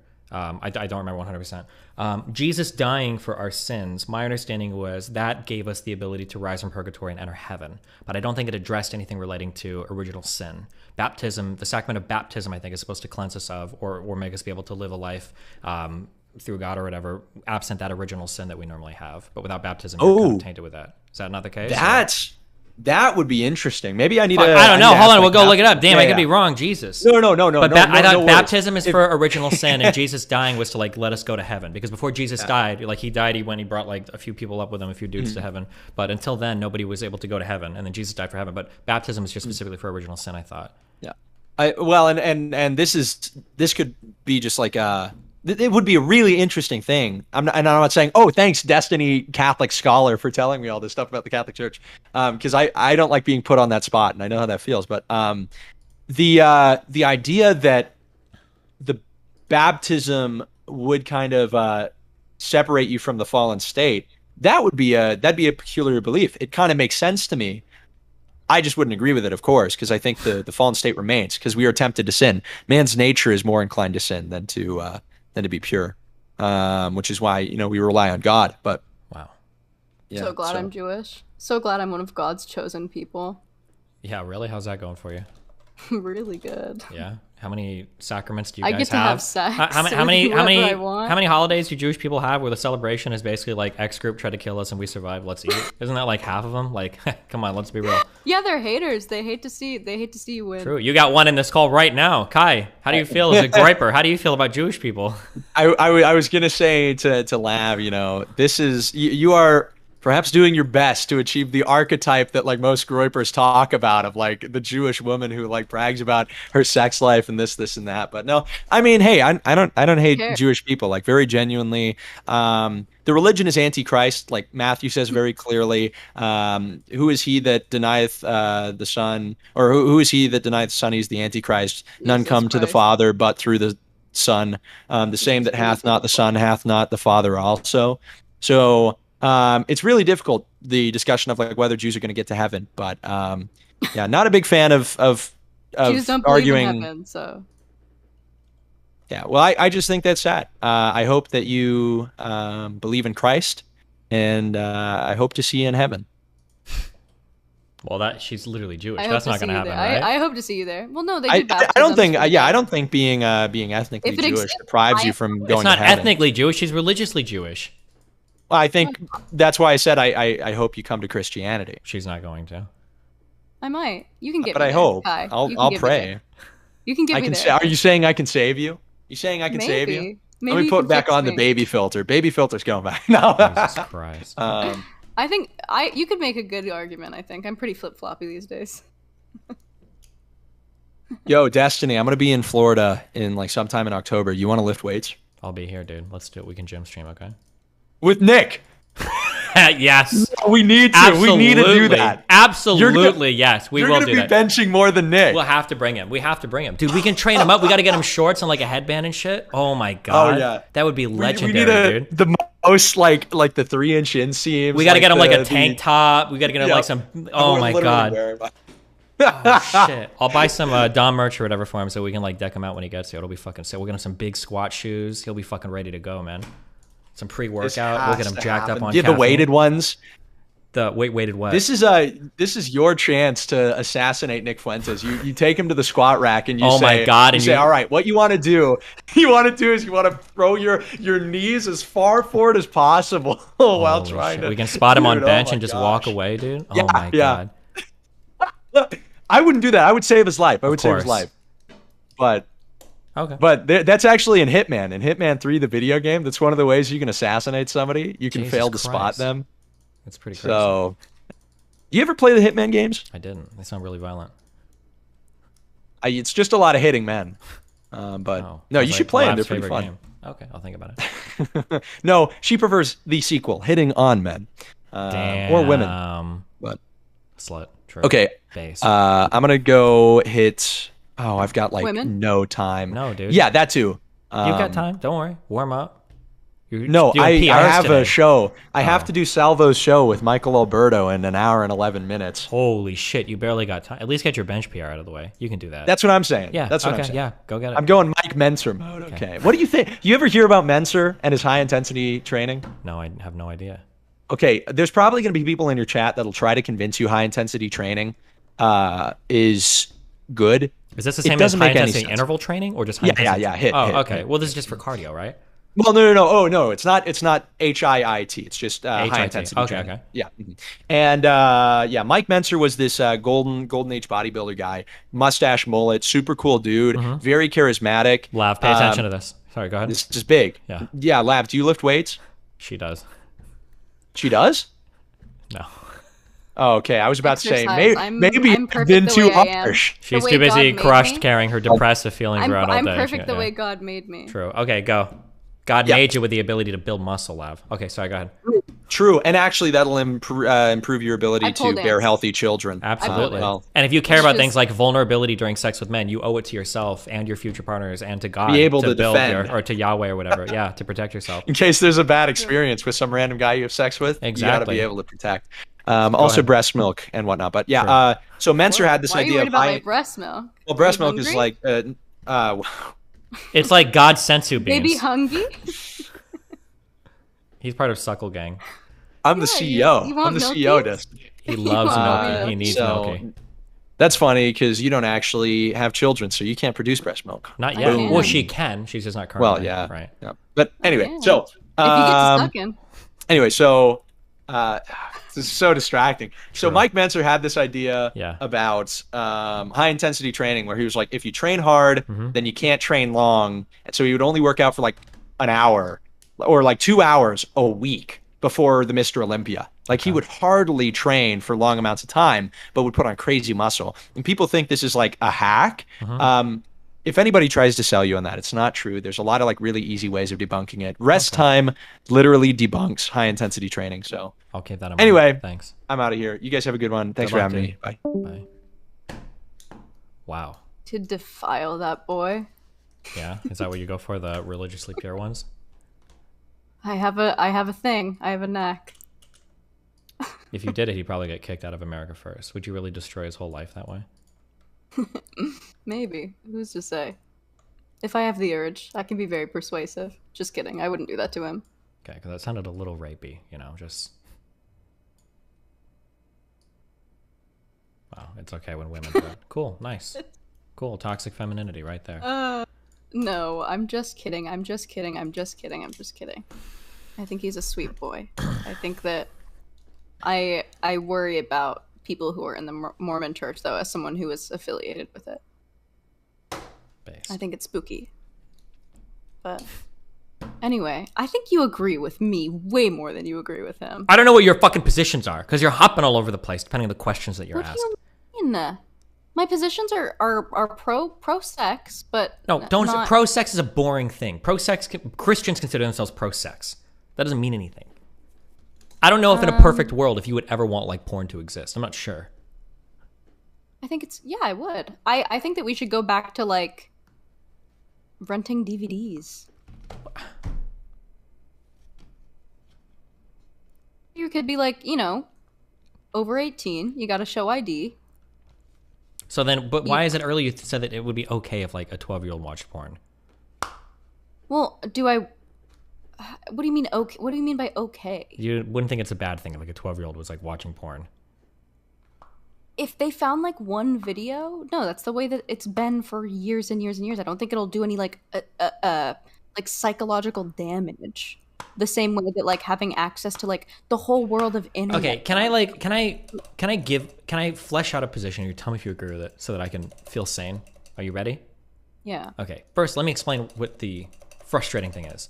When I'm asking you, would you be okay with like a 12-year-old watching porn? And you're like, well, maybe if they didn't have all the videos, they had a DVD or whatever. I don't know. It's hard to figure out what your answer is. I don't know what the fuck you mean by that. Okay, but I think I know what you mean. Hold on. The question makes me very hold on. uncomfortable. It's okay. Because I am a fisher of fish. Okay, I'm in your fish brain right now. Okay. Oh my.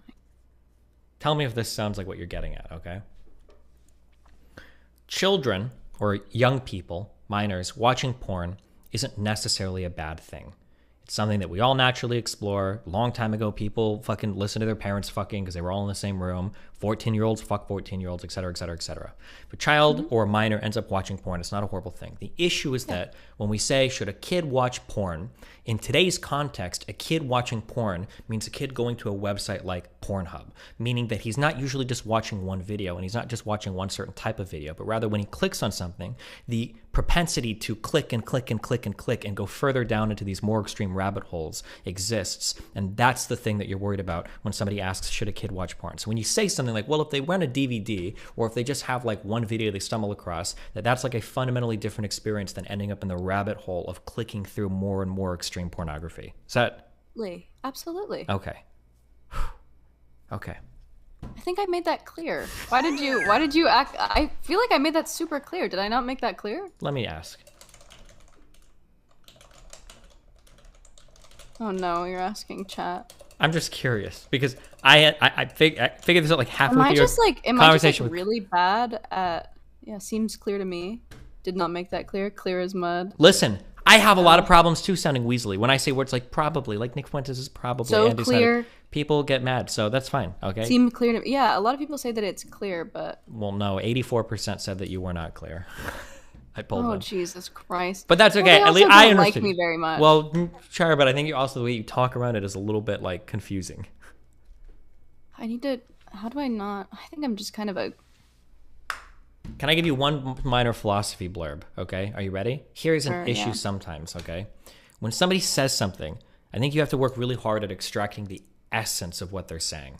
Because do you remember how when you and Kai were fighting about like you're adding qualifiers or whatever? Mm-hmm.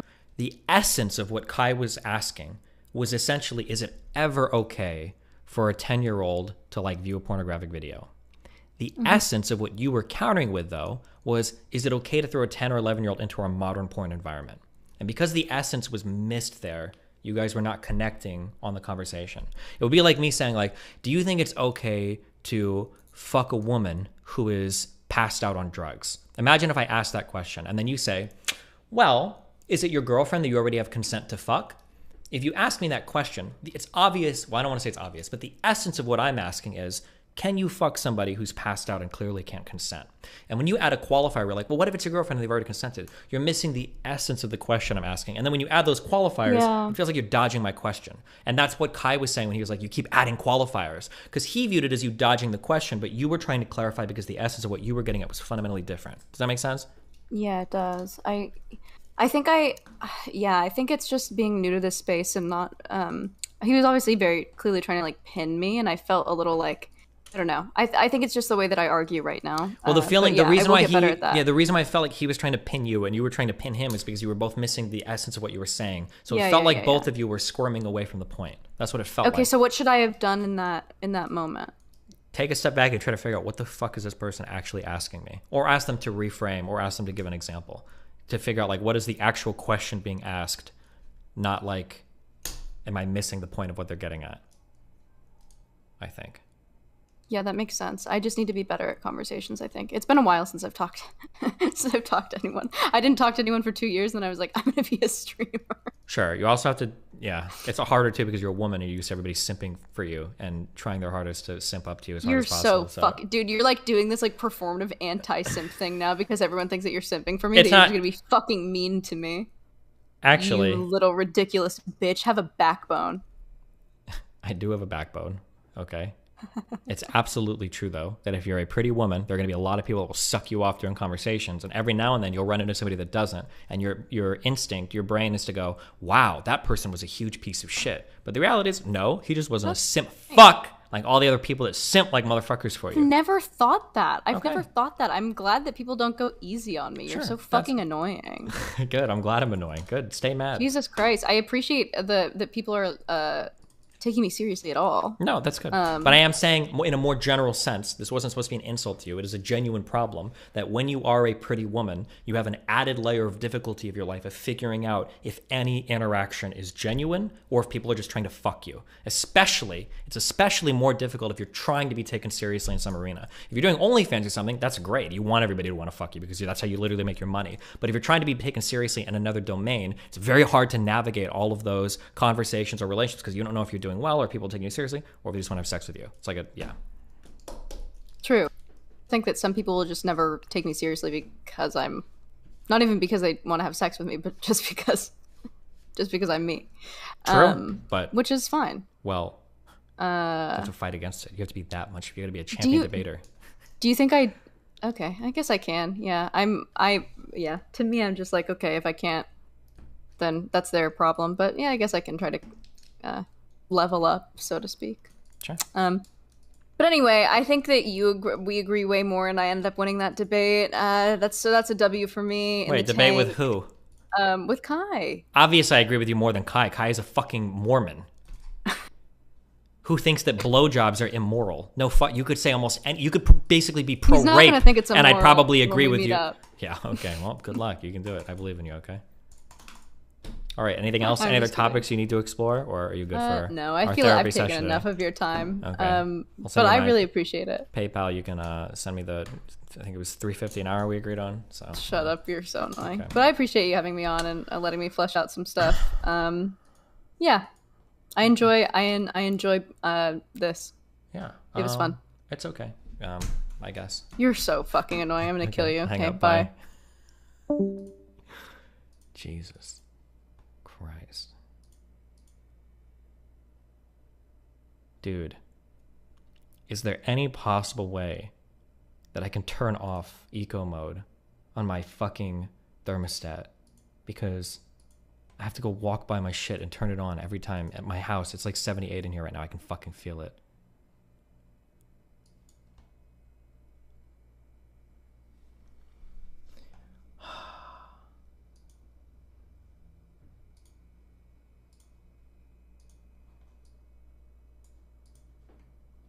I don't know if my apartment complex turns my thermostat. Is it a Nest? Get the fucking app. I don't know. It's like a Google thing. Is your cam mirrored now? Yeah, it automatically mirrors on Discord. I don't know why. Fuck me, dude. It's like the circle thing, whatever that is.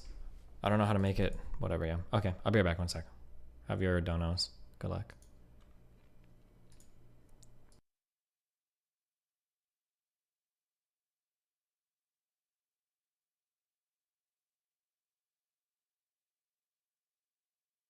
RTVA DGGL.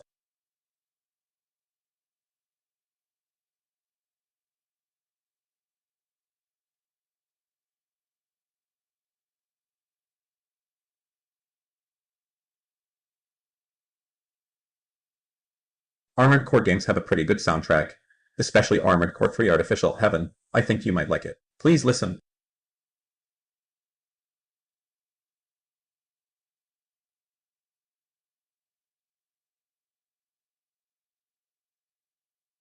Armored Core Artificial Spy is an absolute goat of a song. Nice sampling of piano, synths, and bass line. Please listen.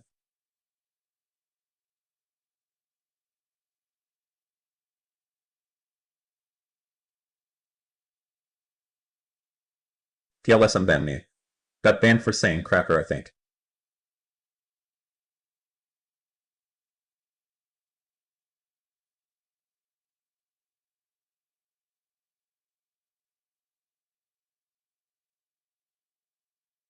Imagine getting a T4 shoutout. Pepe hands.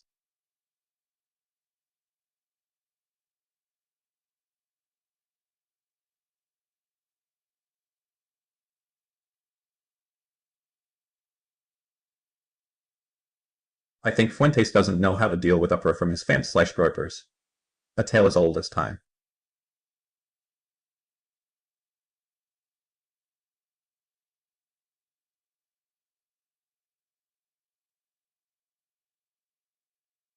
I think Carrie wanted dumb guys like this when you two talked yesterday. Kudos.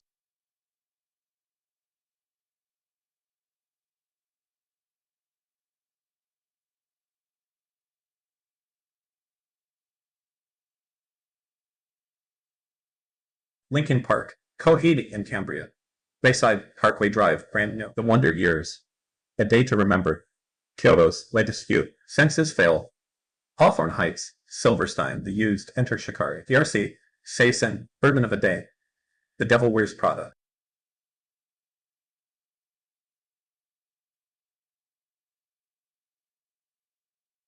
This is the schizo content.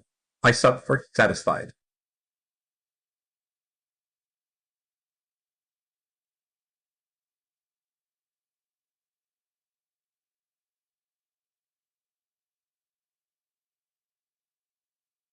It's only fair that this girl keeps scamming the caller. This guy's beyond help and in dire need of therapy.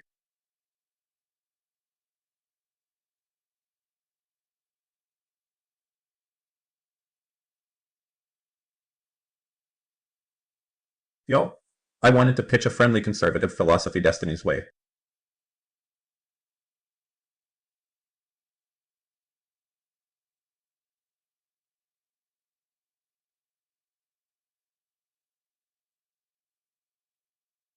His girlfriend's name is Keffels Giga Chad.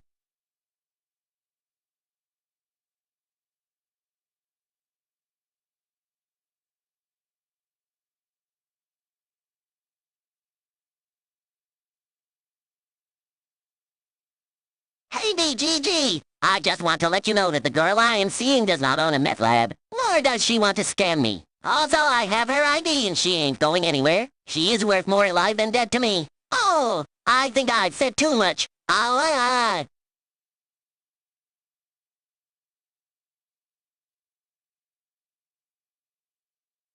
Can we skip this caller?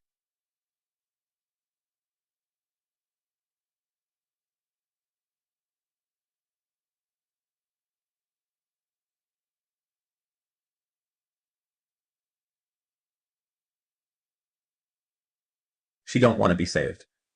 Don't save her.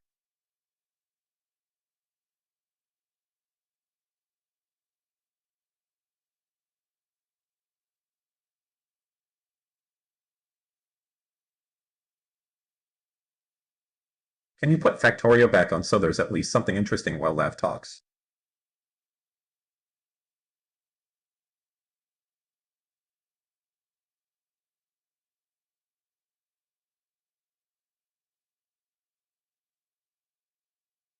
Mace just got here, and see Lav is on.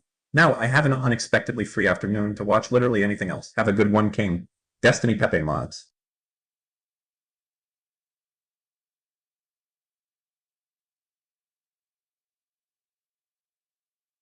I'm subscribing to reinforce chat's desire to have more Lav conversations on stream. TF.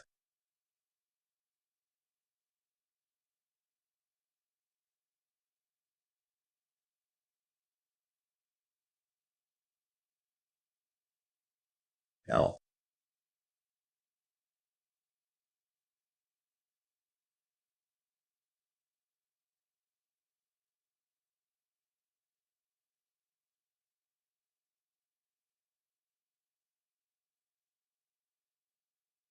Mormons believe in Freemason Ascensionism. Anyone who says otherwise either doesn't know LDS scripture/doctrine, or they are lying to save face. I've been in the temple and done the rituals.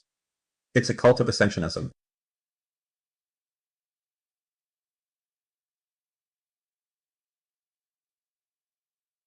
Exodus cries the evil dogshit organization responsible for turning Uganda into a place that murders homosexuals, and they are behind all the sex-negative actions you have seen in recent years. They're scum.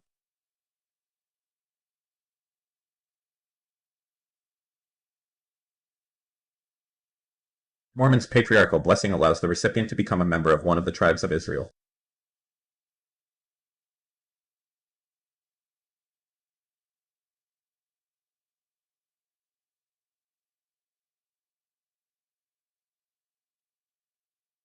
That's cool, but like, who asked? Who asked? I asked. Askers, askers, askers, askers, askers, askers, askers. Shut the fuck up, ninja. Ye wins.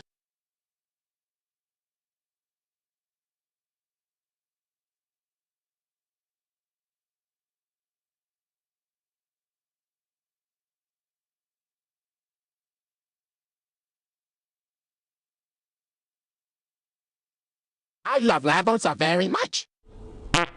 She is the best. She is also Park. She is the best. Bestest. Great memes.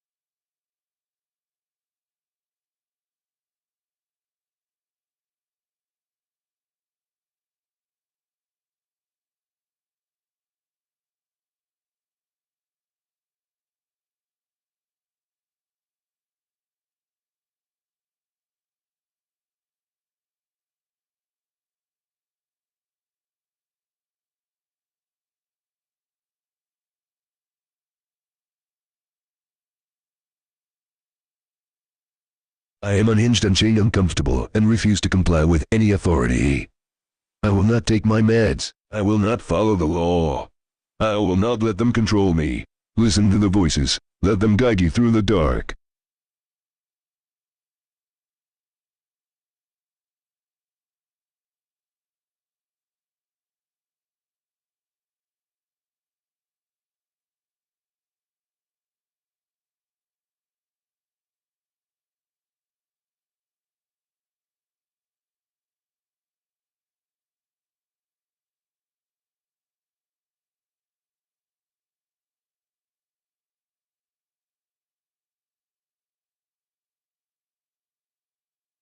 All rise for the most bestest Gomper. Thank you, my boy. I declare the fat war on laugh. Hell, say no more.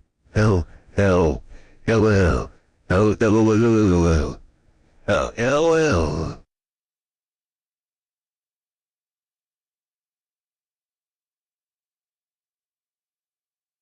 The so-called peacock's tail, the ring of colors in the flask, subsides in time, making room for whiteness, the goddess Venus.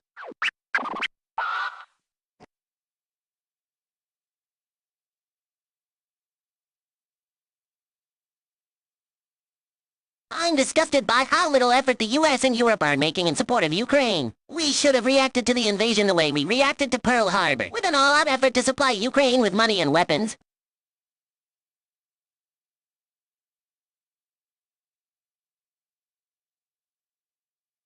Look, chat, you can see my dick from here. I just got back from hell. Turns out they added a new circle. Just above purgatory, there is lavatory where you have to watch Lavune stream for the rest of eternity. Woo-wee hell. Hell, hell, hell, hell, hell, hell, hell.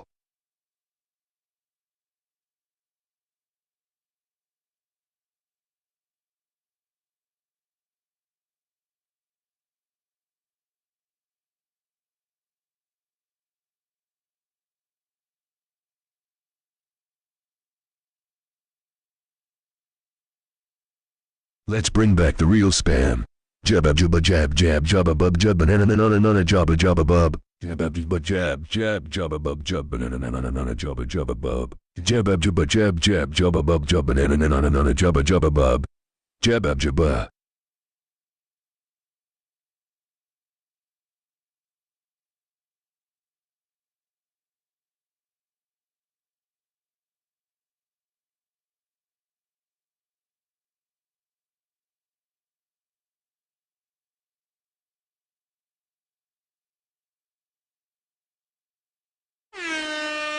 Don DeMarco. Don DeMarco. Don DeMarco. Don DeMarco. Don DeMarco.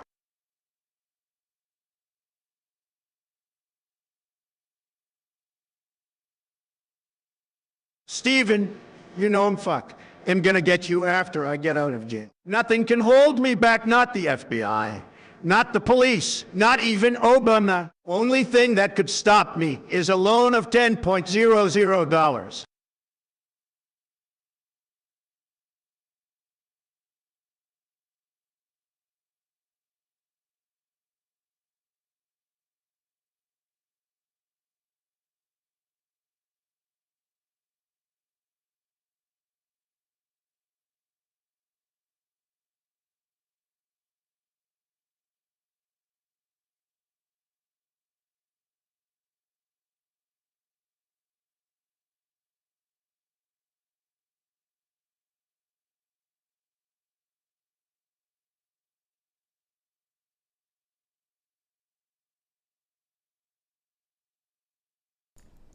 Okay, guys. JJ, asterisk 1000. No, we're good. I'm gonna be honest with you guys. I'm gonna open up about a relationship problem I've got. I don't know if me and Melina are gonna make it, okay? I've had this issue with a couple girls in the past. This is my biggest fucking pet peeve. Alright?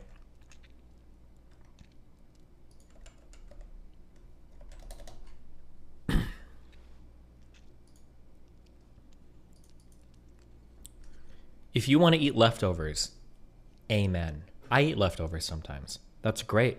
If you want to eat them, do it.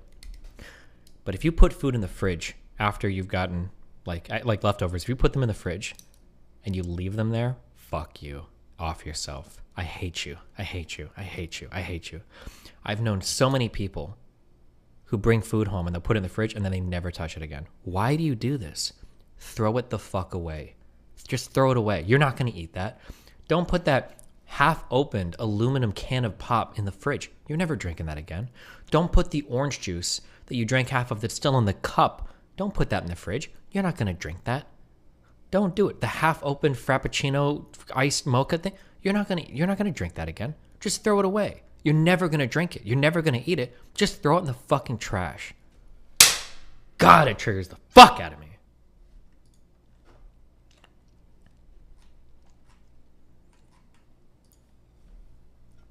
Remember the no misogyny rules and hard effects. So if you're gonna make criticisms of Lav on the subreddit, I know they're all gonna be well-founded, not sexist or misogynistic, and I'm happy for you guys.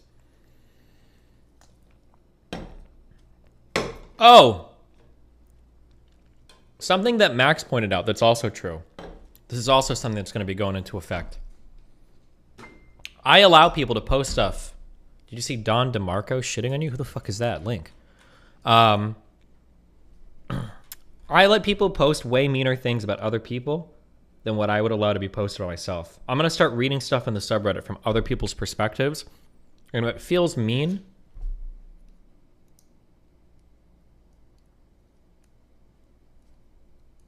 Scott Frost is out of Nebraska. I saw it. How did that dude last for like a fucking decade? Unbelievable. Has Nebraska made it to the playoffs a single time?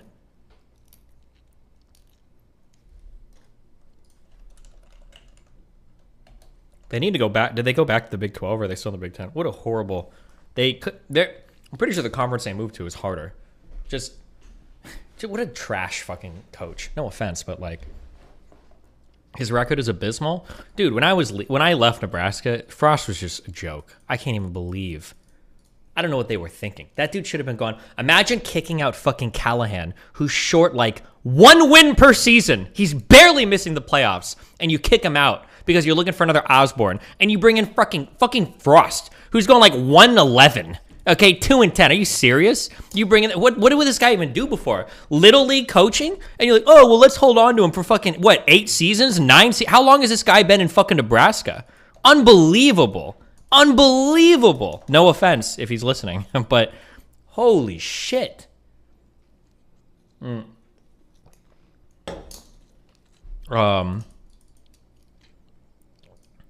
Ice Center. Oh, hold on, what is this? You know, Destiny, him and his girlfriend or her wife or something, they're like in an open relationship, which is kind of crazy because like, because I would definitely get with his wife and he would be fine with that, I guess, which is kind of crazy. Just throwing it out there. Yeah, Melina's hot as fuck. Where can I find, where do I see like Nebraska's record?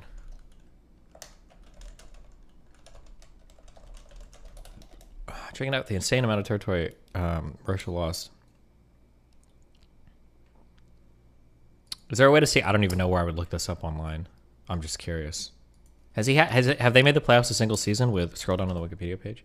You're saying about posts on shitting on your friends. Oh yeah, you don't be mean to people. Pretend that everybody you talk about is me, and don't be mean to them. So if you disagree with Max, you have to point out why. You can't like just call him a man-child. Shit like that.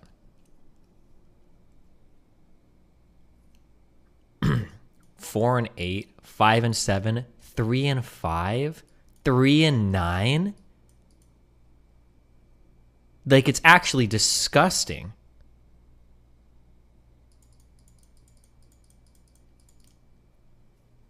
We're like losing games to like fucking what, like Iowa State? Like what even is this? Oh my god.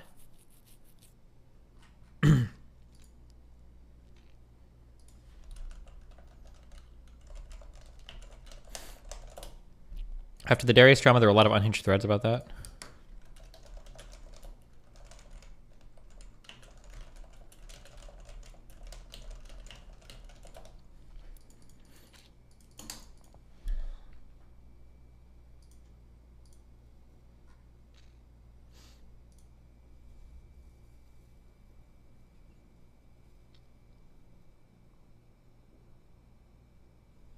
Where can I see, fuck, is there an easy way where I can look up Callahan's record when he was at Nebraska? I feel like his last season, I feel like they went like 9-3, and then they fired him. Am I crazy? Wait, where can I, somebody link me, please. Maybe my memory sucks. I think that Max is not stupid, but he's really annoying trait of interrupting people. That's fine to say. Say he's really annoying, or it's annoying when he interrupts people. That's okay. Just don't like be like personal.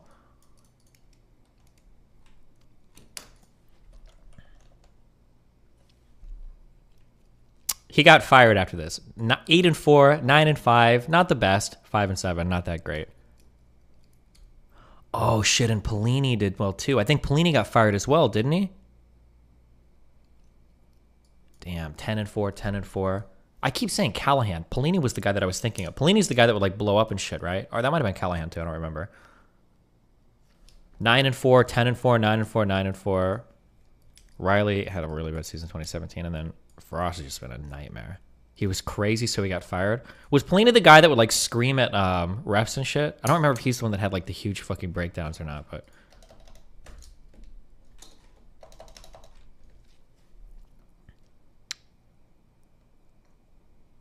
he got shit done. Can you classify it as just people you like, or will people be banned for shitting on a song too? Nah, you can shit on people we don't like.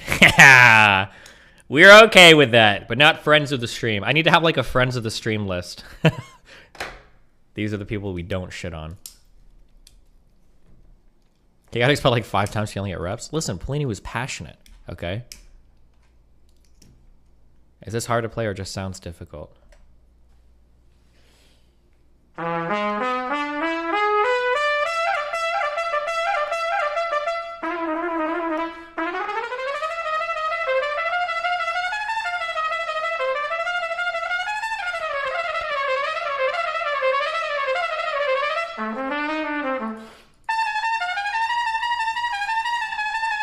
These partials are probably pretty high. Is he like triple tonguing or double tonguing here, or?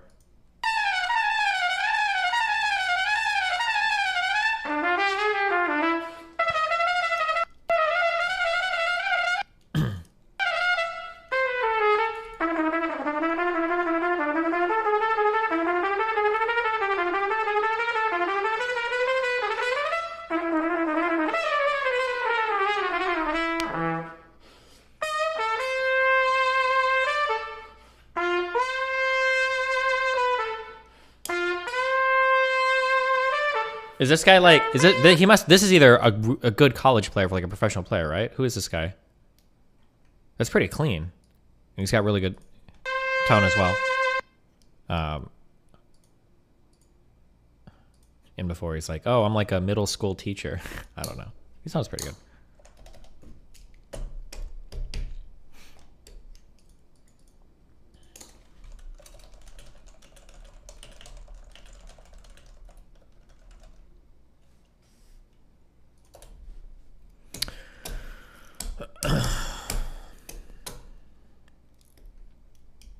Out of stream, do you not shit on people just to vent without giving critique of why? I'm not saying the Reddit is the place to do this. I'm just curious how you engage with that. I have engaged with a lot of different types of people in my life. Here's something that I hate. Here's something I'm going to tell you, and I hate that I'm going to tell you this. I hate it, I hate it, I hate it, I hate it, I hate it. I hate it because there's inside of me, there's a 21-year-old that hates me. He's still in there. He exists, okay? I hate that I'm about to say this. You should turn the stream off right now, actually. Turn the stream off if you're easily triggered. Turn the stream off. Turn the stream off.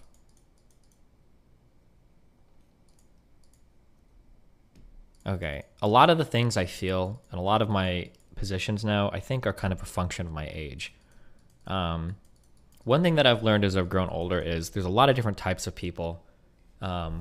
It's very rare that I will shit on or attack anybody for anything like just relentlessly or in a venting fashion.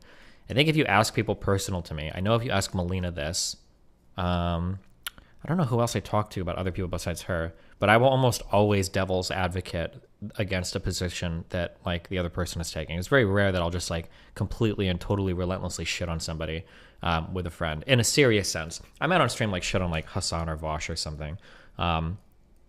but it's pretty rare that I'll just like totally dump on somebody, because usually people have reasons that why they act the way that they do. It's pretty rare that somebody's just like insane or crazy or just totally fucking bonkers. Like even for Anna, she who must not be named, like there are like reasons why people act the way they do. I don't think people are entirely like unhinged and crazy and insane or whatever. Like usually there's a pretty understandable set of circumstances to explain why a person is behaving the way that they are. And I think it's pretty important to understand that. Yeah, don't get into the mindset of just like crazy dumping on people, because you can miss a lot of you can just miss a lot. You miss a lot.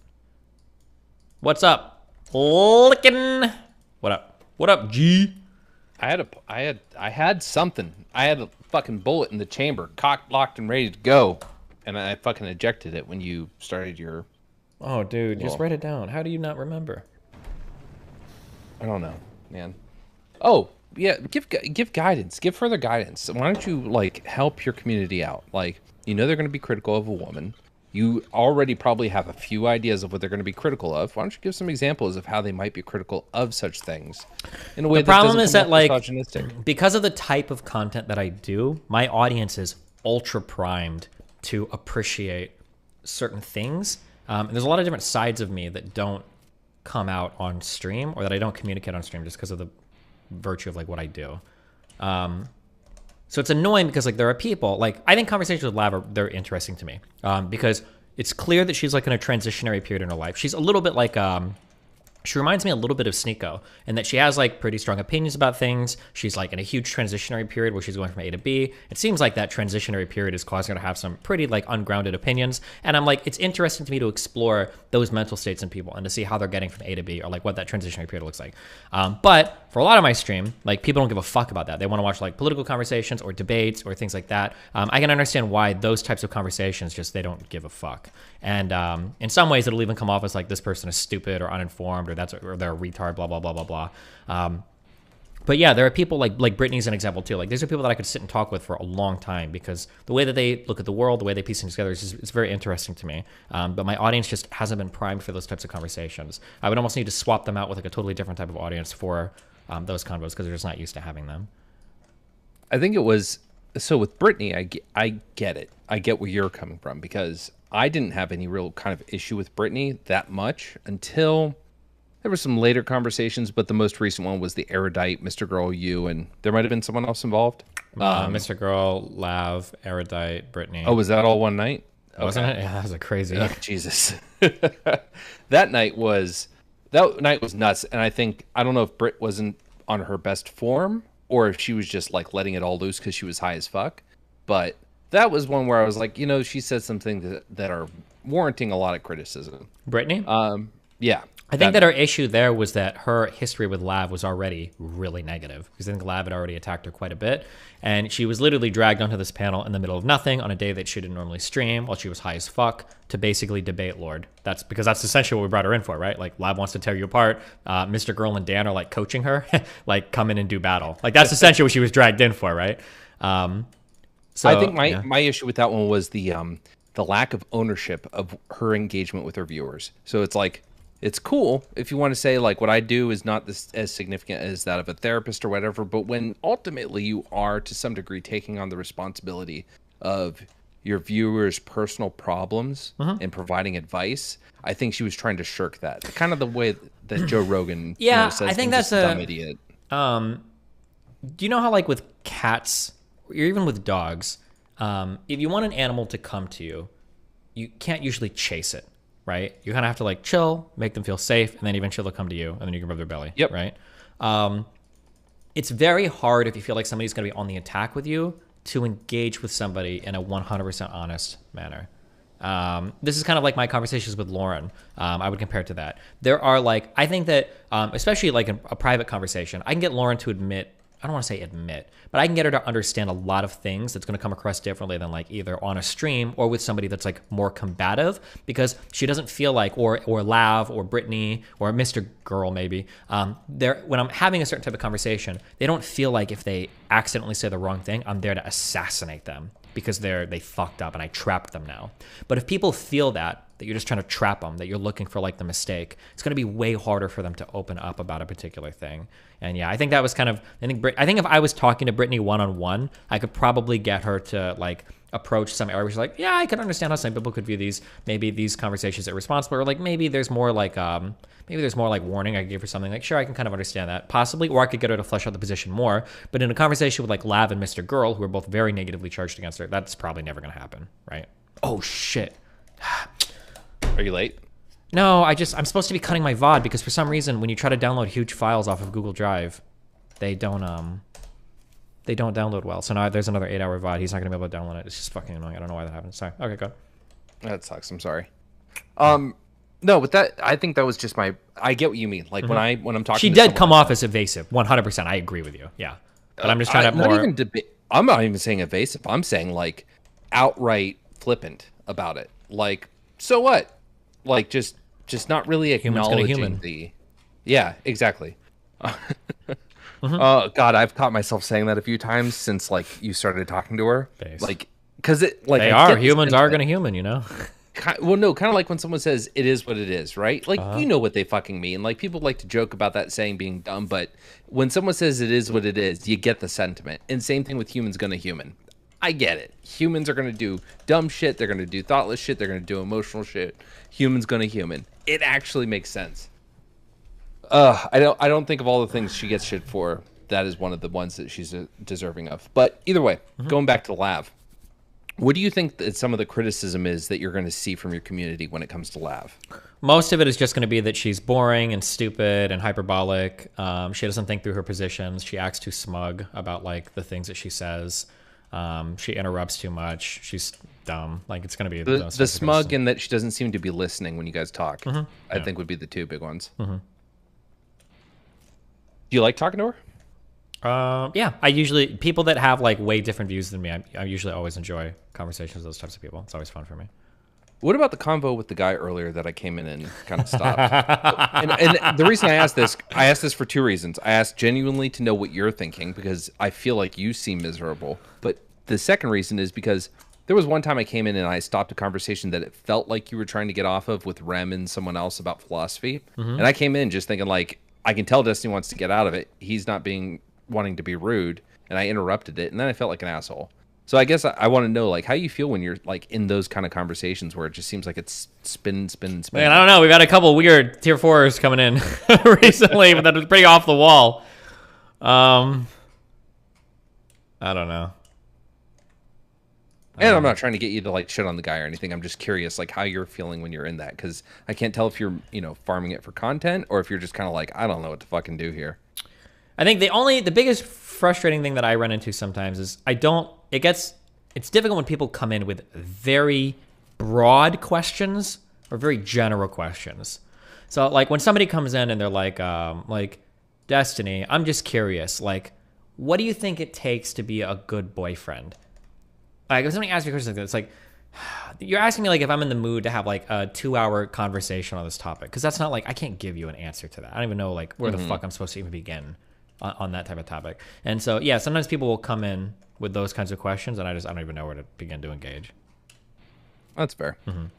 It is extremely broad. Like there's a lot of context needed. I assume that assume that you assume that when people come with that, like there's a whole bunch of shit that's happened to them that makes them want to ask that question, and it's really hard to give like salient advice when it comes to that.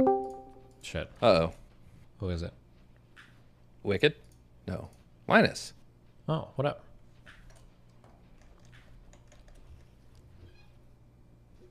I hear you clicking and clacking, Linus. He's running to his computer. Hey. It's Linus Red. How you doing, buddy? He's finally ready to redeem himself from not knowing anything about the JVM trash compiler or whatever the fuck.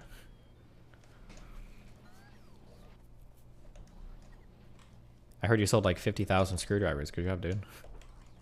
Okay. Oh, his shit's not working. Is that a joke about what's his name? Linus. Apparently they sold a fuck ton of shit. Good for them. Oh yeah, Linus Tech Tips, yeah. Shouldn't we attack pointless attacks on the women's looks like the Ford? Yeah, but would I allow attacks on like men's looks? I'd have to think about that one. I'm not sure. To me, Sneako and Lav come off as people who take positions just for the sake of content. How genuine do you think they both are? They don't come off that way to me at all.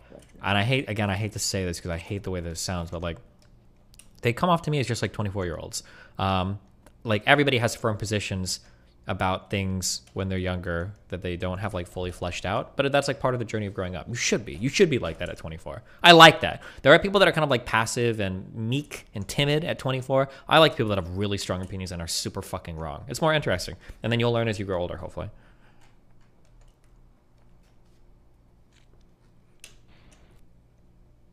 You know, something as I do some introspection is that it's interesting to me when I find people that had like serious questionings of their religion in their, you know, teens, high school, that around that time. I didn't start questioning religion until my late 20s. And I don't know why it is. Like, I can't think of what didn't happen to me or what I wasn't possessing as far as cognitive capabilities. Like, I never thought to question it. Maybe it was the type of household I grew up in. Maybe the fact that I didn't go to a religious school where it was like constantly bombarded against me for me to actually be critically thinking about it on a regular basis. But yeah, I don't know, when I hear people that were like, you know, 12 saying, wait, this doesn't make sense, it's like, fuck, man, I was all in it. At 12, it's going to be a really emotional thing, I think. Yeah, like, no, my dog died or my grandma died, I thought God loved me or something, right? Yeah, and I think up until I lost it, it was an emotional thing. Like, I was constantly with the mantra of, I'm never giving up my faith, no matter how much I question it, no matter what I come up against in the world.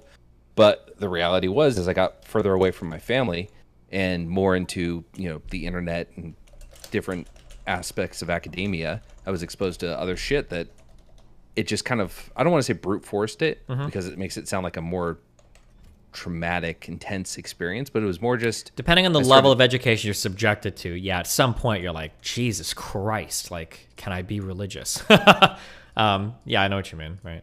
Yeah, like the my big thing, and this is so dumb because I used to call my friend Neil deGrasse Tyson cocksucker. Oh my because God. it was just everything was science, Neil deGrasse Tyson and all the other atheist heroes. Right? Bless you. And Bless you. Sorry, I can't get rid of it. And but like I don't know a way to say this concisely, but I was thinking about the universe, and right, the Big Bang happens, and then you have all this you have all this shit that's going on. And then you, this dust colliding, and then these little pieces spark and burst and fusion, fission, all that shit happens. And then you get stars that are born, and then more shit starts swirling and colliding. And then you get these protoplanets and then planets. And then you just so happen that within this one solar system, not only does our planet from the right amount of composite materials from the right distance from the sun exists, but then all the other planets in the fucking solar system to absorb meteorites and direct the flow of the planetary whatever around the sun. Not only does all that shit happen in just the fucking perfect way to allow for life to spark, but then within society you find there are all these similarities between one religion to the next. And that's when it kind of it wasn't like some brilliant moment of, oh my God, God isn't real. It was more just, it no longer makes sense. It like the feeling went away from it. It was almost like a candle was blown out, right? I could see the smoke. I remember the way the candle smelled, but it was gone and I couldn't light it again. And that was, but there was no like serious moment of question. It all just kind of came from feeling. Does that make sense? Not really, but I'll believe you. Nope. Yeah, it doesn't make sense. Nope. Hey, Lycan, when you were growing up, Jesus. and you had these friends who were like 12-year-olds talking about shit, like atheist shit, who did you talk to that confirmed your beliefs? Where you were like, oh, God is real? Oh, no one growing up. I didn't have any atheist friends. Oh. Yeah. I'm never exposed to any of it. No. Yeah. I had no reason to question. None of that wasn't on the table. Well, that makes sense then. Yeah. So it wasn't until my like mid to late 20s that I started getting exposed to things. And I actually hated it for a while. When I lost my religion, it was about 2015.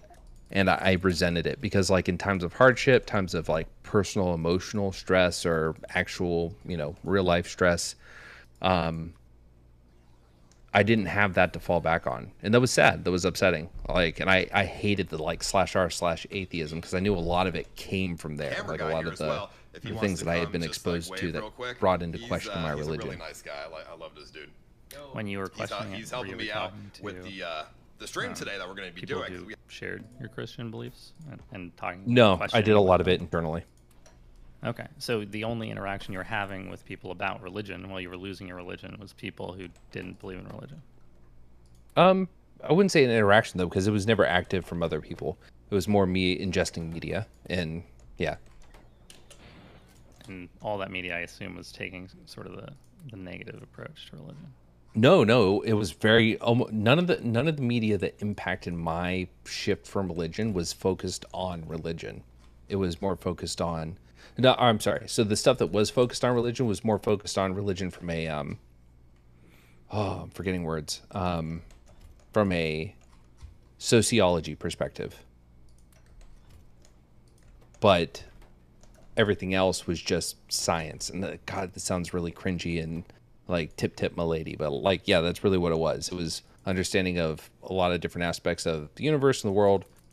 But then the other side was just understanding the similarities from one religion to the next and how they were created. Gotcha. So you didn't go down like the Richard No, Dawkins I fucking hated. I hated Richard Dawkins. I hated the atheism subreddit, and all those other heroes that just seemed to shit on religion just because like they were intellectually superior to it. Yeah, I actively ignored all that. I think the only reason I ever listened to Neil deGrasse Tyson was because he explicitly said, "I'm not an atheist, and I'm not a tool for you to use to bludgeon people." Wow. Problem? That's pretty cool. Yeah, I mean, it's had its ups and downs. I miss religion, but there is a freeing aspect to it. Or to not having it, rather. Anyway, that's pretty cool. Do you mind if I change the subject briefly? No. I don't even know how I got on that. Okay, yeah. Stephen, you were just talking about how when people come in and they ask a really vague question that doesn't really mean much or is so vague that you would literally have to spend hours talking about it. Why don't you say to them what you said like 5 minutes ago? That it's vague and I don't feel like doing it, or? Yeah. Sometimes I do. I think I usually do. I just say it in a bit more of an exasperated tone, like, "Oh, dude, like if you're not gonna be like a general thing, like I can't. Like, I'm gonna have to talk for like it's a really vague question." That's usually like what I'll say. Okay. That seems easy to handle. Also, everyone's telling me to speak up. I don't know if I'm speaking up. Audio's hard. Yeah.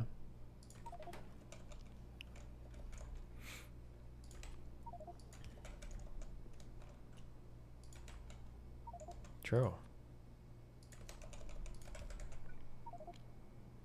Do you have more, Linus? Yeah, I did have more. Yeah.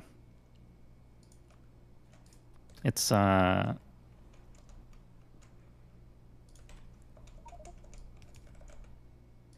something I think other people have talked about.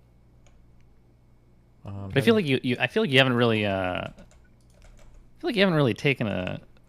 I don't know how you feel about it, and I want to. I see in you. Uh-oh. A very different approach to socializing with women and men. Okay.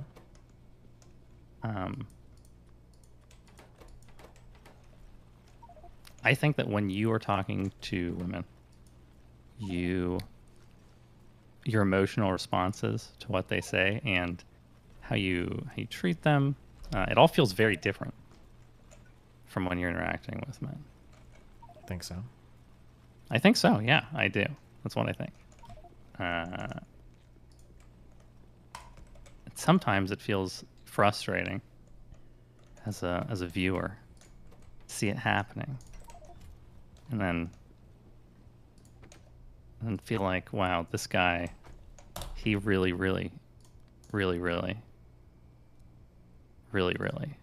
sucks at talking to women.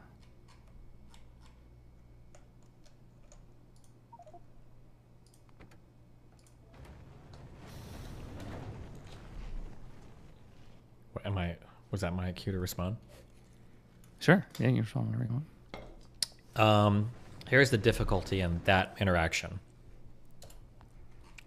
It's hard for me to know if I'm treating women differently than I treat men, like significantly. There's going to be some difference, of course, but if it's significant enough that it warrants like correction.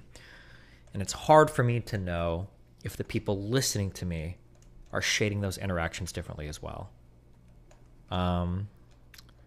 So, like, here's an example. So somebody might say, you're more flirty with women than you are men. That's almost certainly true. Yep. But I don't care about that. I think that's okay. Sure. A more important thing might be you're more charitable to women than you are to men, or you're more patient with women than you are to men.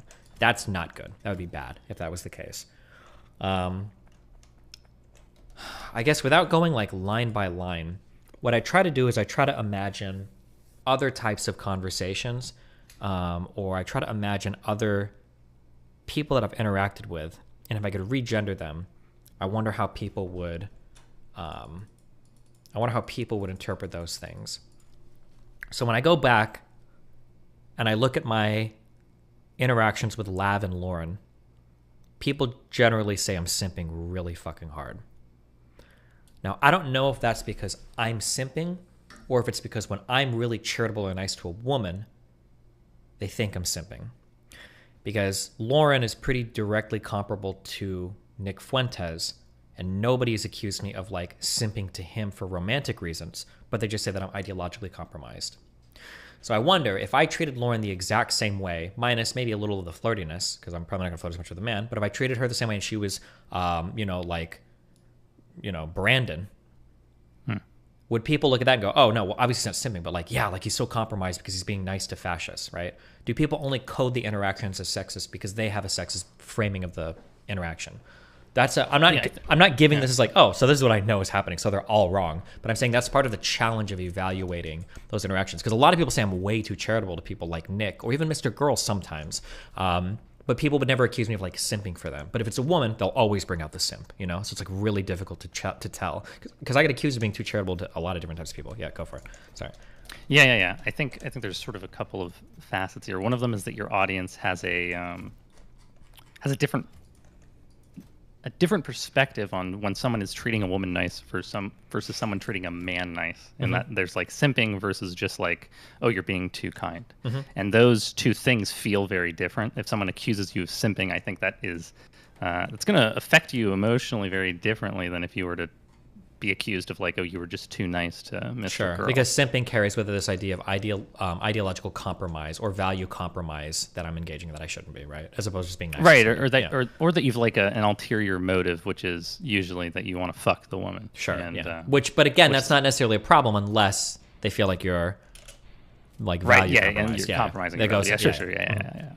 And then there's another aspect to it, which is when it comes to your behavior, how you choose to push on certain things, you choose to push back on certain things, separating those criticisms from your simping, because they all kind of get wrapped up in the same shit, it's just going to feel impossible. So even if someone's like, hey, you talked to Lav, and Lav said this thing, which, if Lav were Levon or Lavar, you would have been like, hey, fuckhead, you're dumb and this is wrong and here's why. And instead you just let it slip by and I think you're simping. And then the whole criticism sort of gets wrapped into the simping notion and it just disappears. Yeah. So your audience is doing a really poor and horrible job of giving you criticism. I think that's pretty true. But I think there's also an aspect of it like you need to, I'm sure you already do this, but you need to look at your own interactions with people, and decide if, as you were doing with like the replacing people, if the values that you're using are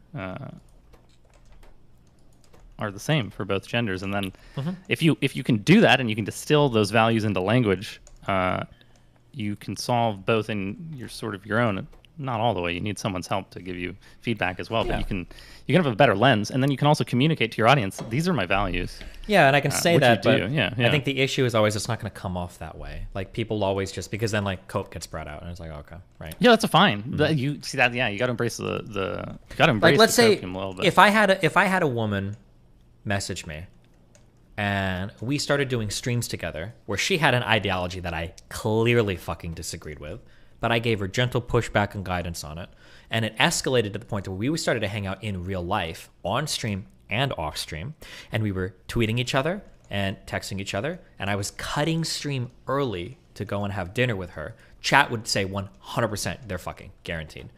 It would be over. Like anything I say about this girl is just going to be, it's fucking over. But like, I just described my relationship with Sneeko, and I don't know if anybody has any idea that like, oh, he's simping for Sneeko. Nobody would say that, right? Right, and you are fucking Sneeko. So good one, true. Yeah. Yeah. So that's kind of like the issue, you know, that like, if Sneeko was a girl, my exact same treatment of Sneeko would be shaded way differently with my audience. One thing that you say that's true, and this is something that I recognize, very few people recognize, but I recognize this and it's very challenging. But oftentimes, if there's a bunch of bullshit criticism about you, there's usually some nuggets of truth like buried in them. It's just you have to very, very, very, like, you have to go through a lot of effort to dig out the nuggets of truth. So like if a lot of people are accusing you of treating women or whatever, people like poorly, there's some type of criticism that you should probably be engaging in. It's just really hard to pick out what it is. But I do go through that effort. I try to figure that out, you know? Yeah, do you think part of the problem in addressing the criticism, though, is that when you address it, it doesn't matter how truthful you're being, the reaction you get from your audience is, as you said, going to be copium, soy. He's clearly lying. Whereas, like, I feel like if you push back on, push back on Nick Fuentes, you don't look like a soy boy cuck. You look like a psychopath. To the people who care, right? To the people who are like, oh my God, this guy's literally whatever doing it to a fascist. But when it's a woman, everyone's just going to think that you're a soy and a cuck. So there is like this, there's this self-deprecating nature to addressing that criticism with your audience in an honest and authentic way, where when they accuse you of fucking someone, to be able to say, no, we're just good friends, you're sort of going to be hurting your image in your audience's eyes a little bit. Wait, how do you mean? How's that hurting my? For me? What do you mean? Yeah, because you're basically giving the copium answer, right? You're giving the soy copium white knighty sounding answer to an audience who, at this point, well, the true answer is that for some of these people, I am fucking them, but it's not impacting my associations with them. Sure. Because like people can try to guess, and there have been women that I've argued with and had like big fights with on and off stream. And whether or not we're fucking doesn't usually impact. Like, there have been some people I've had a sexual history with, like Merrick or Bad Bunny, that we've got into huge fights on stream. But I just, it feels like people,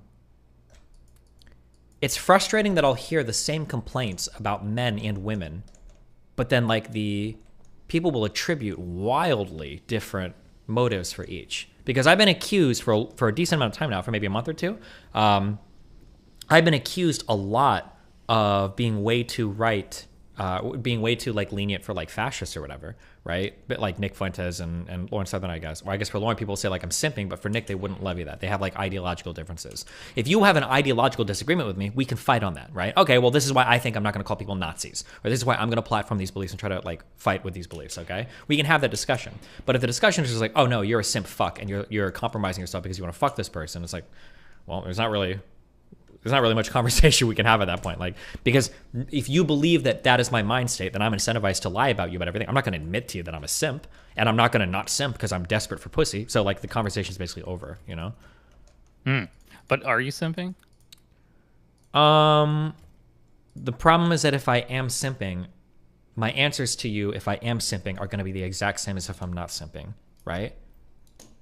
What I would truly tell you is that, like, I ask you if you're simping. Well, no, because I would lie. I would either lie or I would tell you the truth, but both would look the same, regardless, right? The answer that I would give you is that, like, I have a lot of women that are generally available to me. If I want to go and fuck people, I don't need to simp to like get laid by somebody. And I don't think generally with the way that I attract people, it's usually not through simping. It's usually through like really aggressive behavior. Like a lot of the people that I've had sexual relationships with and I've had a lot of fun personal relationships with are people that I have like really combative relationships with. Like we fight a lot, we argue a lot. Like that's kind of the back and forth we do. For me to like switch up completely and turn into like, oh yeah, queen, I'm going to support you and blah, blah, blah, blah, blah. I've never fucked a girl like that in my life. It's just not the kind of personality type that I have. And it's not generally the type of women that I'm attracted to. I could say all of that, which I would, and that'd be my honest answer. But if I was simping, I would just use that as cover. And maybe in DMs, I'm actually like an ultra simp.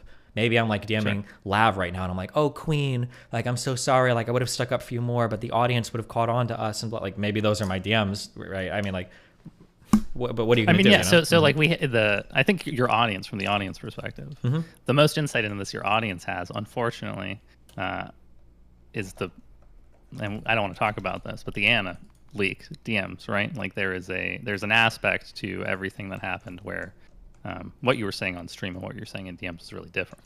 So you can imagine in your audience's eyes why they might think something like that. Yeah, I can imagine that, but the accusations come before and after the Anna stuff. I don't think that like changed. It's not like people thought one thing about me and then like the Anna stuff happens and then all of a sudden people are like, oh my God, like he's completely different. Like I will say that for the Anna stuff in particular, my messaging publicly, and then if you're looking through like my private messaging, is going to look to diverge quite a bit. Like that's definitely true. I will also say that situation was exceptional in terms of like. I agree. That was a very. There's like other people have like leaked personal interactions and DMs related to me, but there's never been a divulging ever. But in that one circumstance, there was for sure. But I would say that was an exceptional circumstance. Yeah.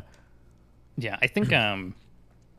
Which, by the way, I just want to be clear. Me and Anna are totally cool now. Everybody's cool. I understand why she did what she did. She understands why I did what I did. Everybody's chilling, cool, and we're not shit talking anybody on this stream. Okay, go ahead. Yes. Yeah, I think, you handled that situation quite well. Thank you. Absolutely. Yeah, go ahead. Yeah, absolutely. And the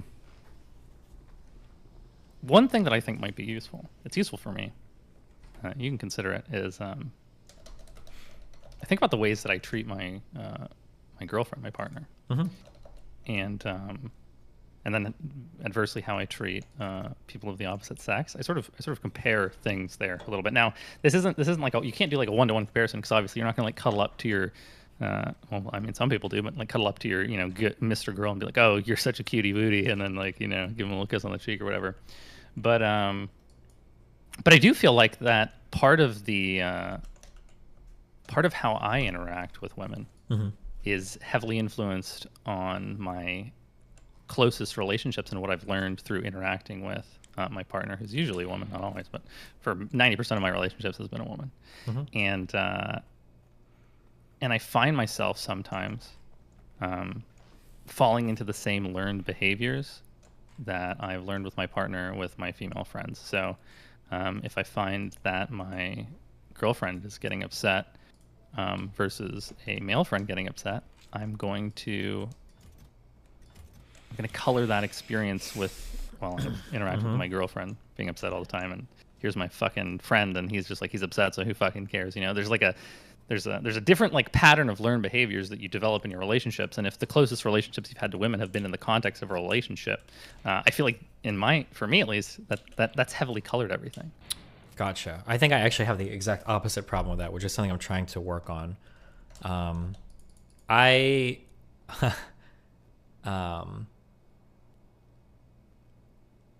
Jesus Christ. Sorry, that tweet. I treat Melina very harshly. I have a problem where the closer somebody is to me, generally the less... Well, be careful here. What? Because you don't only treat her harshly. What do you mean by that?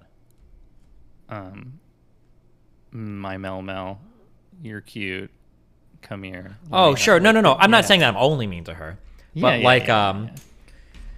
when it comes to mistakes that people make, if you go through like my DMs with certain people that are having certain issues in their life, I know all of the correct plays to be a supportive, empathetic, caring, reflective person. I can go through those conversations, make sure somebody feels heard and understood, and that there's some sort of like shared compassion there, blah, blah, blah, blah, blah. I can do that with like very not close friends or kind of even stranger people or just girls I want to fuck. It's a very easy thing to do. But the closer somebody is to me, usually the less willing I am to act that way because I have a higher expectation on those people. This is like a challenge that I've had with Melina quite a bit.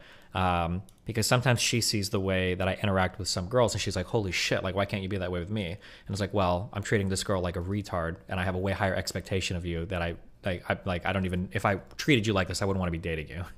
So in some ways, the ways that I model some of my public relationships with people, it actually ends up looking quite different than the way that I model my personal relationships. I don't know if that's a good thing though. That might be a negative thing, something that I'm like personally like working on. Yeah. Do you think that, well, this is what I think. I think in my personal relationships with my girlfriend, there is like a,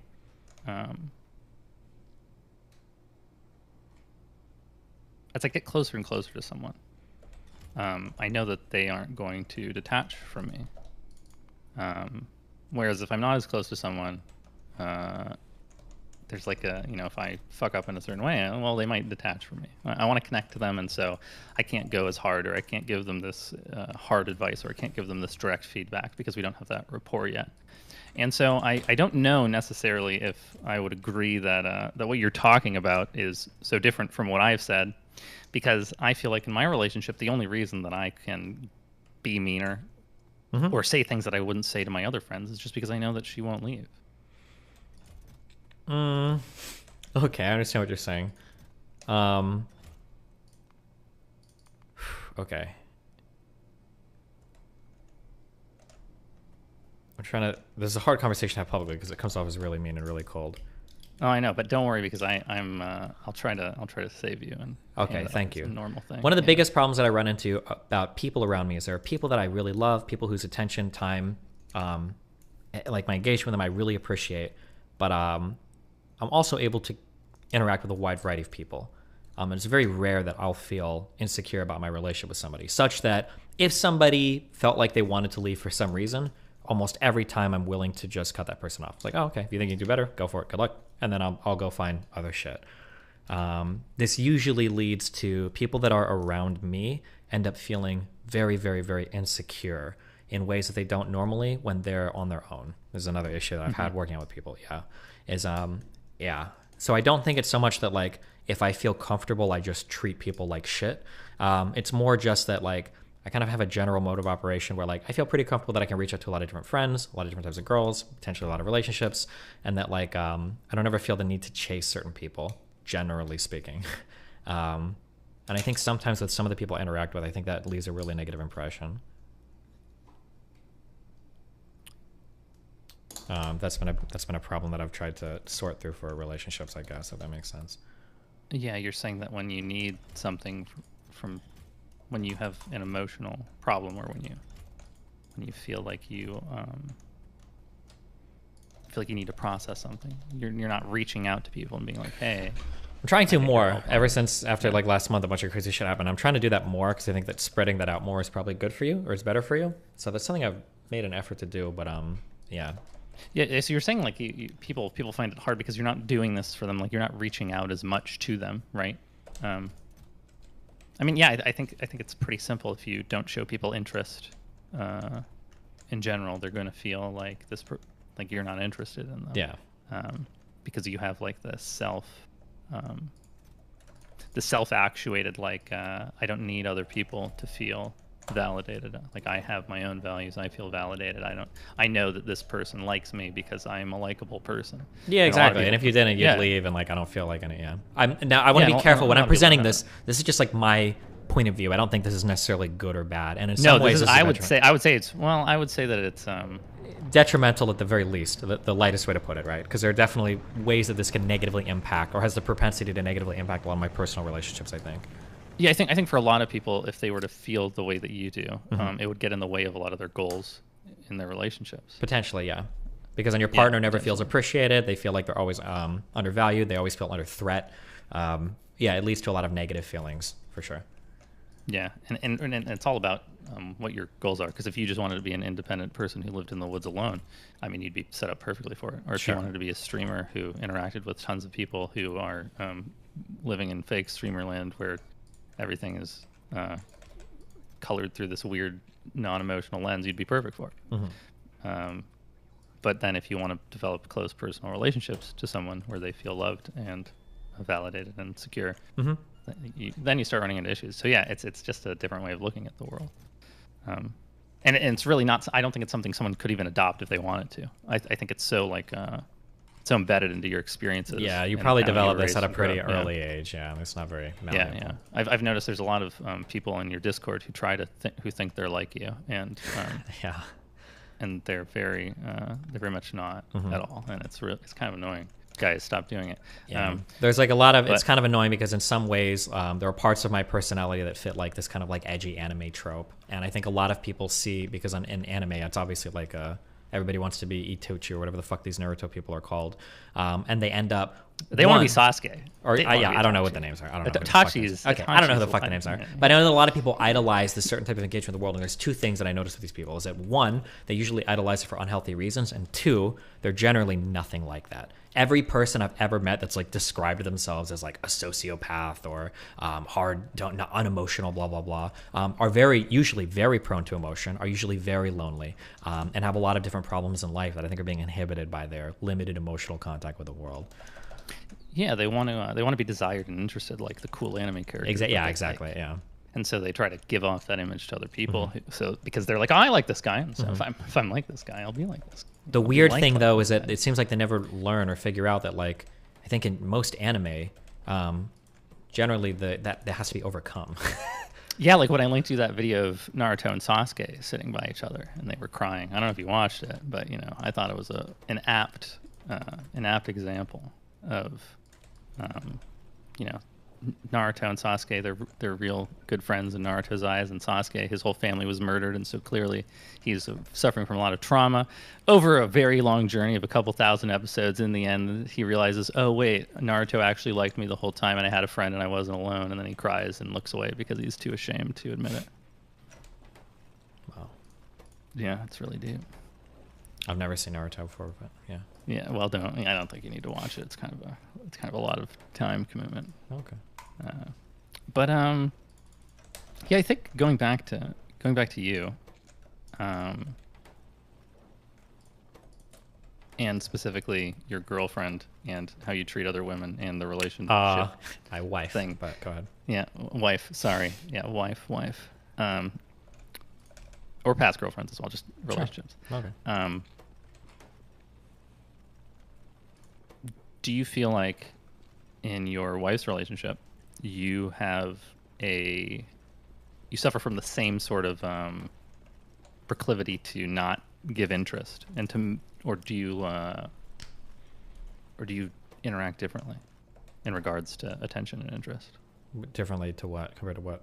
So like you were saying before that you don't reach out to people. You don't go, are you okay? You don't go, how's it going?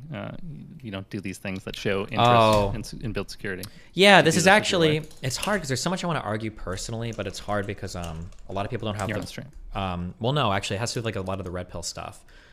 This is something that's been really frustrating for my life, is I tend to solve everything on my own. I very, very rarely, I've only just recently tried to make an effort to kind of share problems with people because it's just totally not my mindset. Like from 16 to... I guess my whole life, I'm basically like have to solve a problem on my own or I'm completely fucked. And there's usually nobody that can help me with anything. So that's always, so even emotionally, that's kind of my mindset, my approach to everything.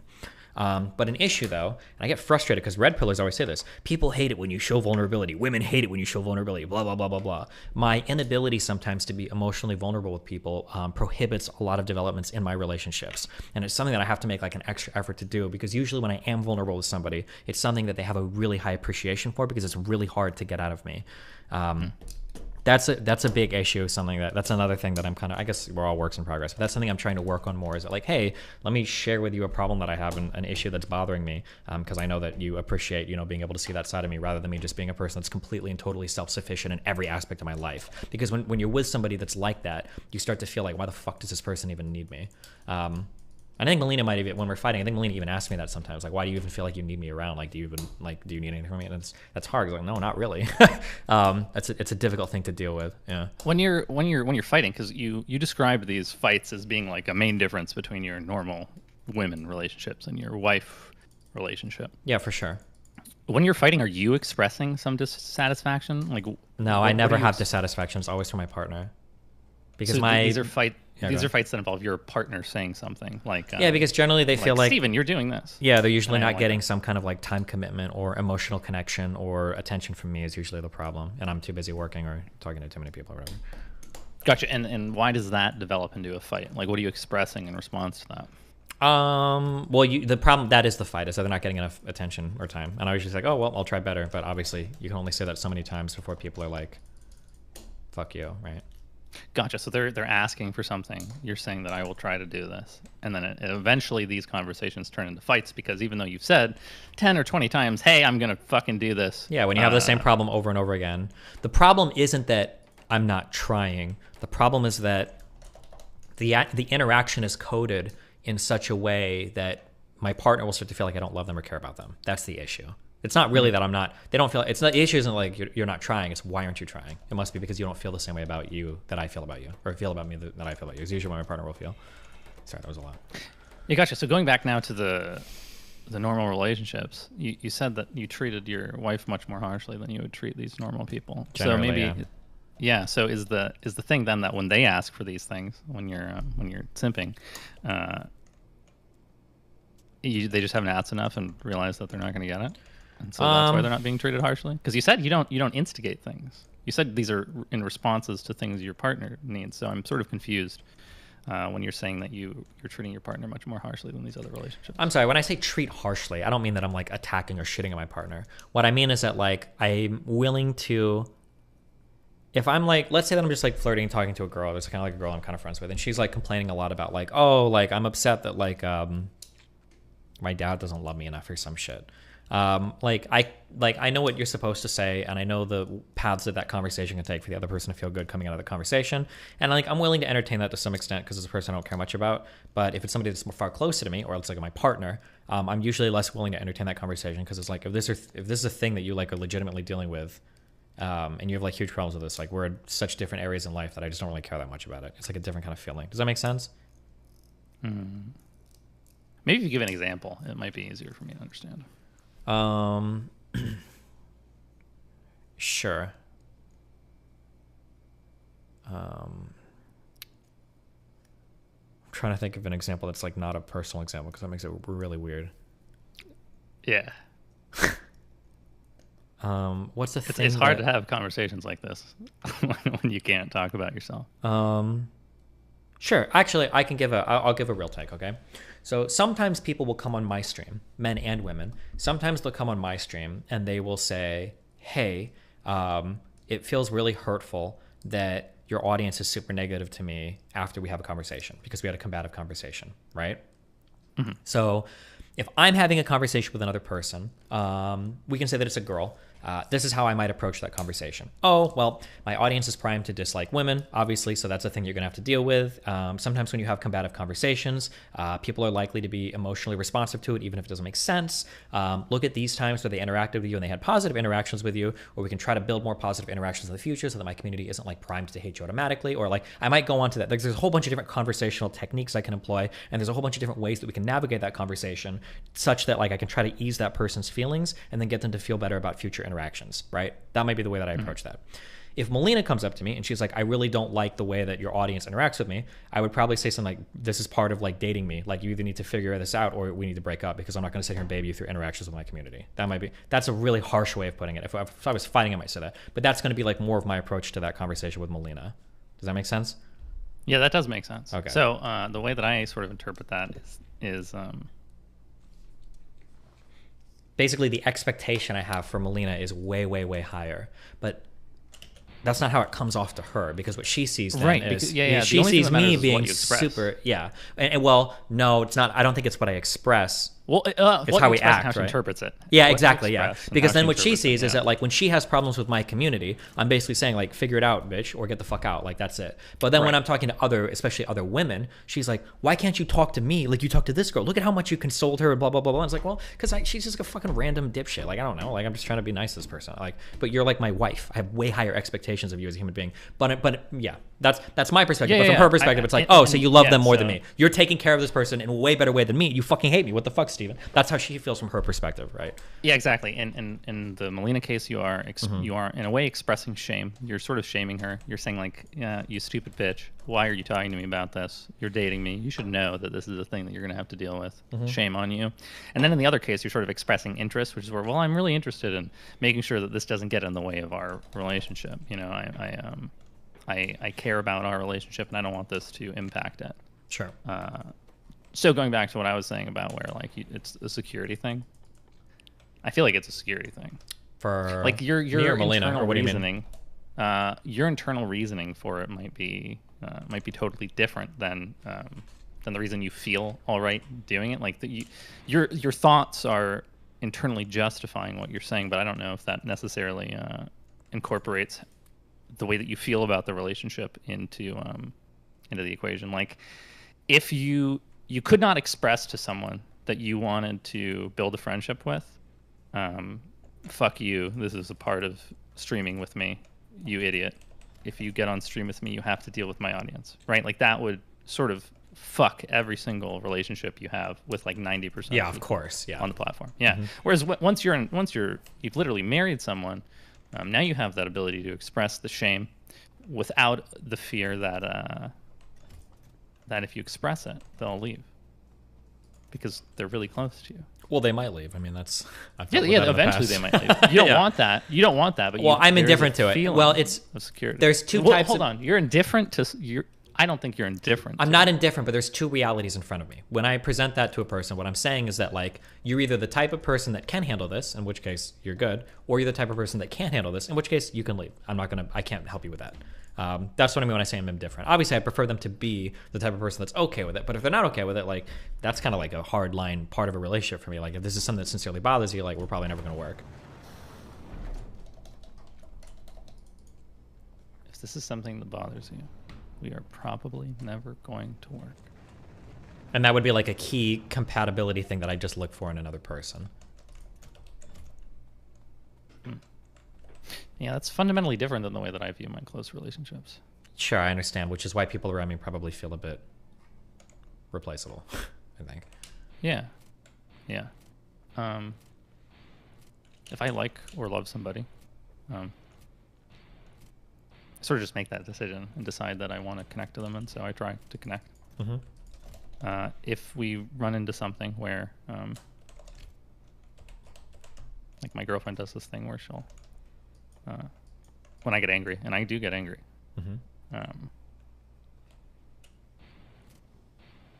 she'll stare at me and not say anything, and I'll feel disgusted. Well, I'll feel like she's expressing that I'm a disgusting human being, and then I'm getting angry for no reason, and then she'll sort of shut down, and I'll get angrier, and then I'll be like, I hate it when you do that. I hate it when you stare at me. And then she'll get sadder. And yeah, it's sort of an incompatibility we have. But I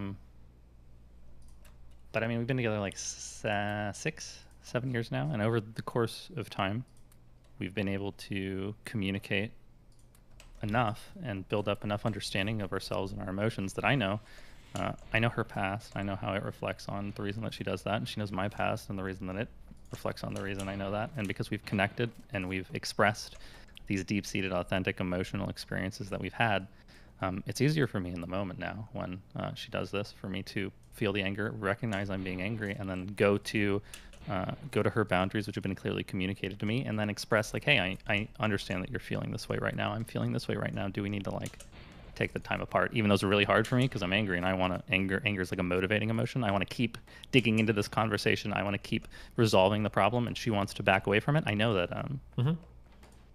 I know that it'll just end up hurting both of us in the end, because I know how we both feel intricately. Okay. And I feel like if you have a problem expressing these authentic experiences, or have a problem identifying your emotions, or have a problem engaging with another person's emotions, it's really hard to get to this place, and I would feel, if I couldn't get here, like we just have an incompatibility and we can do nothing about it. Okay. So I feel like maybe in your relationship there is a lack of intimate authentic expression of trying to understand where these emotions are coming from, maybe from both sides, from one side. Well, I can understand where they're coming from. I just don't want somebody that has that type of emotion. That's the issue, right? You don't want somebody that has that type of emotion. I don't want somebody that has the type of... I don't want somebody that does what my girlfriend does, but that doesn't mean I don't want her. Well, I mean, that's what it would be, right? Because my assumption is that a person is a given way, and if they're not, then obviously it's not. Your assumption is a person is a given way. Yeah. And in my view, I can only control my own actions. So I agree with you that someone is a given way, but I can control how I react to them. Sure. But there's going to be some things that are expectations that I'll have that are deal breakers. Like, let's say that I walk in on a partner, and let's say that we had a fight over dinner, okay? I really wanted to get the bread basket. They really didn't want to, and I got it anyway. I was like, I'm getting the bread basket, fuck you. And let's say I get in the bread basket. And I get home, and I walk into the closet to find them. I want to give them a hug, and I find that they're trying to hang themselves with a belt. And I'm like, okay, what the fuck? Why are you trying to hang yourself? Like, well, when I get into conflict with you, and you disagree with me that much, it makes me want to commit suicide. That would be a partner. I'd be like, okay, that's valid, but I'm not dating you. That's not, I don't care to try to understand. Like, I'm not here to like build that bridge. Like, if that's what you truly are like, then I just, that's not a relationship that I'm interested in pursuing.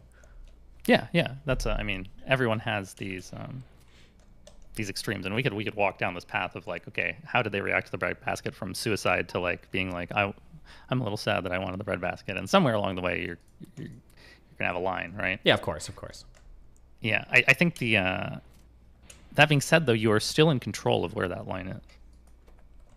Yeah, well, to some extent, yeah. But I mean, like... Yeah, to some extent. I mean, but I don't want to, like... My goal isn't to compromise away, like, all the things that I'd want in a relationship just so that we don't break up. Like, at some point, I would say, like, okay, well, this is just probably not a relationship I'd want to be in. Yeah, at some point. But it's... I feel like there's a much more delicate balancing act in relationships.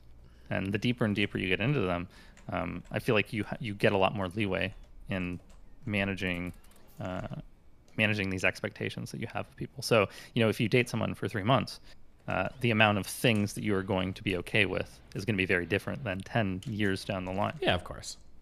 And I think a huge reason for this isn't just because of time, but it's because of the emotional understandings that you develop of each other.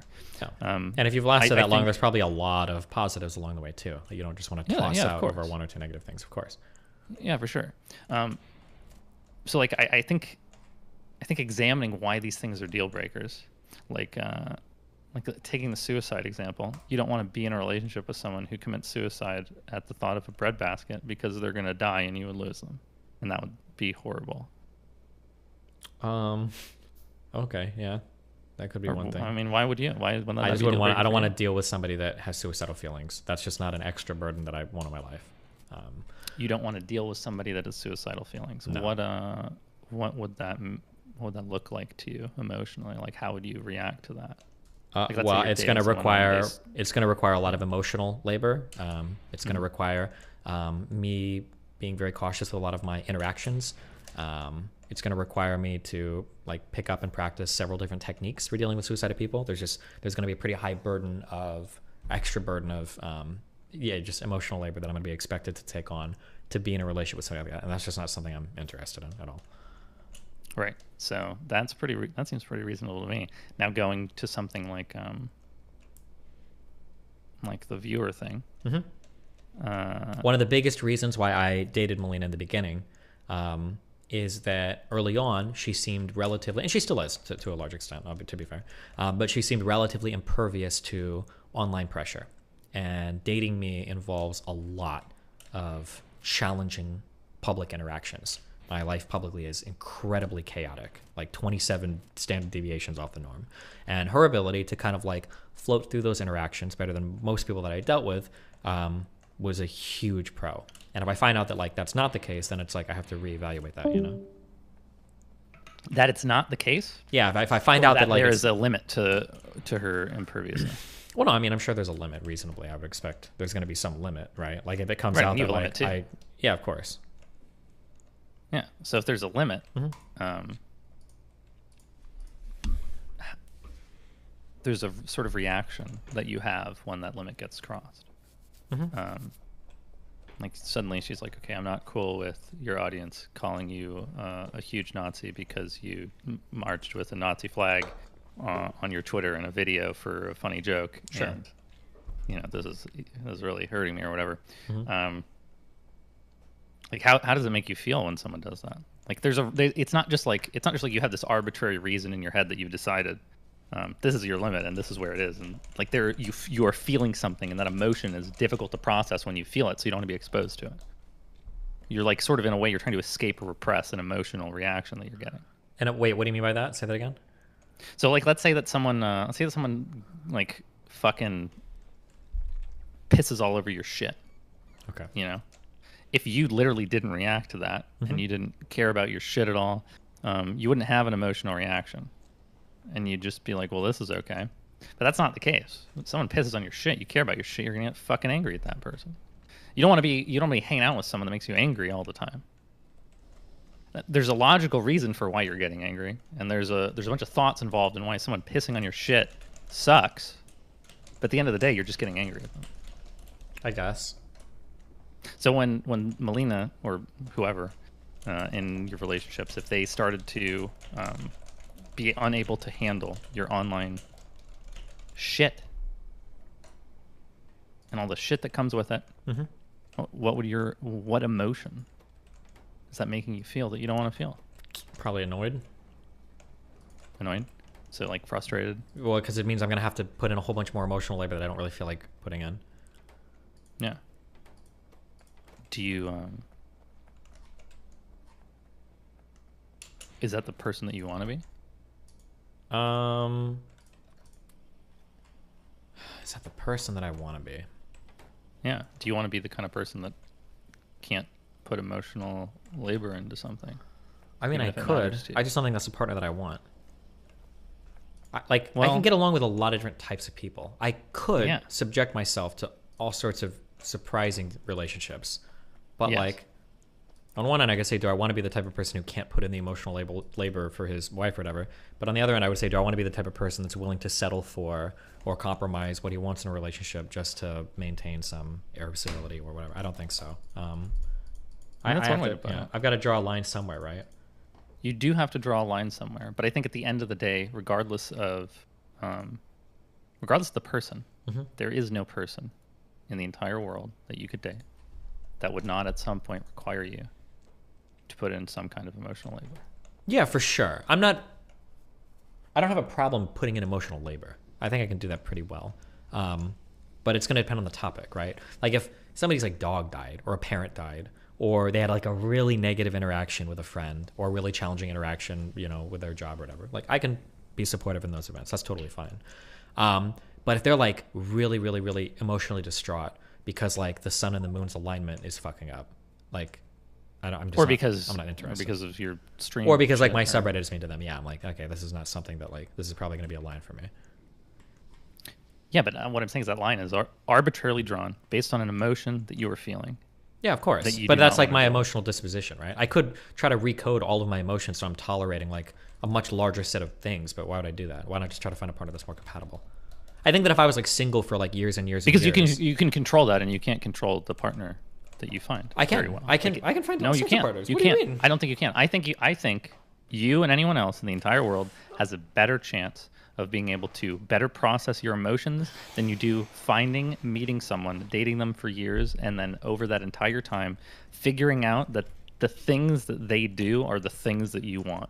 Because people are so complex that all the characteristics and all the things that could possibly piss you off are going to be way harder to control for than figuring out how to deal with your emotions. I think that every partner that I've had has been better for me than the last partner was. Like, using your argument, I could have stayed with my first wife. I don't think that would have been good. I could have. I agree. I could have stayed with my kid's mom. That definitely wouldn't have been good. There's a lot of physical abuse, not good. Like, I could have stayed with any of these people, but I think every next relationship was a better relationship for me. And then Melina now is the best partner that I've had compared to any partner in terms of people that are good for me. I agree. So, but I feel like using this thought process, like, were there things I could have dealt with in prior relationships and been okay with them? Probably, but I don't know if that's like ideal. It's not ideal to try to deal with everything. So you have to pick and choose your battles, right? Like, which things do you want to deal with? I think the process goes both ways. I think you need to both understand and work on your emotions, and then have an outlook on the relationship where how much work are you both doing, and where are you both at in terms of dealing with the emotional reactions that you have to each other. If you've been dealing with the same thing for a year and a half, and all you ever do is fight physically over it. To be real quick, just because we're talking about, I don't fight physically with Melina over anything, just to be clear. Oh yeah, I know. This is a random example. Sure, yeah. okay. But so like if you and a partner are fighting physically over something, and like it's escalated to this point, and you've talked about it extensively, you've gone to therapy, you've tried things, and you really love this person despite all this. There's a calculation that's being made, and at this point, it's probably simple for most people to be like, this relationship isn't working for me. But at the same time, there is a reason that those things escalated to fights, and part of that is on your emotional, is on your ability to handle and regulate certain emotions that you're feeling in reaction to how other people are dealing them. And if you cannot properly identify and express those emotions in the right ways, these things are, you might find a person who can better tolerate the way that you're expressing whatever emotional reaction that you had. But until you work on it, I feel like it's just going to it's gonna always be this thing that you deal with, and it's never something you can escape. Like, I'm always gonna get kind of angry when my girlfriend stares at me, but that doesn't mean that I have to express that anger in a way that makes the situation harder to handle. And even though this is something that does bother me, in my calculation, the relationship is worth being bothered by it. Yeah, sure. I think that's a calculation we all kind of have to figure out, right? Yeah, but if I literally did nothing, like if I didn't go to therapy and I didn't work specifically on this, I don't think this relationship would have worked. Sure. I think that I would have pushed us both away, and I would have killed something that I really love. Yeah, I feel the same about Melina. There have been times in our relationship where it looked like we were going to split, and we both worked to overcome like the differences we had. Emotional processing for me, confidence for her. That has wound up with us remaining together. Yeah. So in these going back all the way back, winding it on back to your close relationships with people versus your relationships with your girlfriend or wife or whatever. When you are expressing disinterest in your wife in reaction to something that she's done, versus expressing interest in another relationship that you have in the same scenario, I feel that clearly demonstrates that you have an ability to regulate your emotion, and you are choosing not to in your relationship because it is harder to do so, even though that you know that it benefits your relationships and it makes people feel closer to you. Yeah, but I think there's there's a different type of thing, right? I don't know. Is there? Yes. There's always a different type of thing. There's a different type of thing. When I'm interacting with 99% of people on a day-to-day life, there are different shades of myself that I can expose to that person to get the types of interactions that are desirable for both of us, right? Yeah. Ideally, with a partner, I should be able to drop as many of those shields as possible and be as open and vulnerable and seen and less picking and choosing different sides of myself. I want to be as open as possible to my partner. If through as open and honest, right? So whereas for some random chick I'm trying to fuck, there might be a few word games, there might be some things that I'm willing to do, go through blah blah blah blah blah, because it is what it is. I don't want to have to employ those same strategies with my partner, because I want my partner to be the person that I feel the most open and free with, that I don't have to play games or dumb shit with. So even though I'm capable of doing it, why would I choose that for a close relationship? I would just make that partner a casual, friends with benefit, and I would just have them in a rotation. Why would I ever make them a main partner and live with them and shit? Yeah, gotcha. Yeah, that's interesting. And in my relationships with close friends, I try to maintain the same level of open and honesty that I would with them as I do my partner. Not to say that I would meet someone and then immediately start dumping all of my deepest anxieties and fears on someone.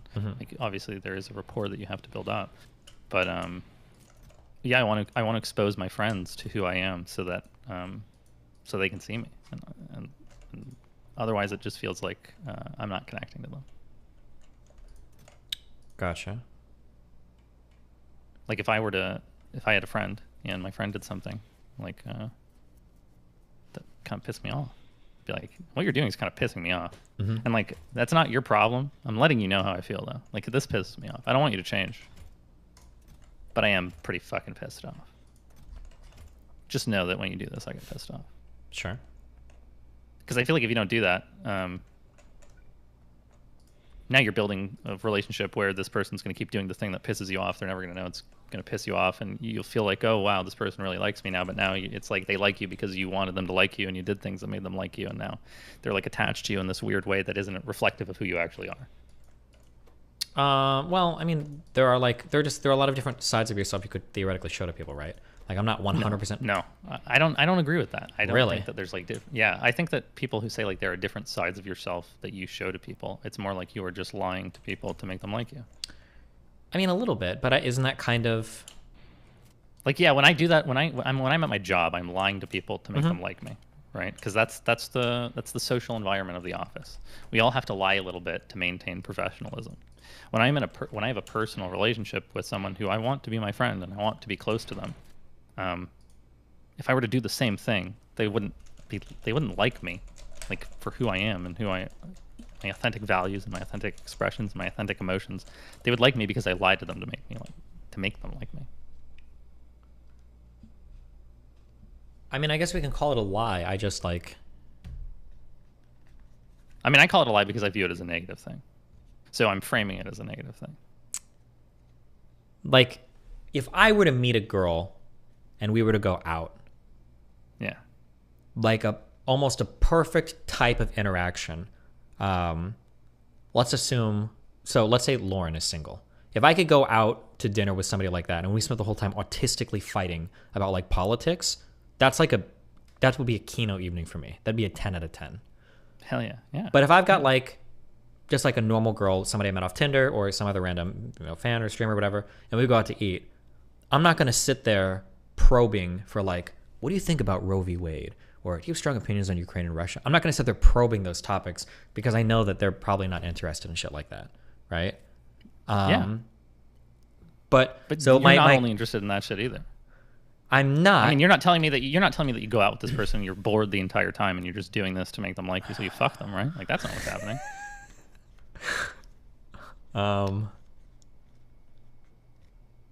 Do you think is that a bad thing? Is that what's happening? It depends on the person. Well, I don't know. What do you mean? This is what I know to be true, okay?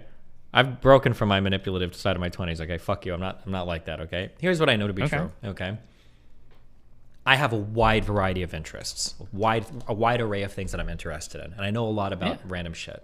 If I take somebody to dinner, my goal is usually to have them explore as much as they can with me, and then for me to find out what I can connect to, and then push that conversation in that direction that gives them the opportunity to share as much as they're comfortable with about that given topic, and it usually leaves them with a really good impression of the conversation and with me. It makes it feel like I'm really emotionally invested in what they're saying. It makes it feel like I'm really intellectually hearing and interacting with what they're saying, and that's like a very positive experience. So I might start asking questions like, oh, well, what do you do for work? Oh, you do that. I might ask questions about their work. Do they feel strongly about it? They don't really care that much. Oh, okay. Well, what do you do for hobbies? Maybe they give me this or that. It's like, oh, cool, you like this. Oh, cool, I've heard of that. Like, where do you do that? How did you get into it? That would be like how the conversation topic would go.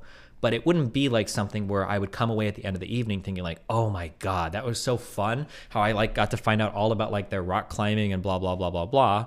It would just be like, well, this is a conversation topic that we explored because I knew that was like the best conversation for that person to have. And they would come away feeling really good from that conversation. Right, so you're just trying to please them. Kind of. I think when I'm meeting somebody, if it's just like for like a hookup, yeah, that's basically my goal, is to leave them feeling really good. Like they feel like I think this is I think this is pretty normal in hookups. Okay. I don't know if I agree with it. I don't know if I would want like this. Like if I could design a perfect society, I don't know if this is how. Well, like in terms of like for the engagement that I'm looking for, I'm just looking to hook up. Yeah, you're looking to fuck. Yeah, and then if we're friends, then I can have like a higher level of engagement. But if it's like a partner, or like somebody that I consider a very close friend, or like a long-term sexual partner, or something like that, I'm not looking for that type of engagement at a restaurant. I want to have a conversation topic that's more personal to me or things that I really care Right. about. You want to connect to that person. Yes. Because when you and I want them to connect to me. I want them to be because like, exactly. When you're pleasing someone, you're just trying to get them to connect to you. Yeah. And you may or may not connect to them at all. And yeah. it doesn't matter. But there are because buttons as long that I as know they're that I connected can to you, they'll push. fuck you. Yeah. To get them to feel. Yeah. And that sure. is total social manipulation. We do it all the time to each other. It's, Sure, but it's not. Okay. There's all kinds of manipulation is a bad workplace. connotation. They do it when they hook up. They do it when it's normal. So I'm not saying that I'm not faulting you for that. Gotcha. However, it's important to realize that when you do this, as I said, you're not connecting to them. Yeah, not very much. But I mean, like that's Yeah, as much kind on of bored. that's as much on them as it is on me. Okay. Like if you're willing. No, to... it's not. No, it's no. I It's think not, so. okay. It is. No. Not everyone can do what you can do.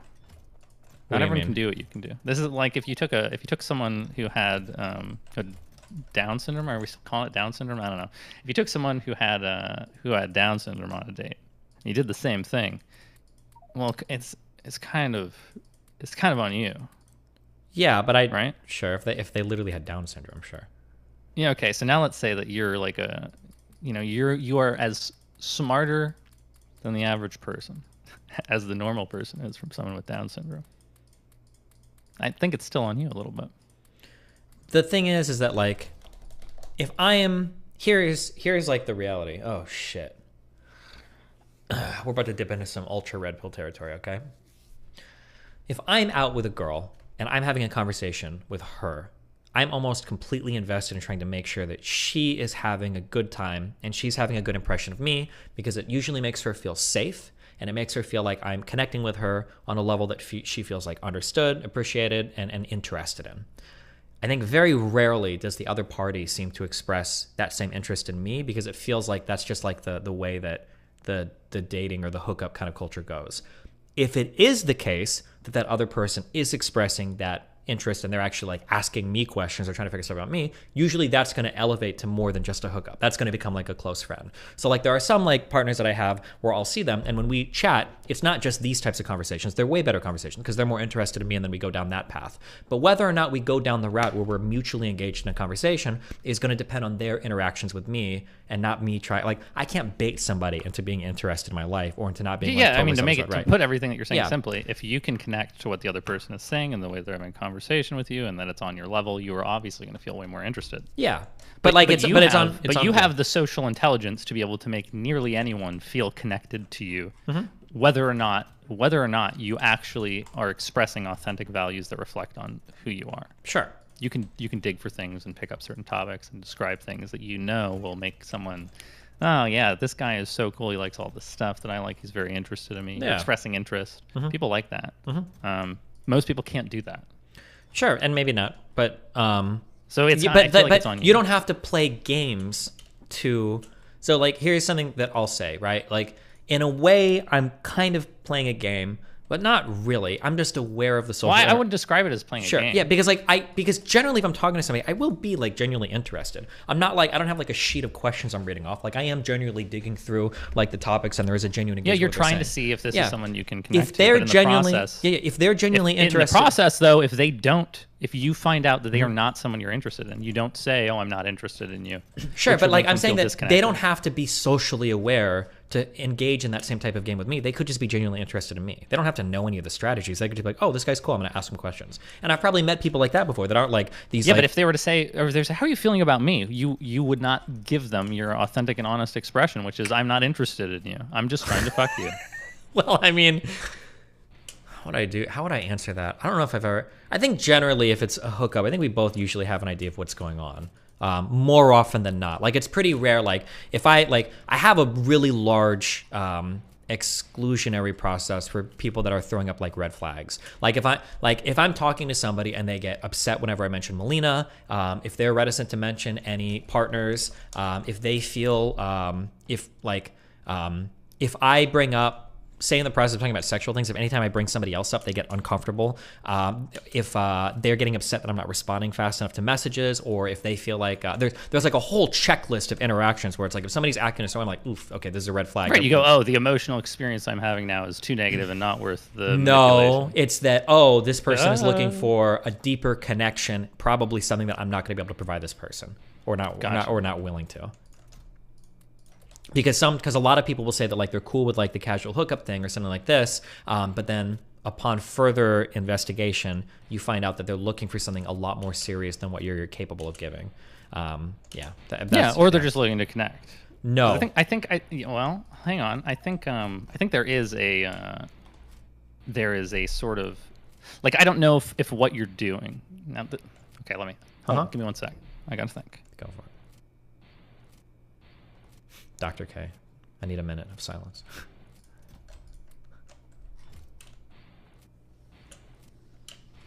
Okay. There is a process of engagement wherein if you engage someone and start to make them interested and start to make them feel connected to you, they are not making the decision that they want something deeper.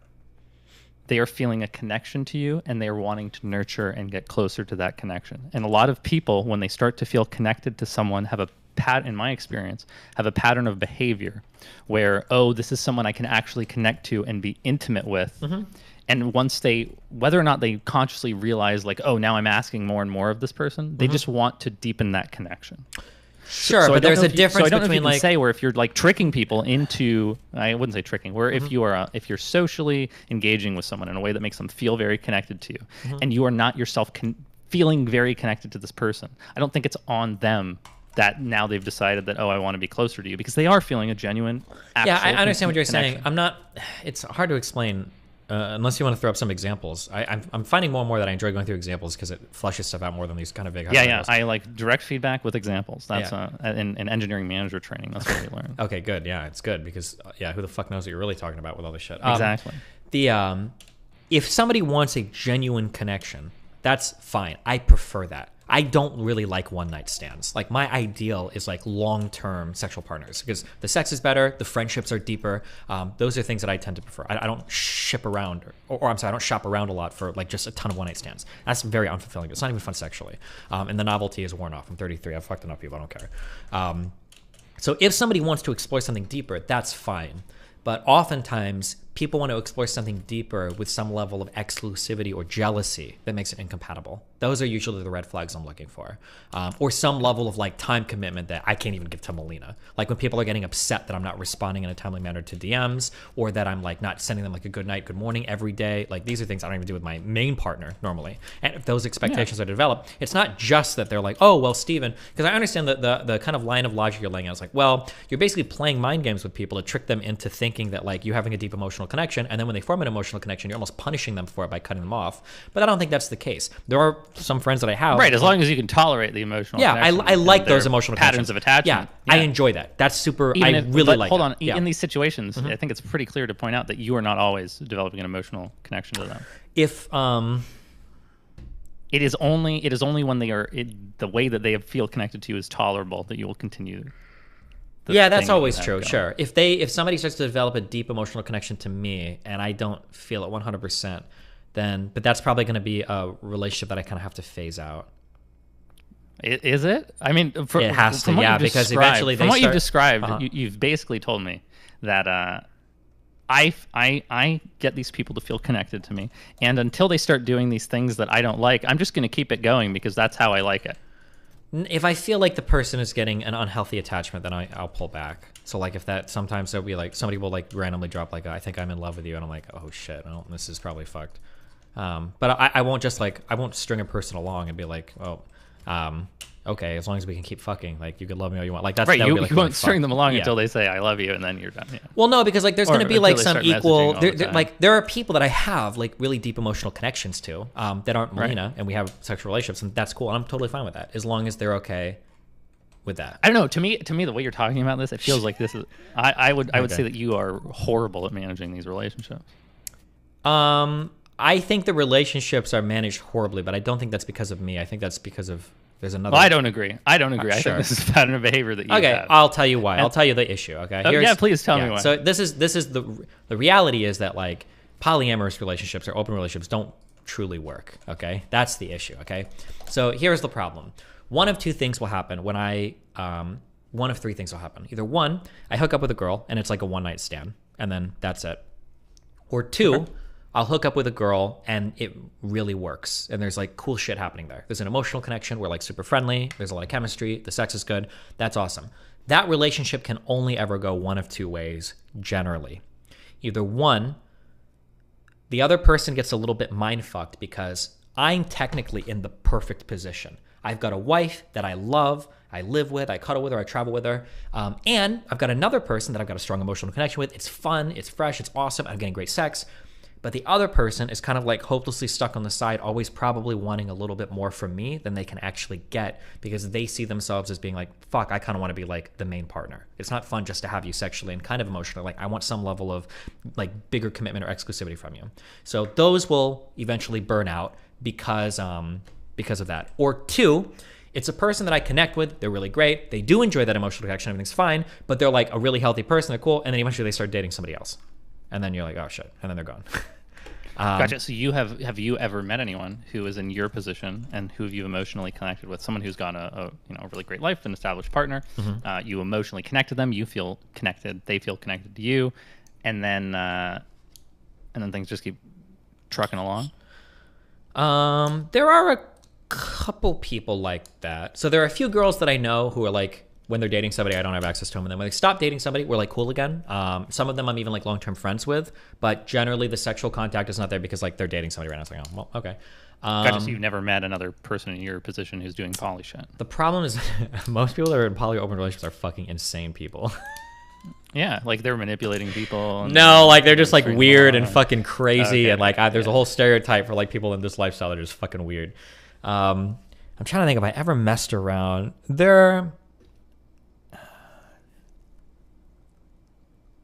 I don't know. I don't know if I've met other people that are... There must be other people. There must be. That can't be insane. There's got to be. Other people. I'm not sure. No, because they usually all have a bunch of crazy problems going on too.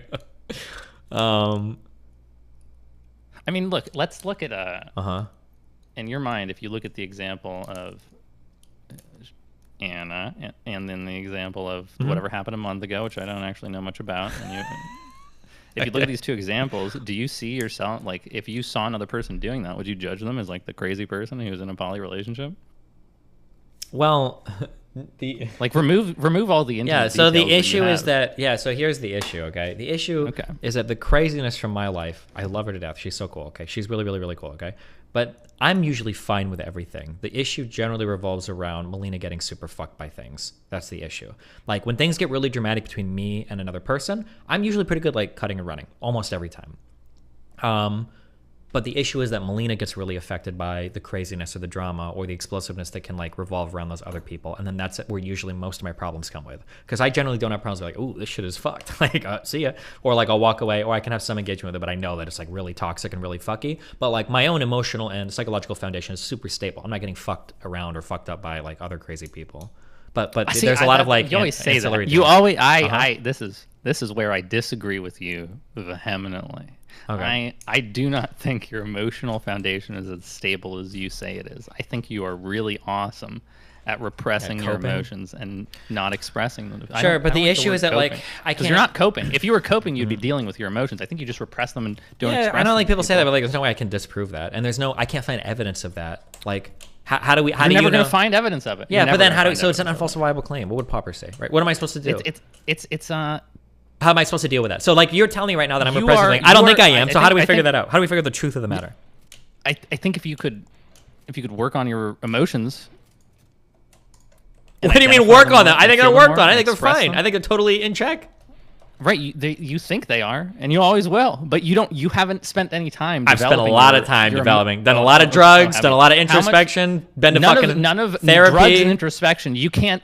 Okay, listen. Therapy is one way to develop your emotions, right? Sure. That's one way. Yeah, but she says the same shit. I'm worried that you're another coping, person. You can't Steven. do it Yeah, alone. well, what am I You supposed to can't say? do it I don't alone. think I am coping. What am I supposed to say? I don't have anything to say to her or you. Like, yeah, if you think that the feedback that someone's giving you is copium, that they're just telling you to cope, there are two things happening. One is that either you've decided that the way that you act is the way that you want to act, and you can't change, or you're deciding that this other person is just fucking stupid and wrong. I don't think they're and you don't respect their stupid. opinion. And it's not that I don't respect their opinion. It's that I think that one of two things are happening. Either one, I am engaging in a lot of repression, which is possible, and I guess I wouldn't be able to tell, or two, I have a very atypical experience, and my life is very atypical. So that's actually a possibility. I'm not like, not to put anyone out or be mean, but it's not like I'm a normie working like an 80,000-a-year software engineering job, and I got my degree, and I'm living like a normal life, and I'm like, oh, I think I'm a secret anime, right? I have a really fucking crazy life, and I think that I've dealt with it better than 99% of people could, or even in my industry, 99% of people in here have dealt with it. I think my emotional processing is probably a bit skewed off the norm. Now, I could still have some level of repression, I know it, but like, damn, how could I even begin to tell that? What the fuck am I supposed to do to tell that? You literally just have to accept that this is something you have to try. Yeah, but I've tried. What else am I supposed to try? What else am I supposed to do? I don't know what you've tried. I've gone to therapy. I've done a lot of introspection. I've talked to a lot of other people. I've tried, but like I'll get some similar answers at the same time. Like I've talked to Erudite a lot about this off stream sometimes. She's like, "Oh, I think that you're like emotionally repressed." Like, okay, well, how the fuck am I supposed to know, you fucking bitch? Here, Like, what am I supposed to do? Or let me Mr. help you Girl demonstrate. says it. Let me help you Mr. demonstrate. Girl Let me says help like, you "Oh, I think you're okay, bitch. How am I emotionally repressed? Tell me. Like, what am I supposed to do?" Look, in my life, Go. Okay. First of all, I'm just going to preface that almost everything that has to do with how you express emotions has to do with how you're raised in your family. And all Oh, that kind of joy. stupid Okay. shit. Well, then I'm yeah, fucked. oh, joy. Thanks. Oh, boy. You don't care. Yeah. So my father never expressed much interest in me, and he would abuse me. And there's all kinds of trauma involved. Very emotionally damaging childhood.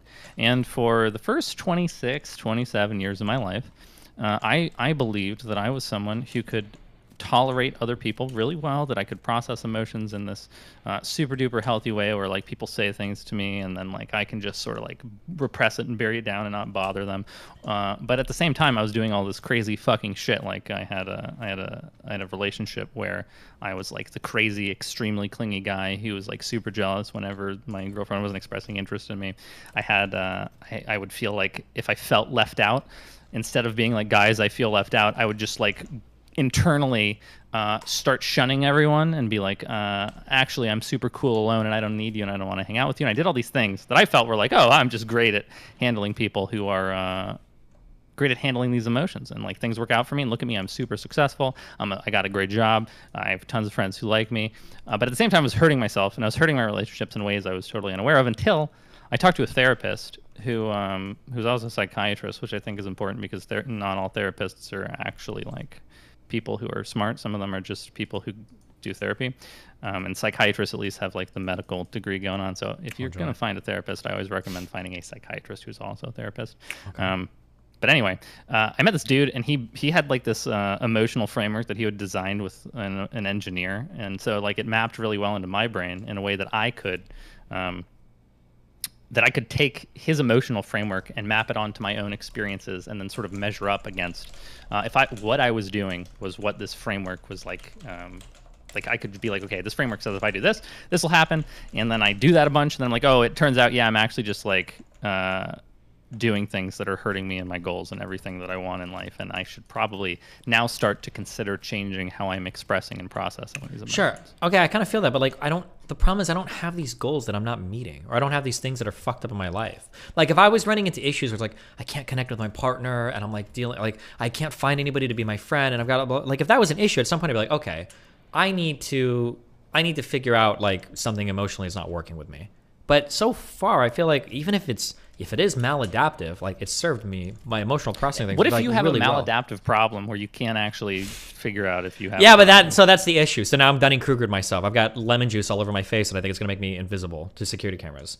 How am I supposed to ever perceive that issue? Then I've Dunning-Krugered myself. You have to build an intimate relationship where you trust someone enough that you try what they're telling you to do. I've tried things. What else am I supposed to try? Give me a thing that I'm supposed to try. Do you feel like your life is perfect? No. In some ways, No, yeah. That's one of my But you biggest think your life problems. is perfect. Okay, In so some you ways, it actually is. think your life is perfect. Yeah, I think I've got a huge problem with that. There are like a couple things that could be better, but I think one of the reasons why I'm so complacent is, in a way, I have like a dream life. I travel the world. I've got a beautiful 24-year-old Swedish fucking supermodel wife. I'm a millionaire by 33 years old. I play video games all fucking day long. I live wherever the fuck I want. Like my life is almost every way is like perfect, right? There are like some things I could do better, right? Maybe like having Nathan come over more during the summer would probably be good. I could be a little bit better with my gym routine and my dieting, I guess. Like I could do more political conversations, but like in some ways, yeah, my life is almost perfect. No? I don't know. It might be. It does depend on how you feel about it. But it sounds like when you're describing these, when you're describing your relationships, that you have a lot of problems in your relationships with people. I have a lot of problems, but I also got like a ton of upsides too. I've explored like that's copium. That's That not is- I'll say that's copium. copium. Dude, I say that copium because my dad does this shit, and I fucking hate it. When I'm talking to him, I'll be like, all this shit, and he'll be like, but look about all this other good shit. And I'll be like, well, now you're ignoring all the shit problems and you're just focusing on the good stuff. Relationships are always going to insane. come with some, like, nobody has like relationships that give them no problems, right? Like, Yeah, and you know what? When most people run into problems in their relationships, you know what they do when they're handling them wrong, they go, well, look at all the good things. I guess I can. ignore Yeah, all but the guess bad what things. else they do? Sometimes you can have like a few, like for me and Melina, sometimes we fight over like whether or not I'm giving her enough attention. That's like the only issue we have in our relationship. Like everything That's else. the only issue. The only issue Well- you have in your relationship is that doesn't seem possible. I don't It's think like anyone has it is almost there. Yeah. Like I think if you would ask her, You're actually telling me the only problem in your relationship, the only one, is that you don't give Melina enough attention. That's it. Everything else almost is absolutely perfect. when you say perfect, I mean there might be things that could be better, but I'm You willing. said perfect. You said my life is perfect. You Okay, I'm sorry. When I say perfect, I don't mean it's like Sam Harris's like peak of moral landscape and every single thing is optimized. But I mean like in terms of like everything being like we all know 99%. I know what perfect means. You know what perfect means. Your life is good. My life right? is okay. It's great. Maybe it's just from where I came from It's before, but amazing. compared to carpet cleaning, my life is perfect. My life is very, very, very, very, very, very, look, very good. in the positions compared that to I'm when in I with tried everything to, I do, compared to when I tried to kill myself in college, my life is also perfect. But that doesn't mean that my life is perfect. I think I have like a 99th percentile life, even in the first world. Would you disagree? I mean, I do too. I don't consider my life perfect. Okay, in that case, nothing is perfect. So I don't know why you would even use that word. My bad for using perfect. Like, there's always like little problems that I'm working on, sure. But it's not like... You're the one that disagreed with the term perfect when I was talking about your relationship with Melina. That was your word. Okay. I'm sorry for using the word perfect. It's like Nazi, see? I use It's a bad not word, about now the we're word. disagreeing. It's about what you mean. What I mean is that, like, for the most part, like, we have, like, one big problem, which is me paying attention to her. And, like, almost any other problem we could ever have just stems from that. And when that one thing is, like, working, like, we don't fight about, like, almost anything else. Like, we get along really well when we live together. We're both, like, equally, like, clean with each other. When we travel together and have fun, we've got, like, similar interests in terms of groups of friends and whatnot. We can go out and have fun. If we brought Melina in here, she'd say the same exact thing. Melina would say, if you brought Melina in here right now, I don't know if she's awake and wants to join, but if you wanted to, I think she would say that like probably 99% of our problems will stem from me not giving her enough time. Yeah.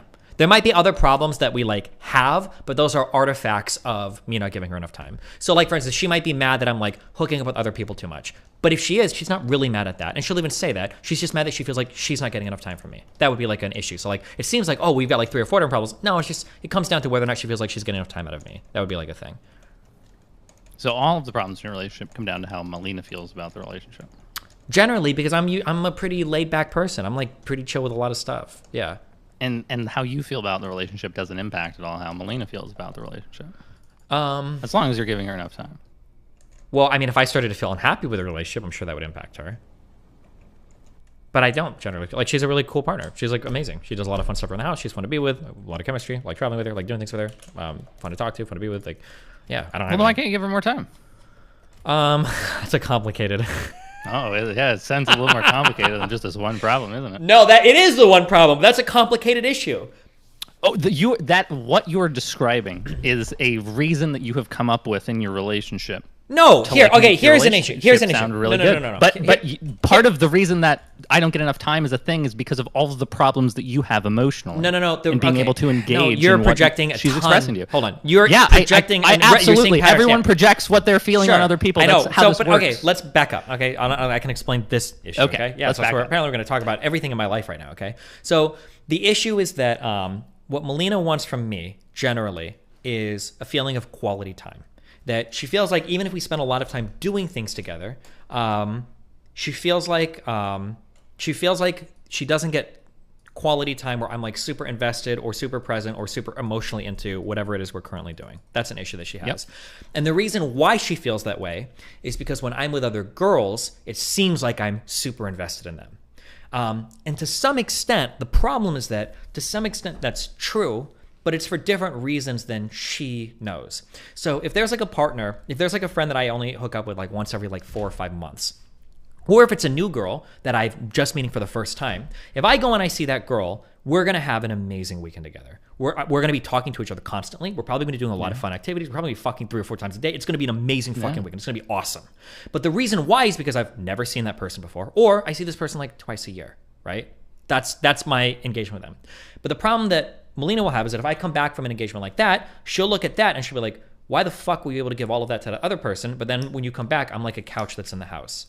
And then the issue that I have for mine is like, okay, well, it's hard for me to have that ultra charged relationship with you when like we live together. Like I see you every day, we communicate everything every day. Like I can't take you out somewhere and talk to you for 8 hours because I already know everything going on in your life. Like I don't need to catch up on anything. I'm not going to ask you about your childhood because I already know all this shit. You're just making all these assumptions in your head. They're not assumptions. She's my. I've dated her for 4. We've been together for 4 years. That doesn't matter. That doesn't matter. I'm not going to know everything. I'm not. There's nothing left to like. If there's nothing left in Melina that you don't know. There's nothing left to the same extent of like meeting a new person. No, of course not. Yeah.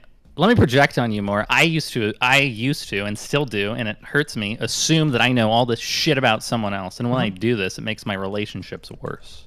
Because I'm assuming how they'll react, what they'll think. I think it's safe for me to assume that I know a decent bit about my partner of 4 years. I agree that it is safe to do it. I think it hurts my relationships when I do it. And so I just decided that I was going to stop trying to do it, and my relationships got better. It's just like a thing you can do. You can just like choose to do these things. These are things you can choose to do. But no, I can't fake that type of it's like not faking. It would be faking. To take her out and be like, Melina, tell me all about your high school again, or all about your childhood friendships again. Like, well, I already know all of these things. Whereas like with a new person, I can ask her, what did you do for school? What did you do for work? What did you do for blah blah blah? Like I can have like even there's a girl I met like 2 days ago on Discord. We've got like fucking 10 pages of logs, and that's over like 1 or 2 days of talking. But that's just because it's a new person. I've never known this person before. And I was like, oh shit, I've got like a million things I can talk to you about. But then after a while, probably after like a few days or after a week or 2 weeks, it's like, oh, we're not talking as much anymore because we've exhausted that. That's just the nature of like meeting a new person or seeing a person very rarely. I agree. I totally agree that when you meet someone, there's a bunch of information that you don't know about them. That's absolutely true. And you get like this nice thing where you get to introduce and it feels great. Oh, it's this wonderful feeling. I think that you can find that same wonderful feeling with someone that you've known 10 years. The difference is that you have assumptions in your head about not just where they went to school, but about how they would feel about certain things that you've done that you could express to them. Okay, I need you to give me an example. I just totally disagree. Give me examples. Okay, when my girlfriend and I, when we go out to dinner, for instance, for the first couple of years of our relationship, sometimes I felt like we got trapped in like this debating about like politics and stuff. I would sort of assume, like, oh, I know that you were hanging out with this person and doing this, and that you went here and did that. And so like all of these things that we could have talked about more in depth, I just sort of assumed that those things were things that like I already knew about and that they wouldn't be very interesting to talk about. So I strayed away from those topics. In the past year or so, given my therapy and given the new goals that I have in deepening all of my relationships and connecting to people on a deeper level, I have been, when I think of something that comes to my head, like, well, I could ask Tay how this thing is going, and she responds but I'm thinking in my head like, well, I kind of already know how that's going to go. I generally wouldn't ask it, or sometimes it wouldn't even come to my brain. Like it's just like it's so innate, these assumptions that I have, that I wouldn't express them to them. And so when I sort of just started like to try to become aware of these assumptions I was making, and then in spite of them, ask the questions like, well, how did it go when you talked to your like you recently last week you were talking to me about this person that, it's hard to give examples without giving a bunch of personal details and shit, but like this person was going through some stuff and they were moving, and what is the situation like now? And in my head I kind of assumed, because we talked about it a little bit, but then we go on this like deep 2-hour thing where they're telling me about all this new stuff that they've learned that I otherwise would have never asked because I just thought I knew. I feel like now every time I go out or I have a conversation with my partner, I'm not quite to the point where like it feels like I just met someone for the first time and we typed 10 pages of all this stuff. I guess I don't know, like when like for me, if I go and see Melina, like we're gonna have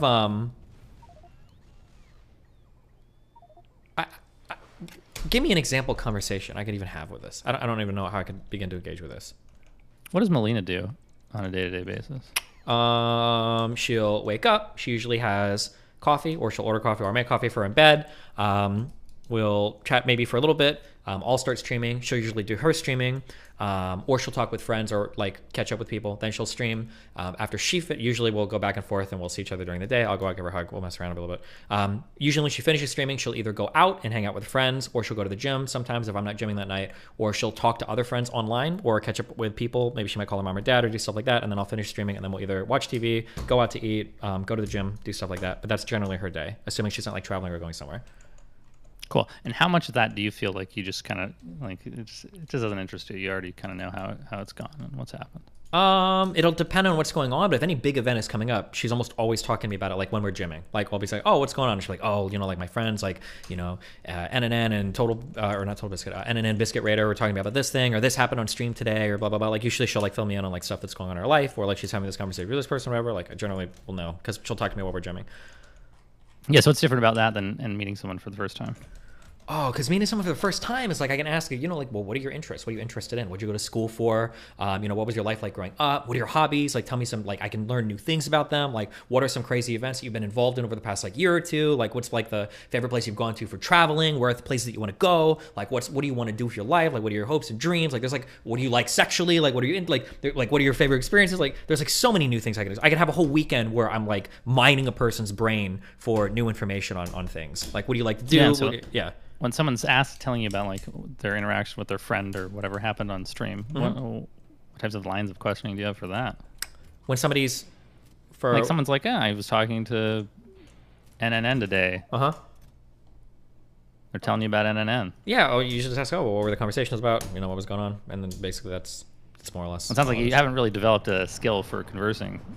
Well, there's usually if there's not anything crazy going on, there's not much to talk about, like, right? Well, now, like, there is a lot of stuff to talk about. If you didn't have a skill to talk about. It's not about the skill. It's about there being a particular thing. Like with the Darius stuff that happened on stream, there was a lot there to talk about. We did talk about a lot related to that. There was a lot going on with that, and there was a lot there to explore in a conversation. But that's not going to be true of every single thing happening. I think that there's a skill to meeting someone for the first time and exploring and figuring out who they are. And I think that there's a skill to turning mundane conversations into deep and interesting ones. And I think that if you've worked on one skill more than the other, it's going to feel like when you meet someone for the first time, it's just a way more interesting conversation. But I would need examples. I think I have to work because I don't know. We just walked through an example. Okay, so let's say that Melina comes to me. So we're talking.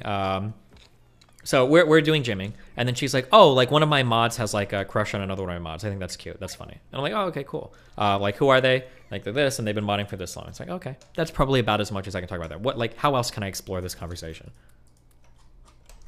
Or if you want, you can provide another example if that's a hard one to engage with.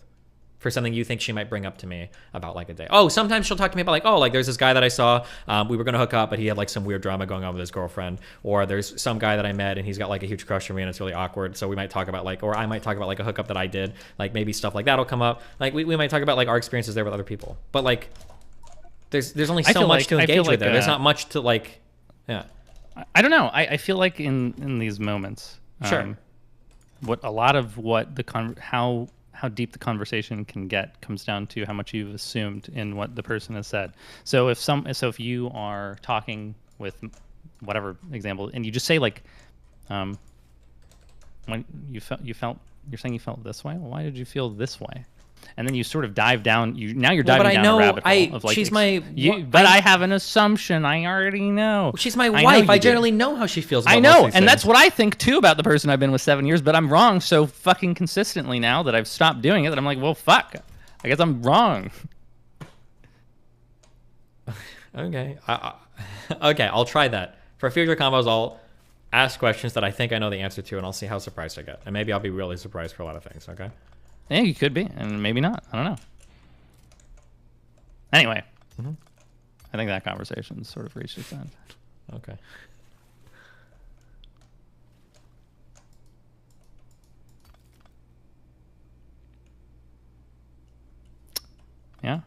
Yeah. What's up? Nothing much. I have to set up a factory on this whole new planet for Vulcanite, you know? Wow, that's pretty cool. Is it I though? played Satisfactory recently. You ever played Satisfactory? Super lame. 3-dimensional game. Not cool. Have you tried it? No, but I don't play 3-dimensional Factorio games. They're sacrilege. I don't play 2-dimensional ones. Well, at least I didn't. I thought that it would feel too much like my job. And for some reason I decided that Satisfactory wouldn't. But then I played Satisfactory. And over the course of 5 days, I played it for 70 hours. Jesus. And then I realized that it felt too much like my job. Yeah. And I was right. But it was really good. Satisfactory is really good. I can't play it or it'll ruin my life. No. Yeah, I can't grind on stream for 12 hours every day. And get paid for it. Yep. I know what you And mean. get paid for it, yeah. It's almost like I have a perfect life, you know? I'm just kidding. No, I'm no, just it kidding. would be so bad for me. I don't think I'm cut out for it. I tried 10 years ago. I was the second most popular streamer in the entire world, Steven. 10 years ago? Before you were a streamer. No, this is 2008, 2009. Minecraft Alpha had just come out. Holy shit. And yeah, and we were streaming on livestream.com. We were streaming Minecraft. And good old livestream. Everyone on V was watching us play Minecraft. We had 40, 50 viewers, and that made me the most popular video game streamer in the entire world. Damn. Wild. Yeah, but then I realized that it was, I really didn't like it. So I stopped when, like 2011, 2012, when Twitch came out. Yeah. I was like, oh no. Because what I thought it was at the time was we streamed in these communities. There were just like websites where you had an embedded Chitango chat because the live stream chat fucking sucked. And you embedded the stream. Wait, what is Chitango? What?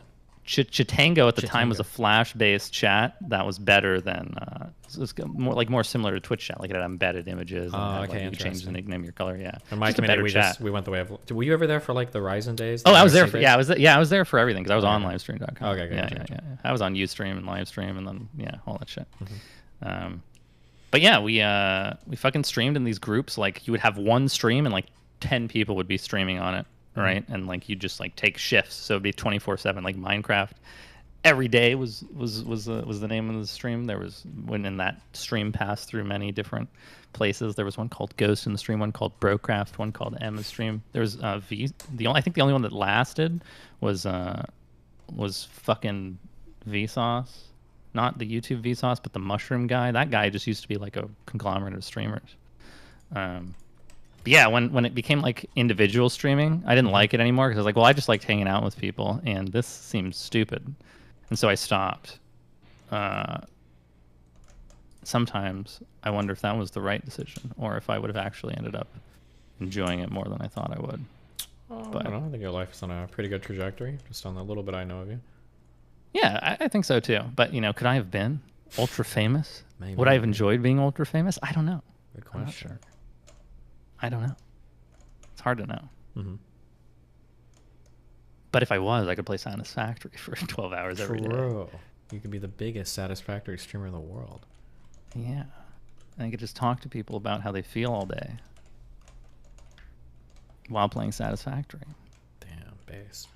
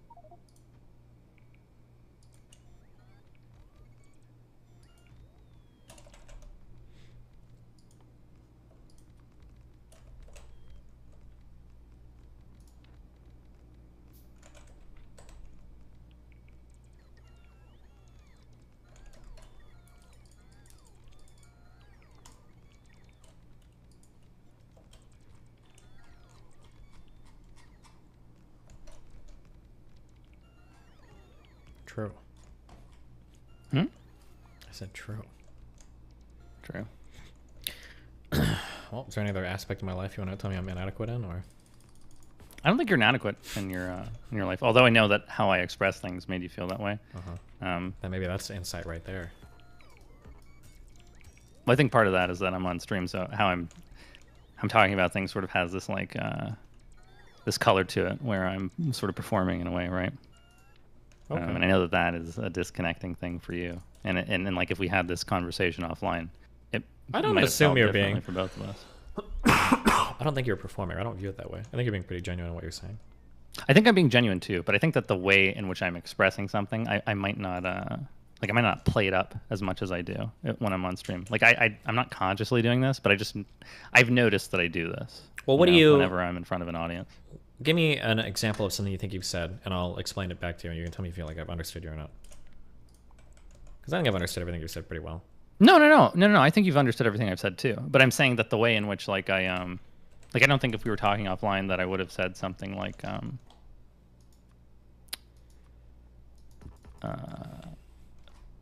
God, I hate that I understand all the specifics of the conversation that we talked about. I can't think about the exact examples when I'm asked to. But there was like a couple of moments where I said like a little punchy thing that I knew that it's gonna trigger me. It would sort of like the chat would be like, oh, buggers or whatever. Oh wow, so And, you are playing it up for the chat. I see. Yeah, of course. That's what I was saying. Oh. But like I do it like it's not like I'm thinking in my head I'm about to say it to play up the chat. It's just like I just do it, right? And then in retrospectively, it's like, oh, I was performing a little bit, right? I see. Okay. Yeah, I think I don't know. When you're talking to someone, is everything in your head like I'm gonna do this and this and that because of this and this and this, right? Like, I think unless you were retrospective on it, you wouldn't know why you did something. Probably. Well, I mean, I have a pretty good handle, but this is I'm having these conversations all the time, and I'm like very, very, very mindful of. Right, you've been retrospective enough that you already know these things. I know. Yourself. Yeah, I guess and I have to be mindful of how these interactions are going, right? Yeah. And so I'm doing the same thing. I'm just saying that I'm mindful of this, and I'm not controlling for it, right? Like I'm not suppressing it. Like I am with all my emotions. Yeah. See, like that's an example right there. Like I probably wouldn't have said yeah if I wasn't on stream, right? Oh, okay. No, I don't think you're suppressing all of your emotions. Just most. No. Just the ones I think that you I don't know. You'd have to tell me. I don't know. I don't know. You're the best person that could tell me what emotions you may or may Well, not but be everybody I talk to tells expressing. me I just don't realize it. So how can I be the best person if clearly? Well, saying that you repress your emotions, then identifying specifically which emotions you repress and why you repress them are two different things. Like someone can, like if you're talking like a therapist, a therapist is going to get hints of things, and then they're going to like try to probe to like get into the specifics so that you can try to define them. Yeah, but people that say I'm repressing have never been able to do that. Like the closest I've gotten is somebody's right, told me. I don't think I tried to do that. I don't think I tried to figure out exactly what emotions you're repressing. Well, what do you think I'm repressing? Tell me, because I've heard this. You repress emotion. Fuck you then. I think there's yeah, I know. Fuck me. There's a difference between me being like it just feels like you have all these behaviors and all these things that happen to you that wouldn't happen to you if you expressed whatever emotion you happen to be repressing. Yeah, but I could just be like an abnormal person. Now what? No, you are an abnormal person. Well, then maybe I'm not repressing anything. Maybe I'm just kind of weird. Okay, we talk about repressing emotions. Yeah. When, like, emotions are not emotions are a physical thing, right? Okay. Like they are systems in the brain and the body that. If you want to get reductive like that, everything is physical, right? No. Oh, okay, my bad. No. Mind body dualist. Okay. No, I don't even know what that is. Like if you think of a thought, right? Like your mom? The thought that's in your head. I'm so sorry. Go ahead. Yeah. If you think of a thought, the thought that's in your head is like a that thought is not tied to a physical sensation. That thought is not tied to like a okay, I understand what you're saying. In the body. I understand what you're saying.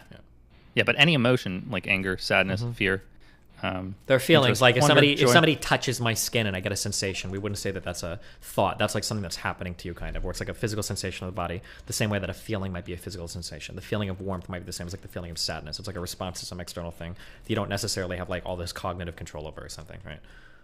Yeah. And in my system of understanding emotions, feelings, and thoughts, all three are separate things, and feelings are essentially just a thought that leads to an emotion. So like if you're anxious about something, anxiety is not actually an emotion. Anxiety is the emotion is a thought that leads to the emotion of fear.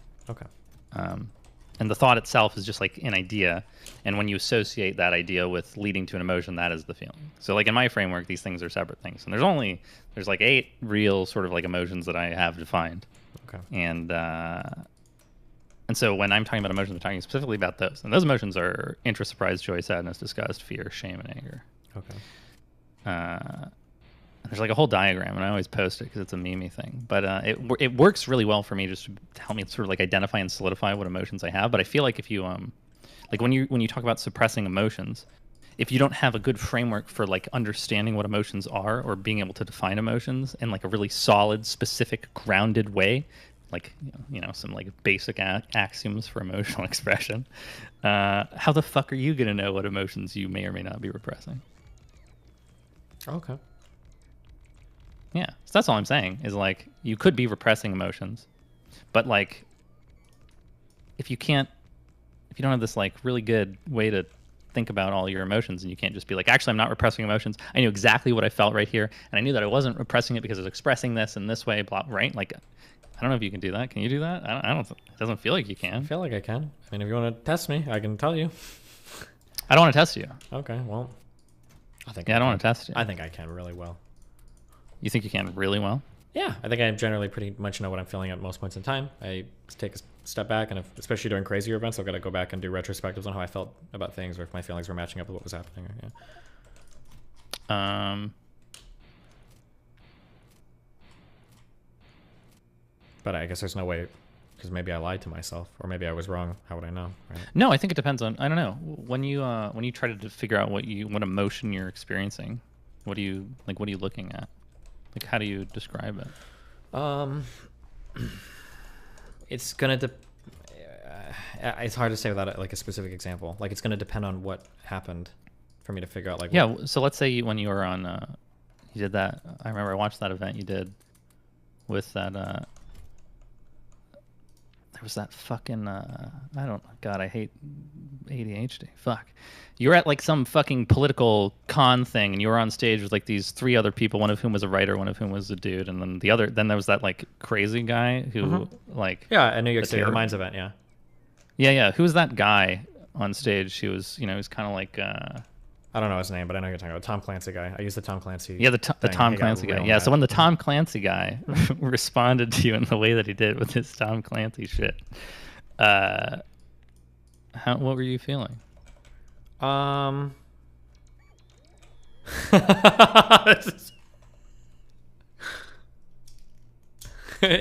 feel like all of my answers sound so bad.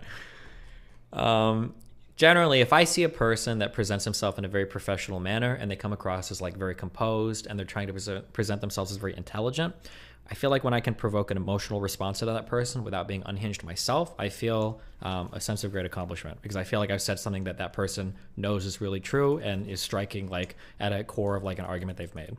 So when he started to get really triggered and he started to bring up, he uttered that Tom Clancy line like 3 or 4 different times that night, I knew it was because he was super bothered by what I said. And I think that if he had the correct responses to what I'd said, I don't think he would have gotten that upset. So I think I hit at something. I hit at some insecurity, or I exposed some weakness in an argument that he didn't feel good about, that took him by surprise. So I felt good about that. You felt good. What you said? You felt good. You felt proud. You felt. What emotion do you think you were feeling?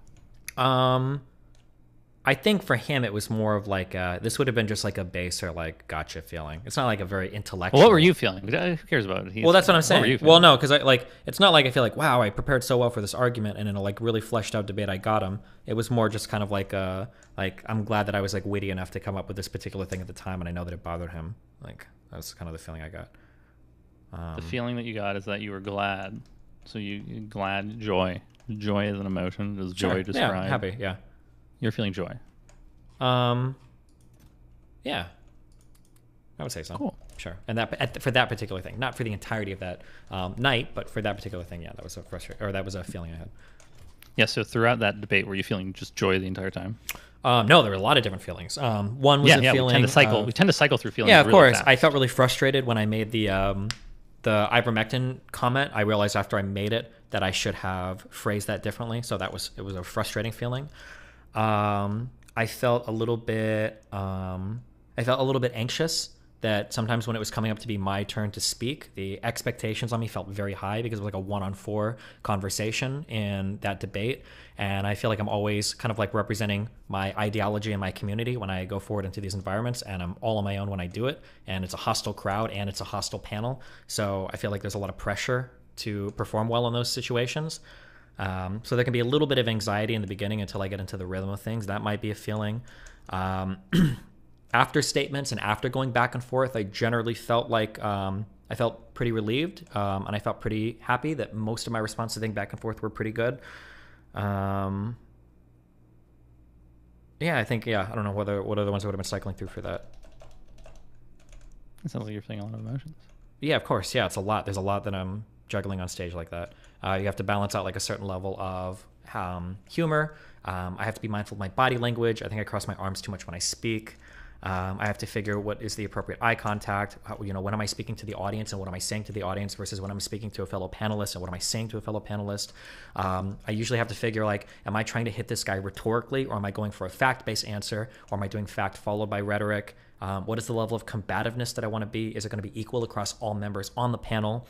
There's like 15 things I want to engage with. I have to remember which talking points to engage with, the order that I'm going to engage with them, and how I'm going to engage with each. Am I going for like a fact response to that person, a rhetorical one for that person, and then a joke? There's like a whole bunch of things that I'm trying to cycle through as we're having and I can't take notes while I do it too. So I have to kind of factor all of that into my head, store it, and then when it's my turn to talk, or if I have to interrupt to get a word, and I've got to be ready to do that, and then bring them all out in a way where I'm not stuttering, sounding stupid, or misstepping in the conversation. Yeah, there's How do you think? How do you think you expressed your anxiety when you were in the middle of that debate? For that particular one, I went back and I watched a few sections. I think generally I handled it well. I think the biggest thing that I need to do that would sell. Well, I'm saying, how did you express it? Like, what did it look like? Like, you that's felt what I'm saying. That's what I'm saying. I think that generally my expression, I need to speak slower, because I think that when I have, if I'm on a panel like that, and I've got the chance to say something very quickly, and I come blah, blah, blah, blah, and I'm like, I think that sometimes I can come off as being unconfident because I'm trying to machine gun fire out a whole bunch of points. It can probably make me feel a little bit hectic, or the perception can be that it's a bit hectic, that I'm like trying to do too much too quickly, or I'm moving a little bit too fast. On live panels, a note that I made, especially after that event, especially when I'm outnumbered, and especially when the audience is against me, is I need to speak more slowly and deliberately. Otherwise I come off as hectic. I think people can get that perception of me. Do you okay? So are you saying that your speaking fast is one way in which, when you're feeling anxiety, that anxiety gets expressed? Probably to some extent, yeah. I think probably speaking quickly and losing control of that is probably a way to, it's probably an expression of, I guess anxiety or nervousness or something, yeah, or nervous excitement maybe or something, yeah. Gotcha. Did you know that about yourself already? Yeah, I've gotten a few. There's a couple things like that. Some people have emailed me, some things I've looked at. Yeah. Another issue that I have sometimes is I tend to, especially when I'm nervous, especially when I'm speaking quickly, instead of ending with a solid and resolute point, sometimes I will end a statement and I'll keep cycling back and repeating things that don't need to be repeated, when I could have just stopped right there and had a really strong, resounding endpoint for what I was saying. That's a big thing that I've been trying to work on in speeches, yeah. Yeah, I have a director of my department who's super ADHD, and he will repeat the same thing like 10 times. Yeah, I get away with it just because I speak quickly, but it undermines like my arguments. It would sound better if I could just hammer out my strong points and then end on a strong point, especially because sometimes it will leave people a little bit like, they take a second to respond, and any silence you get after a statement gives you a ton of authority on stage. It makes you look very, very, very commanding. So that's like a thing I need to work on more. That's why I'm doing more like live conversations. You gotcha. And so when you're thinking like, I'm going to work on this stuff more, How much of that goes into thinking about what you're feeling during the time that's causing you to do this stuff? Fuck, this is gonna sound like a repressive answer. Oh, I bet it will. I try to not worry too much about how I'm feeling. I feel like I have there's a set of tasks in front of me. As long as my feelings aren't getting in my way of things, then I usually have a task to perform, and that's kind of my mindset going in. These are like the particular things that I have to do. Right. If my feelings were bothering me, like if I felt like I was nervous, such that it was like prohibiting my performance, then I would probably start to worry about those more. But for the most part, I feel pretty at home in like combative environments. I don't usually pay attention to them too much. Yeah. And so that's when I say you're repressing your emotions. That's kind of what I'm saying, is that your way of dealing, there's like a bunch of different ways to like think I am feeling, like I have a thing that I do, and I do this thing when I feel a certain way, and there's different ways that we can handle that emotion affecting our ultimately what we express. So if you're on stage and you're feeling anxious, and you know that when you're feeling anxious you talk really fast, some people might express like, by the way, I'm pretty nervous right now, and when I'm feeling nervous I talk really fast. I'm sort of expressing that to you right now, and then people might be like, oh, it's okay, and then there's some like, you cycle through a couple emotions with whoever you're talking to, and sometimes that can help people. Other times people be like, they'll feel nervous, but in their head they'll think, they'll just be focused on like, I need to talk slow. I need to talk slow. And so they might repress the feeling of anxiety within them by trying to think, because you can sort of think your way into emotions, right? Emotions are really just the result of thoughts that you think, whether they're like a conscious thought or an unconscious thought. Oh, yeah, like, the best example of that is breathing, right? By focusing on your breathing, you can control the feeling of anxiety. By not being aware of your breathing, you can actually continue to Yeah, sure. And meditating is a way of repressing an emotion. Speaking slowly, focusing on that, speaking slowly can be a way of me bringing that in line as well. That if I focus, if I have like a mental note to myself that I need to slow down a bit when I speak, just the act of slowing down, one, gives me so much more time to think. Because when I speak slower, I've got way more time to get ahead of my sentence and put something intelligible together.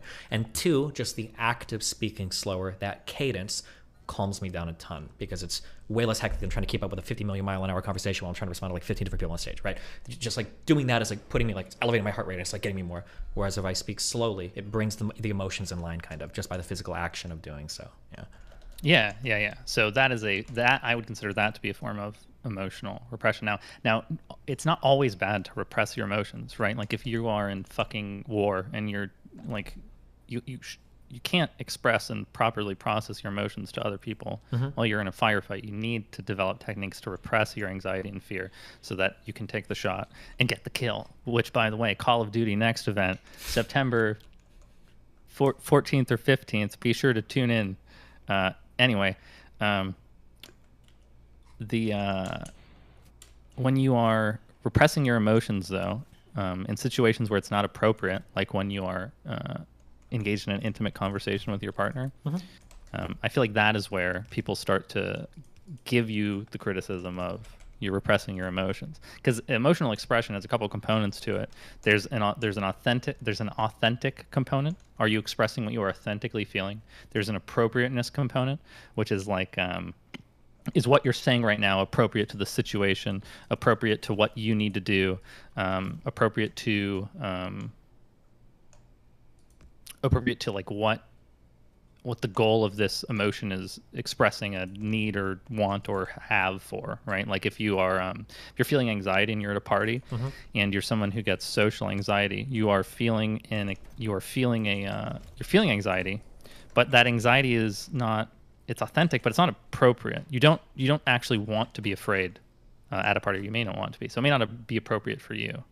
And so that's a consideration when you're expressing an emotion. And then there's also just sort of like boundaries and consequences of that result from the authenticity and the authenticity and the appropriateness. Because if you express something that's not authentic to you, there could be consequences to that down the line when it turns out that this thing that you were telling someone wasn't, So I'm not saying that it's not always good to repress your emotions, but it is good to incorporate into your thought process, like as you're thinking about how to improve on your next debate,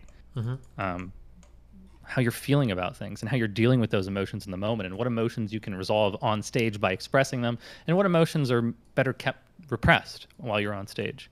Sure. And equally, when in all of your intimate relationships, it's good to do the same thing. What emotions am I repressing? Like if I get angry at someone in this relationship, am I repressing that emotion so that I don't upset them because it's not appropriate, or would it actually be totally fine and appropriate, and I'm actually hurting our relationship by not expressing this?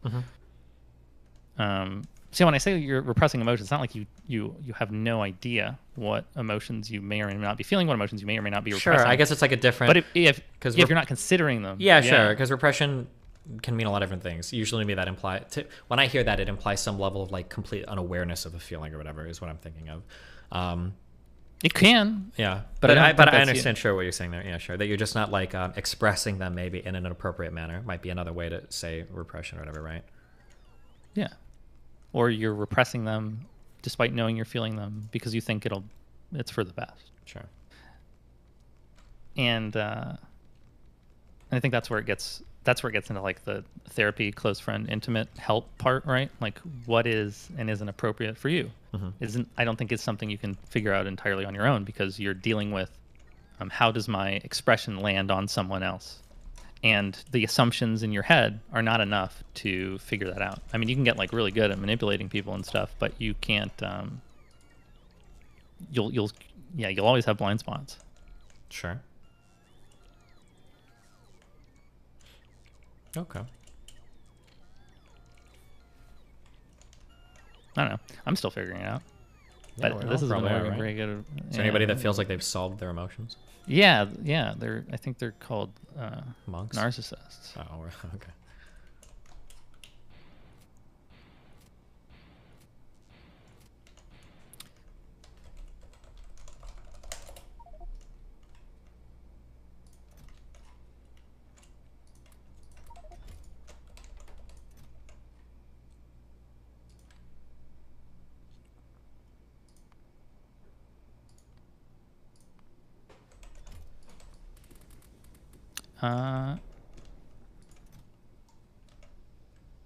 Are you drinking?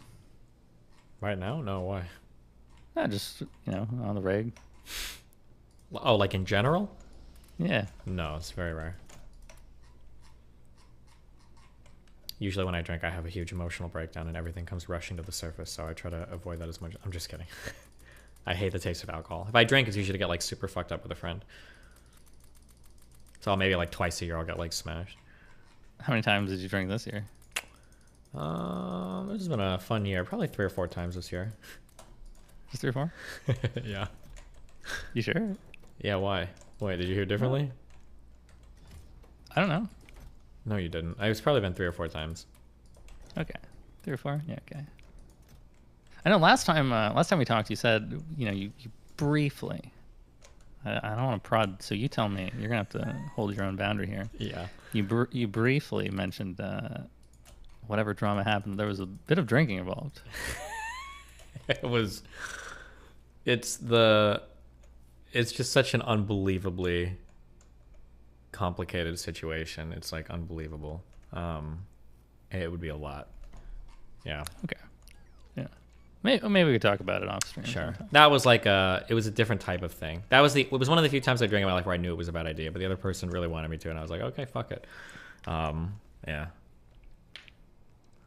But I knew that was like just another one-off drinking thing. That wasn't like a spiraling episode. No, not like a spiraling. No, it was just like a one night. Let's go out. I'm like, I don't know if I should drink. We're in a pretty dramatic event right now. Probably not good. And the other person was making a ton of emotionally like heavy hits or demands, and it was a lot. And there was just a lot of complicated stuff going on. I'm like, okay. And then it was just like a really tumultuous experience. Yeah. Gotcha. So not having your emotional repression in place while you're drinking was causing some issues. In that particular case, maybe. But I'm generally 99% of the time I'm doing like drugs. I'm generally like a far nicer, more bubbly, happy person, cuddly person, sexual person, like when I'm on drugs. That's like my experience on drugs, like 99% of the time. I'll become like overly either considerate or apologetic or physical or whatever. It's like most of my experience, yeah. It's not usually like, oh, I'm drunk and now like I realize how horrible my life is. Right, generally. Right, yeah, you sort of, You can tell me how this sits with you. I think when you're someone who's like very good at, who's learned over their life to like deal with things themselves, they've been left alone a lot. Mhm. I think if you might have fallen into something where like if you express, oh, I want attention, or I need attention, or I want to show these people that I'm interested, or that I'm affected, or that I have like affection towards them. If you want to express that and you can't get it, Mhm. you just end up feeling really bad. So if you're smart, you repress it, because otherwise you're going to feel bad all the time while you're alone. And then as soon as you stop repressing it for whatever reason, now you're like expressing all these things that you feel. And I know that you feel very strongly about people you're close to, because we've hung out a few times, and I don't know, I just see it in you. Like there's a reason that you can manipulate people the way that you do, right? Okay, I don't think I manipulate people. I think I just. I know you hate. I think I give. Yeah, well, because it's such a negatively loaded, normatively loaded word. I just think that when people are around me, normalize manipulative. I know how to give. Word. I know how to give people a really good time. Okay, people have a lot of fun when they get to spend one-on-one time. Yeah, with me, you're okay? really good That's at pleasing people. No, I'm good at making people feel heard and seen and safe. I'm very, very good at. I'm very effective at that. Okay, which is. And I think a huge part of that is your deep interest in people that you repress all the time. Sure. Okay. Yeah. I don't know. How do you feel about that?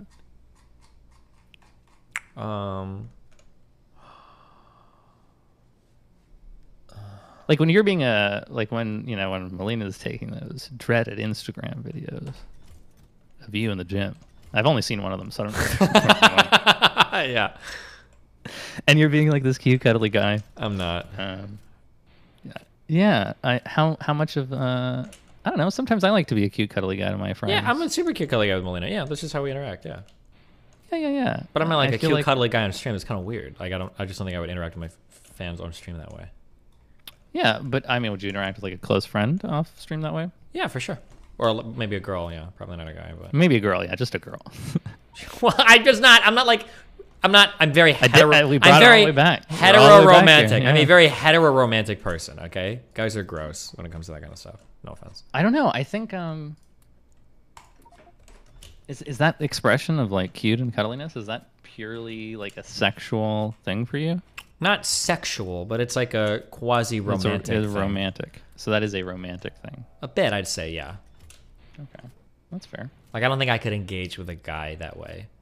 Maybe a guy with a lot of feminine energy. Maybe I'm not sure, but I definitely can. A guy with a lot of feminine energy, absolutely. Sure, like Mr. Girl, maybe. I'll try if I ever see him. Okay. Well, if he shaved his beard and he lost 50 pounds, maybe. Yeah, I think that just bring it way back. If there's a component of romance with one gender when you're interacting with them and feeling more comfortable expressing those little things, I feel like that might be at the root of what people are talking about when you say you treat women differently than men. Like if you I'm not saying that's bad. No, sure. Wait, hold on. But just to be clear, I do treat women differently than I treat men. There's going to be the interactions are going to be different. But that's not really the question nor the accusation. The accusation is when I'm going easy on them, which is I don't believe that's true. Okay, well, that's fair. You definitely are going. You definitely are less. You're probably more likely to get in a screaming match with any dude than you are with any woman on stream. I don't know. I don't know about that. I'm not sure about that. Got into screaming matches with quite a few women. Let's. How about this? What if this is a good one? Here's a really good one. Yeah, hit me up with a really good one. This is a really good example. When you talk to that TikTok girl who had no idea what she was doing, and she, it's nothing personal against you, Steven, but when you were talking to her,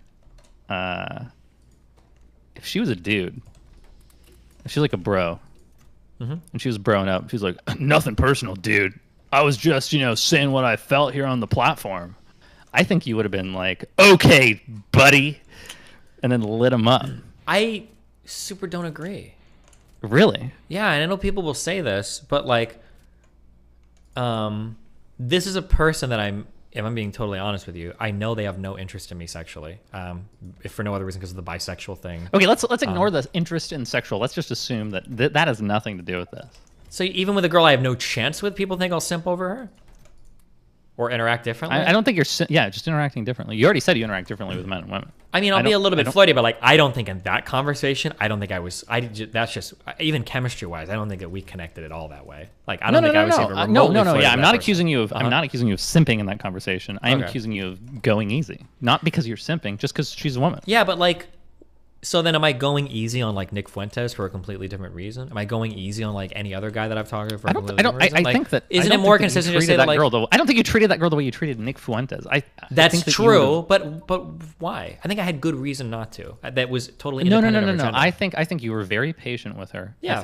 I think that what you did was totally fine. You could have handled that a bunch of different ways. What I'm saying is, if we were to imagine that was a bro dude who was like a buffed out like hot guy, and he had the same amount of Instagram followers. Yeah, but if was he in the came same at me position with as the invited- same ultra conciliatory, apologetic, tail between his legs tone, I don't think I would have lit them up. I don't think I would have been like, oh yeah, you're going to apologize. Do you think that his tone would have been the same, like the way that men and women? Mm-hmm. Now this is a generalization. I don't know. I'm on stream and it feels weird to say anything prescribing any behaviors to a specific gender.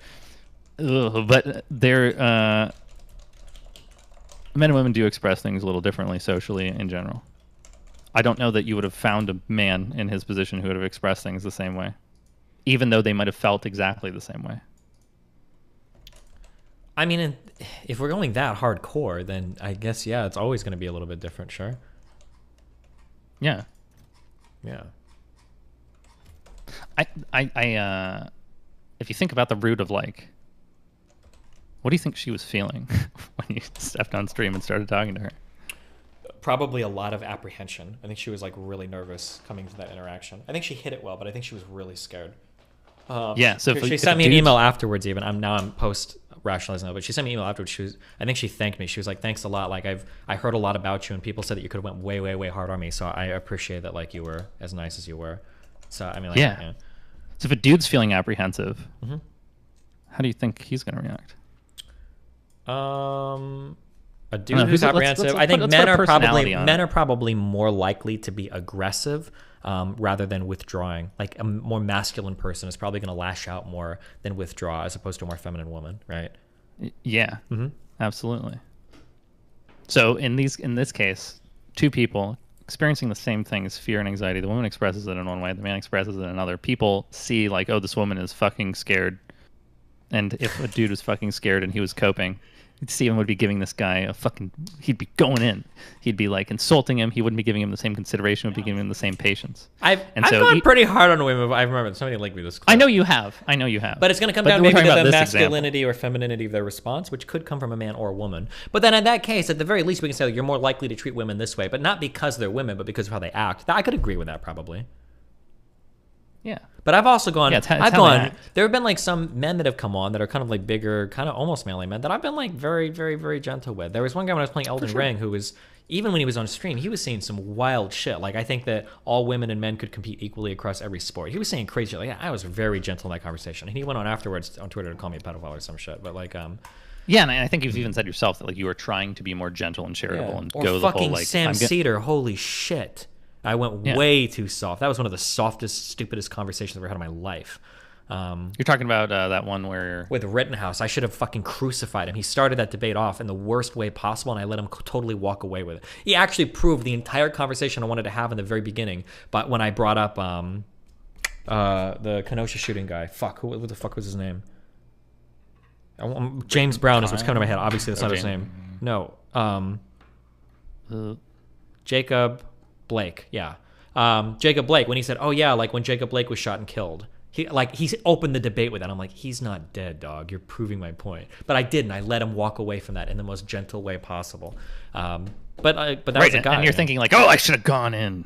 Yeah, for sure. I only think that afterwards because he got really aggressive. Yeah. If that Asian girl would have gotten really aggressive, and she almost wanted to a couple times. And when she wanted to ramp it up a bit, I was willing to match. Because I think there was a couple of times where she was like, oh, well, you know, was there anything else or blah, blah, blah. And I was like, well, I mean, if you want to argue this, she's like, well, I thought we were going to talk about this. Like, well, if you want to talk about it, we can talk about that. And then I'll ramp it and up. then a you bit. calmed yourself down because... Well, because she wouldn't match my energy. Because when I started to ramp up, it's like, wasn't it kind of homophobic you said? And she's like, well, that was just personal to me. And I was like, okay, clearly she doesn't want to engage on the topic. So like, I'm not going to sit here and rake her over the coals in the like debate lord arena when she's like clearly new as fuck to this and is like petrified of the online pushback she's gotten. Well, so you're saying like clearly new as fuck and petrified, but if a guy were clearly new as fuck and petrified and were then going in hard on it and didn't know what he was getting into, I don't know that you would have had the same level of patience. But she wasn't right? going in hard in our conversation. She was so... I understand. That's what I understand, but you're saying that your reasoning is that she was new to the sphere and that she was scared. Yeah. If a guy were new to the sphere and scared, he might go in hard. If he goes in hard, then I'll crucify him, sure. Exactly. And so the reason that you're doing it is not because they're new to the stream and scared. No, it is because I'm new to the stream and scared. No, if a guy's going in hard, that doesn't mean he's not scared. No. But you're trying to say that it's because they're a man or a woman, but I'm trying to say... No, I'm not. No, that's not what I'm saying. Okay, if you're trying to say it's because of behaviors, some of which might be exhibited more by men or more by women, then I could... That's what I'm saying. Great, okay. Wait, that is what you're saying? That is what I'm saying. Yeah, and I can agree with that, sure. Men might, like, I might be more amenable to behavior A, and behavior A might be more commonly exhibited by women, but I'm being nice to that behavior, not to the fact that they're a woman. Yeah. Exactly. That's what I'm saying. So when you give the reasoning of they are new and scared, that does not incorporate the reasoning of their behavior being... Oh, sure. I'm sorry. That's part of their... those are things I'm factoring in when I'm responding to them. If she would have been like an online professional commentator, I would have let her get away with less, even with her energy, because I would have had a much higher expectation on the person. But that... Yeah. But if she were just simply combative, you probably would not have had the patience to be able to consider those factors if a dude were also scared, also new to it, but then he was like coping with his scared by trying to go hard and seem macho, right? Sure, I guess, yeah. Like, but I mean, like, all of this is going to come down to behavior, whether it's a man or a woman. Absolutely. Okay. Absolutely. Sure. Okay. Absolutely. Okay. Yeah. Yeah. So that's when I say that you're treating them differently. That's kind of what I'm saying. Is like when you give these reasonings, you're like when you give a reasoning of it's because they're new and whatever. It's also because when they're scared, they're expressing it in a bit more of a feminine way. And if they were a dude and they were feeling the same things but expressing it in a bit more masculine way, I don't know that you would have the patience to consider those things in the moment. I don't know if you agree with that or not. Maybe, I don't know. It depends on how it would play out, but... Yeah, now you just need to get... Have you seen The Rehearsal by Nathan Fielder? No, not yet. Oh, well, you should. It's an amazing show. Okay. I think it's the best show I've ever watched on TV. Okay. Yeah, I cried a lot, and I felt a lot of things.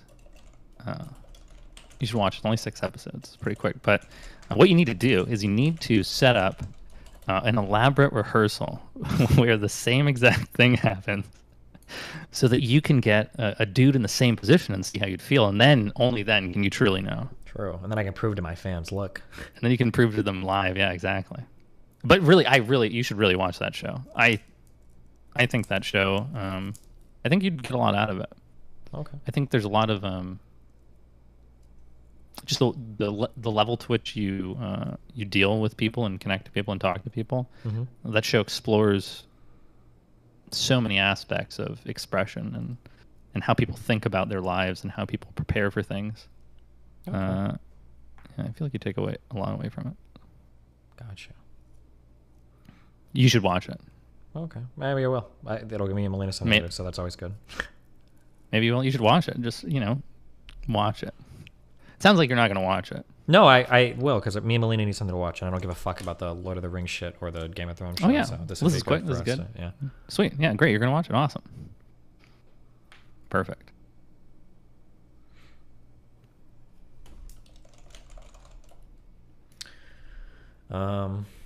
Okay. Anything else? No, yeah, that's it. Good talking. Okay. Hit me up. I really do want to hear about your 30-day thing. It's just, I'll tell you after stream if you're available in like 5 minutes, okay? Yeah. I'll hang around in Nathan's room. Okay, yeah, that's not creepy at all. No, I Alright. can't. No, I can't go in there. I can't go. Wait, yes, I can. Okay. Okay. Yeah. see Good ya. luck. Say hi over there. All right. Well, hey, listen. I love you guys. It's been fun. I'm probably gonna IRL stream tomorrow, but I'll probably start a little bit later. So.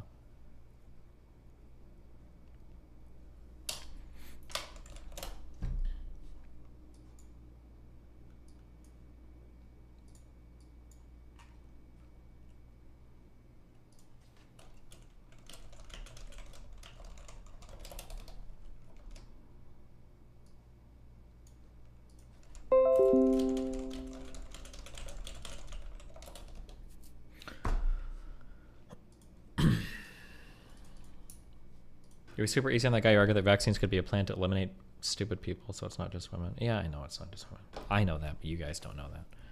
But okay, well, hey, listen, it's been fun. Oh my God, Courtney Cole, our fucking booba queen, our big mommy milker master. I'm so sorry. No more insult shit, guys. Okay. I love you guys. It's been fun. Stay safe. Ripperino, cappuccino, pappuccino, hoppuccino, moppuccino, dabpuccino, cappuccino, appuccino, alpuccino, my deuterinos. I will catch you guys tomorrow. Be careful.